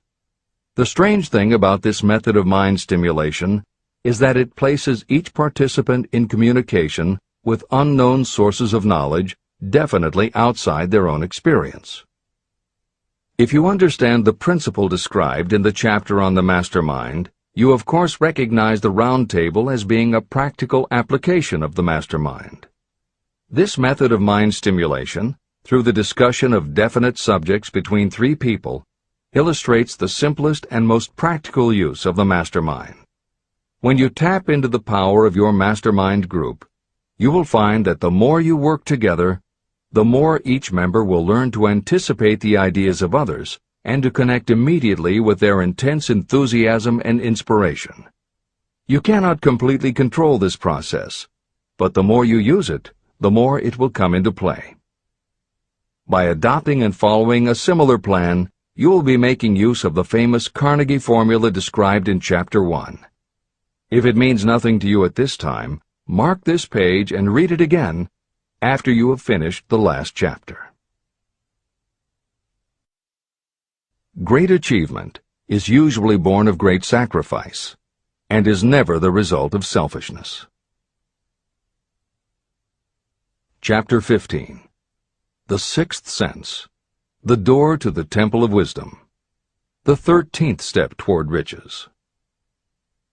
The 13th principle is known as the Sixth Sense, through which infinite intelligence may and will communicate voluntarily without any effort from or demands by the individual. This principle is the apex of the philosophy of success. It can be assimilated, understood, and applied only by first mastering the other 12 principles. The sixth sense is that portion of the subconscious mind that has been referred to as the creative imagination. It has also been referred to as the receiving set through which ideas, plans, and thoughts flash into the mind. The flashes are sometimes called hunches or inspirations. The sixth sense defies description. It cannot be described to a person who has not mastered the other principles of this philosophy, because such a person has no knowledge and no experience with which the sixth sense may be compared. After you have mastered the principles in this book, you will be prepared to accept as truth a statement that may otherwise be incredible to you. Through the sixth sense, you will be warned of impending dangers in time to avoid them and notified of opportunities in time to embrace them. As you develop your sixth sense, it is almost as though a guardian angel comes to you to be of help and assistance, a guardian angel who will open to you at all times the door to the Temple of Wisdom. Miracles of the Sixth Sense. I am not a believer in, nor an advocate of, miracles, for the simple reason that I have enough knowledge of nature to understand that nature never deviates from her established laws. However, I believe that some of nature's laws are so incomprehensible that they produce what appear to be miracles. The sixth sense comes as near to being a miracle as anything I have ever experienced. This much I do know, that there is a power, or a first cause, or an intelligence which permeates every atom of matter and embraces every unit of energy perceptible to man. I know that this infinite intelligence is the thing that converts acorns into oak trees, causes water to flow downhill in response to the law of gravity, follows night with day and winter with summer, each maintaining its proper place and relationship to the other. Through the philosophy explained in this book, this intelligence can help turn your desires into concrete or material form. I know this because I have experimented with it, and I have experienced it. Step by step through the preceding chapters, you have been led to this, the last principle. If you have mastered each of the preceding principles, you are now prepared to accept, without being skeptical, the extraordinary claims made here. If you have not mastered the other principles, you must do so before you may determine definitely whether or not the claims made in this chapter are fact or fiction. Let great people shape your life. I have never completely divested myself of the habit of hero worship. While I was passing through the stage of hero worship, I found myself trying to imitate those whom I most admired. My experience has taught me that the next best thing to being truly great is to emulate the great, to try to act like them, be like them, and feel like them as much as I could. I discovered that the faith with which I tried to imitate my idols gave me great capacity to do so quite successfully. Long before I had ever written a line for publication or delivered a speech in public, I followed the habit of reshaping my own character by trying to imitate the 9 men whose lives and life works had been most impressive to me. These 9 men were Emerson, Paine, Edison, Darwin, Lincoln, Burbank, Napoleon, Ford, and Carnegie. Every night, over a long period of years, I held an imaginary council meeting with this group, whom I called my invisible counselors. This is how I did it. Just before going to sleep at night, I would shut my eyes and see, in my imagination, this group of men seated with me around my council table. Here I had not only an opportunity to sit among those whom I considered to be great, but I actually dominated the group by serving as the chairman. I had a very definite purpose in using my imagination in this way. My purpose was to rebuild my own character, so it would become a composite of the characters of my imaginary counselors. Realizing that I had to overcome the handicap of being born and raised in an environment of ignorance and superstition, I deliberately assigned myself the task of voluntary rebirth through the method I have described above. Building character through autosuggestion. I knew, of course, that we all become what we are because of our dominating thoughts and desires. I knew that every deeply seated desire causes a person to find a way to turn that desire into reality. I knew that self-suggestion is a powerful factor in building character. In fact, it is the sole principle through which character is built. With this knowledge of how the mind works, I was fairly well armed with the equipment needed to rebuild my character. In these imaginary council meetings, I called on my cabinet members for the knowledge I wished each to contribute.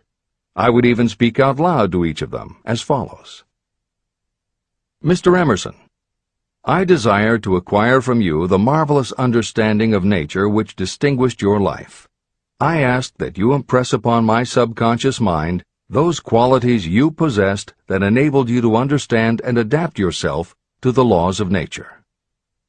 Mr. Burbank, I request that you pass on to me the knowledge that enabled you to so harmonize the laws of nature that you caused the cactus to shed its thorns and become an edible food. Give me access to the knowledge that enabled you to make 2 blades of grass grow where but 1 grew before. Napoleon, I desire to acquire from you the marvelous ability you possess to inspire men and will rouse them to greater and more determined spirit of action. I desire also to acquire the spirit of enduring faith, which enabled you to turn defeat into victory and to surmount staggering obstacles. Mr. Paine, I desire to acquire from you the freedom of thought and the courage and clarity with which to express convictions which so distinguished you. Mr. Darwin, I wish to acquire from you the marvelous patience and ability to study cause and effect without bias or prejudice, so exemplified by you in the field of natural science. Mr. Lincoln, I desire to build into my own character the keen sense of justice, the untiring spirit of patience, the sense of humor, the human understanding, and the tolerance that were your distinguishing characteristics. Mr. Carnegie, I wish to acquire a thorough understanding of the principles of organized effort, which you use so effectively in the building of a great industrial enterprise. Mr. Ford, I wish to acquire your spirit of persistence, the determination, poise, and self-confidence that have enabled you to master poverty and to organize, unify, and simplify human effort so I may help others to follow in your footsteps. Mr. Edison, I wish to acquire from you the marvelous spirit of faith with which you have uncovered so many of nature's secrets, the spirit of unremitting toil with which you have so often wrested victory from defeat. The startling power of imagination. My method of addressing the members of my imaginary cabinet would vary according to the traits of character I was most interested in acquiring. I studied the records of their lives with painstaking care. After some months of this nightly procedure, I was astounded as each time my imaginary counselors started to become more and more real to me. Each of these 9 men developed individual characteristics that surprised me. For example, Lincoln developed the habit of always being late, then walking around in solemn parade. He always wore an expression of seriousness on his face. Rarely did I see him smile. This was not true of the others. Burbank and Payne often indulged in witty repartee, which seemed at times to shock the other members of the cabinet. On one occasion, Burbank was late. When he came, he was excited with enthusiasm, and explained that he had been late because of an experiment he was making, through which he hoped to be able to grow apples on any sort of tree. Payne chided him by reminding him that it was an apple that started all the trouble between man and woman. Darwin chuckled as he suggested that Payne should watch out for little serpents when he went into the forest to gather apples, as they had the habit of growing into big snakes. Emerson observed, "No serpents, no apples," and Napoleon remarked, "No apples, no state." These meetings became so realistic that I became fearful of their consequences and discontinued them for several months. The experiences were so uncanny, I was afraid that if I continued them, I would lose sight of the fact that the meetings were purely experiences of my imagination. In writing this book, this is the first time that I've had the courage to mention this. I knew from my own attitude in connection with such matters that I would be misunderstood if I described my unusual experience. I now have the courage to put this on the printed page, because I am now less concerned about what they say than I was in the years that have passed. While the members of my cabinet may be purely fictional, and the meetings existed only in my own imagination, they have led me into glorious paths of adventure, rekindled my appreciation of true greatness, encouraged my creativity, and inspired me to be honest and bold in expressing my thoughts. Editor's comments. Napoleon Hill's experience with his imaginary counselors is not as uncommon as it may seem on first reading. In fact, it happens to novelists all the time. As an author proceeds with the writing of a book, there will come a point when the characters in the novel become so well defined in the author's mind that the personalities of the characters themselves begin to suggest plot points and dialogue that the author never planned. Often the thoughts that come to the author when he or she is in the character are completely original, and in real life would never have occurred to the author. Psychiatrists, therapists, and motivational experts also use this phenomenon when they work with role-playing. The usual procedure is to ask 2 people to act out a scenario as if they were in each other's shoes. If this is done in a situation where the participants do not feel embarrassed or self-conscious, and if the people will allow themselves to become submerged and seriously try to become the other person, the results can be stunning.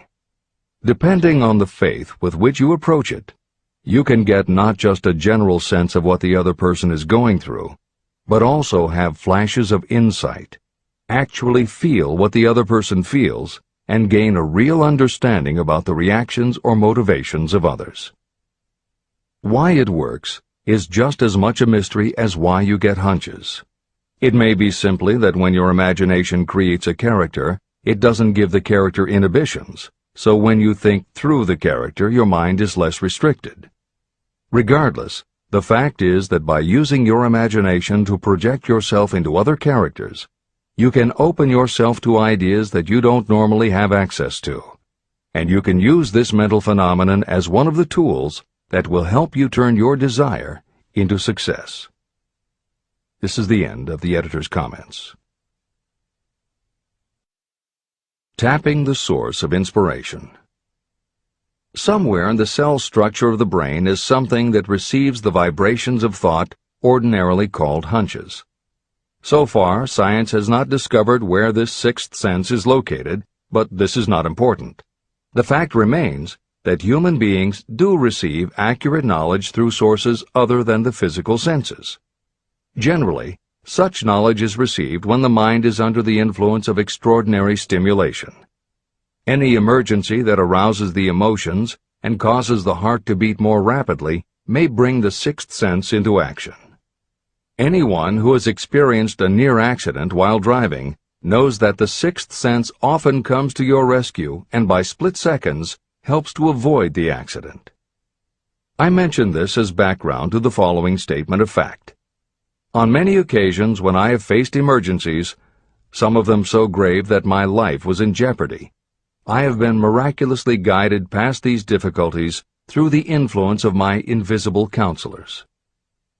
My original purpose in conducting council meetings with imaginary beings was solely to use autosuggestion to impress upon my subconscious mind certain characteristics that I wanted to acquire. In more recent years, my experimentation has taken on an entirely different trend. I now go to my imaginary counselors with every difficult problem that confronts me and my clients.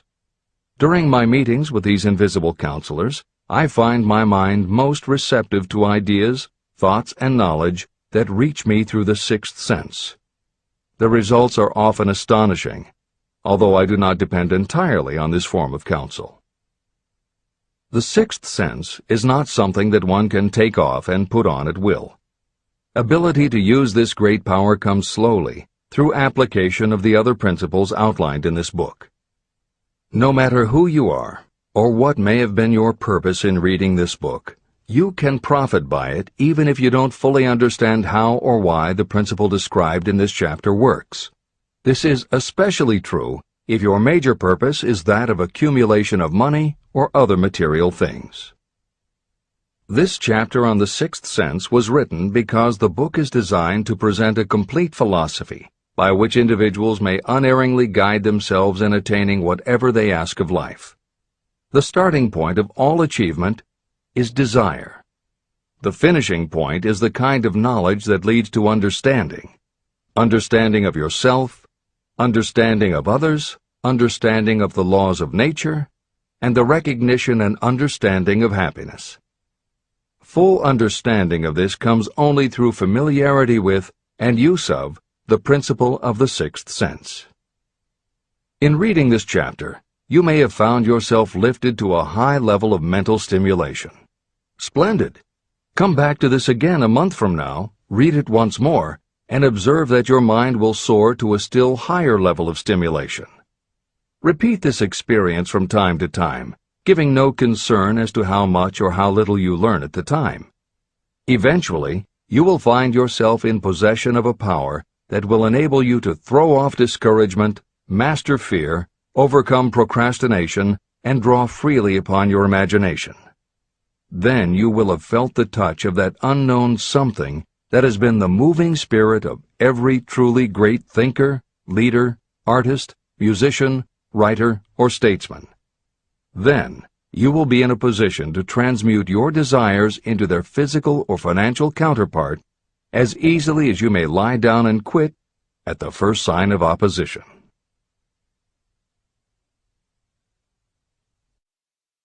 The man who actually knows just what he wants in life has already gone a long way toward attaining it. Chapter 16. The Six Ghosts of Fear. How many are standing in your way? Take inventory of yourself as you read this closing chapter, and find out how many of the ghosts are standing in your way. Before you can put any portion of this philosophy into successful use, your mind must be prepared to receive it. The preparation is not difficult. It begins with study, analysis, and understanding of three enemies that you will have to clear out: indecision, doubt, and fear. The sixth sense will never function while these three negatives, or any one of them, remain in your mind. The members of this unholy trio are closely related. Where one is found, the other two are close at hand. Indecision is the seedling of fear. Remember this as you read. Indecision crystallizes into doubt. The two blend and become fear. The blending process often is slow. This is one reason why these three enemies are so dangerous. They germinate and grow without their presence being observed. The remainder of this chapter describes a state of mind that you must attain before the philosophy can be put into practical use. This chapter also analyzes a condition that has reduced huge numbers of people to poverty, and it states a truth that must be understood by all who accumulate riches, whether measured in terms of money or in terms of a state of mind that may be of far greater value than money. The purpose of this chapter is to turn the spotlight of attention on the cause and the cure of the 6 basic fears. Before you can master an enemy, you must know its name, its habits, and where to attack it. As you read, analyze yourself carefully and determine which, if any, of the 6 common fears have attached themselves to you. And keep in mind that sometimes they are hidden in the subconscious mind, where they are difficult to locate and still more difficult to eliminate. The 6 basic fears. There are 6 basic fears.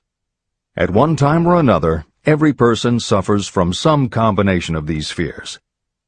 Most people are fortunate if they do not suffer from the entire 6.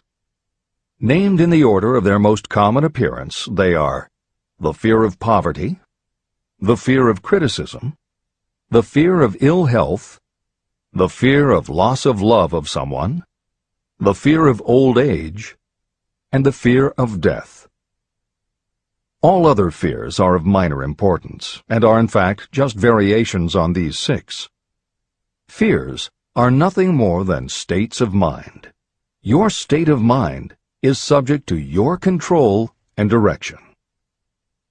You can create nothing that you do not first conceive in the form of an impulse of thought. The following statement is of even greater importance. Thought impulses begin immediately to translate themselves into their physical equivalent, whether those thoughts are voluntary or involuntary. Even thought impulses that are picked up by mere chance, thoughts that have been released by other minds, may determine your financial, business, professional, or social destiny just as surely as the thoughts that you create by intent and design. This circumstance also explains why some people seem to be lucky, while others of equal or greater ability, training, experience, and brain capacity seem destined to have misfortune. The explanation is that you have the ability to completely control your own mind. With this control, you may open your mind to the thought impulses that are being released by other brains, or you can close the doors tightly and admit only thought impulses of your own choice. Nature has endowed human beings with absolute control over only one thing, and that one thing is thought. This fact, coupled with the additional fact that everything we create begins in the form of a thought, leads us very near to the principle by which fear may be mastered. If it is true that all thought has a tendency to clothe itself in its physical equivalent, and this is true beyond any reasonable room for doubt, it is equally true that thought impulses of fear and poverty cannot be translated into terms of courage and financial gain. The first basic fear. The fear of poverty. There can be no compromise between poverty and riches. The two roads that lead to poverty and riches travel in opposite directions. If you want riches, you must refuse to accept any circumstance that leads toward poverty. The word riches is used in its broadest sense, meaning financial, spiritual, mental, and material wealth. The starting point of the path that leads to riches is desire. In Chapter 3, you received full instructions for the proper use of desire. In this chapter on fear, You have complete instructions for preparing your mind to make practical use of desire. Here is the place to give yourself a challenge, which will definitely determine how much of this philosophy you have absorbed.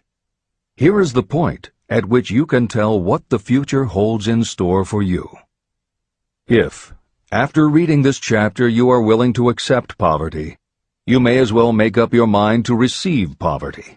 This is one decision you cannot avoid. But if you demand riches, determine what form and how much will be required to satisfy you.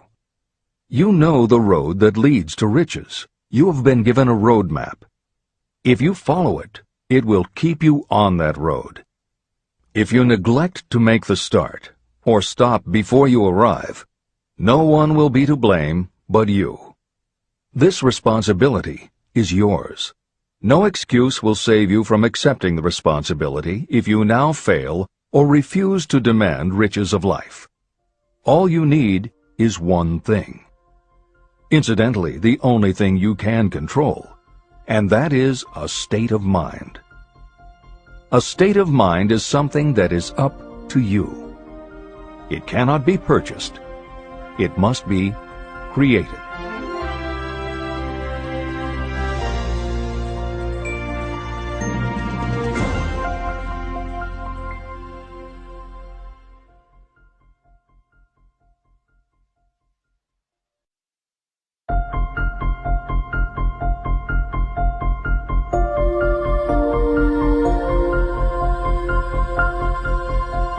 The most destructive fear. Fear of poverty is a state of mind, nothing else. But it is sufficient to destroy your chances of achievement in any undertaking.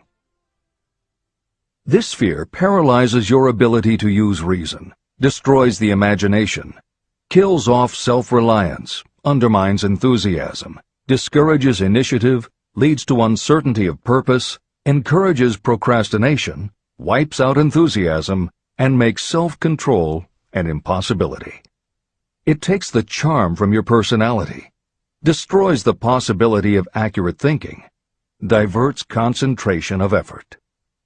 It defeats persistence, turns willpower into nothingness, destroys ambition, clouds the memory, and invites failure in every conceivable form. It kills love and assassinates the finer emotions of the heart, discourages friendship and invites disaster in 100 forms, leads to sleeplessness, misery, and unhappiness. And all this despite the obvious truth that you live in a world of overabundance of everything your heart could desire, with nothing standing between you and your desires except lack of a definite purpose. The fear of poverty is, without doubt, the most destructive of the 6 basic fears. It has been placed at the head of the list because it is the most difficult to master. The fear of poverty grew out of our inherited tendency to prey upon our fellow human beings economically. Nearly all animals lower than us are motivated by instinct, but their capacity to think is limited, and therefore they prey upon one another physically. We, with our superior sense of intuition, with the capacity to think and to reason, do not eat others bodily. Human beings get more satisfaction out of eating others financially. Humans are so avaricious that every conceivable law has been passed to safeguard us from one another. Nothing brings so much suffering and humility as poverty. Only those who have experienced poverty understand the full meaning of this. It is no wonder that we fear poverty. Through a long line of inherited experiences, we have learned for sure that some people cannot be trusted where matters of money and earthly possessions are concerned. So eager are we to possess wealth that we will acquire it in whatever manner we can, through legal methods if possible, through other methods if necessary or expedient. Self-analysis may disclose weaknesses that you do not like to acknowledge, but this form of examination is essential if you are going to demand of life more than mediocrity and poverty. Remember, as you check yourself point by point, that you are both the court and the jury, the prosecuting attorney and the attorney for the defense, and that you are both the plaintiff and the defendant. You are on trial. Face the facts squarely. Ask yourself definite questions and demand direct replies. When the examination is over, you will know more about yourself. If you do not feel that you can be an impartial judge, call upon someone who knows you well to serve as judge while you cross-examine yourself. You are after the truth. Get it, no matter at what the cost, even though it may temporarily embarrass you. The majority of people, if asked what they fear most, would reply, "I fear nothing." The reply would be inaccurate, because few people realize that they are bound, handicapped, whipped spiritually and physically through some form of fear. So subtle and deeply seated is the emotion of fear that you may go through life and never recognize its presence. Only a courageous analysis will disclose the presence of this universal enemy. When you begin such an analysis, search deeply into your character. The following is a list of the symptoms to look for. Symptoms of the fear of poverty. 1. Indifference.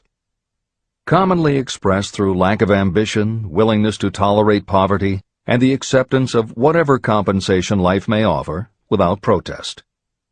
Also mental and physical laziness, and lack of initiative, imagination, enthusiasm, and self-control. 2. Indecision. The habit of permitting others to do your thinking.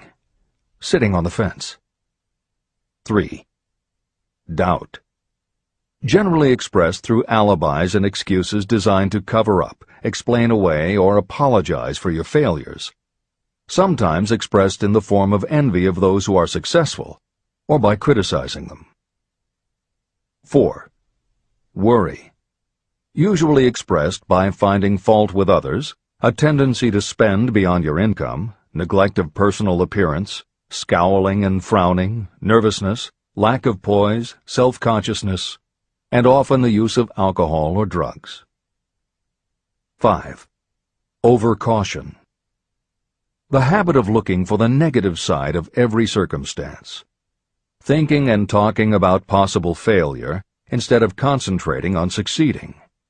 Knowing all the roads to disaster, but never searching for the plans to avoid failure. Waiting for the right time to begin, until the waiting becomes a permanent habit. Remembering those who have failed and forgetting those who have succeeded. Seeing the hole in the donut, but overlooking the donut around the hole. 6. Procrastination. The habit of putting off until tomorrow that which should have been done last year, spending more time in creating excuses than it would take to do the job. This symptom is closely related to overcaution, doubt, and worry. Refusal to accept responsibility. Willingness to compromise rather than put up a fight. Compromising with difficulties instead of harnessing and using them as stepping stones to advancement. Bargaining with life for a penny instead of demanding prosperity, opulence, riches, contentment, and happiness. Planning what to do if you fail, instead of burning all bridges and making retreat impossible. Weakness of, and often total lack of, self-confidence, definiteness of purpose, self-control, initiative, enthusiasm, ambition, thrift, and sound reasoning ability. Expecting poverty instead of demanding riches. Associating with those who accept poverty instead of seeking the company of those who demand and receive riches. Money talks. Some will ask, why did you write a book about money? Why measure riches in dollars alone? Some will believe, and rightly so, that there are other forms of riches more desirable than money. Yes, there are riches that cannot be measured in terms of dollars.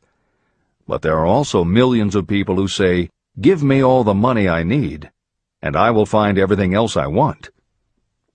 The major reason why I wrote this book on how to get money is that millions of men and women are paralyzed with the fear of poverty. What this sort of fear does to one was well described by Westbrook Pegler. Editor's comments. James Westbrook Pegler was a controversial newspaper columnist for the Chicago Daily News and the Washington Post. Although his career lasted into the 1960s, he was most widely read and quoted during the 1930s and 1940s. During that period, he went from being a public supporter of Franklin Roosevelt and the New Deal policies to the opposite end of the political spectrum, championing conservative points of view. Pegler was also the author of 3 books based on his columns, and in 1940 won the Pulitzer Prize for his exposé of union racketeering. This is the end of the editor's comments. We continue with the article by Westbrook Pegler. Money is only clamshells or metal discs or scraps of paper, and there are treasures of the heart and soul which money cannot buy. But most people, being broke, are unable to keep this in mind and sustain their spirits. When a man is down and out and on the street, unable to get any job at all, something happens to his spirit, which can be observed in the droop of his shoulders, the set of his hat, his walk, and his gaze. He cannot escape a feeling of inferiority among people with regular employment, even though he knows they are definitely not his equals in character, intelligence, or ability.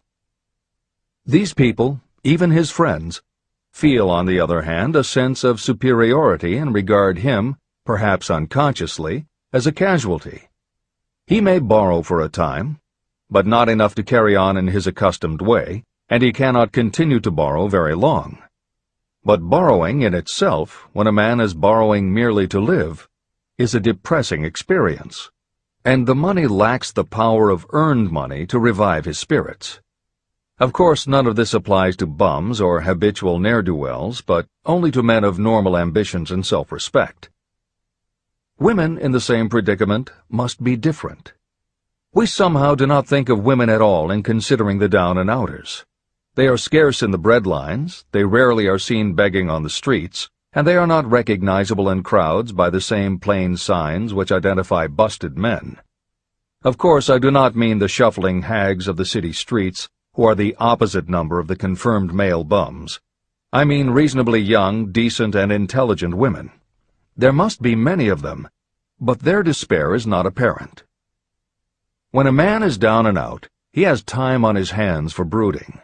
He may travel miles to see a man about a job and discover that the job is filled, or that it is one of those jobs with no base pay, but only a commission on the sale of some useless knick-knack which nobody would buy except out of pity.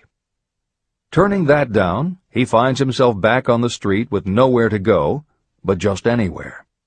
So he walks and walks. He gazes into store windows at luxuries which are not for him, and feels inferior and gives way to people who stop to look with an active interest. He wanders into the railroad station, or puts himself down in the library to ease his legs and soak up a little heat, but that isn't looking for a job, so he gets going again. He may not know it, but his aimlessness would give him away even if the very lines of his figure did not. He may be well dressed in the clothes left over from the days when he had a steady job, but the clothes cannot disguise the droop.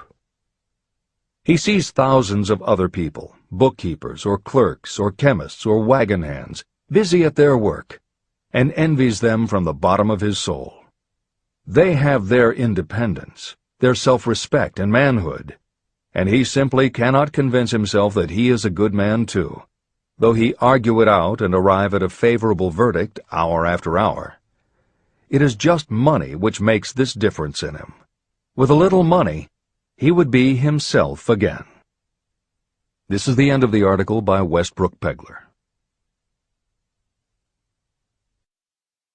The second basic fear, the fear of criticism.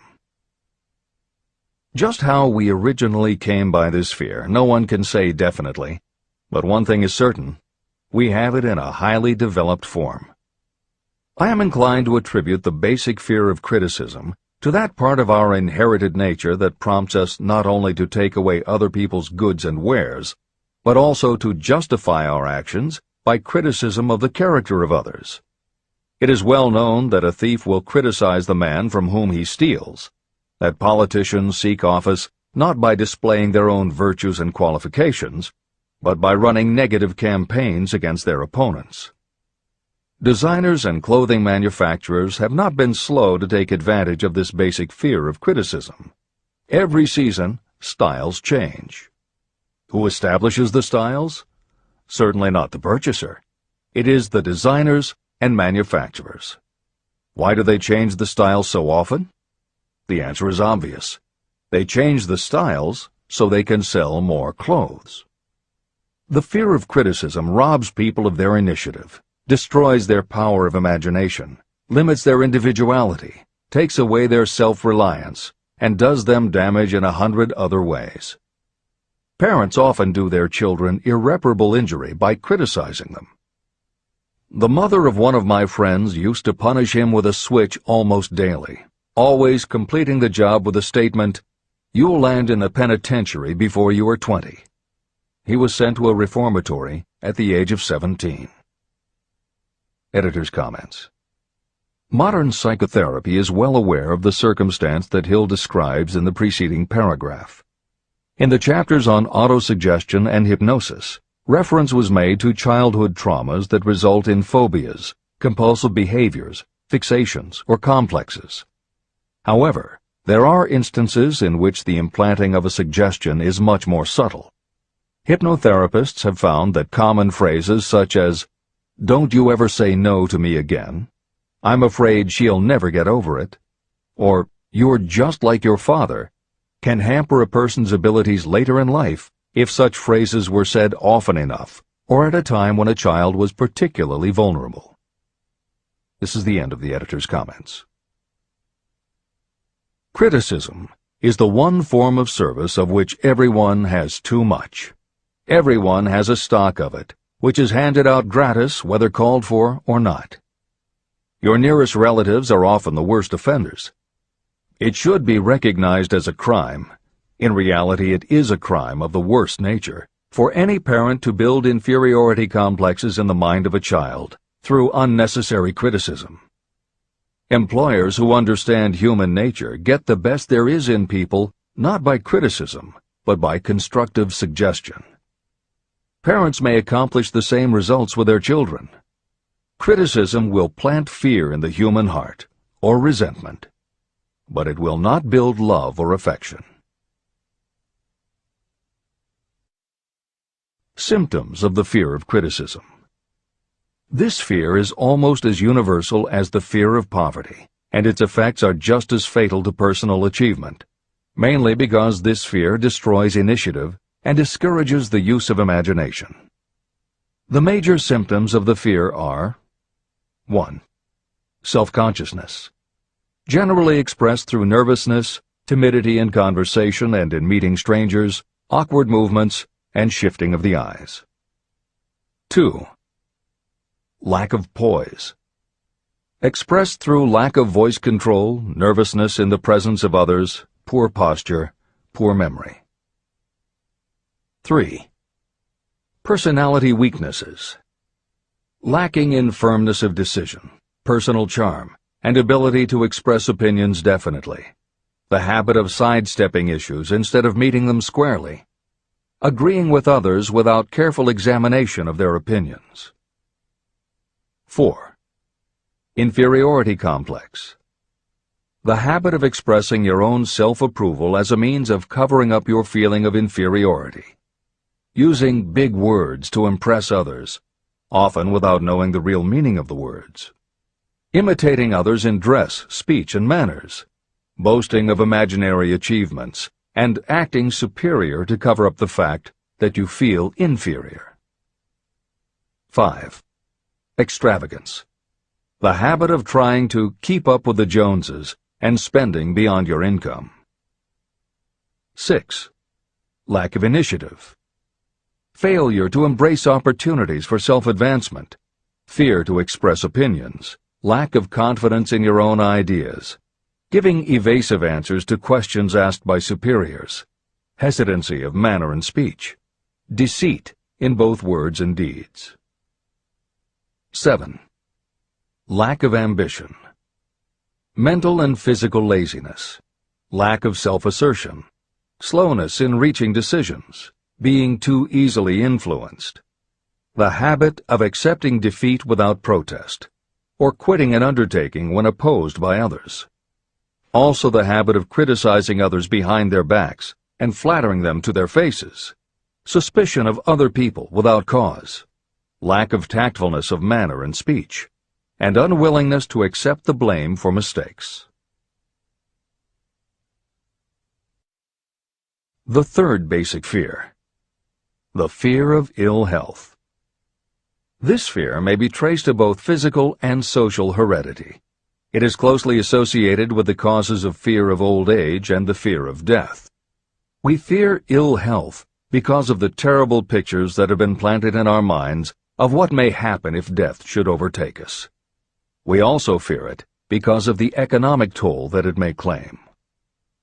One reputable physician estimated that 75% of all people who visit doctors are suffering with hypochondria, imaginary illness. It has been shown that the fear of disease, even when there is not the slightest cause for fear, often produces the physical symptoms of the disease feared. Powerful and mighty is the human mind. It builds or it destroys. Through a series of experiments, my staff proved how susceptible people are to the power of suggestion. We asked 3 acquaintances to visit separately with the victim. They were instructed to pose the question, "What ails you? You look terribly ill." The first questioner provoked a grin from him and a nonchalant, "Oh, nothing, I'm all right." The second questioner was answered with a statement, "I don't know exactly, but I do feel badly." The third questioner was met with the admission that the victim was actually feeling ill. Editor's comment. Hill's experiment is one that you do not want to carry too far. It is not that different from the principle behind certain religious sects whose members take vengeance on their enemies by hexing or placing a spell on a victim. The spell only works because the victim believes that spells can be cast and that it is possible he or she could be hexed. When the hex victim is informed that someone has cast a spell on them, they accept that it is possible, and their mind does the rest. The same theory operated when Hill's associate was told 3 times that he looked ill. He believed it was possible. Being told 3 times was convincing, and his mind went to work and made it so. This is the end of the editor's comment. There is overwhelming evidence that disease sometimes begins in the form of negative thought impulse. Such thoughts may be planted in your mind by suggestion or created by you in your own mind.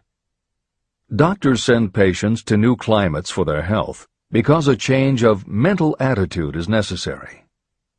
The seed of fear of ill health lives in every human mind. Worry, fear, discouragement, or disappointment can cause this seed to germinate and grow. Symptoms of the fear of ill health. The symptoms of this almost universal fear are 1. Autosuggestion. The habit of negative use of self-suggestion by looking for and expecting to find symptoms of all kinds of disease. Enjoying your imaginary illness and speaking of it as being real. The habit of trying fads and isms recommended by others as having therapeutic value. Talking to others of operations, accidents, and other forms of illness. Experimenting with diets, physical exercises, weight loss systems without professional guidance. Trying home remedies, patent medicines, and quack remedies. 2. Hypochondria, a medical term for imaginary disease. The habit of excessively talking about illness, and by concentrating the mind on disease you begin to expect it to happen to you. Nothing that comes in bottles can cure this condition. It is brought on by negative thinking, and nothing but positive thought can cure it. Hypochondria is said to do as much damage on occasion as the real disease might do. 3.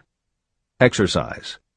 Fear of ill health often interferes with proper physical exercise and results in overweight. 4. Susceptibility. Fear of ill health breaks down your natural resistance, which makes you susceptible to real disease. The fear of ill health is often related to the fear of poverty, especially in the case of the hypochondriac, who constantly worries about the possibility of having to pay doctor's bills, hospital bills, etc. This type of person spends much time preparing for sickness, talking about death, saving money for cemetery plots, burial expenses, and such. 5. Self-coddling. The habit of seeking sympathy. The habit of feigning illness to cover your laziness or to serve as an alibi for lack of ambition. People often resort to this trick to avoid work. 6. Intemperance. The habit of using alcohol or drugs to destroy pain instead of eliminating the cause. 7. The habit of reading about illness and worrying over the possibility of being stricken by it. The fourth basic fear. The fear of loss of love. Jealousy and other similar forms of neurosis grow out of our fear of the loss of love of someone. This fear is the most painful of all the 6 basic fears. It probably plays more havoc with the body and mind than any of the other basic fears. Editor's comment. By way of introduction to each of the 6 basic fears, Napoleon Hill usually postulates how the fear originated in humans. In the original edition of this book, he suggested that the fear of loss of love may have started with prehistoric man's habit of stealing his neighbor's mate and taking liberties with her whenever he could. Though amusing, this theory does not take into account that women fear the loss of a love just as profoundly as men do, and both men and women fear losing the love of not just their mates, but also of family members and others with whom they are close. How the emotion of love originated may remain a mystery, but there is no mystery about how we feel when we lose it. This is the end of the editor's comment. The fourth basic fear. The fear of loss of love. Jealousy and other similar forms of neurosis grow out of our fear of the loss of love of someone. This fear is the most painful of all the 6 basic fears.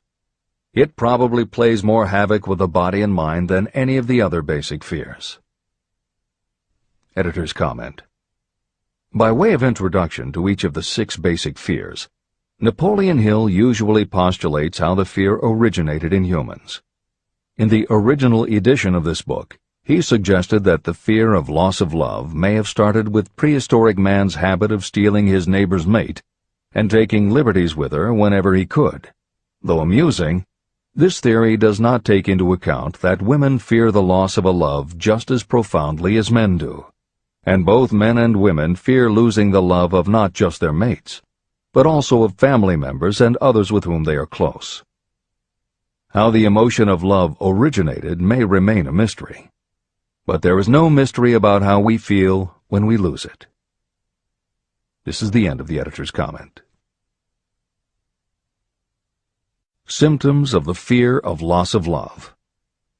The distinguishing symptoms of this fear are 1. Jealousy. The habit of being suspicious of friends and loved ones. The habit of accusing wife or husband of infidelity without grounds. General suspicion of everyone and absolute faith in no one. 2. Fault-finding. The habit of finding fault with friends, relatives, business associates, and loved ones upon the slightest provocation, or without any cause whatsoever. 3. Gambling. The habit of gambling, stealing, cheating, and otherwise taking hazardous chances to provide money for loved ones, in the belief that love can be bought. The habit of spending beyond your means, or incurring debts to provide gifts for loved ones, in order to make a good impression. Also insomnia, nervousness, lack of persistence, weakness of will, lack of self-control, lack of self-reliance, bad temper. The fifth basic fear: the fear of old age. In the main, this fear grows out of two sources. First, the thought that old age may bring with it poverty. Second is the concern that many have for what may await them in the world beyond. The most common cause of fear of old age is associated with the possibility of poverty. Poorhouse is not a pretty word. It throws a chill into the mind of every person who faces the possibility of having to spend declining years having to live on some form of charity.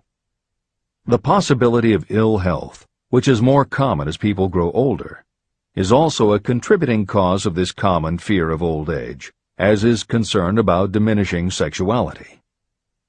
Another contributing cause of the fear of old age is the possibility of loss of freedom and independence, as old age may bring with it the loss of both physical and economic freedom.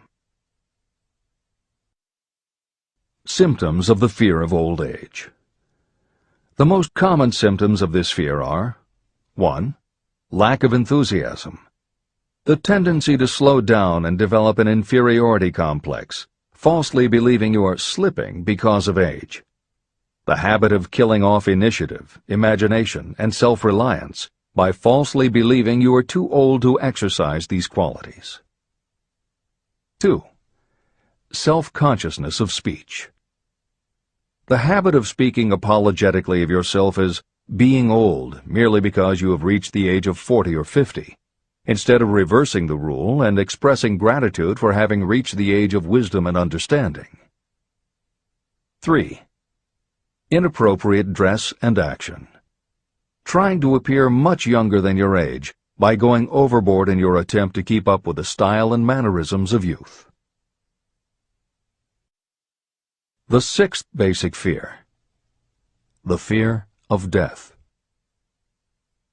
To some, this is the cruelest of all the basic fears. The reason is obvious.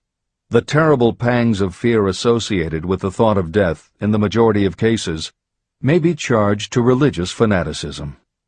So-called heathens are less afraid of death than the more civilized. For hundreds of millions of years we have been asking the still unanswered questions: where did I come from? And where am I going?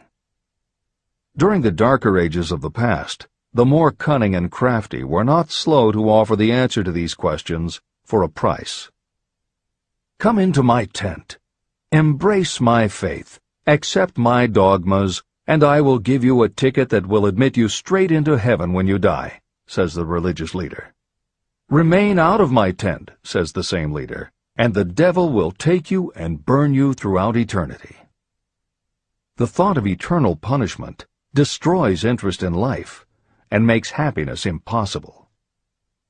While the religious leader may not actually be able to provide safe conduct into heaven or send you to hell, the possibility of the latter seems terrible.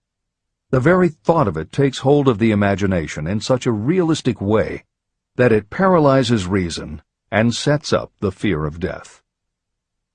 The fear of death is not as common now as it was during the age when there were no great colleges and universities. People of science have turned the spotlight of truth upon the world, and this truth is rapidly freeing men and women from this terrible fear of death. The young men and women who attend the colleges and universities are not easily impressed by fire and brimstone. Through knowledge, the fears of the dark ages that grip the mind have been dispelled. The entire world is made up of only four things: time, space, energy, and matter. In elementary physics, we learn that neither matter nor energy can be created or destroyed. Both matter and energy can be transformed, but neither can be destroyed. Life is energy, if it is anything. If neither energy nor matter can be destroyed, of course life itself cannot be destroyed. Life, like other forms of energy, may be passed through various processes of transition or change, but it cannot be destroyed. Death is mere transition. And if death is not mere change or transition, then nothing comes after death except a long, eternal, peaceful sleep. And sleep is nothing to be feared. If you can accept the logic of this, you may forever wipe out your fear of death. Symptoms of the fear of death. The general symptoms of this fear are: 1. The habit of thinking about dying, instead of making the most of life. This is generally due to lack of purpose or lack of a suitable occupation. This fear is more prevalent among the aged, but sometimes the more youthful are victims of it. The greatest of all remedies for the fear of death is a burning desire for achievement, backed by useful service to others. A busy person seldom has time to think about dying. A busy person finds life too thrilling to worry about death. 2. Sometimes the fear of death is closely associated with the fear of poverty, where death would leave loved ones poverty-stricken. 3. In other cases, the fear of death is caused by illness and the breakdown of physical body resistance. 4.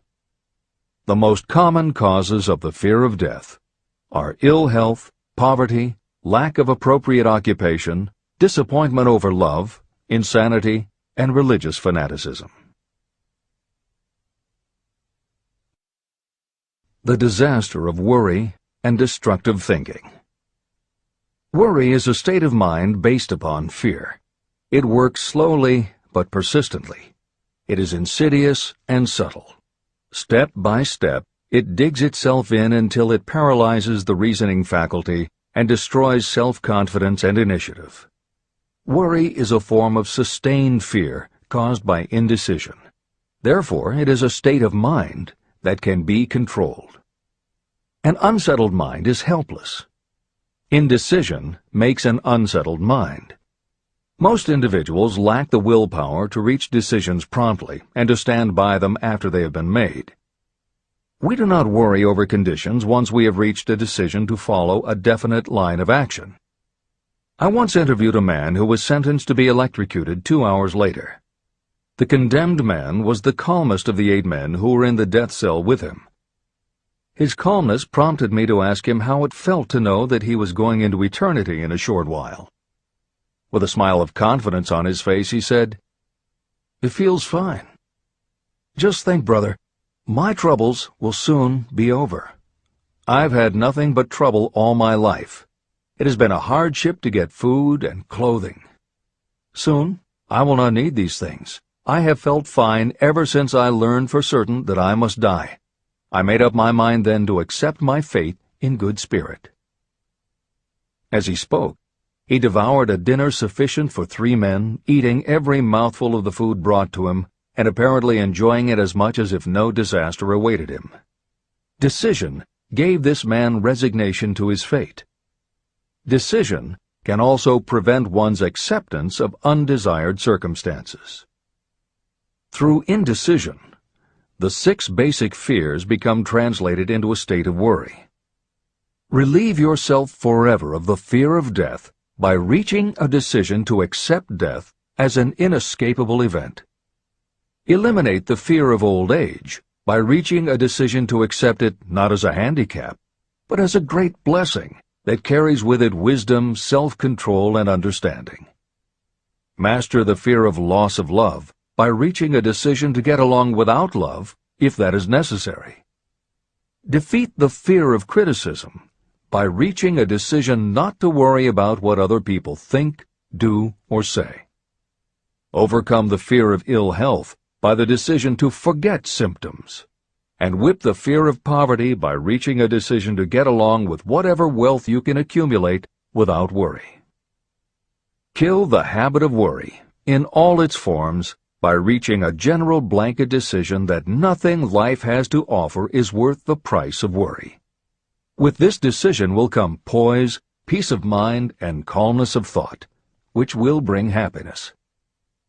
If your mind is filled with fear, you not only destroy your own chances of intelligent action, but you transmit these destructive vibrations to the minds of all who come into contact with you, and you destroy their chances too.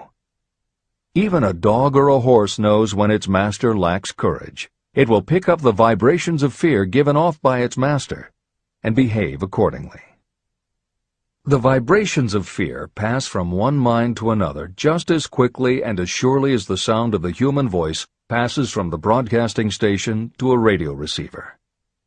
The person who constantly speaks of negative or destructive thoughts is practically certain to experience the results of those words in the form of destructive feedback. But even negative thoughts without words will come back to you.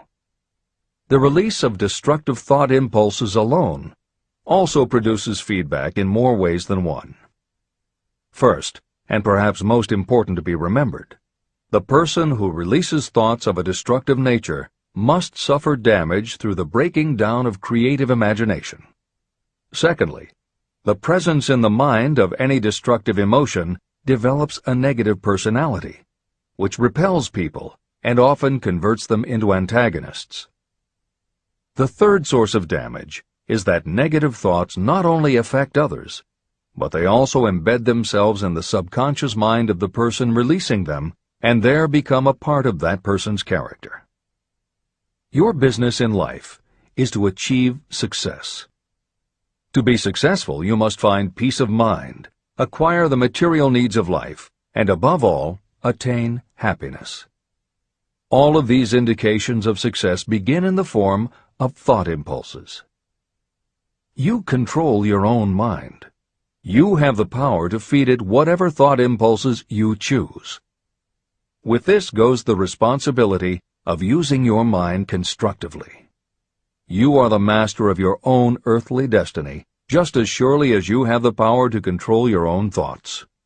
You may influence, direct, and eventually control your own environment, making your life what you want it to be.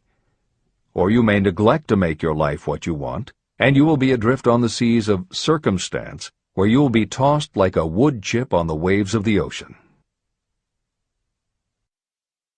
The Devil's Workshop. In addition to the 6 basic fears, there is another evil by which people suffer. It constitutes a rich soil in which the seeds of failure grow abundantly. It is so subtle that its presence often is not detected. It is more deeply rooted and more often fatal than all of the 6 fears. For want of a better name, let us call this evil susceptibility to negative influences. Those who accumulate great riches always protect themselves against negative influences. The poverty-stricken never do. Those who succeed in any calling must prepare their minds to resist such influences. If you are reading this book to learn how to grow rich, you should examine yourself very carefully to determine whether you are susceptible to negative influences. If you neglect this self-analysis, you will give up your right to attain the object of your desires. Make your analysis searching. As you read the following questions, be tough on yourself. Go at the task as carefully as you would if you were searching for any other enemy you knew was waiting to ambush you. You must deal with your own faults as you would with a real and serious enemy. You can easily protect yourself against real enemies because there are laws, police, and courts to deal with them. But this 7th basic evil is more difficult to master because it strikes when you are not aware of its presence, when you are asleep and while you are awake. Moreover, its weapon is intangible because it consists of merely a state of mind. Negative influences are also dangerous because they come in so many different forms. Sometimes they enter the mind through the well-meant words of your friends and relatives. At other times they come from within, through your own mental attitude. Always it is as deadly as poison, even though it may not kill as quickly. How to protect yourself against negative influences. To protect yourself against negative influences, whether of your own making or the result of negative people around you, recognize that your willpower is your defense. You must put it into constant use until it builds a wall of immunity against negative influences in your own mind. Recognize that you and every other human being are, by nature, lazy, indifferent, and susceptible to all suggestions that reinforce your weaknesses. Recognize that you are, by nature, susceptible to all of the 6 basic fears, and you must set up habits to counteract all these fears. Recognize that negative influences often work on you through your subconscious mind and are therefore difficult to detect. Keep your mind closed against all people who depress or discourage you in any way. Clean out your medicine chest and stop pandering to colds, aches, pains, and imaginary illness. Deliberately seek the company of people who influence you to think and act for yourself. Do not expect troubles, as they have a tendency not to disappoint. Without doubt, the most common weakness of all human beings is the habit of leaving their minds open to the negative influences of other people. This weakness is all the more damaging because most people do not even know they do it. The following list of questions is designed to help you see yourself as you really are. You should read through the list now. Then set aside a day when you can give adequate time to go through the list again and thoroughly answer each question. When you do this, I advise that you read the questions and state your answers aloud so you can hear your own voice. This will make it easier for you to be truthful with yourself. Self-analysis questions. Do you complain often of feeling bad, and if so, what is the cause? Do you find fault with other people at the slightest provocation? Do you frequently make mistakes in your work, and if so, why? Are you sarcastic and offensive in your conversation? Do you deliberately avoid the association of anyone, and if so, why? Do you suffer frequently with indigestion? If so, what is the cause? Does life seem futile and the future hopeless to you? Do you like your occupation? If not, why? Do you often feel self-pity?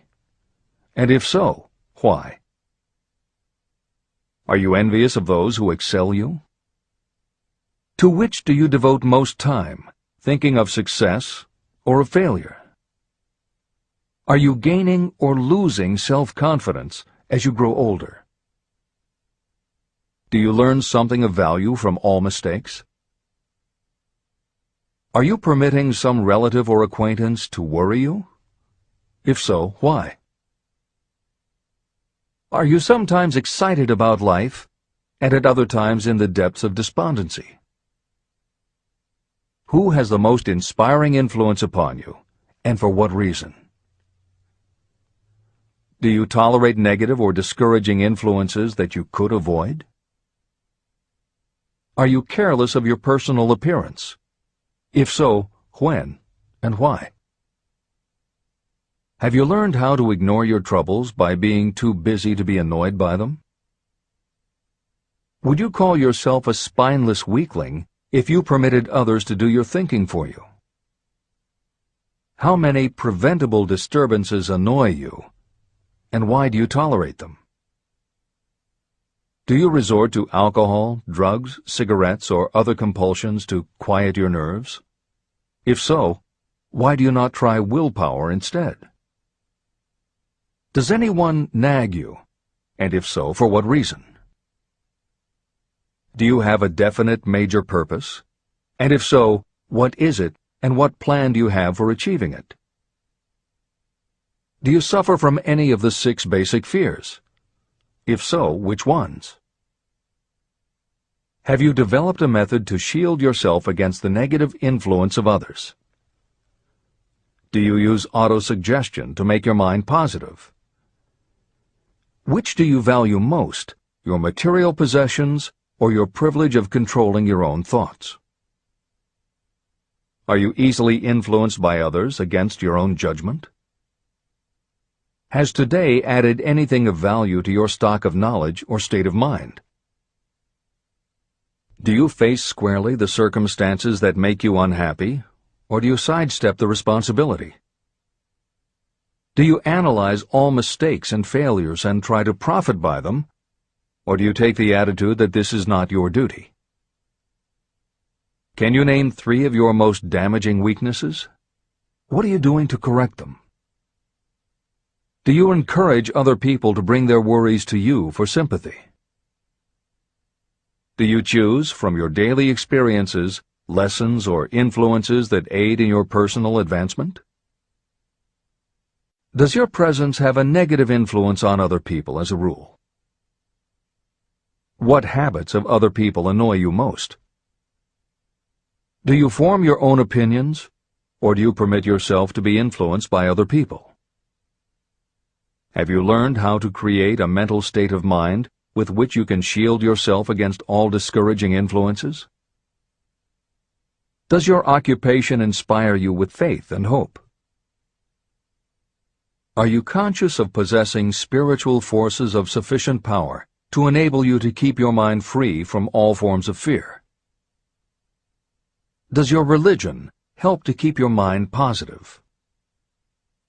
Do you feel it your duty to share other people's worries? If so, why? If you believe that birds of a feather flock together, what have you learned about yourself by studying the friends whom you attract? What connection, if any, do you see between the people with whom you associate most closely and any unhappiness you may experience? Could it be possible that some person whom you consider to be a friend is, in reality, your worst enemy because of his or her negative influence on your mind? By what rules do you judge who is helpful and who is damaging to you? Are your intimate associates mentally superior or inferior to you? How much time out of every 24 hours do you devote to your occupation, sleep, play and relaxation, acquiring useful knowledge, plain wasted time? Who among your acquaintances encourages you most, cautions you most, discourages you most? What is your greatest worry? Why do you tolerate it? When others offer you free, unsolicited advice, do you accept it without question, or do you analyze their motive? What, above all else, do you most desire? Do you intend to acquire it? Are you willing to subordinate all other desires for this one? How much time daily do you devote to acquiring it? Do you change your mind often? If so, why? Do you usually finish everything you begin? Are you easily impressed by other people's business or professional titles, college degrees, or wealth? Are you easily influenced by what other people think or say about you?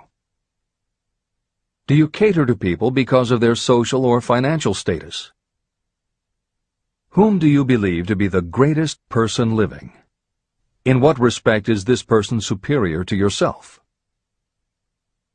How much time have you devoted to studying and answering these questions? At least one day is necessary for the analysis and the answering of the entire list. If you have answered all these questions truthfully, you know more about yourself than the majority of people. Study the questions carefully.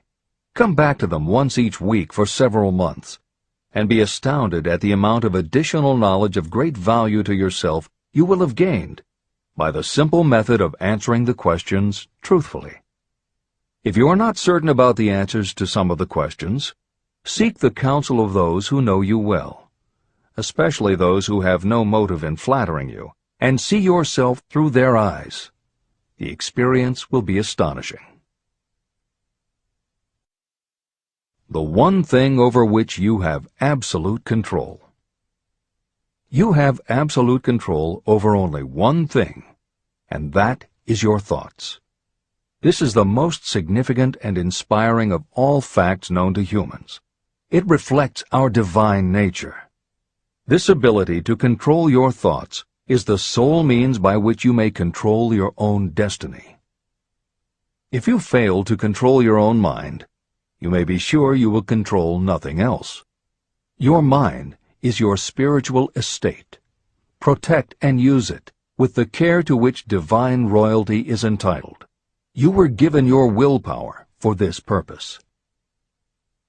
Unfortunately, there is no legal protection against those who, by design or through ignorance, poison the minds of others with negative suggestion. Those with negative minds tried to convince Thomas A. Edison that he could not build a machine that would record and reproduce the human voice, because, they said, no one else has ever produced such a machine. Edison did not believe them. He knew that the mind could produce anything the mind could conceive and believe. That knowledge was the thing that lifted the great Edison above the common herd. Men with negative minds told F.W. Woolworth he would go broke trying to run a store on 5 and 10-cent sales. He did not believe them. He knew that he could do anything within reason if he backed his plans with faith. Exercising his right to keep the negative suggestions of others out of his mind, he piled up a fortune of more than $100 million. Doubting Thomases scoffed scornfully when Henry Ford tried out his first crudely built automobile on the streets of Detroit. Some said the thing would never become practical. Others said no one would pay money for such a contraption. Ford said, "I'll belt the earth with dependable motor cars." And he did. For the benefit of those seeking vast riches, let it be remembered that practically the sole difference between Henry Ford and a majority of workers is this: Ford had a mind, and he controlled it. The others have minds that they do not try to control. Mind control is the result of self-discipline and habit. You either control your mind, or it controls you. There is no halfway compromise. The most practical method for controlling your mind is the habit of keeping it busy with a definite purpose, backed by a definite plan. Study the records of those who achieve noteworthy success, and you will see that they have control over their own minds, and that they exercise that control and direct it toward the attainment of definite objectives. Without this control, success is not possible. 55 Famous Alibis by Old Man If. People who do not succeed have one distinguishing trait in common. They know all the reasons for failure and have what they believe to be airtight alibis to explain away their own lack of achievement. Some of these alibis are clever, and a few of them are justifiable by the facts, but alibis cannot be used for money. The world wants to know only one thing: have you achieved success? A character analyst compiled a list of the most commonly used alibis. As you read the list, examine yourself carefully and determine how many of these alibis you use. Remember, the philosophy presented in this book makes every one of these alibis obsolete. If I didn't have a wife and family. If I had enough pull. If I had money. If I had a good education. If I could get a job. If I had good health. If I only had time. If times were better. If other people understood me. If conditions around me were only different. If I could live my life over again. If I did not fear what they would say. If I had been given a chance. If I now had a chance. If other people didn't have it in for me. If nothing happens to stop me. If only I were younger. If I only could do what I want. If I had been born rich. If I could meet the right people. If I had the talent that some people have.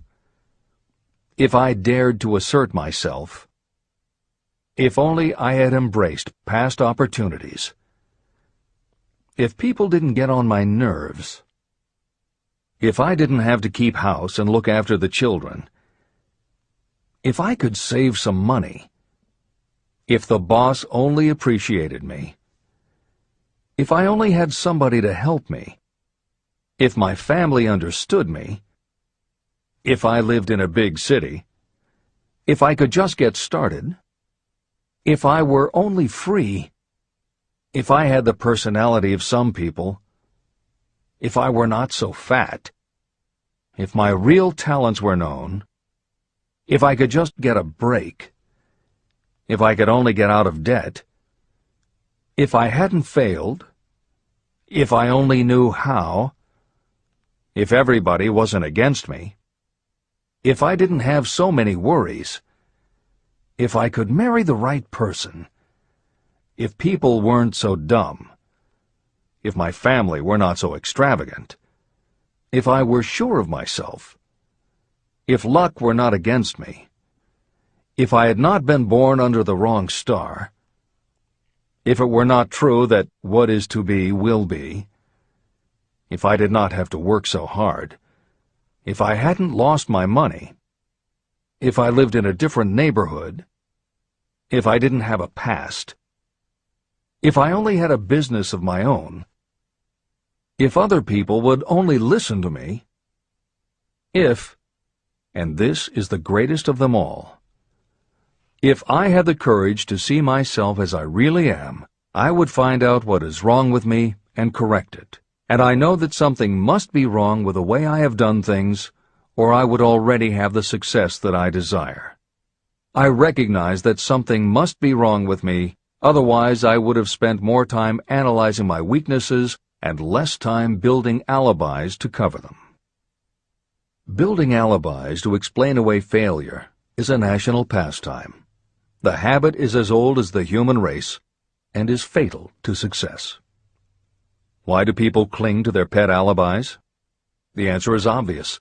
They defend their alibis because they create them. Your alibi is the child of your own imagination. It is human nature to defend your own brainchild. Building alibis is a deeply rooted habit. Habits are difficult to break, especially when they provide justification for something we do. Plato had this truth in mind when he said, "The first and best victory is to conquer self. To be conquered by self is, of all things, the most shameful and vile." Another philosopher had the same thought in mind when he said, "It was a great surprise to me when I discovered that most of the ugliness I saw in others was but a reflection of my own nature." Elbert Hubbard, philosopher, author, publisher of the Fra magazine, and founder of the Roycrofters community of artists, said, "It has always been a mystery to me why people spend so much time deliberately fooling themselves by creating alibis to cover their weaknesses. If used differently, this same time would be sufficient to cure the weakness. Then no alibis would be needed." In parting, I would remind you that life is a checkerboard, and the player opposite you is time. If you hesitate before moving, or neglect to move promptly, your men will be wiped off the board by time. You are playing against a partner who will not tolerate indecision. Previously, you may have had a logical excuse for not having forced life to come through with whatever you asked. That alibi is now obsolete, because you are in possession of the master key that unlocks the door to life's riches. The master key is intangible, but it is powerful. It is the privilege of creating, in your own mind, a burning desire for a definite form of riches. There is no penalty for the use of this key, but there is a price you must pay if you do not use it. The price is failure. There is a reward of stupendous proportions if you put the key to use.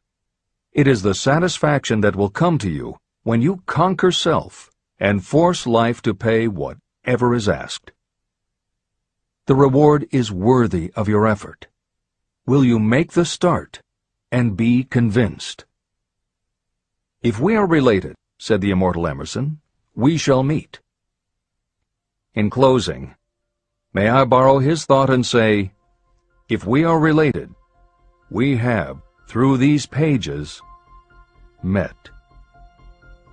Remember that your real wealth can be measured not by what you have, but by what you are.